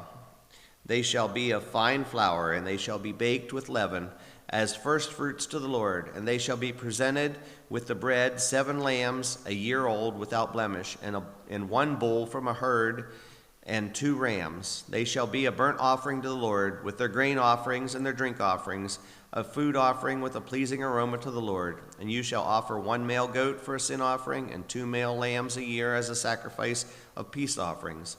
And the priest shall wave them with the bread of the first fruits as a wave offering before the Lord.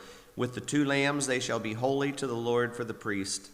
And you shall make a proclamation on the same day. You shall hold a holy convocation. You shall not do any ordinary work. It is a statute forever in all your dwelling places throughout your generations. And when you reap the harvest of your land, you shall not reap your fields right up to its edges, nor shall you gather the gleanings after you harvest. You shall leave them for the poor and for the sojourners. I am the Lord your God. And the Lord spoke to Moses, saying, Speak to the people of Israel, saying, In the 7th month, on the 1st day of the month, you shall observe a day of solemn rest, a memorial proclaimed with a blast of trumpets, a holy convocation, and you shall not do any ordinary work, and you shall present a food offering to the Lord. And the Lord spoke to Moses, saying, Now on the 10th day of the 7th month of the Day of Atonement, it shall be for you a time of holy convocation, and you shall afflict yourselves and present a food offering to the Lord. And you shall not do any work that very day, for it is a day of atonement, to make atonement for you before the Lord your God. For whoever is not afflicted on that very day shall be cut off from his people, and whoever does any work on that very day, that person I will destroy from among his people. You shall not do any work. It is a statute forever throughout your generations in all your dwelling places. It shall be to you a Sabbath of solemn rest, and you shall afflict yourselves. On the 9th day of the month, the beginning at evening, from evening to evening you shall keep your Sabbath. And the Lord spoke to Moses, saying, Speak to the people of Israel, saying, On the 15th day of the 7th month, and for 7 days is the feast of booths to the Lord. On the 1st day shall be a holy convocation, and you shall not do any ordinary work. For 7 days you shall present food offerings to the Lord. On the 8th day you shall have a holy convocation, and present a food offering to the Lord. It is a solemn assembly. You shall not do any ordinary work. There are appointed feasts of the Lord, which you shall proclaim as times of holy convocation, and for presenting to the Lord food offerings, burnt offerings and grain offerings, sacrifices and drink offerings, each on its proper day, besides the Lord's Sabbaths and besides the gifts, besides all your vow offerings and besides your free will offerings which you give to the Lord. On the 15th day of the 7th month, when you have gathered in the produce of the land, you shall celebrate the feast of the Lord 7 days. On the 1st day shall be a solemn rest, and on the 8th day shall be a solemn rest. And you shall take on the 1st day the fruit of splendid trees, branches of palm trees, and boughs of leafy trees, and willows of the brook. And you shall rejoice before the Lord your God 7 days. You shall celebrate it as a feast to the Lord for 7 days in the year. It is a statute forever throughout your generations, and you shall celebrate it in the 7th month. You shall dwell in booths for 7 days. All native Israelites shall dwell in booths, that your generations may know that I made the people of Israel dwell in the booths when I brought them out of the land of Egypt. I am the Lord your God. Thus Moses declared to the people of Israel the appointed feast of the Lord. The Lord spoke to Moses, saying, Command the people of Israel to bring you pure oil from the beaten olives for the lamps, that a light may be kept burning regularly outside the veil of the testimony and in the tent of meetings. Aaron shall arrange it from the evening to the morning before the Lord regularly. It shall be a statute forever throughout the generations. He shall arrange the lamps on the lampstand of pure gold before the Lord regularly. You shall take fine flour and bake 12 loaves of it. 2/10 of an ephah shall be in each loaf, and you shall set them in 2 piles, 6 in a pile, on the table of pure gold before the Lord, and you shall put pure frankincense on each pile, that it may go with the bread as a memorial portion, as a food offering to the Lord. Every Sabbath day Aaron shall arrange it before the Lord regularly. It is from the people of Israel as a covenant forever, and it shall be for Aaron and his sons that they shall eat it in a holy place, since it is for him a holy portion out of the Lord's food offering, a perpetual due. Now an Israelite woman's son, whose father was an Egyptian, went out among the people of Israel, and the Israelite woman's son and a man of Israel fought in the camp. And the Israelite woman's son blasphemed the name and cursed. Then they brought him to Moses. His mother's name was Shelemith, the daughter of Debri, from the tribe of Dan. And they put him in custody till the will of the Lord should be clear to them. And the Lord spoke to Moses, saying, Bring out of the camp the one who cursed, and let all who heard him lay their hands on his head, and let all the congregation stone him. And speak to the people of Israel, saying, Whoever curses his God shall bear his sin. Whoever blasphemes the name of the Lord shall surely be put to death, and the congregation shall stone him. The sojourner as well as the native, when he blasphemes the name, he shall be put to death. Whoever takes a human life shall surely be put to death. Whoever takes an animal's life shall make it good, life for life. If anyone injures his neighbor as he has done, it shall be done to him. Fracture for fracture, eye for eye, tooth for tooth. Whatever injury has been given a person shall be given to him. Whoever kills an animal shall make it good, and whoever kills a person shall be put to death. You shall have the same rule for the sojourner and for the native, for I am the Lord your God. So Moses spoke to the people of Israel, and they brought out of the camp the one who was cursed, and stoned him with stones. Thus the people of Israel did as the Lord commanded Moses. The Lord spoke to Moses on Sinai, saying, Speak to the people of Israel, and say to them, When you come into the land that I give you, the land shall keep a Sabbath to the Lord. For 6 years you shall sow your fields, and for 6 years you shall prune your vineyards and gather in its fruits. But in the 7th year there shall be a Sabbath of solemn rest for the land, a Sabbath to the Lord. You shall not sow your field or prune your vineyard. You shall not reap what grows of itself in your harvest, or gather the grapes of your undressed vines.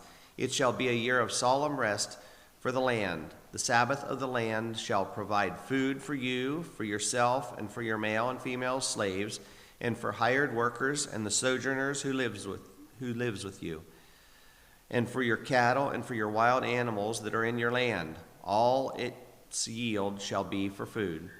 You shall count 7 weeks of years, 7 times 7 years, so that the time of the 7 weeks of years shall give you 49 years. Then you shall sound the loud trumpet on the 10th day of the 7th month, and on the day of atonement you shall sound the trumpet throughout all your land. And you shall consecrate the 50th year, and proclaim liberty throughout the land to all its inhabitants. It shall be a jubilee for you, when each of you shall return to his property, and each of you shall return to his clan. That 50th year shall be a jubilee for you. In it you shall neither sow or reap what grows of itself, nor gather the grapes from the undressed vines, for it is a jubilee. It shall be holy to you. You may eat the produce of the field. In this year of Jubilee, each of you shall return to his property. And if you make a sale to your neighbor or buy from your neighbor, you shall not wrong one another. You shall pay your neighbor according to the number of years after the Jubilee, and he shall sell to you according to the number of years for crops. If the years are many, you shall increase the price, and if the years are few, you shall reduce the price. For it is the number of crops that he is selling to you. You shall not wrong one another, but you shall fear your God, for I am the Lord your God. Therefore you shall do my statutes and keep my rules and perform them, and then you will dwell in the land securely, and the land will yield its fruit, and you will eat your fill and dwell in it securely. And if you say, what shall we eat in the 7th year, if we may not sow or gather in your crop, I will command my blessing on you in the 6th year, so that you will produce a crop sufficient for 3 years. When you sow in the 8th year, you will be eating Some of the old crop you shall eat the old until the 9th year, and when its crop arrives. The land shall not be sold in perpetuity, for the land is mine. For you are strangers and sojourners with me, and all the country in all the country you possess. You shall allow a redemption of the land. If your brother becomes poor and sells part of his property, then his nearest redeemer shall come and redeem what his brother has sold. If a man has no one to redeem it, and then himself becomes prosperous and finds sufficient means to redeem it, let him calculate the years since he sold it, pay back the balance to the man to whom he sold it, and then return to his property. But if he does not have sufficient means to recover it, then what he sold shall remain in the hands of the buyer until the year of Jubilee.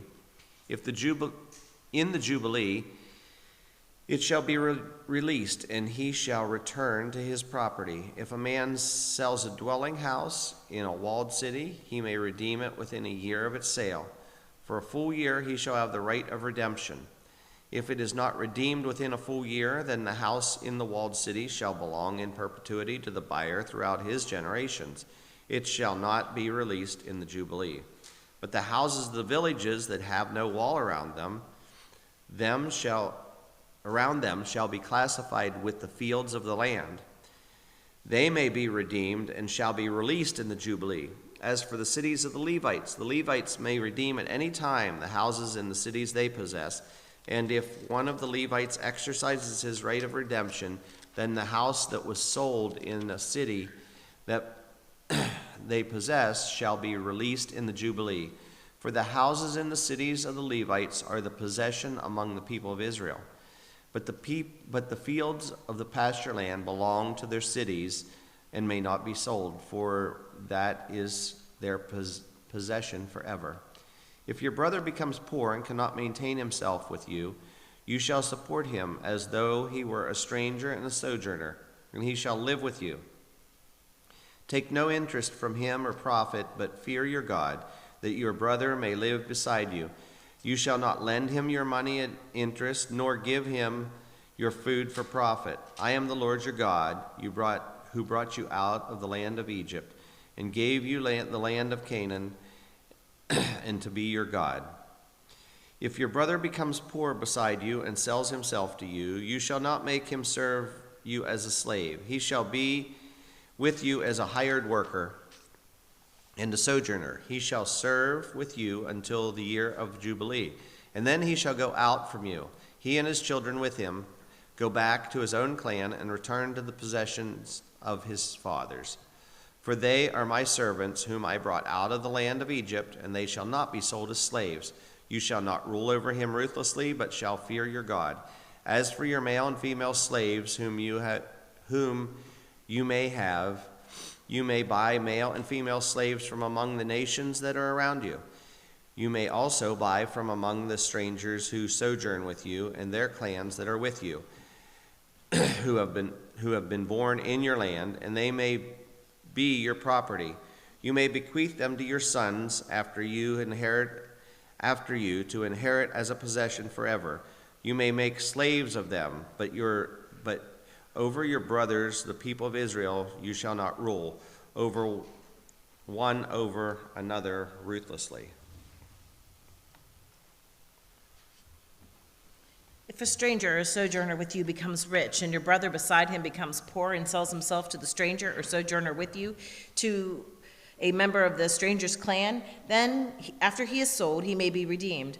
One of his brothers may redeem him, or his uncle or his cousin may redeem him, or a close relative from his clan may redeem him. Or if he grows rich, he may redeem himself. He shall calculate with his buyer from the year he was sold, when he sold himself to him, until the year of Jubilee, and the price of his sale shall vary with the number of years. The time he was with his owner shall be rated as the time of a hired worker. If there are still many years left, he shall pay proportionately for his redemption, some of his sale price. If there remain but a few years until the year of Jubilee, he shall calculate and pay for his redemption in proportion to his years of service.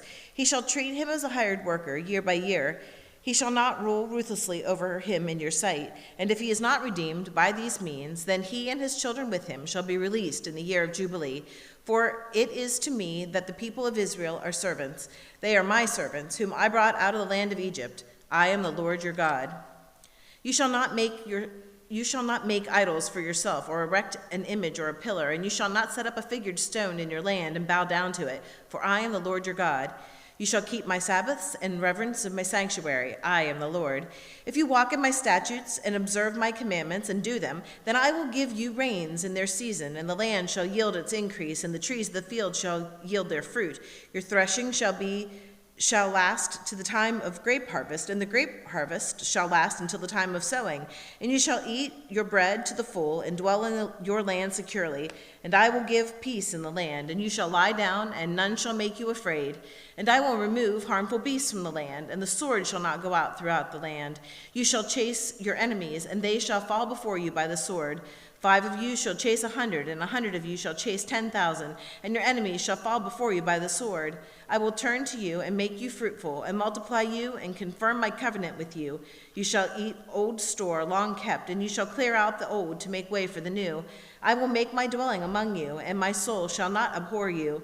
And I will walk among you, and be your God, and you shall be my people. I am the Lord your God, who brought you out of the land of Egypt, that you should not be their slaves. And I have broken the bars of your yoke, and made you walk erect. But if you will not listen to me, and will not do all of these commandments, if you spurn my statutes, and your soul abhors my rules, so that you will not do all of my commandments, but break my covenant, then I will do this to you. I will visit you with panic, with wasting disease and fever, and consume the eyes, and make the heart ache. And you shall sow your seed in vain, for your enemies shall eat it. And I will set my face against you, and you shall be struck down before your enemies. Those who hate you shall rule over you, and you shall flee when no one pursues you. And if in spite of all of this you will not listen to me, then I will discipline you again 7-fold for your sins. And I will break the pride of your power, and I will make your heavens like iron and your earth like bronze. And your strength shall be spent in vain, for your land shall not yield its increase, and the trees of the land shall not yield their fruit. Then if you walk contrary to me and will not listen to me, I will continue striking you 7-fold for your sins. And I will let loose the wild beasts against you, which shall bereave you of your children and destroy your livestock and make you few in number, so that your roads shall be deserted. And if by this discipline you are not turned to me, but walk contrary to me, then I will walk contrary to you, and I myself will strike you 7-fold for your sins. And I will bring a sword upon you, that shall execute vengeance for the covenant. And if you gather within your cities, I will send pestilence among you, and you shall be delivered into the hand of the enemy. When I break your supply of bread, 10 women shall bake your bread in a single oven, and shall dole out your bread again by weight, and you shall eat and not be satisfied. But if in spite of this you will not listen to me, but walk contrary to me, then I will walk contrary to you in fury, and I myself will discipline you 7-fold for your sins. You shall eat the flesh of your sons, and you shall eat the flesh of your daughters, and I will destroy your high places and cut down your incense altars and cast your dead bodies upon the dead bodies of your idols, and my soul will abhor you. And I will lay your cities waste, and I will make your sanctuaries desolate, and I will not smell your pleasing aromas, and I myself will devastate the land, so that your enemies who settle in it shall be appalled at it. And I will scatter you among the nations, and I will unsheathe the sword after you, and your land shall be desolation, and your cities shall be a waste. Then the land shall enjoy its Sabbaths as long as it lies desolate, while you are in your enemy's land. Then the land shall rest and enjoy its Sabbaths. As long as it lies desolate, it shall have rest, the rest that it did not have on your Sabbaths when you were dwelling in it.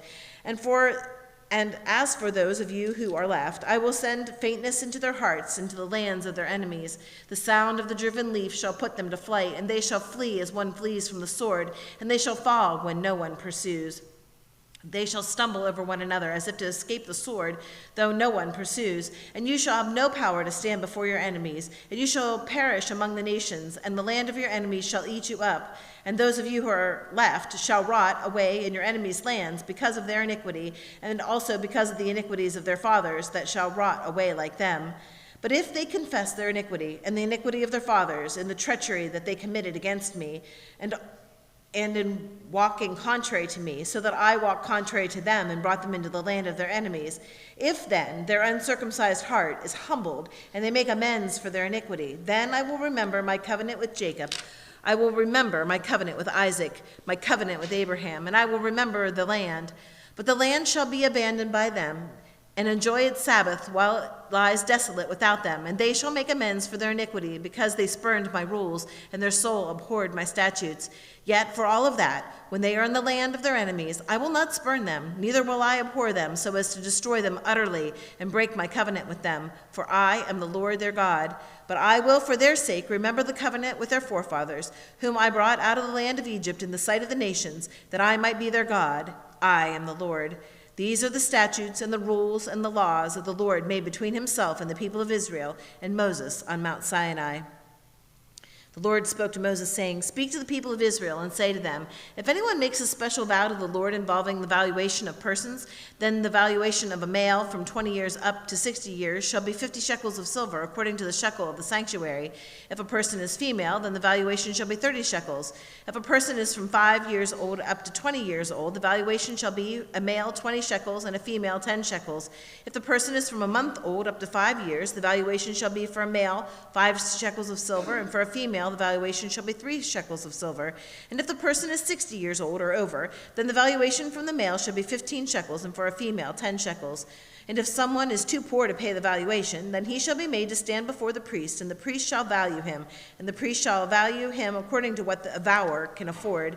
If the vow is an animal that may be offered as an offering to the Lord, all of it that he gives to the Lord is holy. He shall not exchange it or make a substitute for it, good or bad for good. And if he does in fact substitute one animal for another, then both it and the substitute shall be holy. And if any unclean animal that may not be offered is offered as an offering to the Lord, then he shall stand the animal before the priest, and the priest shall value it either as good or bad, and the priest as the priest values it, so it shall be. But if he wishes to redeem it, he shall add a fifth to the valuation. When a man dedicates his house as a holy gift to the Lord, the priest shall value it as either good or bad, as the priest values it, so it shall stand. And if the donor wishes to redeem the house, he shall add a fifth to the valuation price, and it shall be his. If a man dedicates to the Lord part of the land that is in his possession, then the valuation shall be in proportion to its seed. A homer of barley seed shall be valued at 50 shekels of silver. If he dedicates his field from the year of Jubilee, the valuation shall stand. But if he dedicates his field after the Jubilee, then the priest shall calculate the price according to the years that remain until the year of Jubilee. A deduction shall be made from the valuation. And if he who dedicates the field wishes to redeem it, then he shall add a fifth to its valuation price, and it shall remain his. But if he does not wish to redeem the field, or he has sold the field to another man, it shall not be redeemed any more. But the field, when it is released in the Jubilee, shall be a holy gift to the Lord, like the field that has been devoted. The priest shall be in possession of it. If he dedicates to the Lord a field that he has bought, which is not a part of the possession, then the priest shall calculate the amount of valuation for it up to the year of Jubilee, and the man shall give the valuation on that day as a holy gift to the Lord. In the year of the Jubilee, the field shall return to him from whom it was bought, to whom the land belongs as a possession.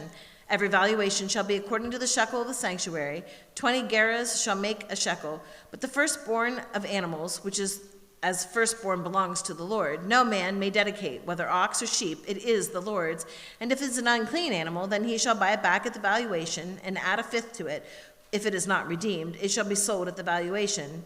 But no devoted thing that a man devotes to the Lord of anything that he has, whether man or beast, or of his inherited field, shall be sold or redeemed. Every devoted thing is most holy to the Lord. No one devoted, who is to be devoted for destruction from mankind, shall be ransomed. He shall surely be put to death. Every tithe of the land, whether the seed of the land or the fruit of the trees, is the Lord's. It is holy to the Lord. If a man wishes to redeem some of his tithe, then he shall add a fifth to it.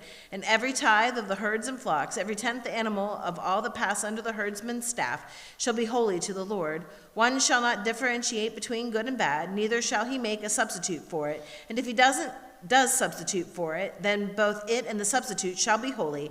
It shall not be redeemed. These are the commandments that the Lord commanded Moses for the people of Israel on Mount Sinai.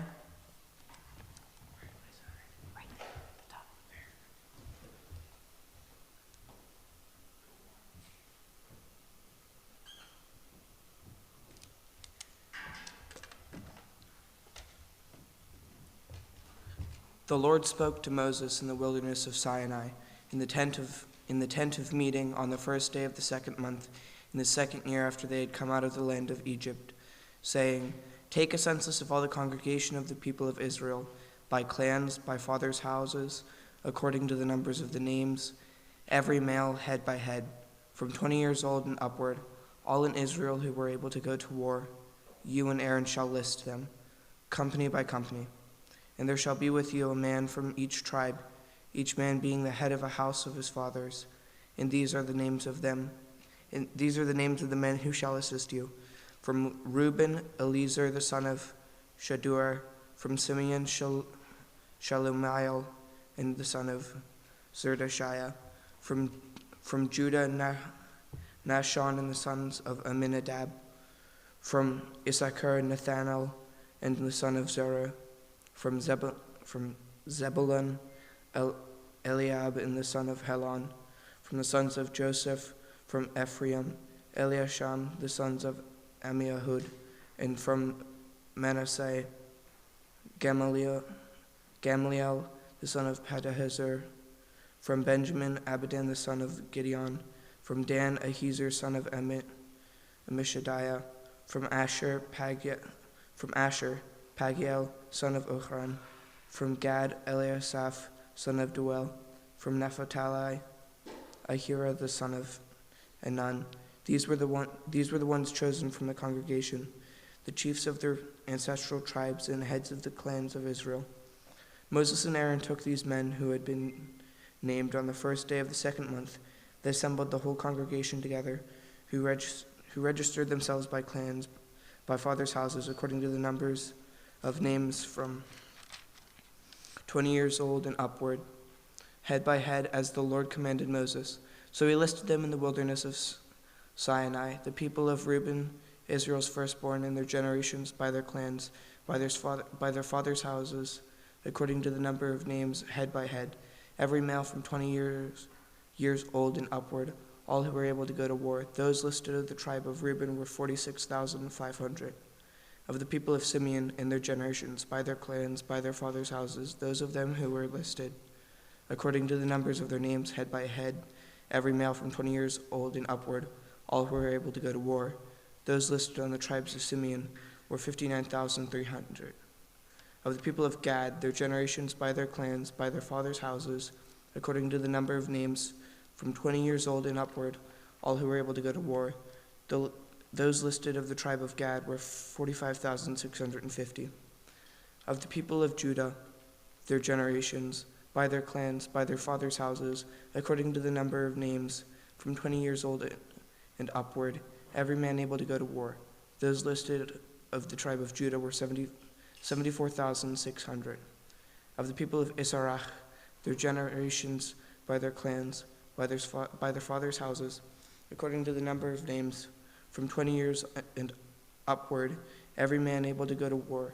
Those listed of the tribe of Issachar were 54,400. Of the people of Zebulun and their generations, by their clans, by their fathers' houses, according to the number of names, from 20 years old and upward, every man able to go to war. Those listed of the tribe of Zebulun were 57,400. Of the people of Joseph, namely of the people of Ephraim, their generations, by their clans, by their fathers' houses, according to the numbers of names, from 20 years old and upward, every man able to go to war. Those listed in the tribe of Ephraim were 40,500. Of the people of Manasseh, their generations, by their clans, by their father's house, according to the number of names, from 20 years old and upward, every man able to go to war. Those listed in the tribe of Manasseh were 32,200. Of the people of Benjamin, their generations, by their clans, by their fathers' houses, according to the number of names, from 20 years old and upward, every man able to go to war. Those listed in the tribe of Benjamin were 35,400. Of the people of Dan, their generations, by their clans, by their fathers' houses, according to the number of names, from 20 years old and upward, every man able to go to war. Those listed in the tribe of Dan were 62,700. Of the people of Asher, their generations, by their clans, by their fathers' houses, according to the number of names, from 20 years old and upward, every man able to go to war. Those listed of the tribe of Asher were 41,500. Of the people of Naphtali, their generations by their clans, by their fathers' houses, according to the number of names from 20 years old and upward, every man able to go to war, those listed of the tribe of Naphtali were 53,400. These are those who were listed, whom Moses and Aaron listed with the help of the chiefs of Israel, 12 men, each representing his father's house. So all those listed of the people of Israel by their father's house from 20 years old and upward, every man able to go to war in Israel.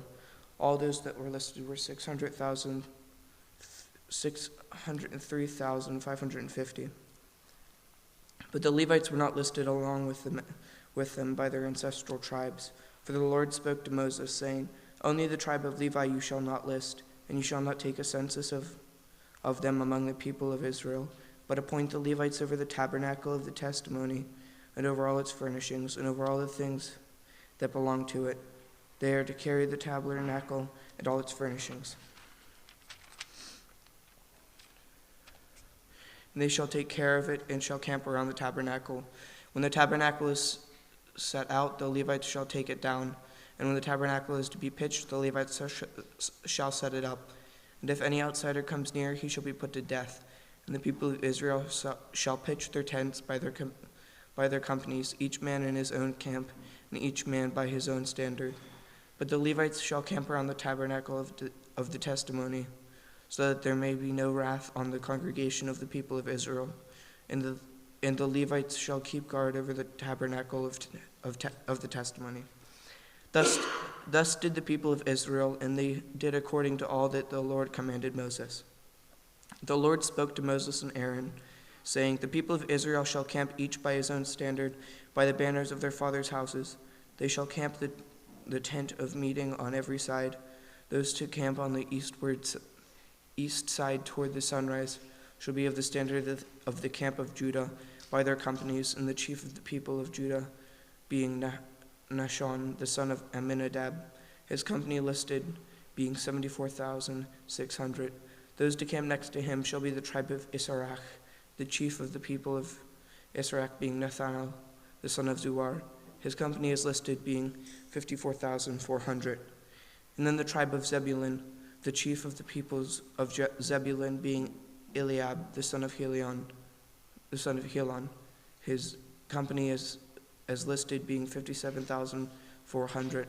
All those listed of the camp of Judah by their companies were 186,400.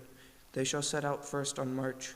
On the south side shall be the standard of the camp of Reuben by their companies, and the chief of the people of Reuben being Eleazar, son of Shadir, his company as listed being 46,500. And those to camp next to him shall be the tribe of Simeon, and the chief of the people of Simeon being Shelumiel, the son of Zershadai. His company as listed being 59,300. Then the tribe of Gad, the chief of the people of Gad being Eliasaph, the son of Rael, his company as listed being 45,650. All those listed of the camp of Reuben by their companions were 151,450. They shall set out second. Then the tent of meeting shall set out, with the camp of the Levites in the midst of the camp.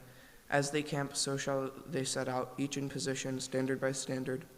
On the west side shall be the standard of the camp of Ephraim by their companies, and the chief of the people of Ephraim being Elishama, the son of Amminahud. His company is listed being 40,500. And next to him shall be the tribe of Manasseh, the chief of the people of Manasseh being Gamaliel, the son of Pedahizur. His company is listed being 32,200. Then the tribe of Benjamin, the chief of the people of Benjamin being Abidan, the son of Gideon. His company is listed being 35,400. All those listed of the camp of Ephraim by their companies were 108,100. They shall set out third on the march. On the north side shall be the standard of the camp of Dan by their companies. the chief of the people of Dan being Ahaziah, the son of Ammishaddai. His company is listed being 62,700. And those to camp next to him shall be the tribe of Asher, the chief of the people of Asher being Pagiel, and the son of Ochran. His company is listed being 41,500. Then the tribe of Naphtali, the chief of the people of Naphtali being Ahira, the son of Enan. His company is listed being 53,400. All those listed of the camp of Dan were 157,600. They shall set out last, standard by standard. These are the people of Israel as listed by their fathers' houses. All those listed in the camps by their companies were 603,550. But the Levites were not listed amongst the people, as the Lord commanded Moses. Thus did the people of Israel according to all that the Lord commanded Moses. So they camped by their standards, and so they set out, each one in his clan according to his father's house. These are the generations of Aaron and Moses at the time when the Lord spoke with Moses on Mount Sinai. These are the names of the sons of Aaron: Nadab the firstborn, Abihu, Eleazar, and Ithamar. These are the names of the sons of Aaron, the anointed priests, whom he ordained to serve as priests. But Nadab and Abihu died before the Lord when they offered unauthorized fire before the Lord in the wilderness of Sinai. And they had no children, so Eleazar and Ithamar served as priests in the lifetime of Aaron their father. And the Lord spoke to Moses, saying, Bring the tribe of Levi near, and set them before Aaron the priest, that they may minister to him, and shall keep guard over him and over the whole congregation before the tent of meeting. As they minister at the tabernacle, they shall guard all furnishings of the tent of meeting, and keep guard over the people of Israel as they minister at the tabernacle. And you shall give the Levites to Aaron and his son. They are wholly given to him from among the people of Israel. And you shall appoint Aaron and his sons, and they shall guard their priesthood. But if any outsiders come near, he shall be put to death. And the Lord spoke to Moses, saying, Behold, I have taken the Levites from among the people of Israel, instead of every firstborn who opens the womb among the people of Israel, the Levites shall be mine, for all the firstborns are mine. On the day that I struck down all the firstborns in the land of Egypt, I consecrated for my own all firstborns in Israel, both of man and of beast. They shall be mine. I am the Lord. And the Lord spoke to Moses in the wilderness of Sinai, saying, List the sons of Levi by fathers' houses and by clans, every male from a month old and upward you shall list. So Moses listed them according to the word of the Lord as he was commanded. And these were the sons of Levi by their names, Gershon and Kohath and Merari. And these are the names of the sons of Gershon by their clan, Libni and Shemiah. And the sons of Kohath by their clan, Amram, Izrar, and Hebron, and Israel. And the sons of Merari by their clan, Mali and Moshi. These are the clans of the Levites by their fathers' houses. To Gershon belonged to the clan of the Libnites and the clan of the Shemaites. These were the clans of the Gershonites. Their listing according to the number of all the males from a month old and upward was 7,500. The clans of the Gershonites were to camp behind the tabernacle on the west, with Eliasaph, the son of Lael, as the chief of the fathers' houses of the Gershonites. And the guard duty of the sons of Gershon in the tent meeting involved the tabernacle, the tent with its coverings, the screen for the entrance, for the tent of meetings, the hangings of the court, the screen for the door of the court that is around the tabernacle, and the altar, and its cords, all services connected with these. To Kohath belonged the clan of the Amramites, and the clan of the Azharites, and the clan of the Hebronites, and the clan of the Uzalatites.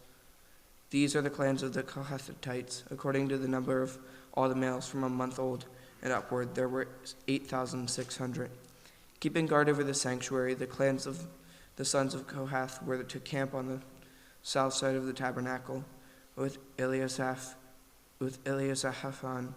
the son of Uziel, as chief of the fathers' houses of the clans of the Kohathites, and their guard duty involved the ark, the table, the lampstand, the altars, the vessels of sanctuary with which priests minister, and the screen, and all the service connected with these. And Eleazar the son of Aaron the priest was to be chief over the chiefs of the Levites, and to have oversight of those who kept guard over the sanctuary. To Merari belonged the clan of the Mahlites, and the clan of the Mushites, and these are the clans of Merari, and their listing, according to the number of all the males from a month old and upward, was 6,200. And the chief of the father's house of the clan of Merari was Zuriel the son of Abihail. They were to camp on the north side of the tabernacle, and the appointed guard duty of the sons of Merari involved the frames of the tabernacle, the bars, the pillars, the bases, and all their accessories, and all the services connected with these. Also the pillars around these courts with their bases and pegs and cords. Those who were to camp before the tabernacle on the east side before the tent of meeting toward the sunrise were Moses and Aaron and his son guarding the sanctuary itself to protect the people of Israel and any outsiders who came near. To protect the people of Israel, and any outsider who came near was to be put to death. All those listed among the Levites, whom Moses and Aaron listed at the commandment of the Lord by clans, all the males from a month old and upward were 22,000. The Lord said to Moses, List all firstborn males of the people of Israel from a month old upward, taking number of the names, and you shall take the Levites for me. I am the Lord. Instead of all the firstborns among the people of Israel, and the cattle of the Levites, instead of all the firstborns among the cattle of the people of Israel. So Moses listed all the firstborns among the people of Israel, as the Lord commanded him, and all the firstborn males, according to the number of names from a month old upward, as listed, were 22,273. The Lord spoke to Moses, saying, Take the Levites instead of all the firstborns. Take the Levites instead of all the firstborns among the people of Israel, and the cattle of the Levites instead of their cattle. The Levites shall be mine. I am the Lord, and as the redemption price for the 273 of the firstborns of the people of Israel, over and above the number of male Levites, you shall take 5 shekels per head. You shall take them according to the shekel of the sanctuary and the shekel of 20 garas, and give the money to Aaron and his sons as the redemption price for those who are over. So Moses took the redemption money from those who were over and above, those redeemed by the Levites. From the firstborn of the people of Israel he took the money, 1,365 shekels, by the shekel of the sanctuary, and Moses gave redemption money to Aaron and his sons, according to the word of the Lord, as the Lord commanded Moses.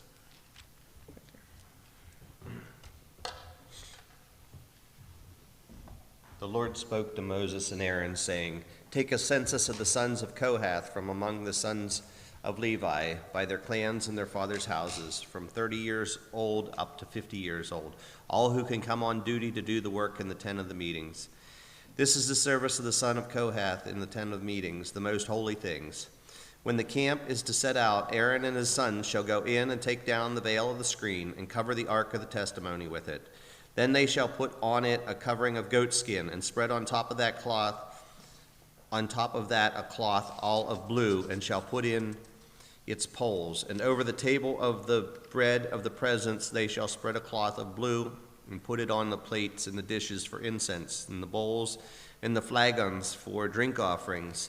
The regular showbread also shall be on it, and they shall spread over them a cloth of scarlet, and cover the same with a covering of goatskin, and they shall put in it its poles.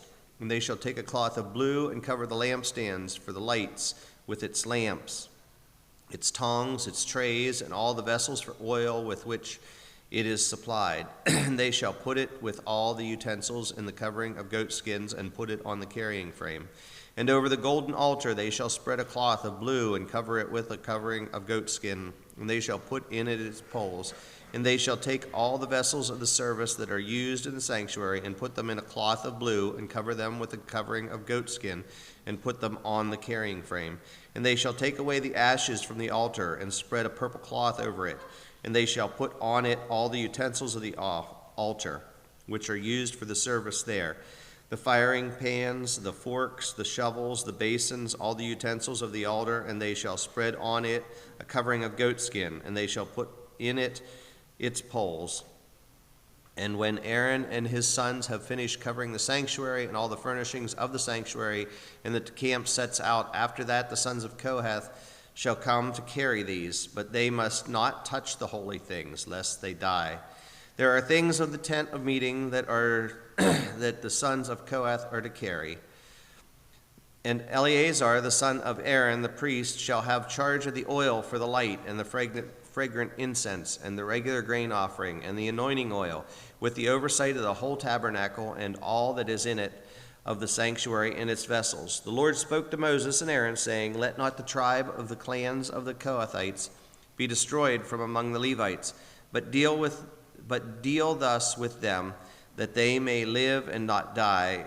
When they come near to the most holy things, Aaron and his sons shall go in and appoint them, each to his task and to his burden. They shall not go in to look on the holy things, even for a moment, lest they die.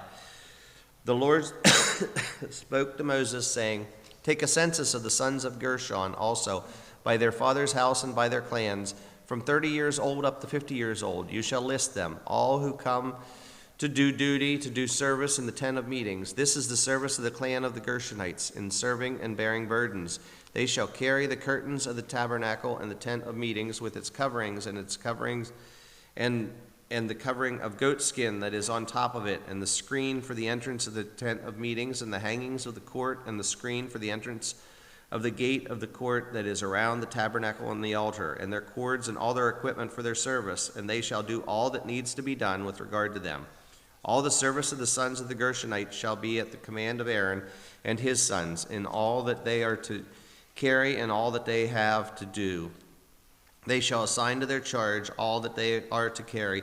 This is the service of the clans of the sons of the Gershonites in the tent of the meeting, and their guard duty is under the direction of Ithamar, the son of Aaron the priest.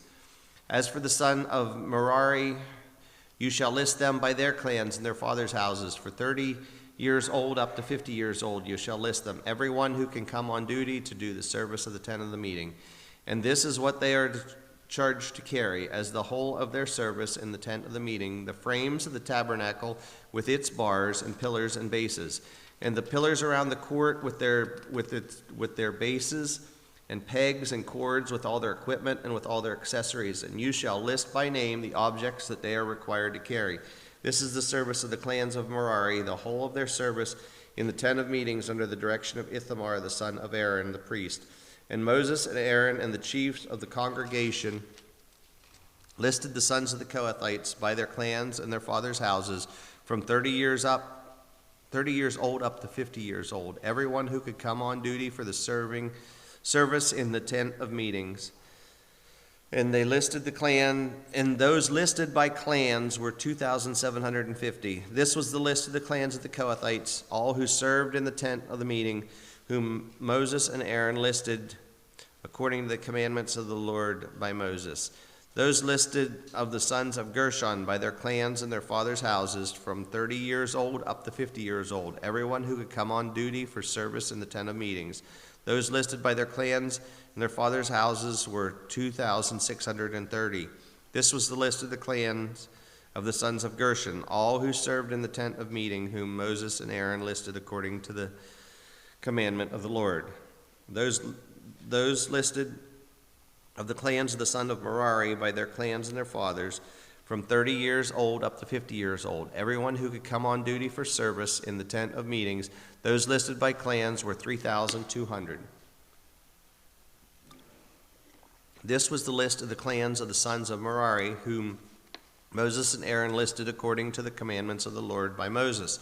All those who were listed of the Levites, whom Moses and Aaron and the chiefs of the Israel listed by their clans and their fathers' houses, from 30 years old up to 50 years old, everyone who could come to the service of ministry and the service of bearing burdens in the tent of meetings.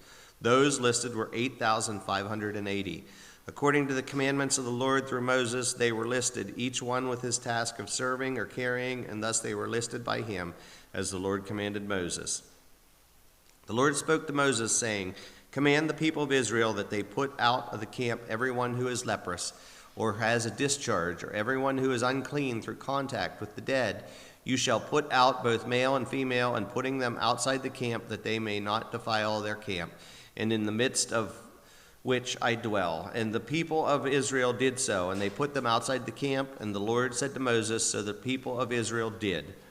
And the Lord spoke to Moses, saying, "Speak to the people of Israel, when a man or a woman commits any of the sins that people commit by breaking faith with the Lord, and that person realizes his guilt, he shall confess his sin and that he has committed, and he shall make full restitution for his wrong, adding a fifth to it and giving it to him whom he did the wrong. But if the man has no next of kin to whom restitution may be made for the wrong, then the restitution for the wrong shall go to the Lord for the priests, in addition to the ram of atonement with which atonement is made for him. And every contribution, all the holy donations of the people of Israel, which they bring to the priest, shall be this: each one shall keep his holy donations. Whatever anyone gives to the priest shall be his." And the Lord spoke to Moses, saying, "Speak to the people of Israel, if any man's wife goes astray and breaks faith with him, if a man lies with her sexually, and it is hidden from the eyes of her husband, and she is detected, though she has defiled herself, and there is no witness against her, since she was not taken in the act. And if the spirit of jealousy comes over him, and he is jealous of his wife who has defiled herself, or if the spirit of jealousy comes over him, and he is jealous of his wife, though she has not defiled herself, then the man shall bring his wife to the priests and bring the required offering required of her. A tenth of an ephah of barley flour. He shall pour no oil on it and put no frankincense on it, for it is a grain offering of jealousy, a grain offering of remembrance, bringing iniquity to remembrance. And the priest shall bring her near and set her before the Lord. And the priest shall take holy water in an earthen vessel, and take some of the dust that is on the floor of the tabernacle, and put it into the water. And the priest shall set the woman before the Lord, and unbind the hair of the woman's head, and place in her hands the grain offering of remembrance, which is the grain offering of jealousy. And in his hand the priest shall put the water of bitterness that brings the curse. Then the priest shall make her take an oath, saying, "If no man has lain with you, and if you have not turned aside to uncleanness while you are under your husband's authority, be free from this water of bitterness that brings the curse. But if you have gone astray, though you are under your husband's authority, and if you have defiled yourself, and some man other than your husband has lain with you, then let the priest make the woman take the oath of the curse, and say to the woman, 'The Lord make you a curse and an oath among your people. When the Lord makes your thigh fall away and your body swell, may this water that brings the curse pass into your bowels, and make your womb swell and your thighs fall away.' And the woman shall say, 'Amen, amen.' Then the priest shall write these curses in a book and wash them off into the water of bitterness. And he shall make the woman drink the water of bitterness that brings the curse, and the water that brings the curse shall enter into her and cause her bitter pain. And the priest shall take the grain offering of jealousy out of the woman's hand, and shall wave the grain offering before the Lord and bring it to the altar.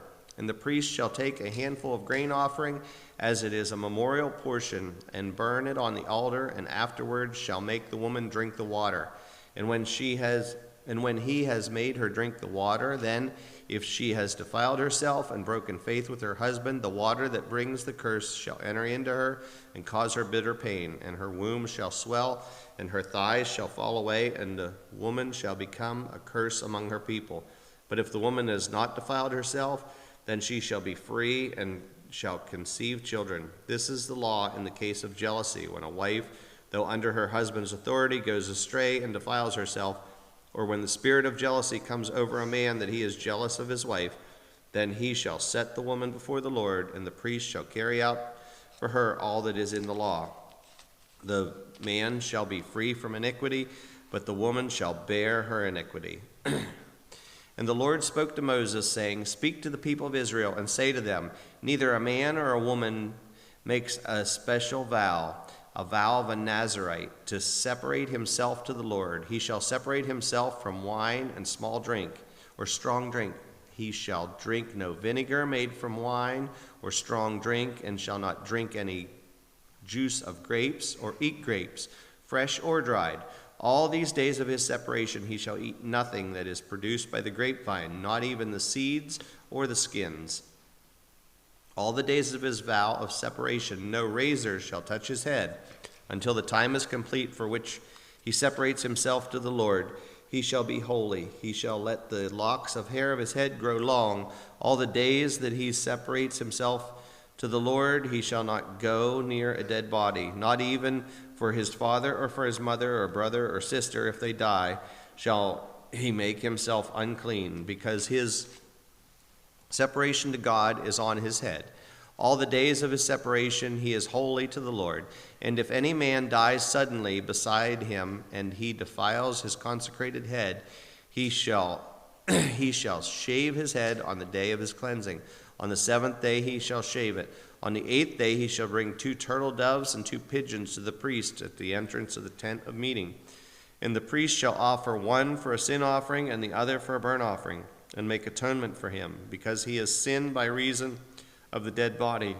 And he shall consecrate his head that same day, and separate himself to the Lord for the days of his separation, and bring a male lamb a year old for a guilt offering.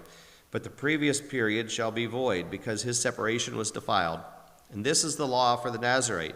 When the time of his separation has been completed, he shall be brought to the entrance to the tent of meetings, and he shall bring his gift to the Lord, 1 male lamb a year old without blemish for a burnt offering, and 1 ewe lamb a year old without blemish as a sin offering, and 1 ram without blemish as a peace offering, and a basket of unleavened bread, loaves of fine flour mixed with oil, and unleavened wafers smeared with oil, and their grain offerings and their drink offerings. And the priest shall bring them before the Lord, and offer his sin offering and his burnt offering, and he shall offer the ram as a sacrifice of peace offering to the Lord, with the basket of unleavened bread. The priest shall offer also its grain offering and its drink offering, and the Nazarite shall shave his consecrated head at the entrance of the tent of meetings, and shall take the hair from his consecrated head and put it on the fire that is under the sacrifice of the peace offering. And the priest shall take the shoulder of the ram when it is boiled, and 1 unleavened loaf out of the basket, and 1 unleavened wafer, and shall put them on the head of the Nazarite, after he has shaved the hair of his consecration. And the priest shall wave them for a wave offering before the Lord. They are a holy portion for the priest, together with the breast that is waved, and the thigh that is contributed. And after that the Nazarite may drink wine.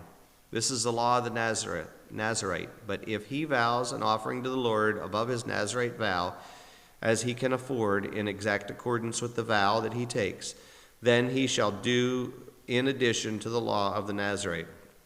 The Lord spoke to Moses, saying, Speak to Aaron and his sons, saying, Thus you shall bless the people of Israel. You shall say to them, The Lord bless you and keep you, and the Lord make his face shine upon you and be gracious to you. The Lord lift up his countenance upon you and give you peace. So shall they put my name upon the people of Israel, and I will bless them. On the day when Moses had finished setting up the tabernacle and had anointed and consecrated it with all the furnishings and had anointed and consecrated the altar with all of its utensils, the chief of Israel's heads of fathers of the houses, who were the chiefs of the tribes, who were over those who were listed, approached and brought their offerings before the Lord, 6 wagons and 12 oxen, a wagon for every 2 of the chiefs, and for each one an ox. They brought them before the tabernacle. Then the Lord said to Moses, "Accept these from them, that they may be used in the service of the tent of meetings, and give them to the Levites, to each man according to his service." So Moses took the wagons and the oxen and gave them to the Levites. 2 wagons and 4 oxen he gave to the sons of Gershon according to their service, and the 4 wagons and 8 oxen he gave to the sons of Merari according to their service, under the direction of Ithamar the son of Aaron the priest. But to the sons of Kohath he gave none, because they were charged with the service of the holy things that had to be carried on their shoulders.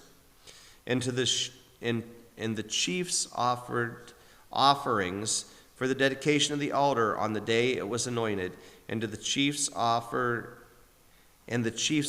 their offerings before the altar. And the Lord said to Moses, "They shall offer their offerings, 1 chief each day, for the dedication of the altar."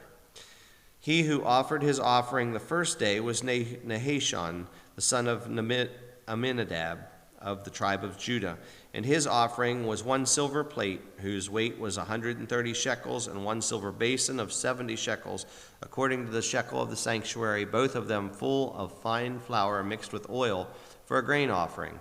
1 golden dish of 10 shekels, full of incense, 1 bull from the herd, 1 ram, 1 male lamb a year old, and a burnt offering, 1 male goat for a sin offering, and the sacrifice of a peace offering, 2 oxen, 5 rams, 5 male goats, 5 lambs a year old. This was the offering of Nahashon, the son of Abinadab. The second day, Nathaniel, the son of Zuar, the chief of Issachar, made an offering. He offered for his offering one silver plate whose weight was 130 shekels, 1 silver basin of 70 shekels, according to the shekel of the sanctuary, both of them full of fine flour mixed with oil as a grain offering. 1 golden dish of 10 shekels, full of incense, 1 bull from the herd, 1 ram, 1 male lamb a year old for a burnt offering, 1 male goat for a sin offering, and for the sacrifice of peace offerings, 2 oxen, 5 rams, 5 male goats, 5 male lambs a year old, and this was the offering of Nathaniel, the son of Zuar. On the third day, Eliab, the son of Helon, the chief of the people of Zebulun, his offering was 1 silver plate whose weight was 130 shekels, 1 silver basin of 70 shekels, according to the shekel of the sanctuary, both of them full of fine flour mixed with oil for a grain offering. 1 golden dish of 10 shekels, full of incense, 1 bull from the herd, 1 ram, 1 male lamb a year old for a burnt offering, a male goat for a sin offering, and a sacrifice for a peace offering, 2 oxen, 5 rams, 5 male goats, 5 male lambs a year old. This was the offering of Eliab, the son of Helon. On the 4th day, Eleazar, the son of Shedeur, the chief of the people of Reuben, his offering was 1 silver plate whose weight was 130 shekels, 1 silver basin of 70 shekels, according to the shekel of the sanctuary, both of them full of fine flour mixed with oil for a grain offering.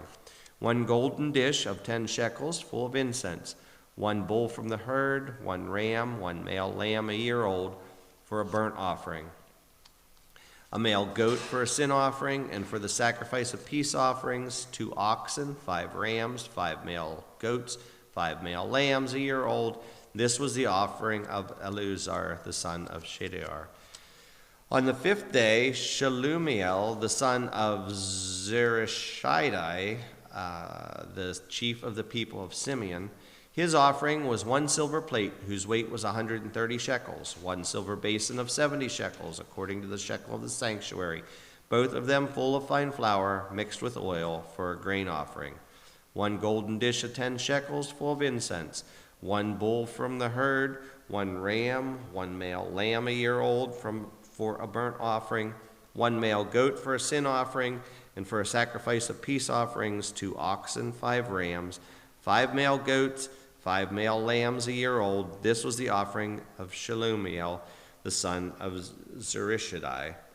On the 6th day, Eliasaph, the son of Deuel, the chief of the people of Gad, his offering was 1 silver plate, whose weight was 130 shekels, 1 silver basin of 70 shekels, according to the shekel of the sanctuary, both of them full of fine flour mixed with oil for the grain offering, 1 golden dish of 10 shekels, full of incense, 1 bull from the herd, 1 ram, 1 male lamb a year old for a burnt offering, a male goat for a sin offering, and for the sacrifice of peace offerings, 2 oxen, 5 rams, 5 male goats, 5 male lambs a year old. This was the offering of Eliasaph, the son of Deuel.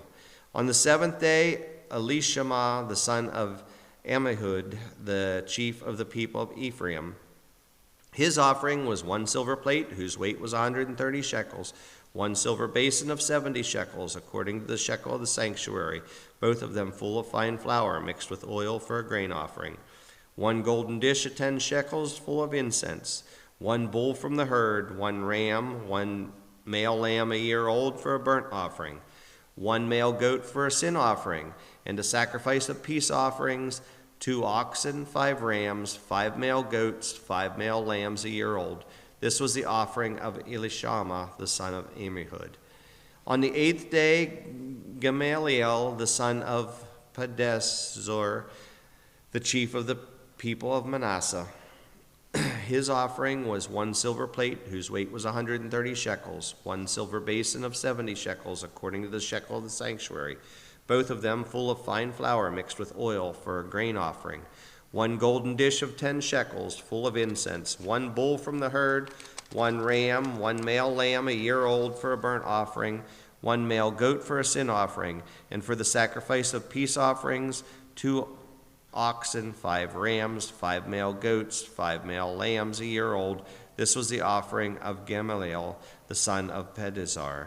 On the 9th day, Abidan, the son of Gideoni, the chief of the people of Benjamin, his offering was 1 silver plate, whose weight was 130 shekels, 1 silver basin of 70 shekels, according to the shekel of the sanctuary, both of them full of fine flour mixed with oil for a grain offering, 1 golden dish of 10 shekels, full of incense, 1 bull from the herd, 1 ram, 1 male lamb a year old for a burnt offering, 1 male goat for a sin offering, and for the sacrifice of the peace offering, 2 oxen, 5 rams, 5 male goats, 5 male lambs a year old.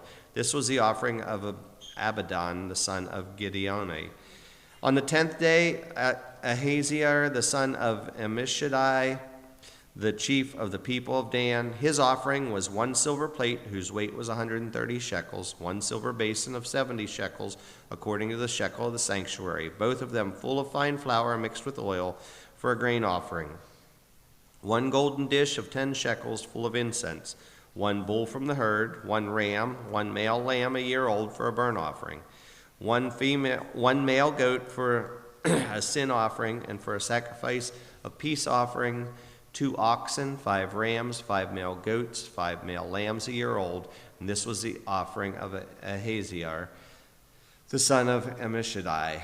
On the 11th day, Pagiel, the son of Ochran, the chief of the people of Asher, his offering was 1 silver plate, whose weight was 130 shekels, 1 silver basin of 70 shekels, according to the shekel of the sanctuary, both of them full of fine flour mixed with oil for the grain offering, 1 golden dish of 10 shekels, full of incense, 1 bull from the herd, 1 ram, 1 male lamb a year old for a burnt offering, and then 1 male goat for a sin offering.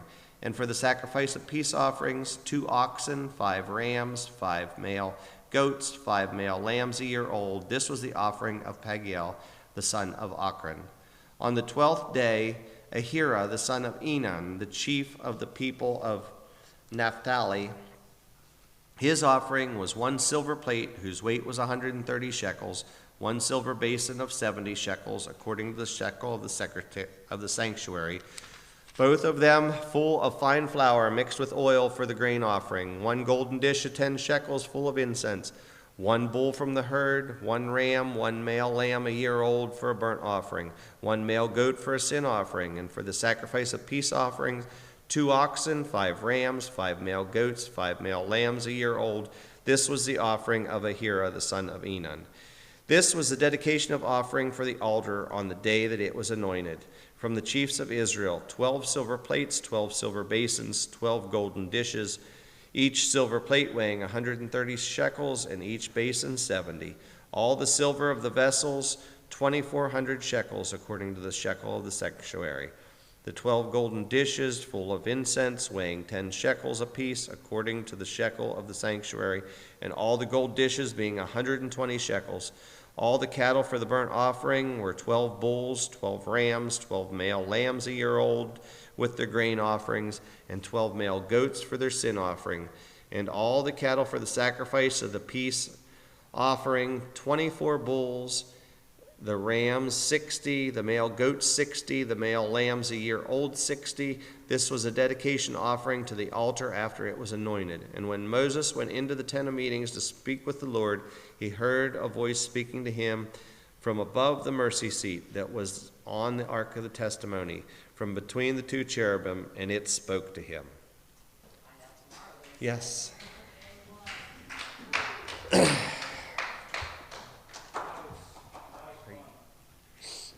Are you going to end this? As we finish day 1 of the first day of 2023 of the Bible read-through, I just ask that you bow your heads as we pray. Dear Heavenly Father, we thank you so much for your grace and for the opportunity to come together as a body of believers to share in the unity of reading and hearing your word, Lord. We just ask that you use this to glorify you, to help solidify in each one of our hearts who you are and what your word means to us, Lord. We ask that you use this to anybody that can hear your word, that will increase their desire to learn, their desire to seek understanding, their desire to understand you, Lord. We ask that you bless the reading of your word for the remainder of this week, that you bless each and every individual that is involved, both in a volunteer capacity, in reading your word or hearing your word, all those that have made this happen, and the time and energy and effort be multiplied for your glory, Lord. We ask all these things in your Son, Jesus' name. Amen.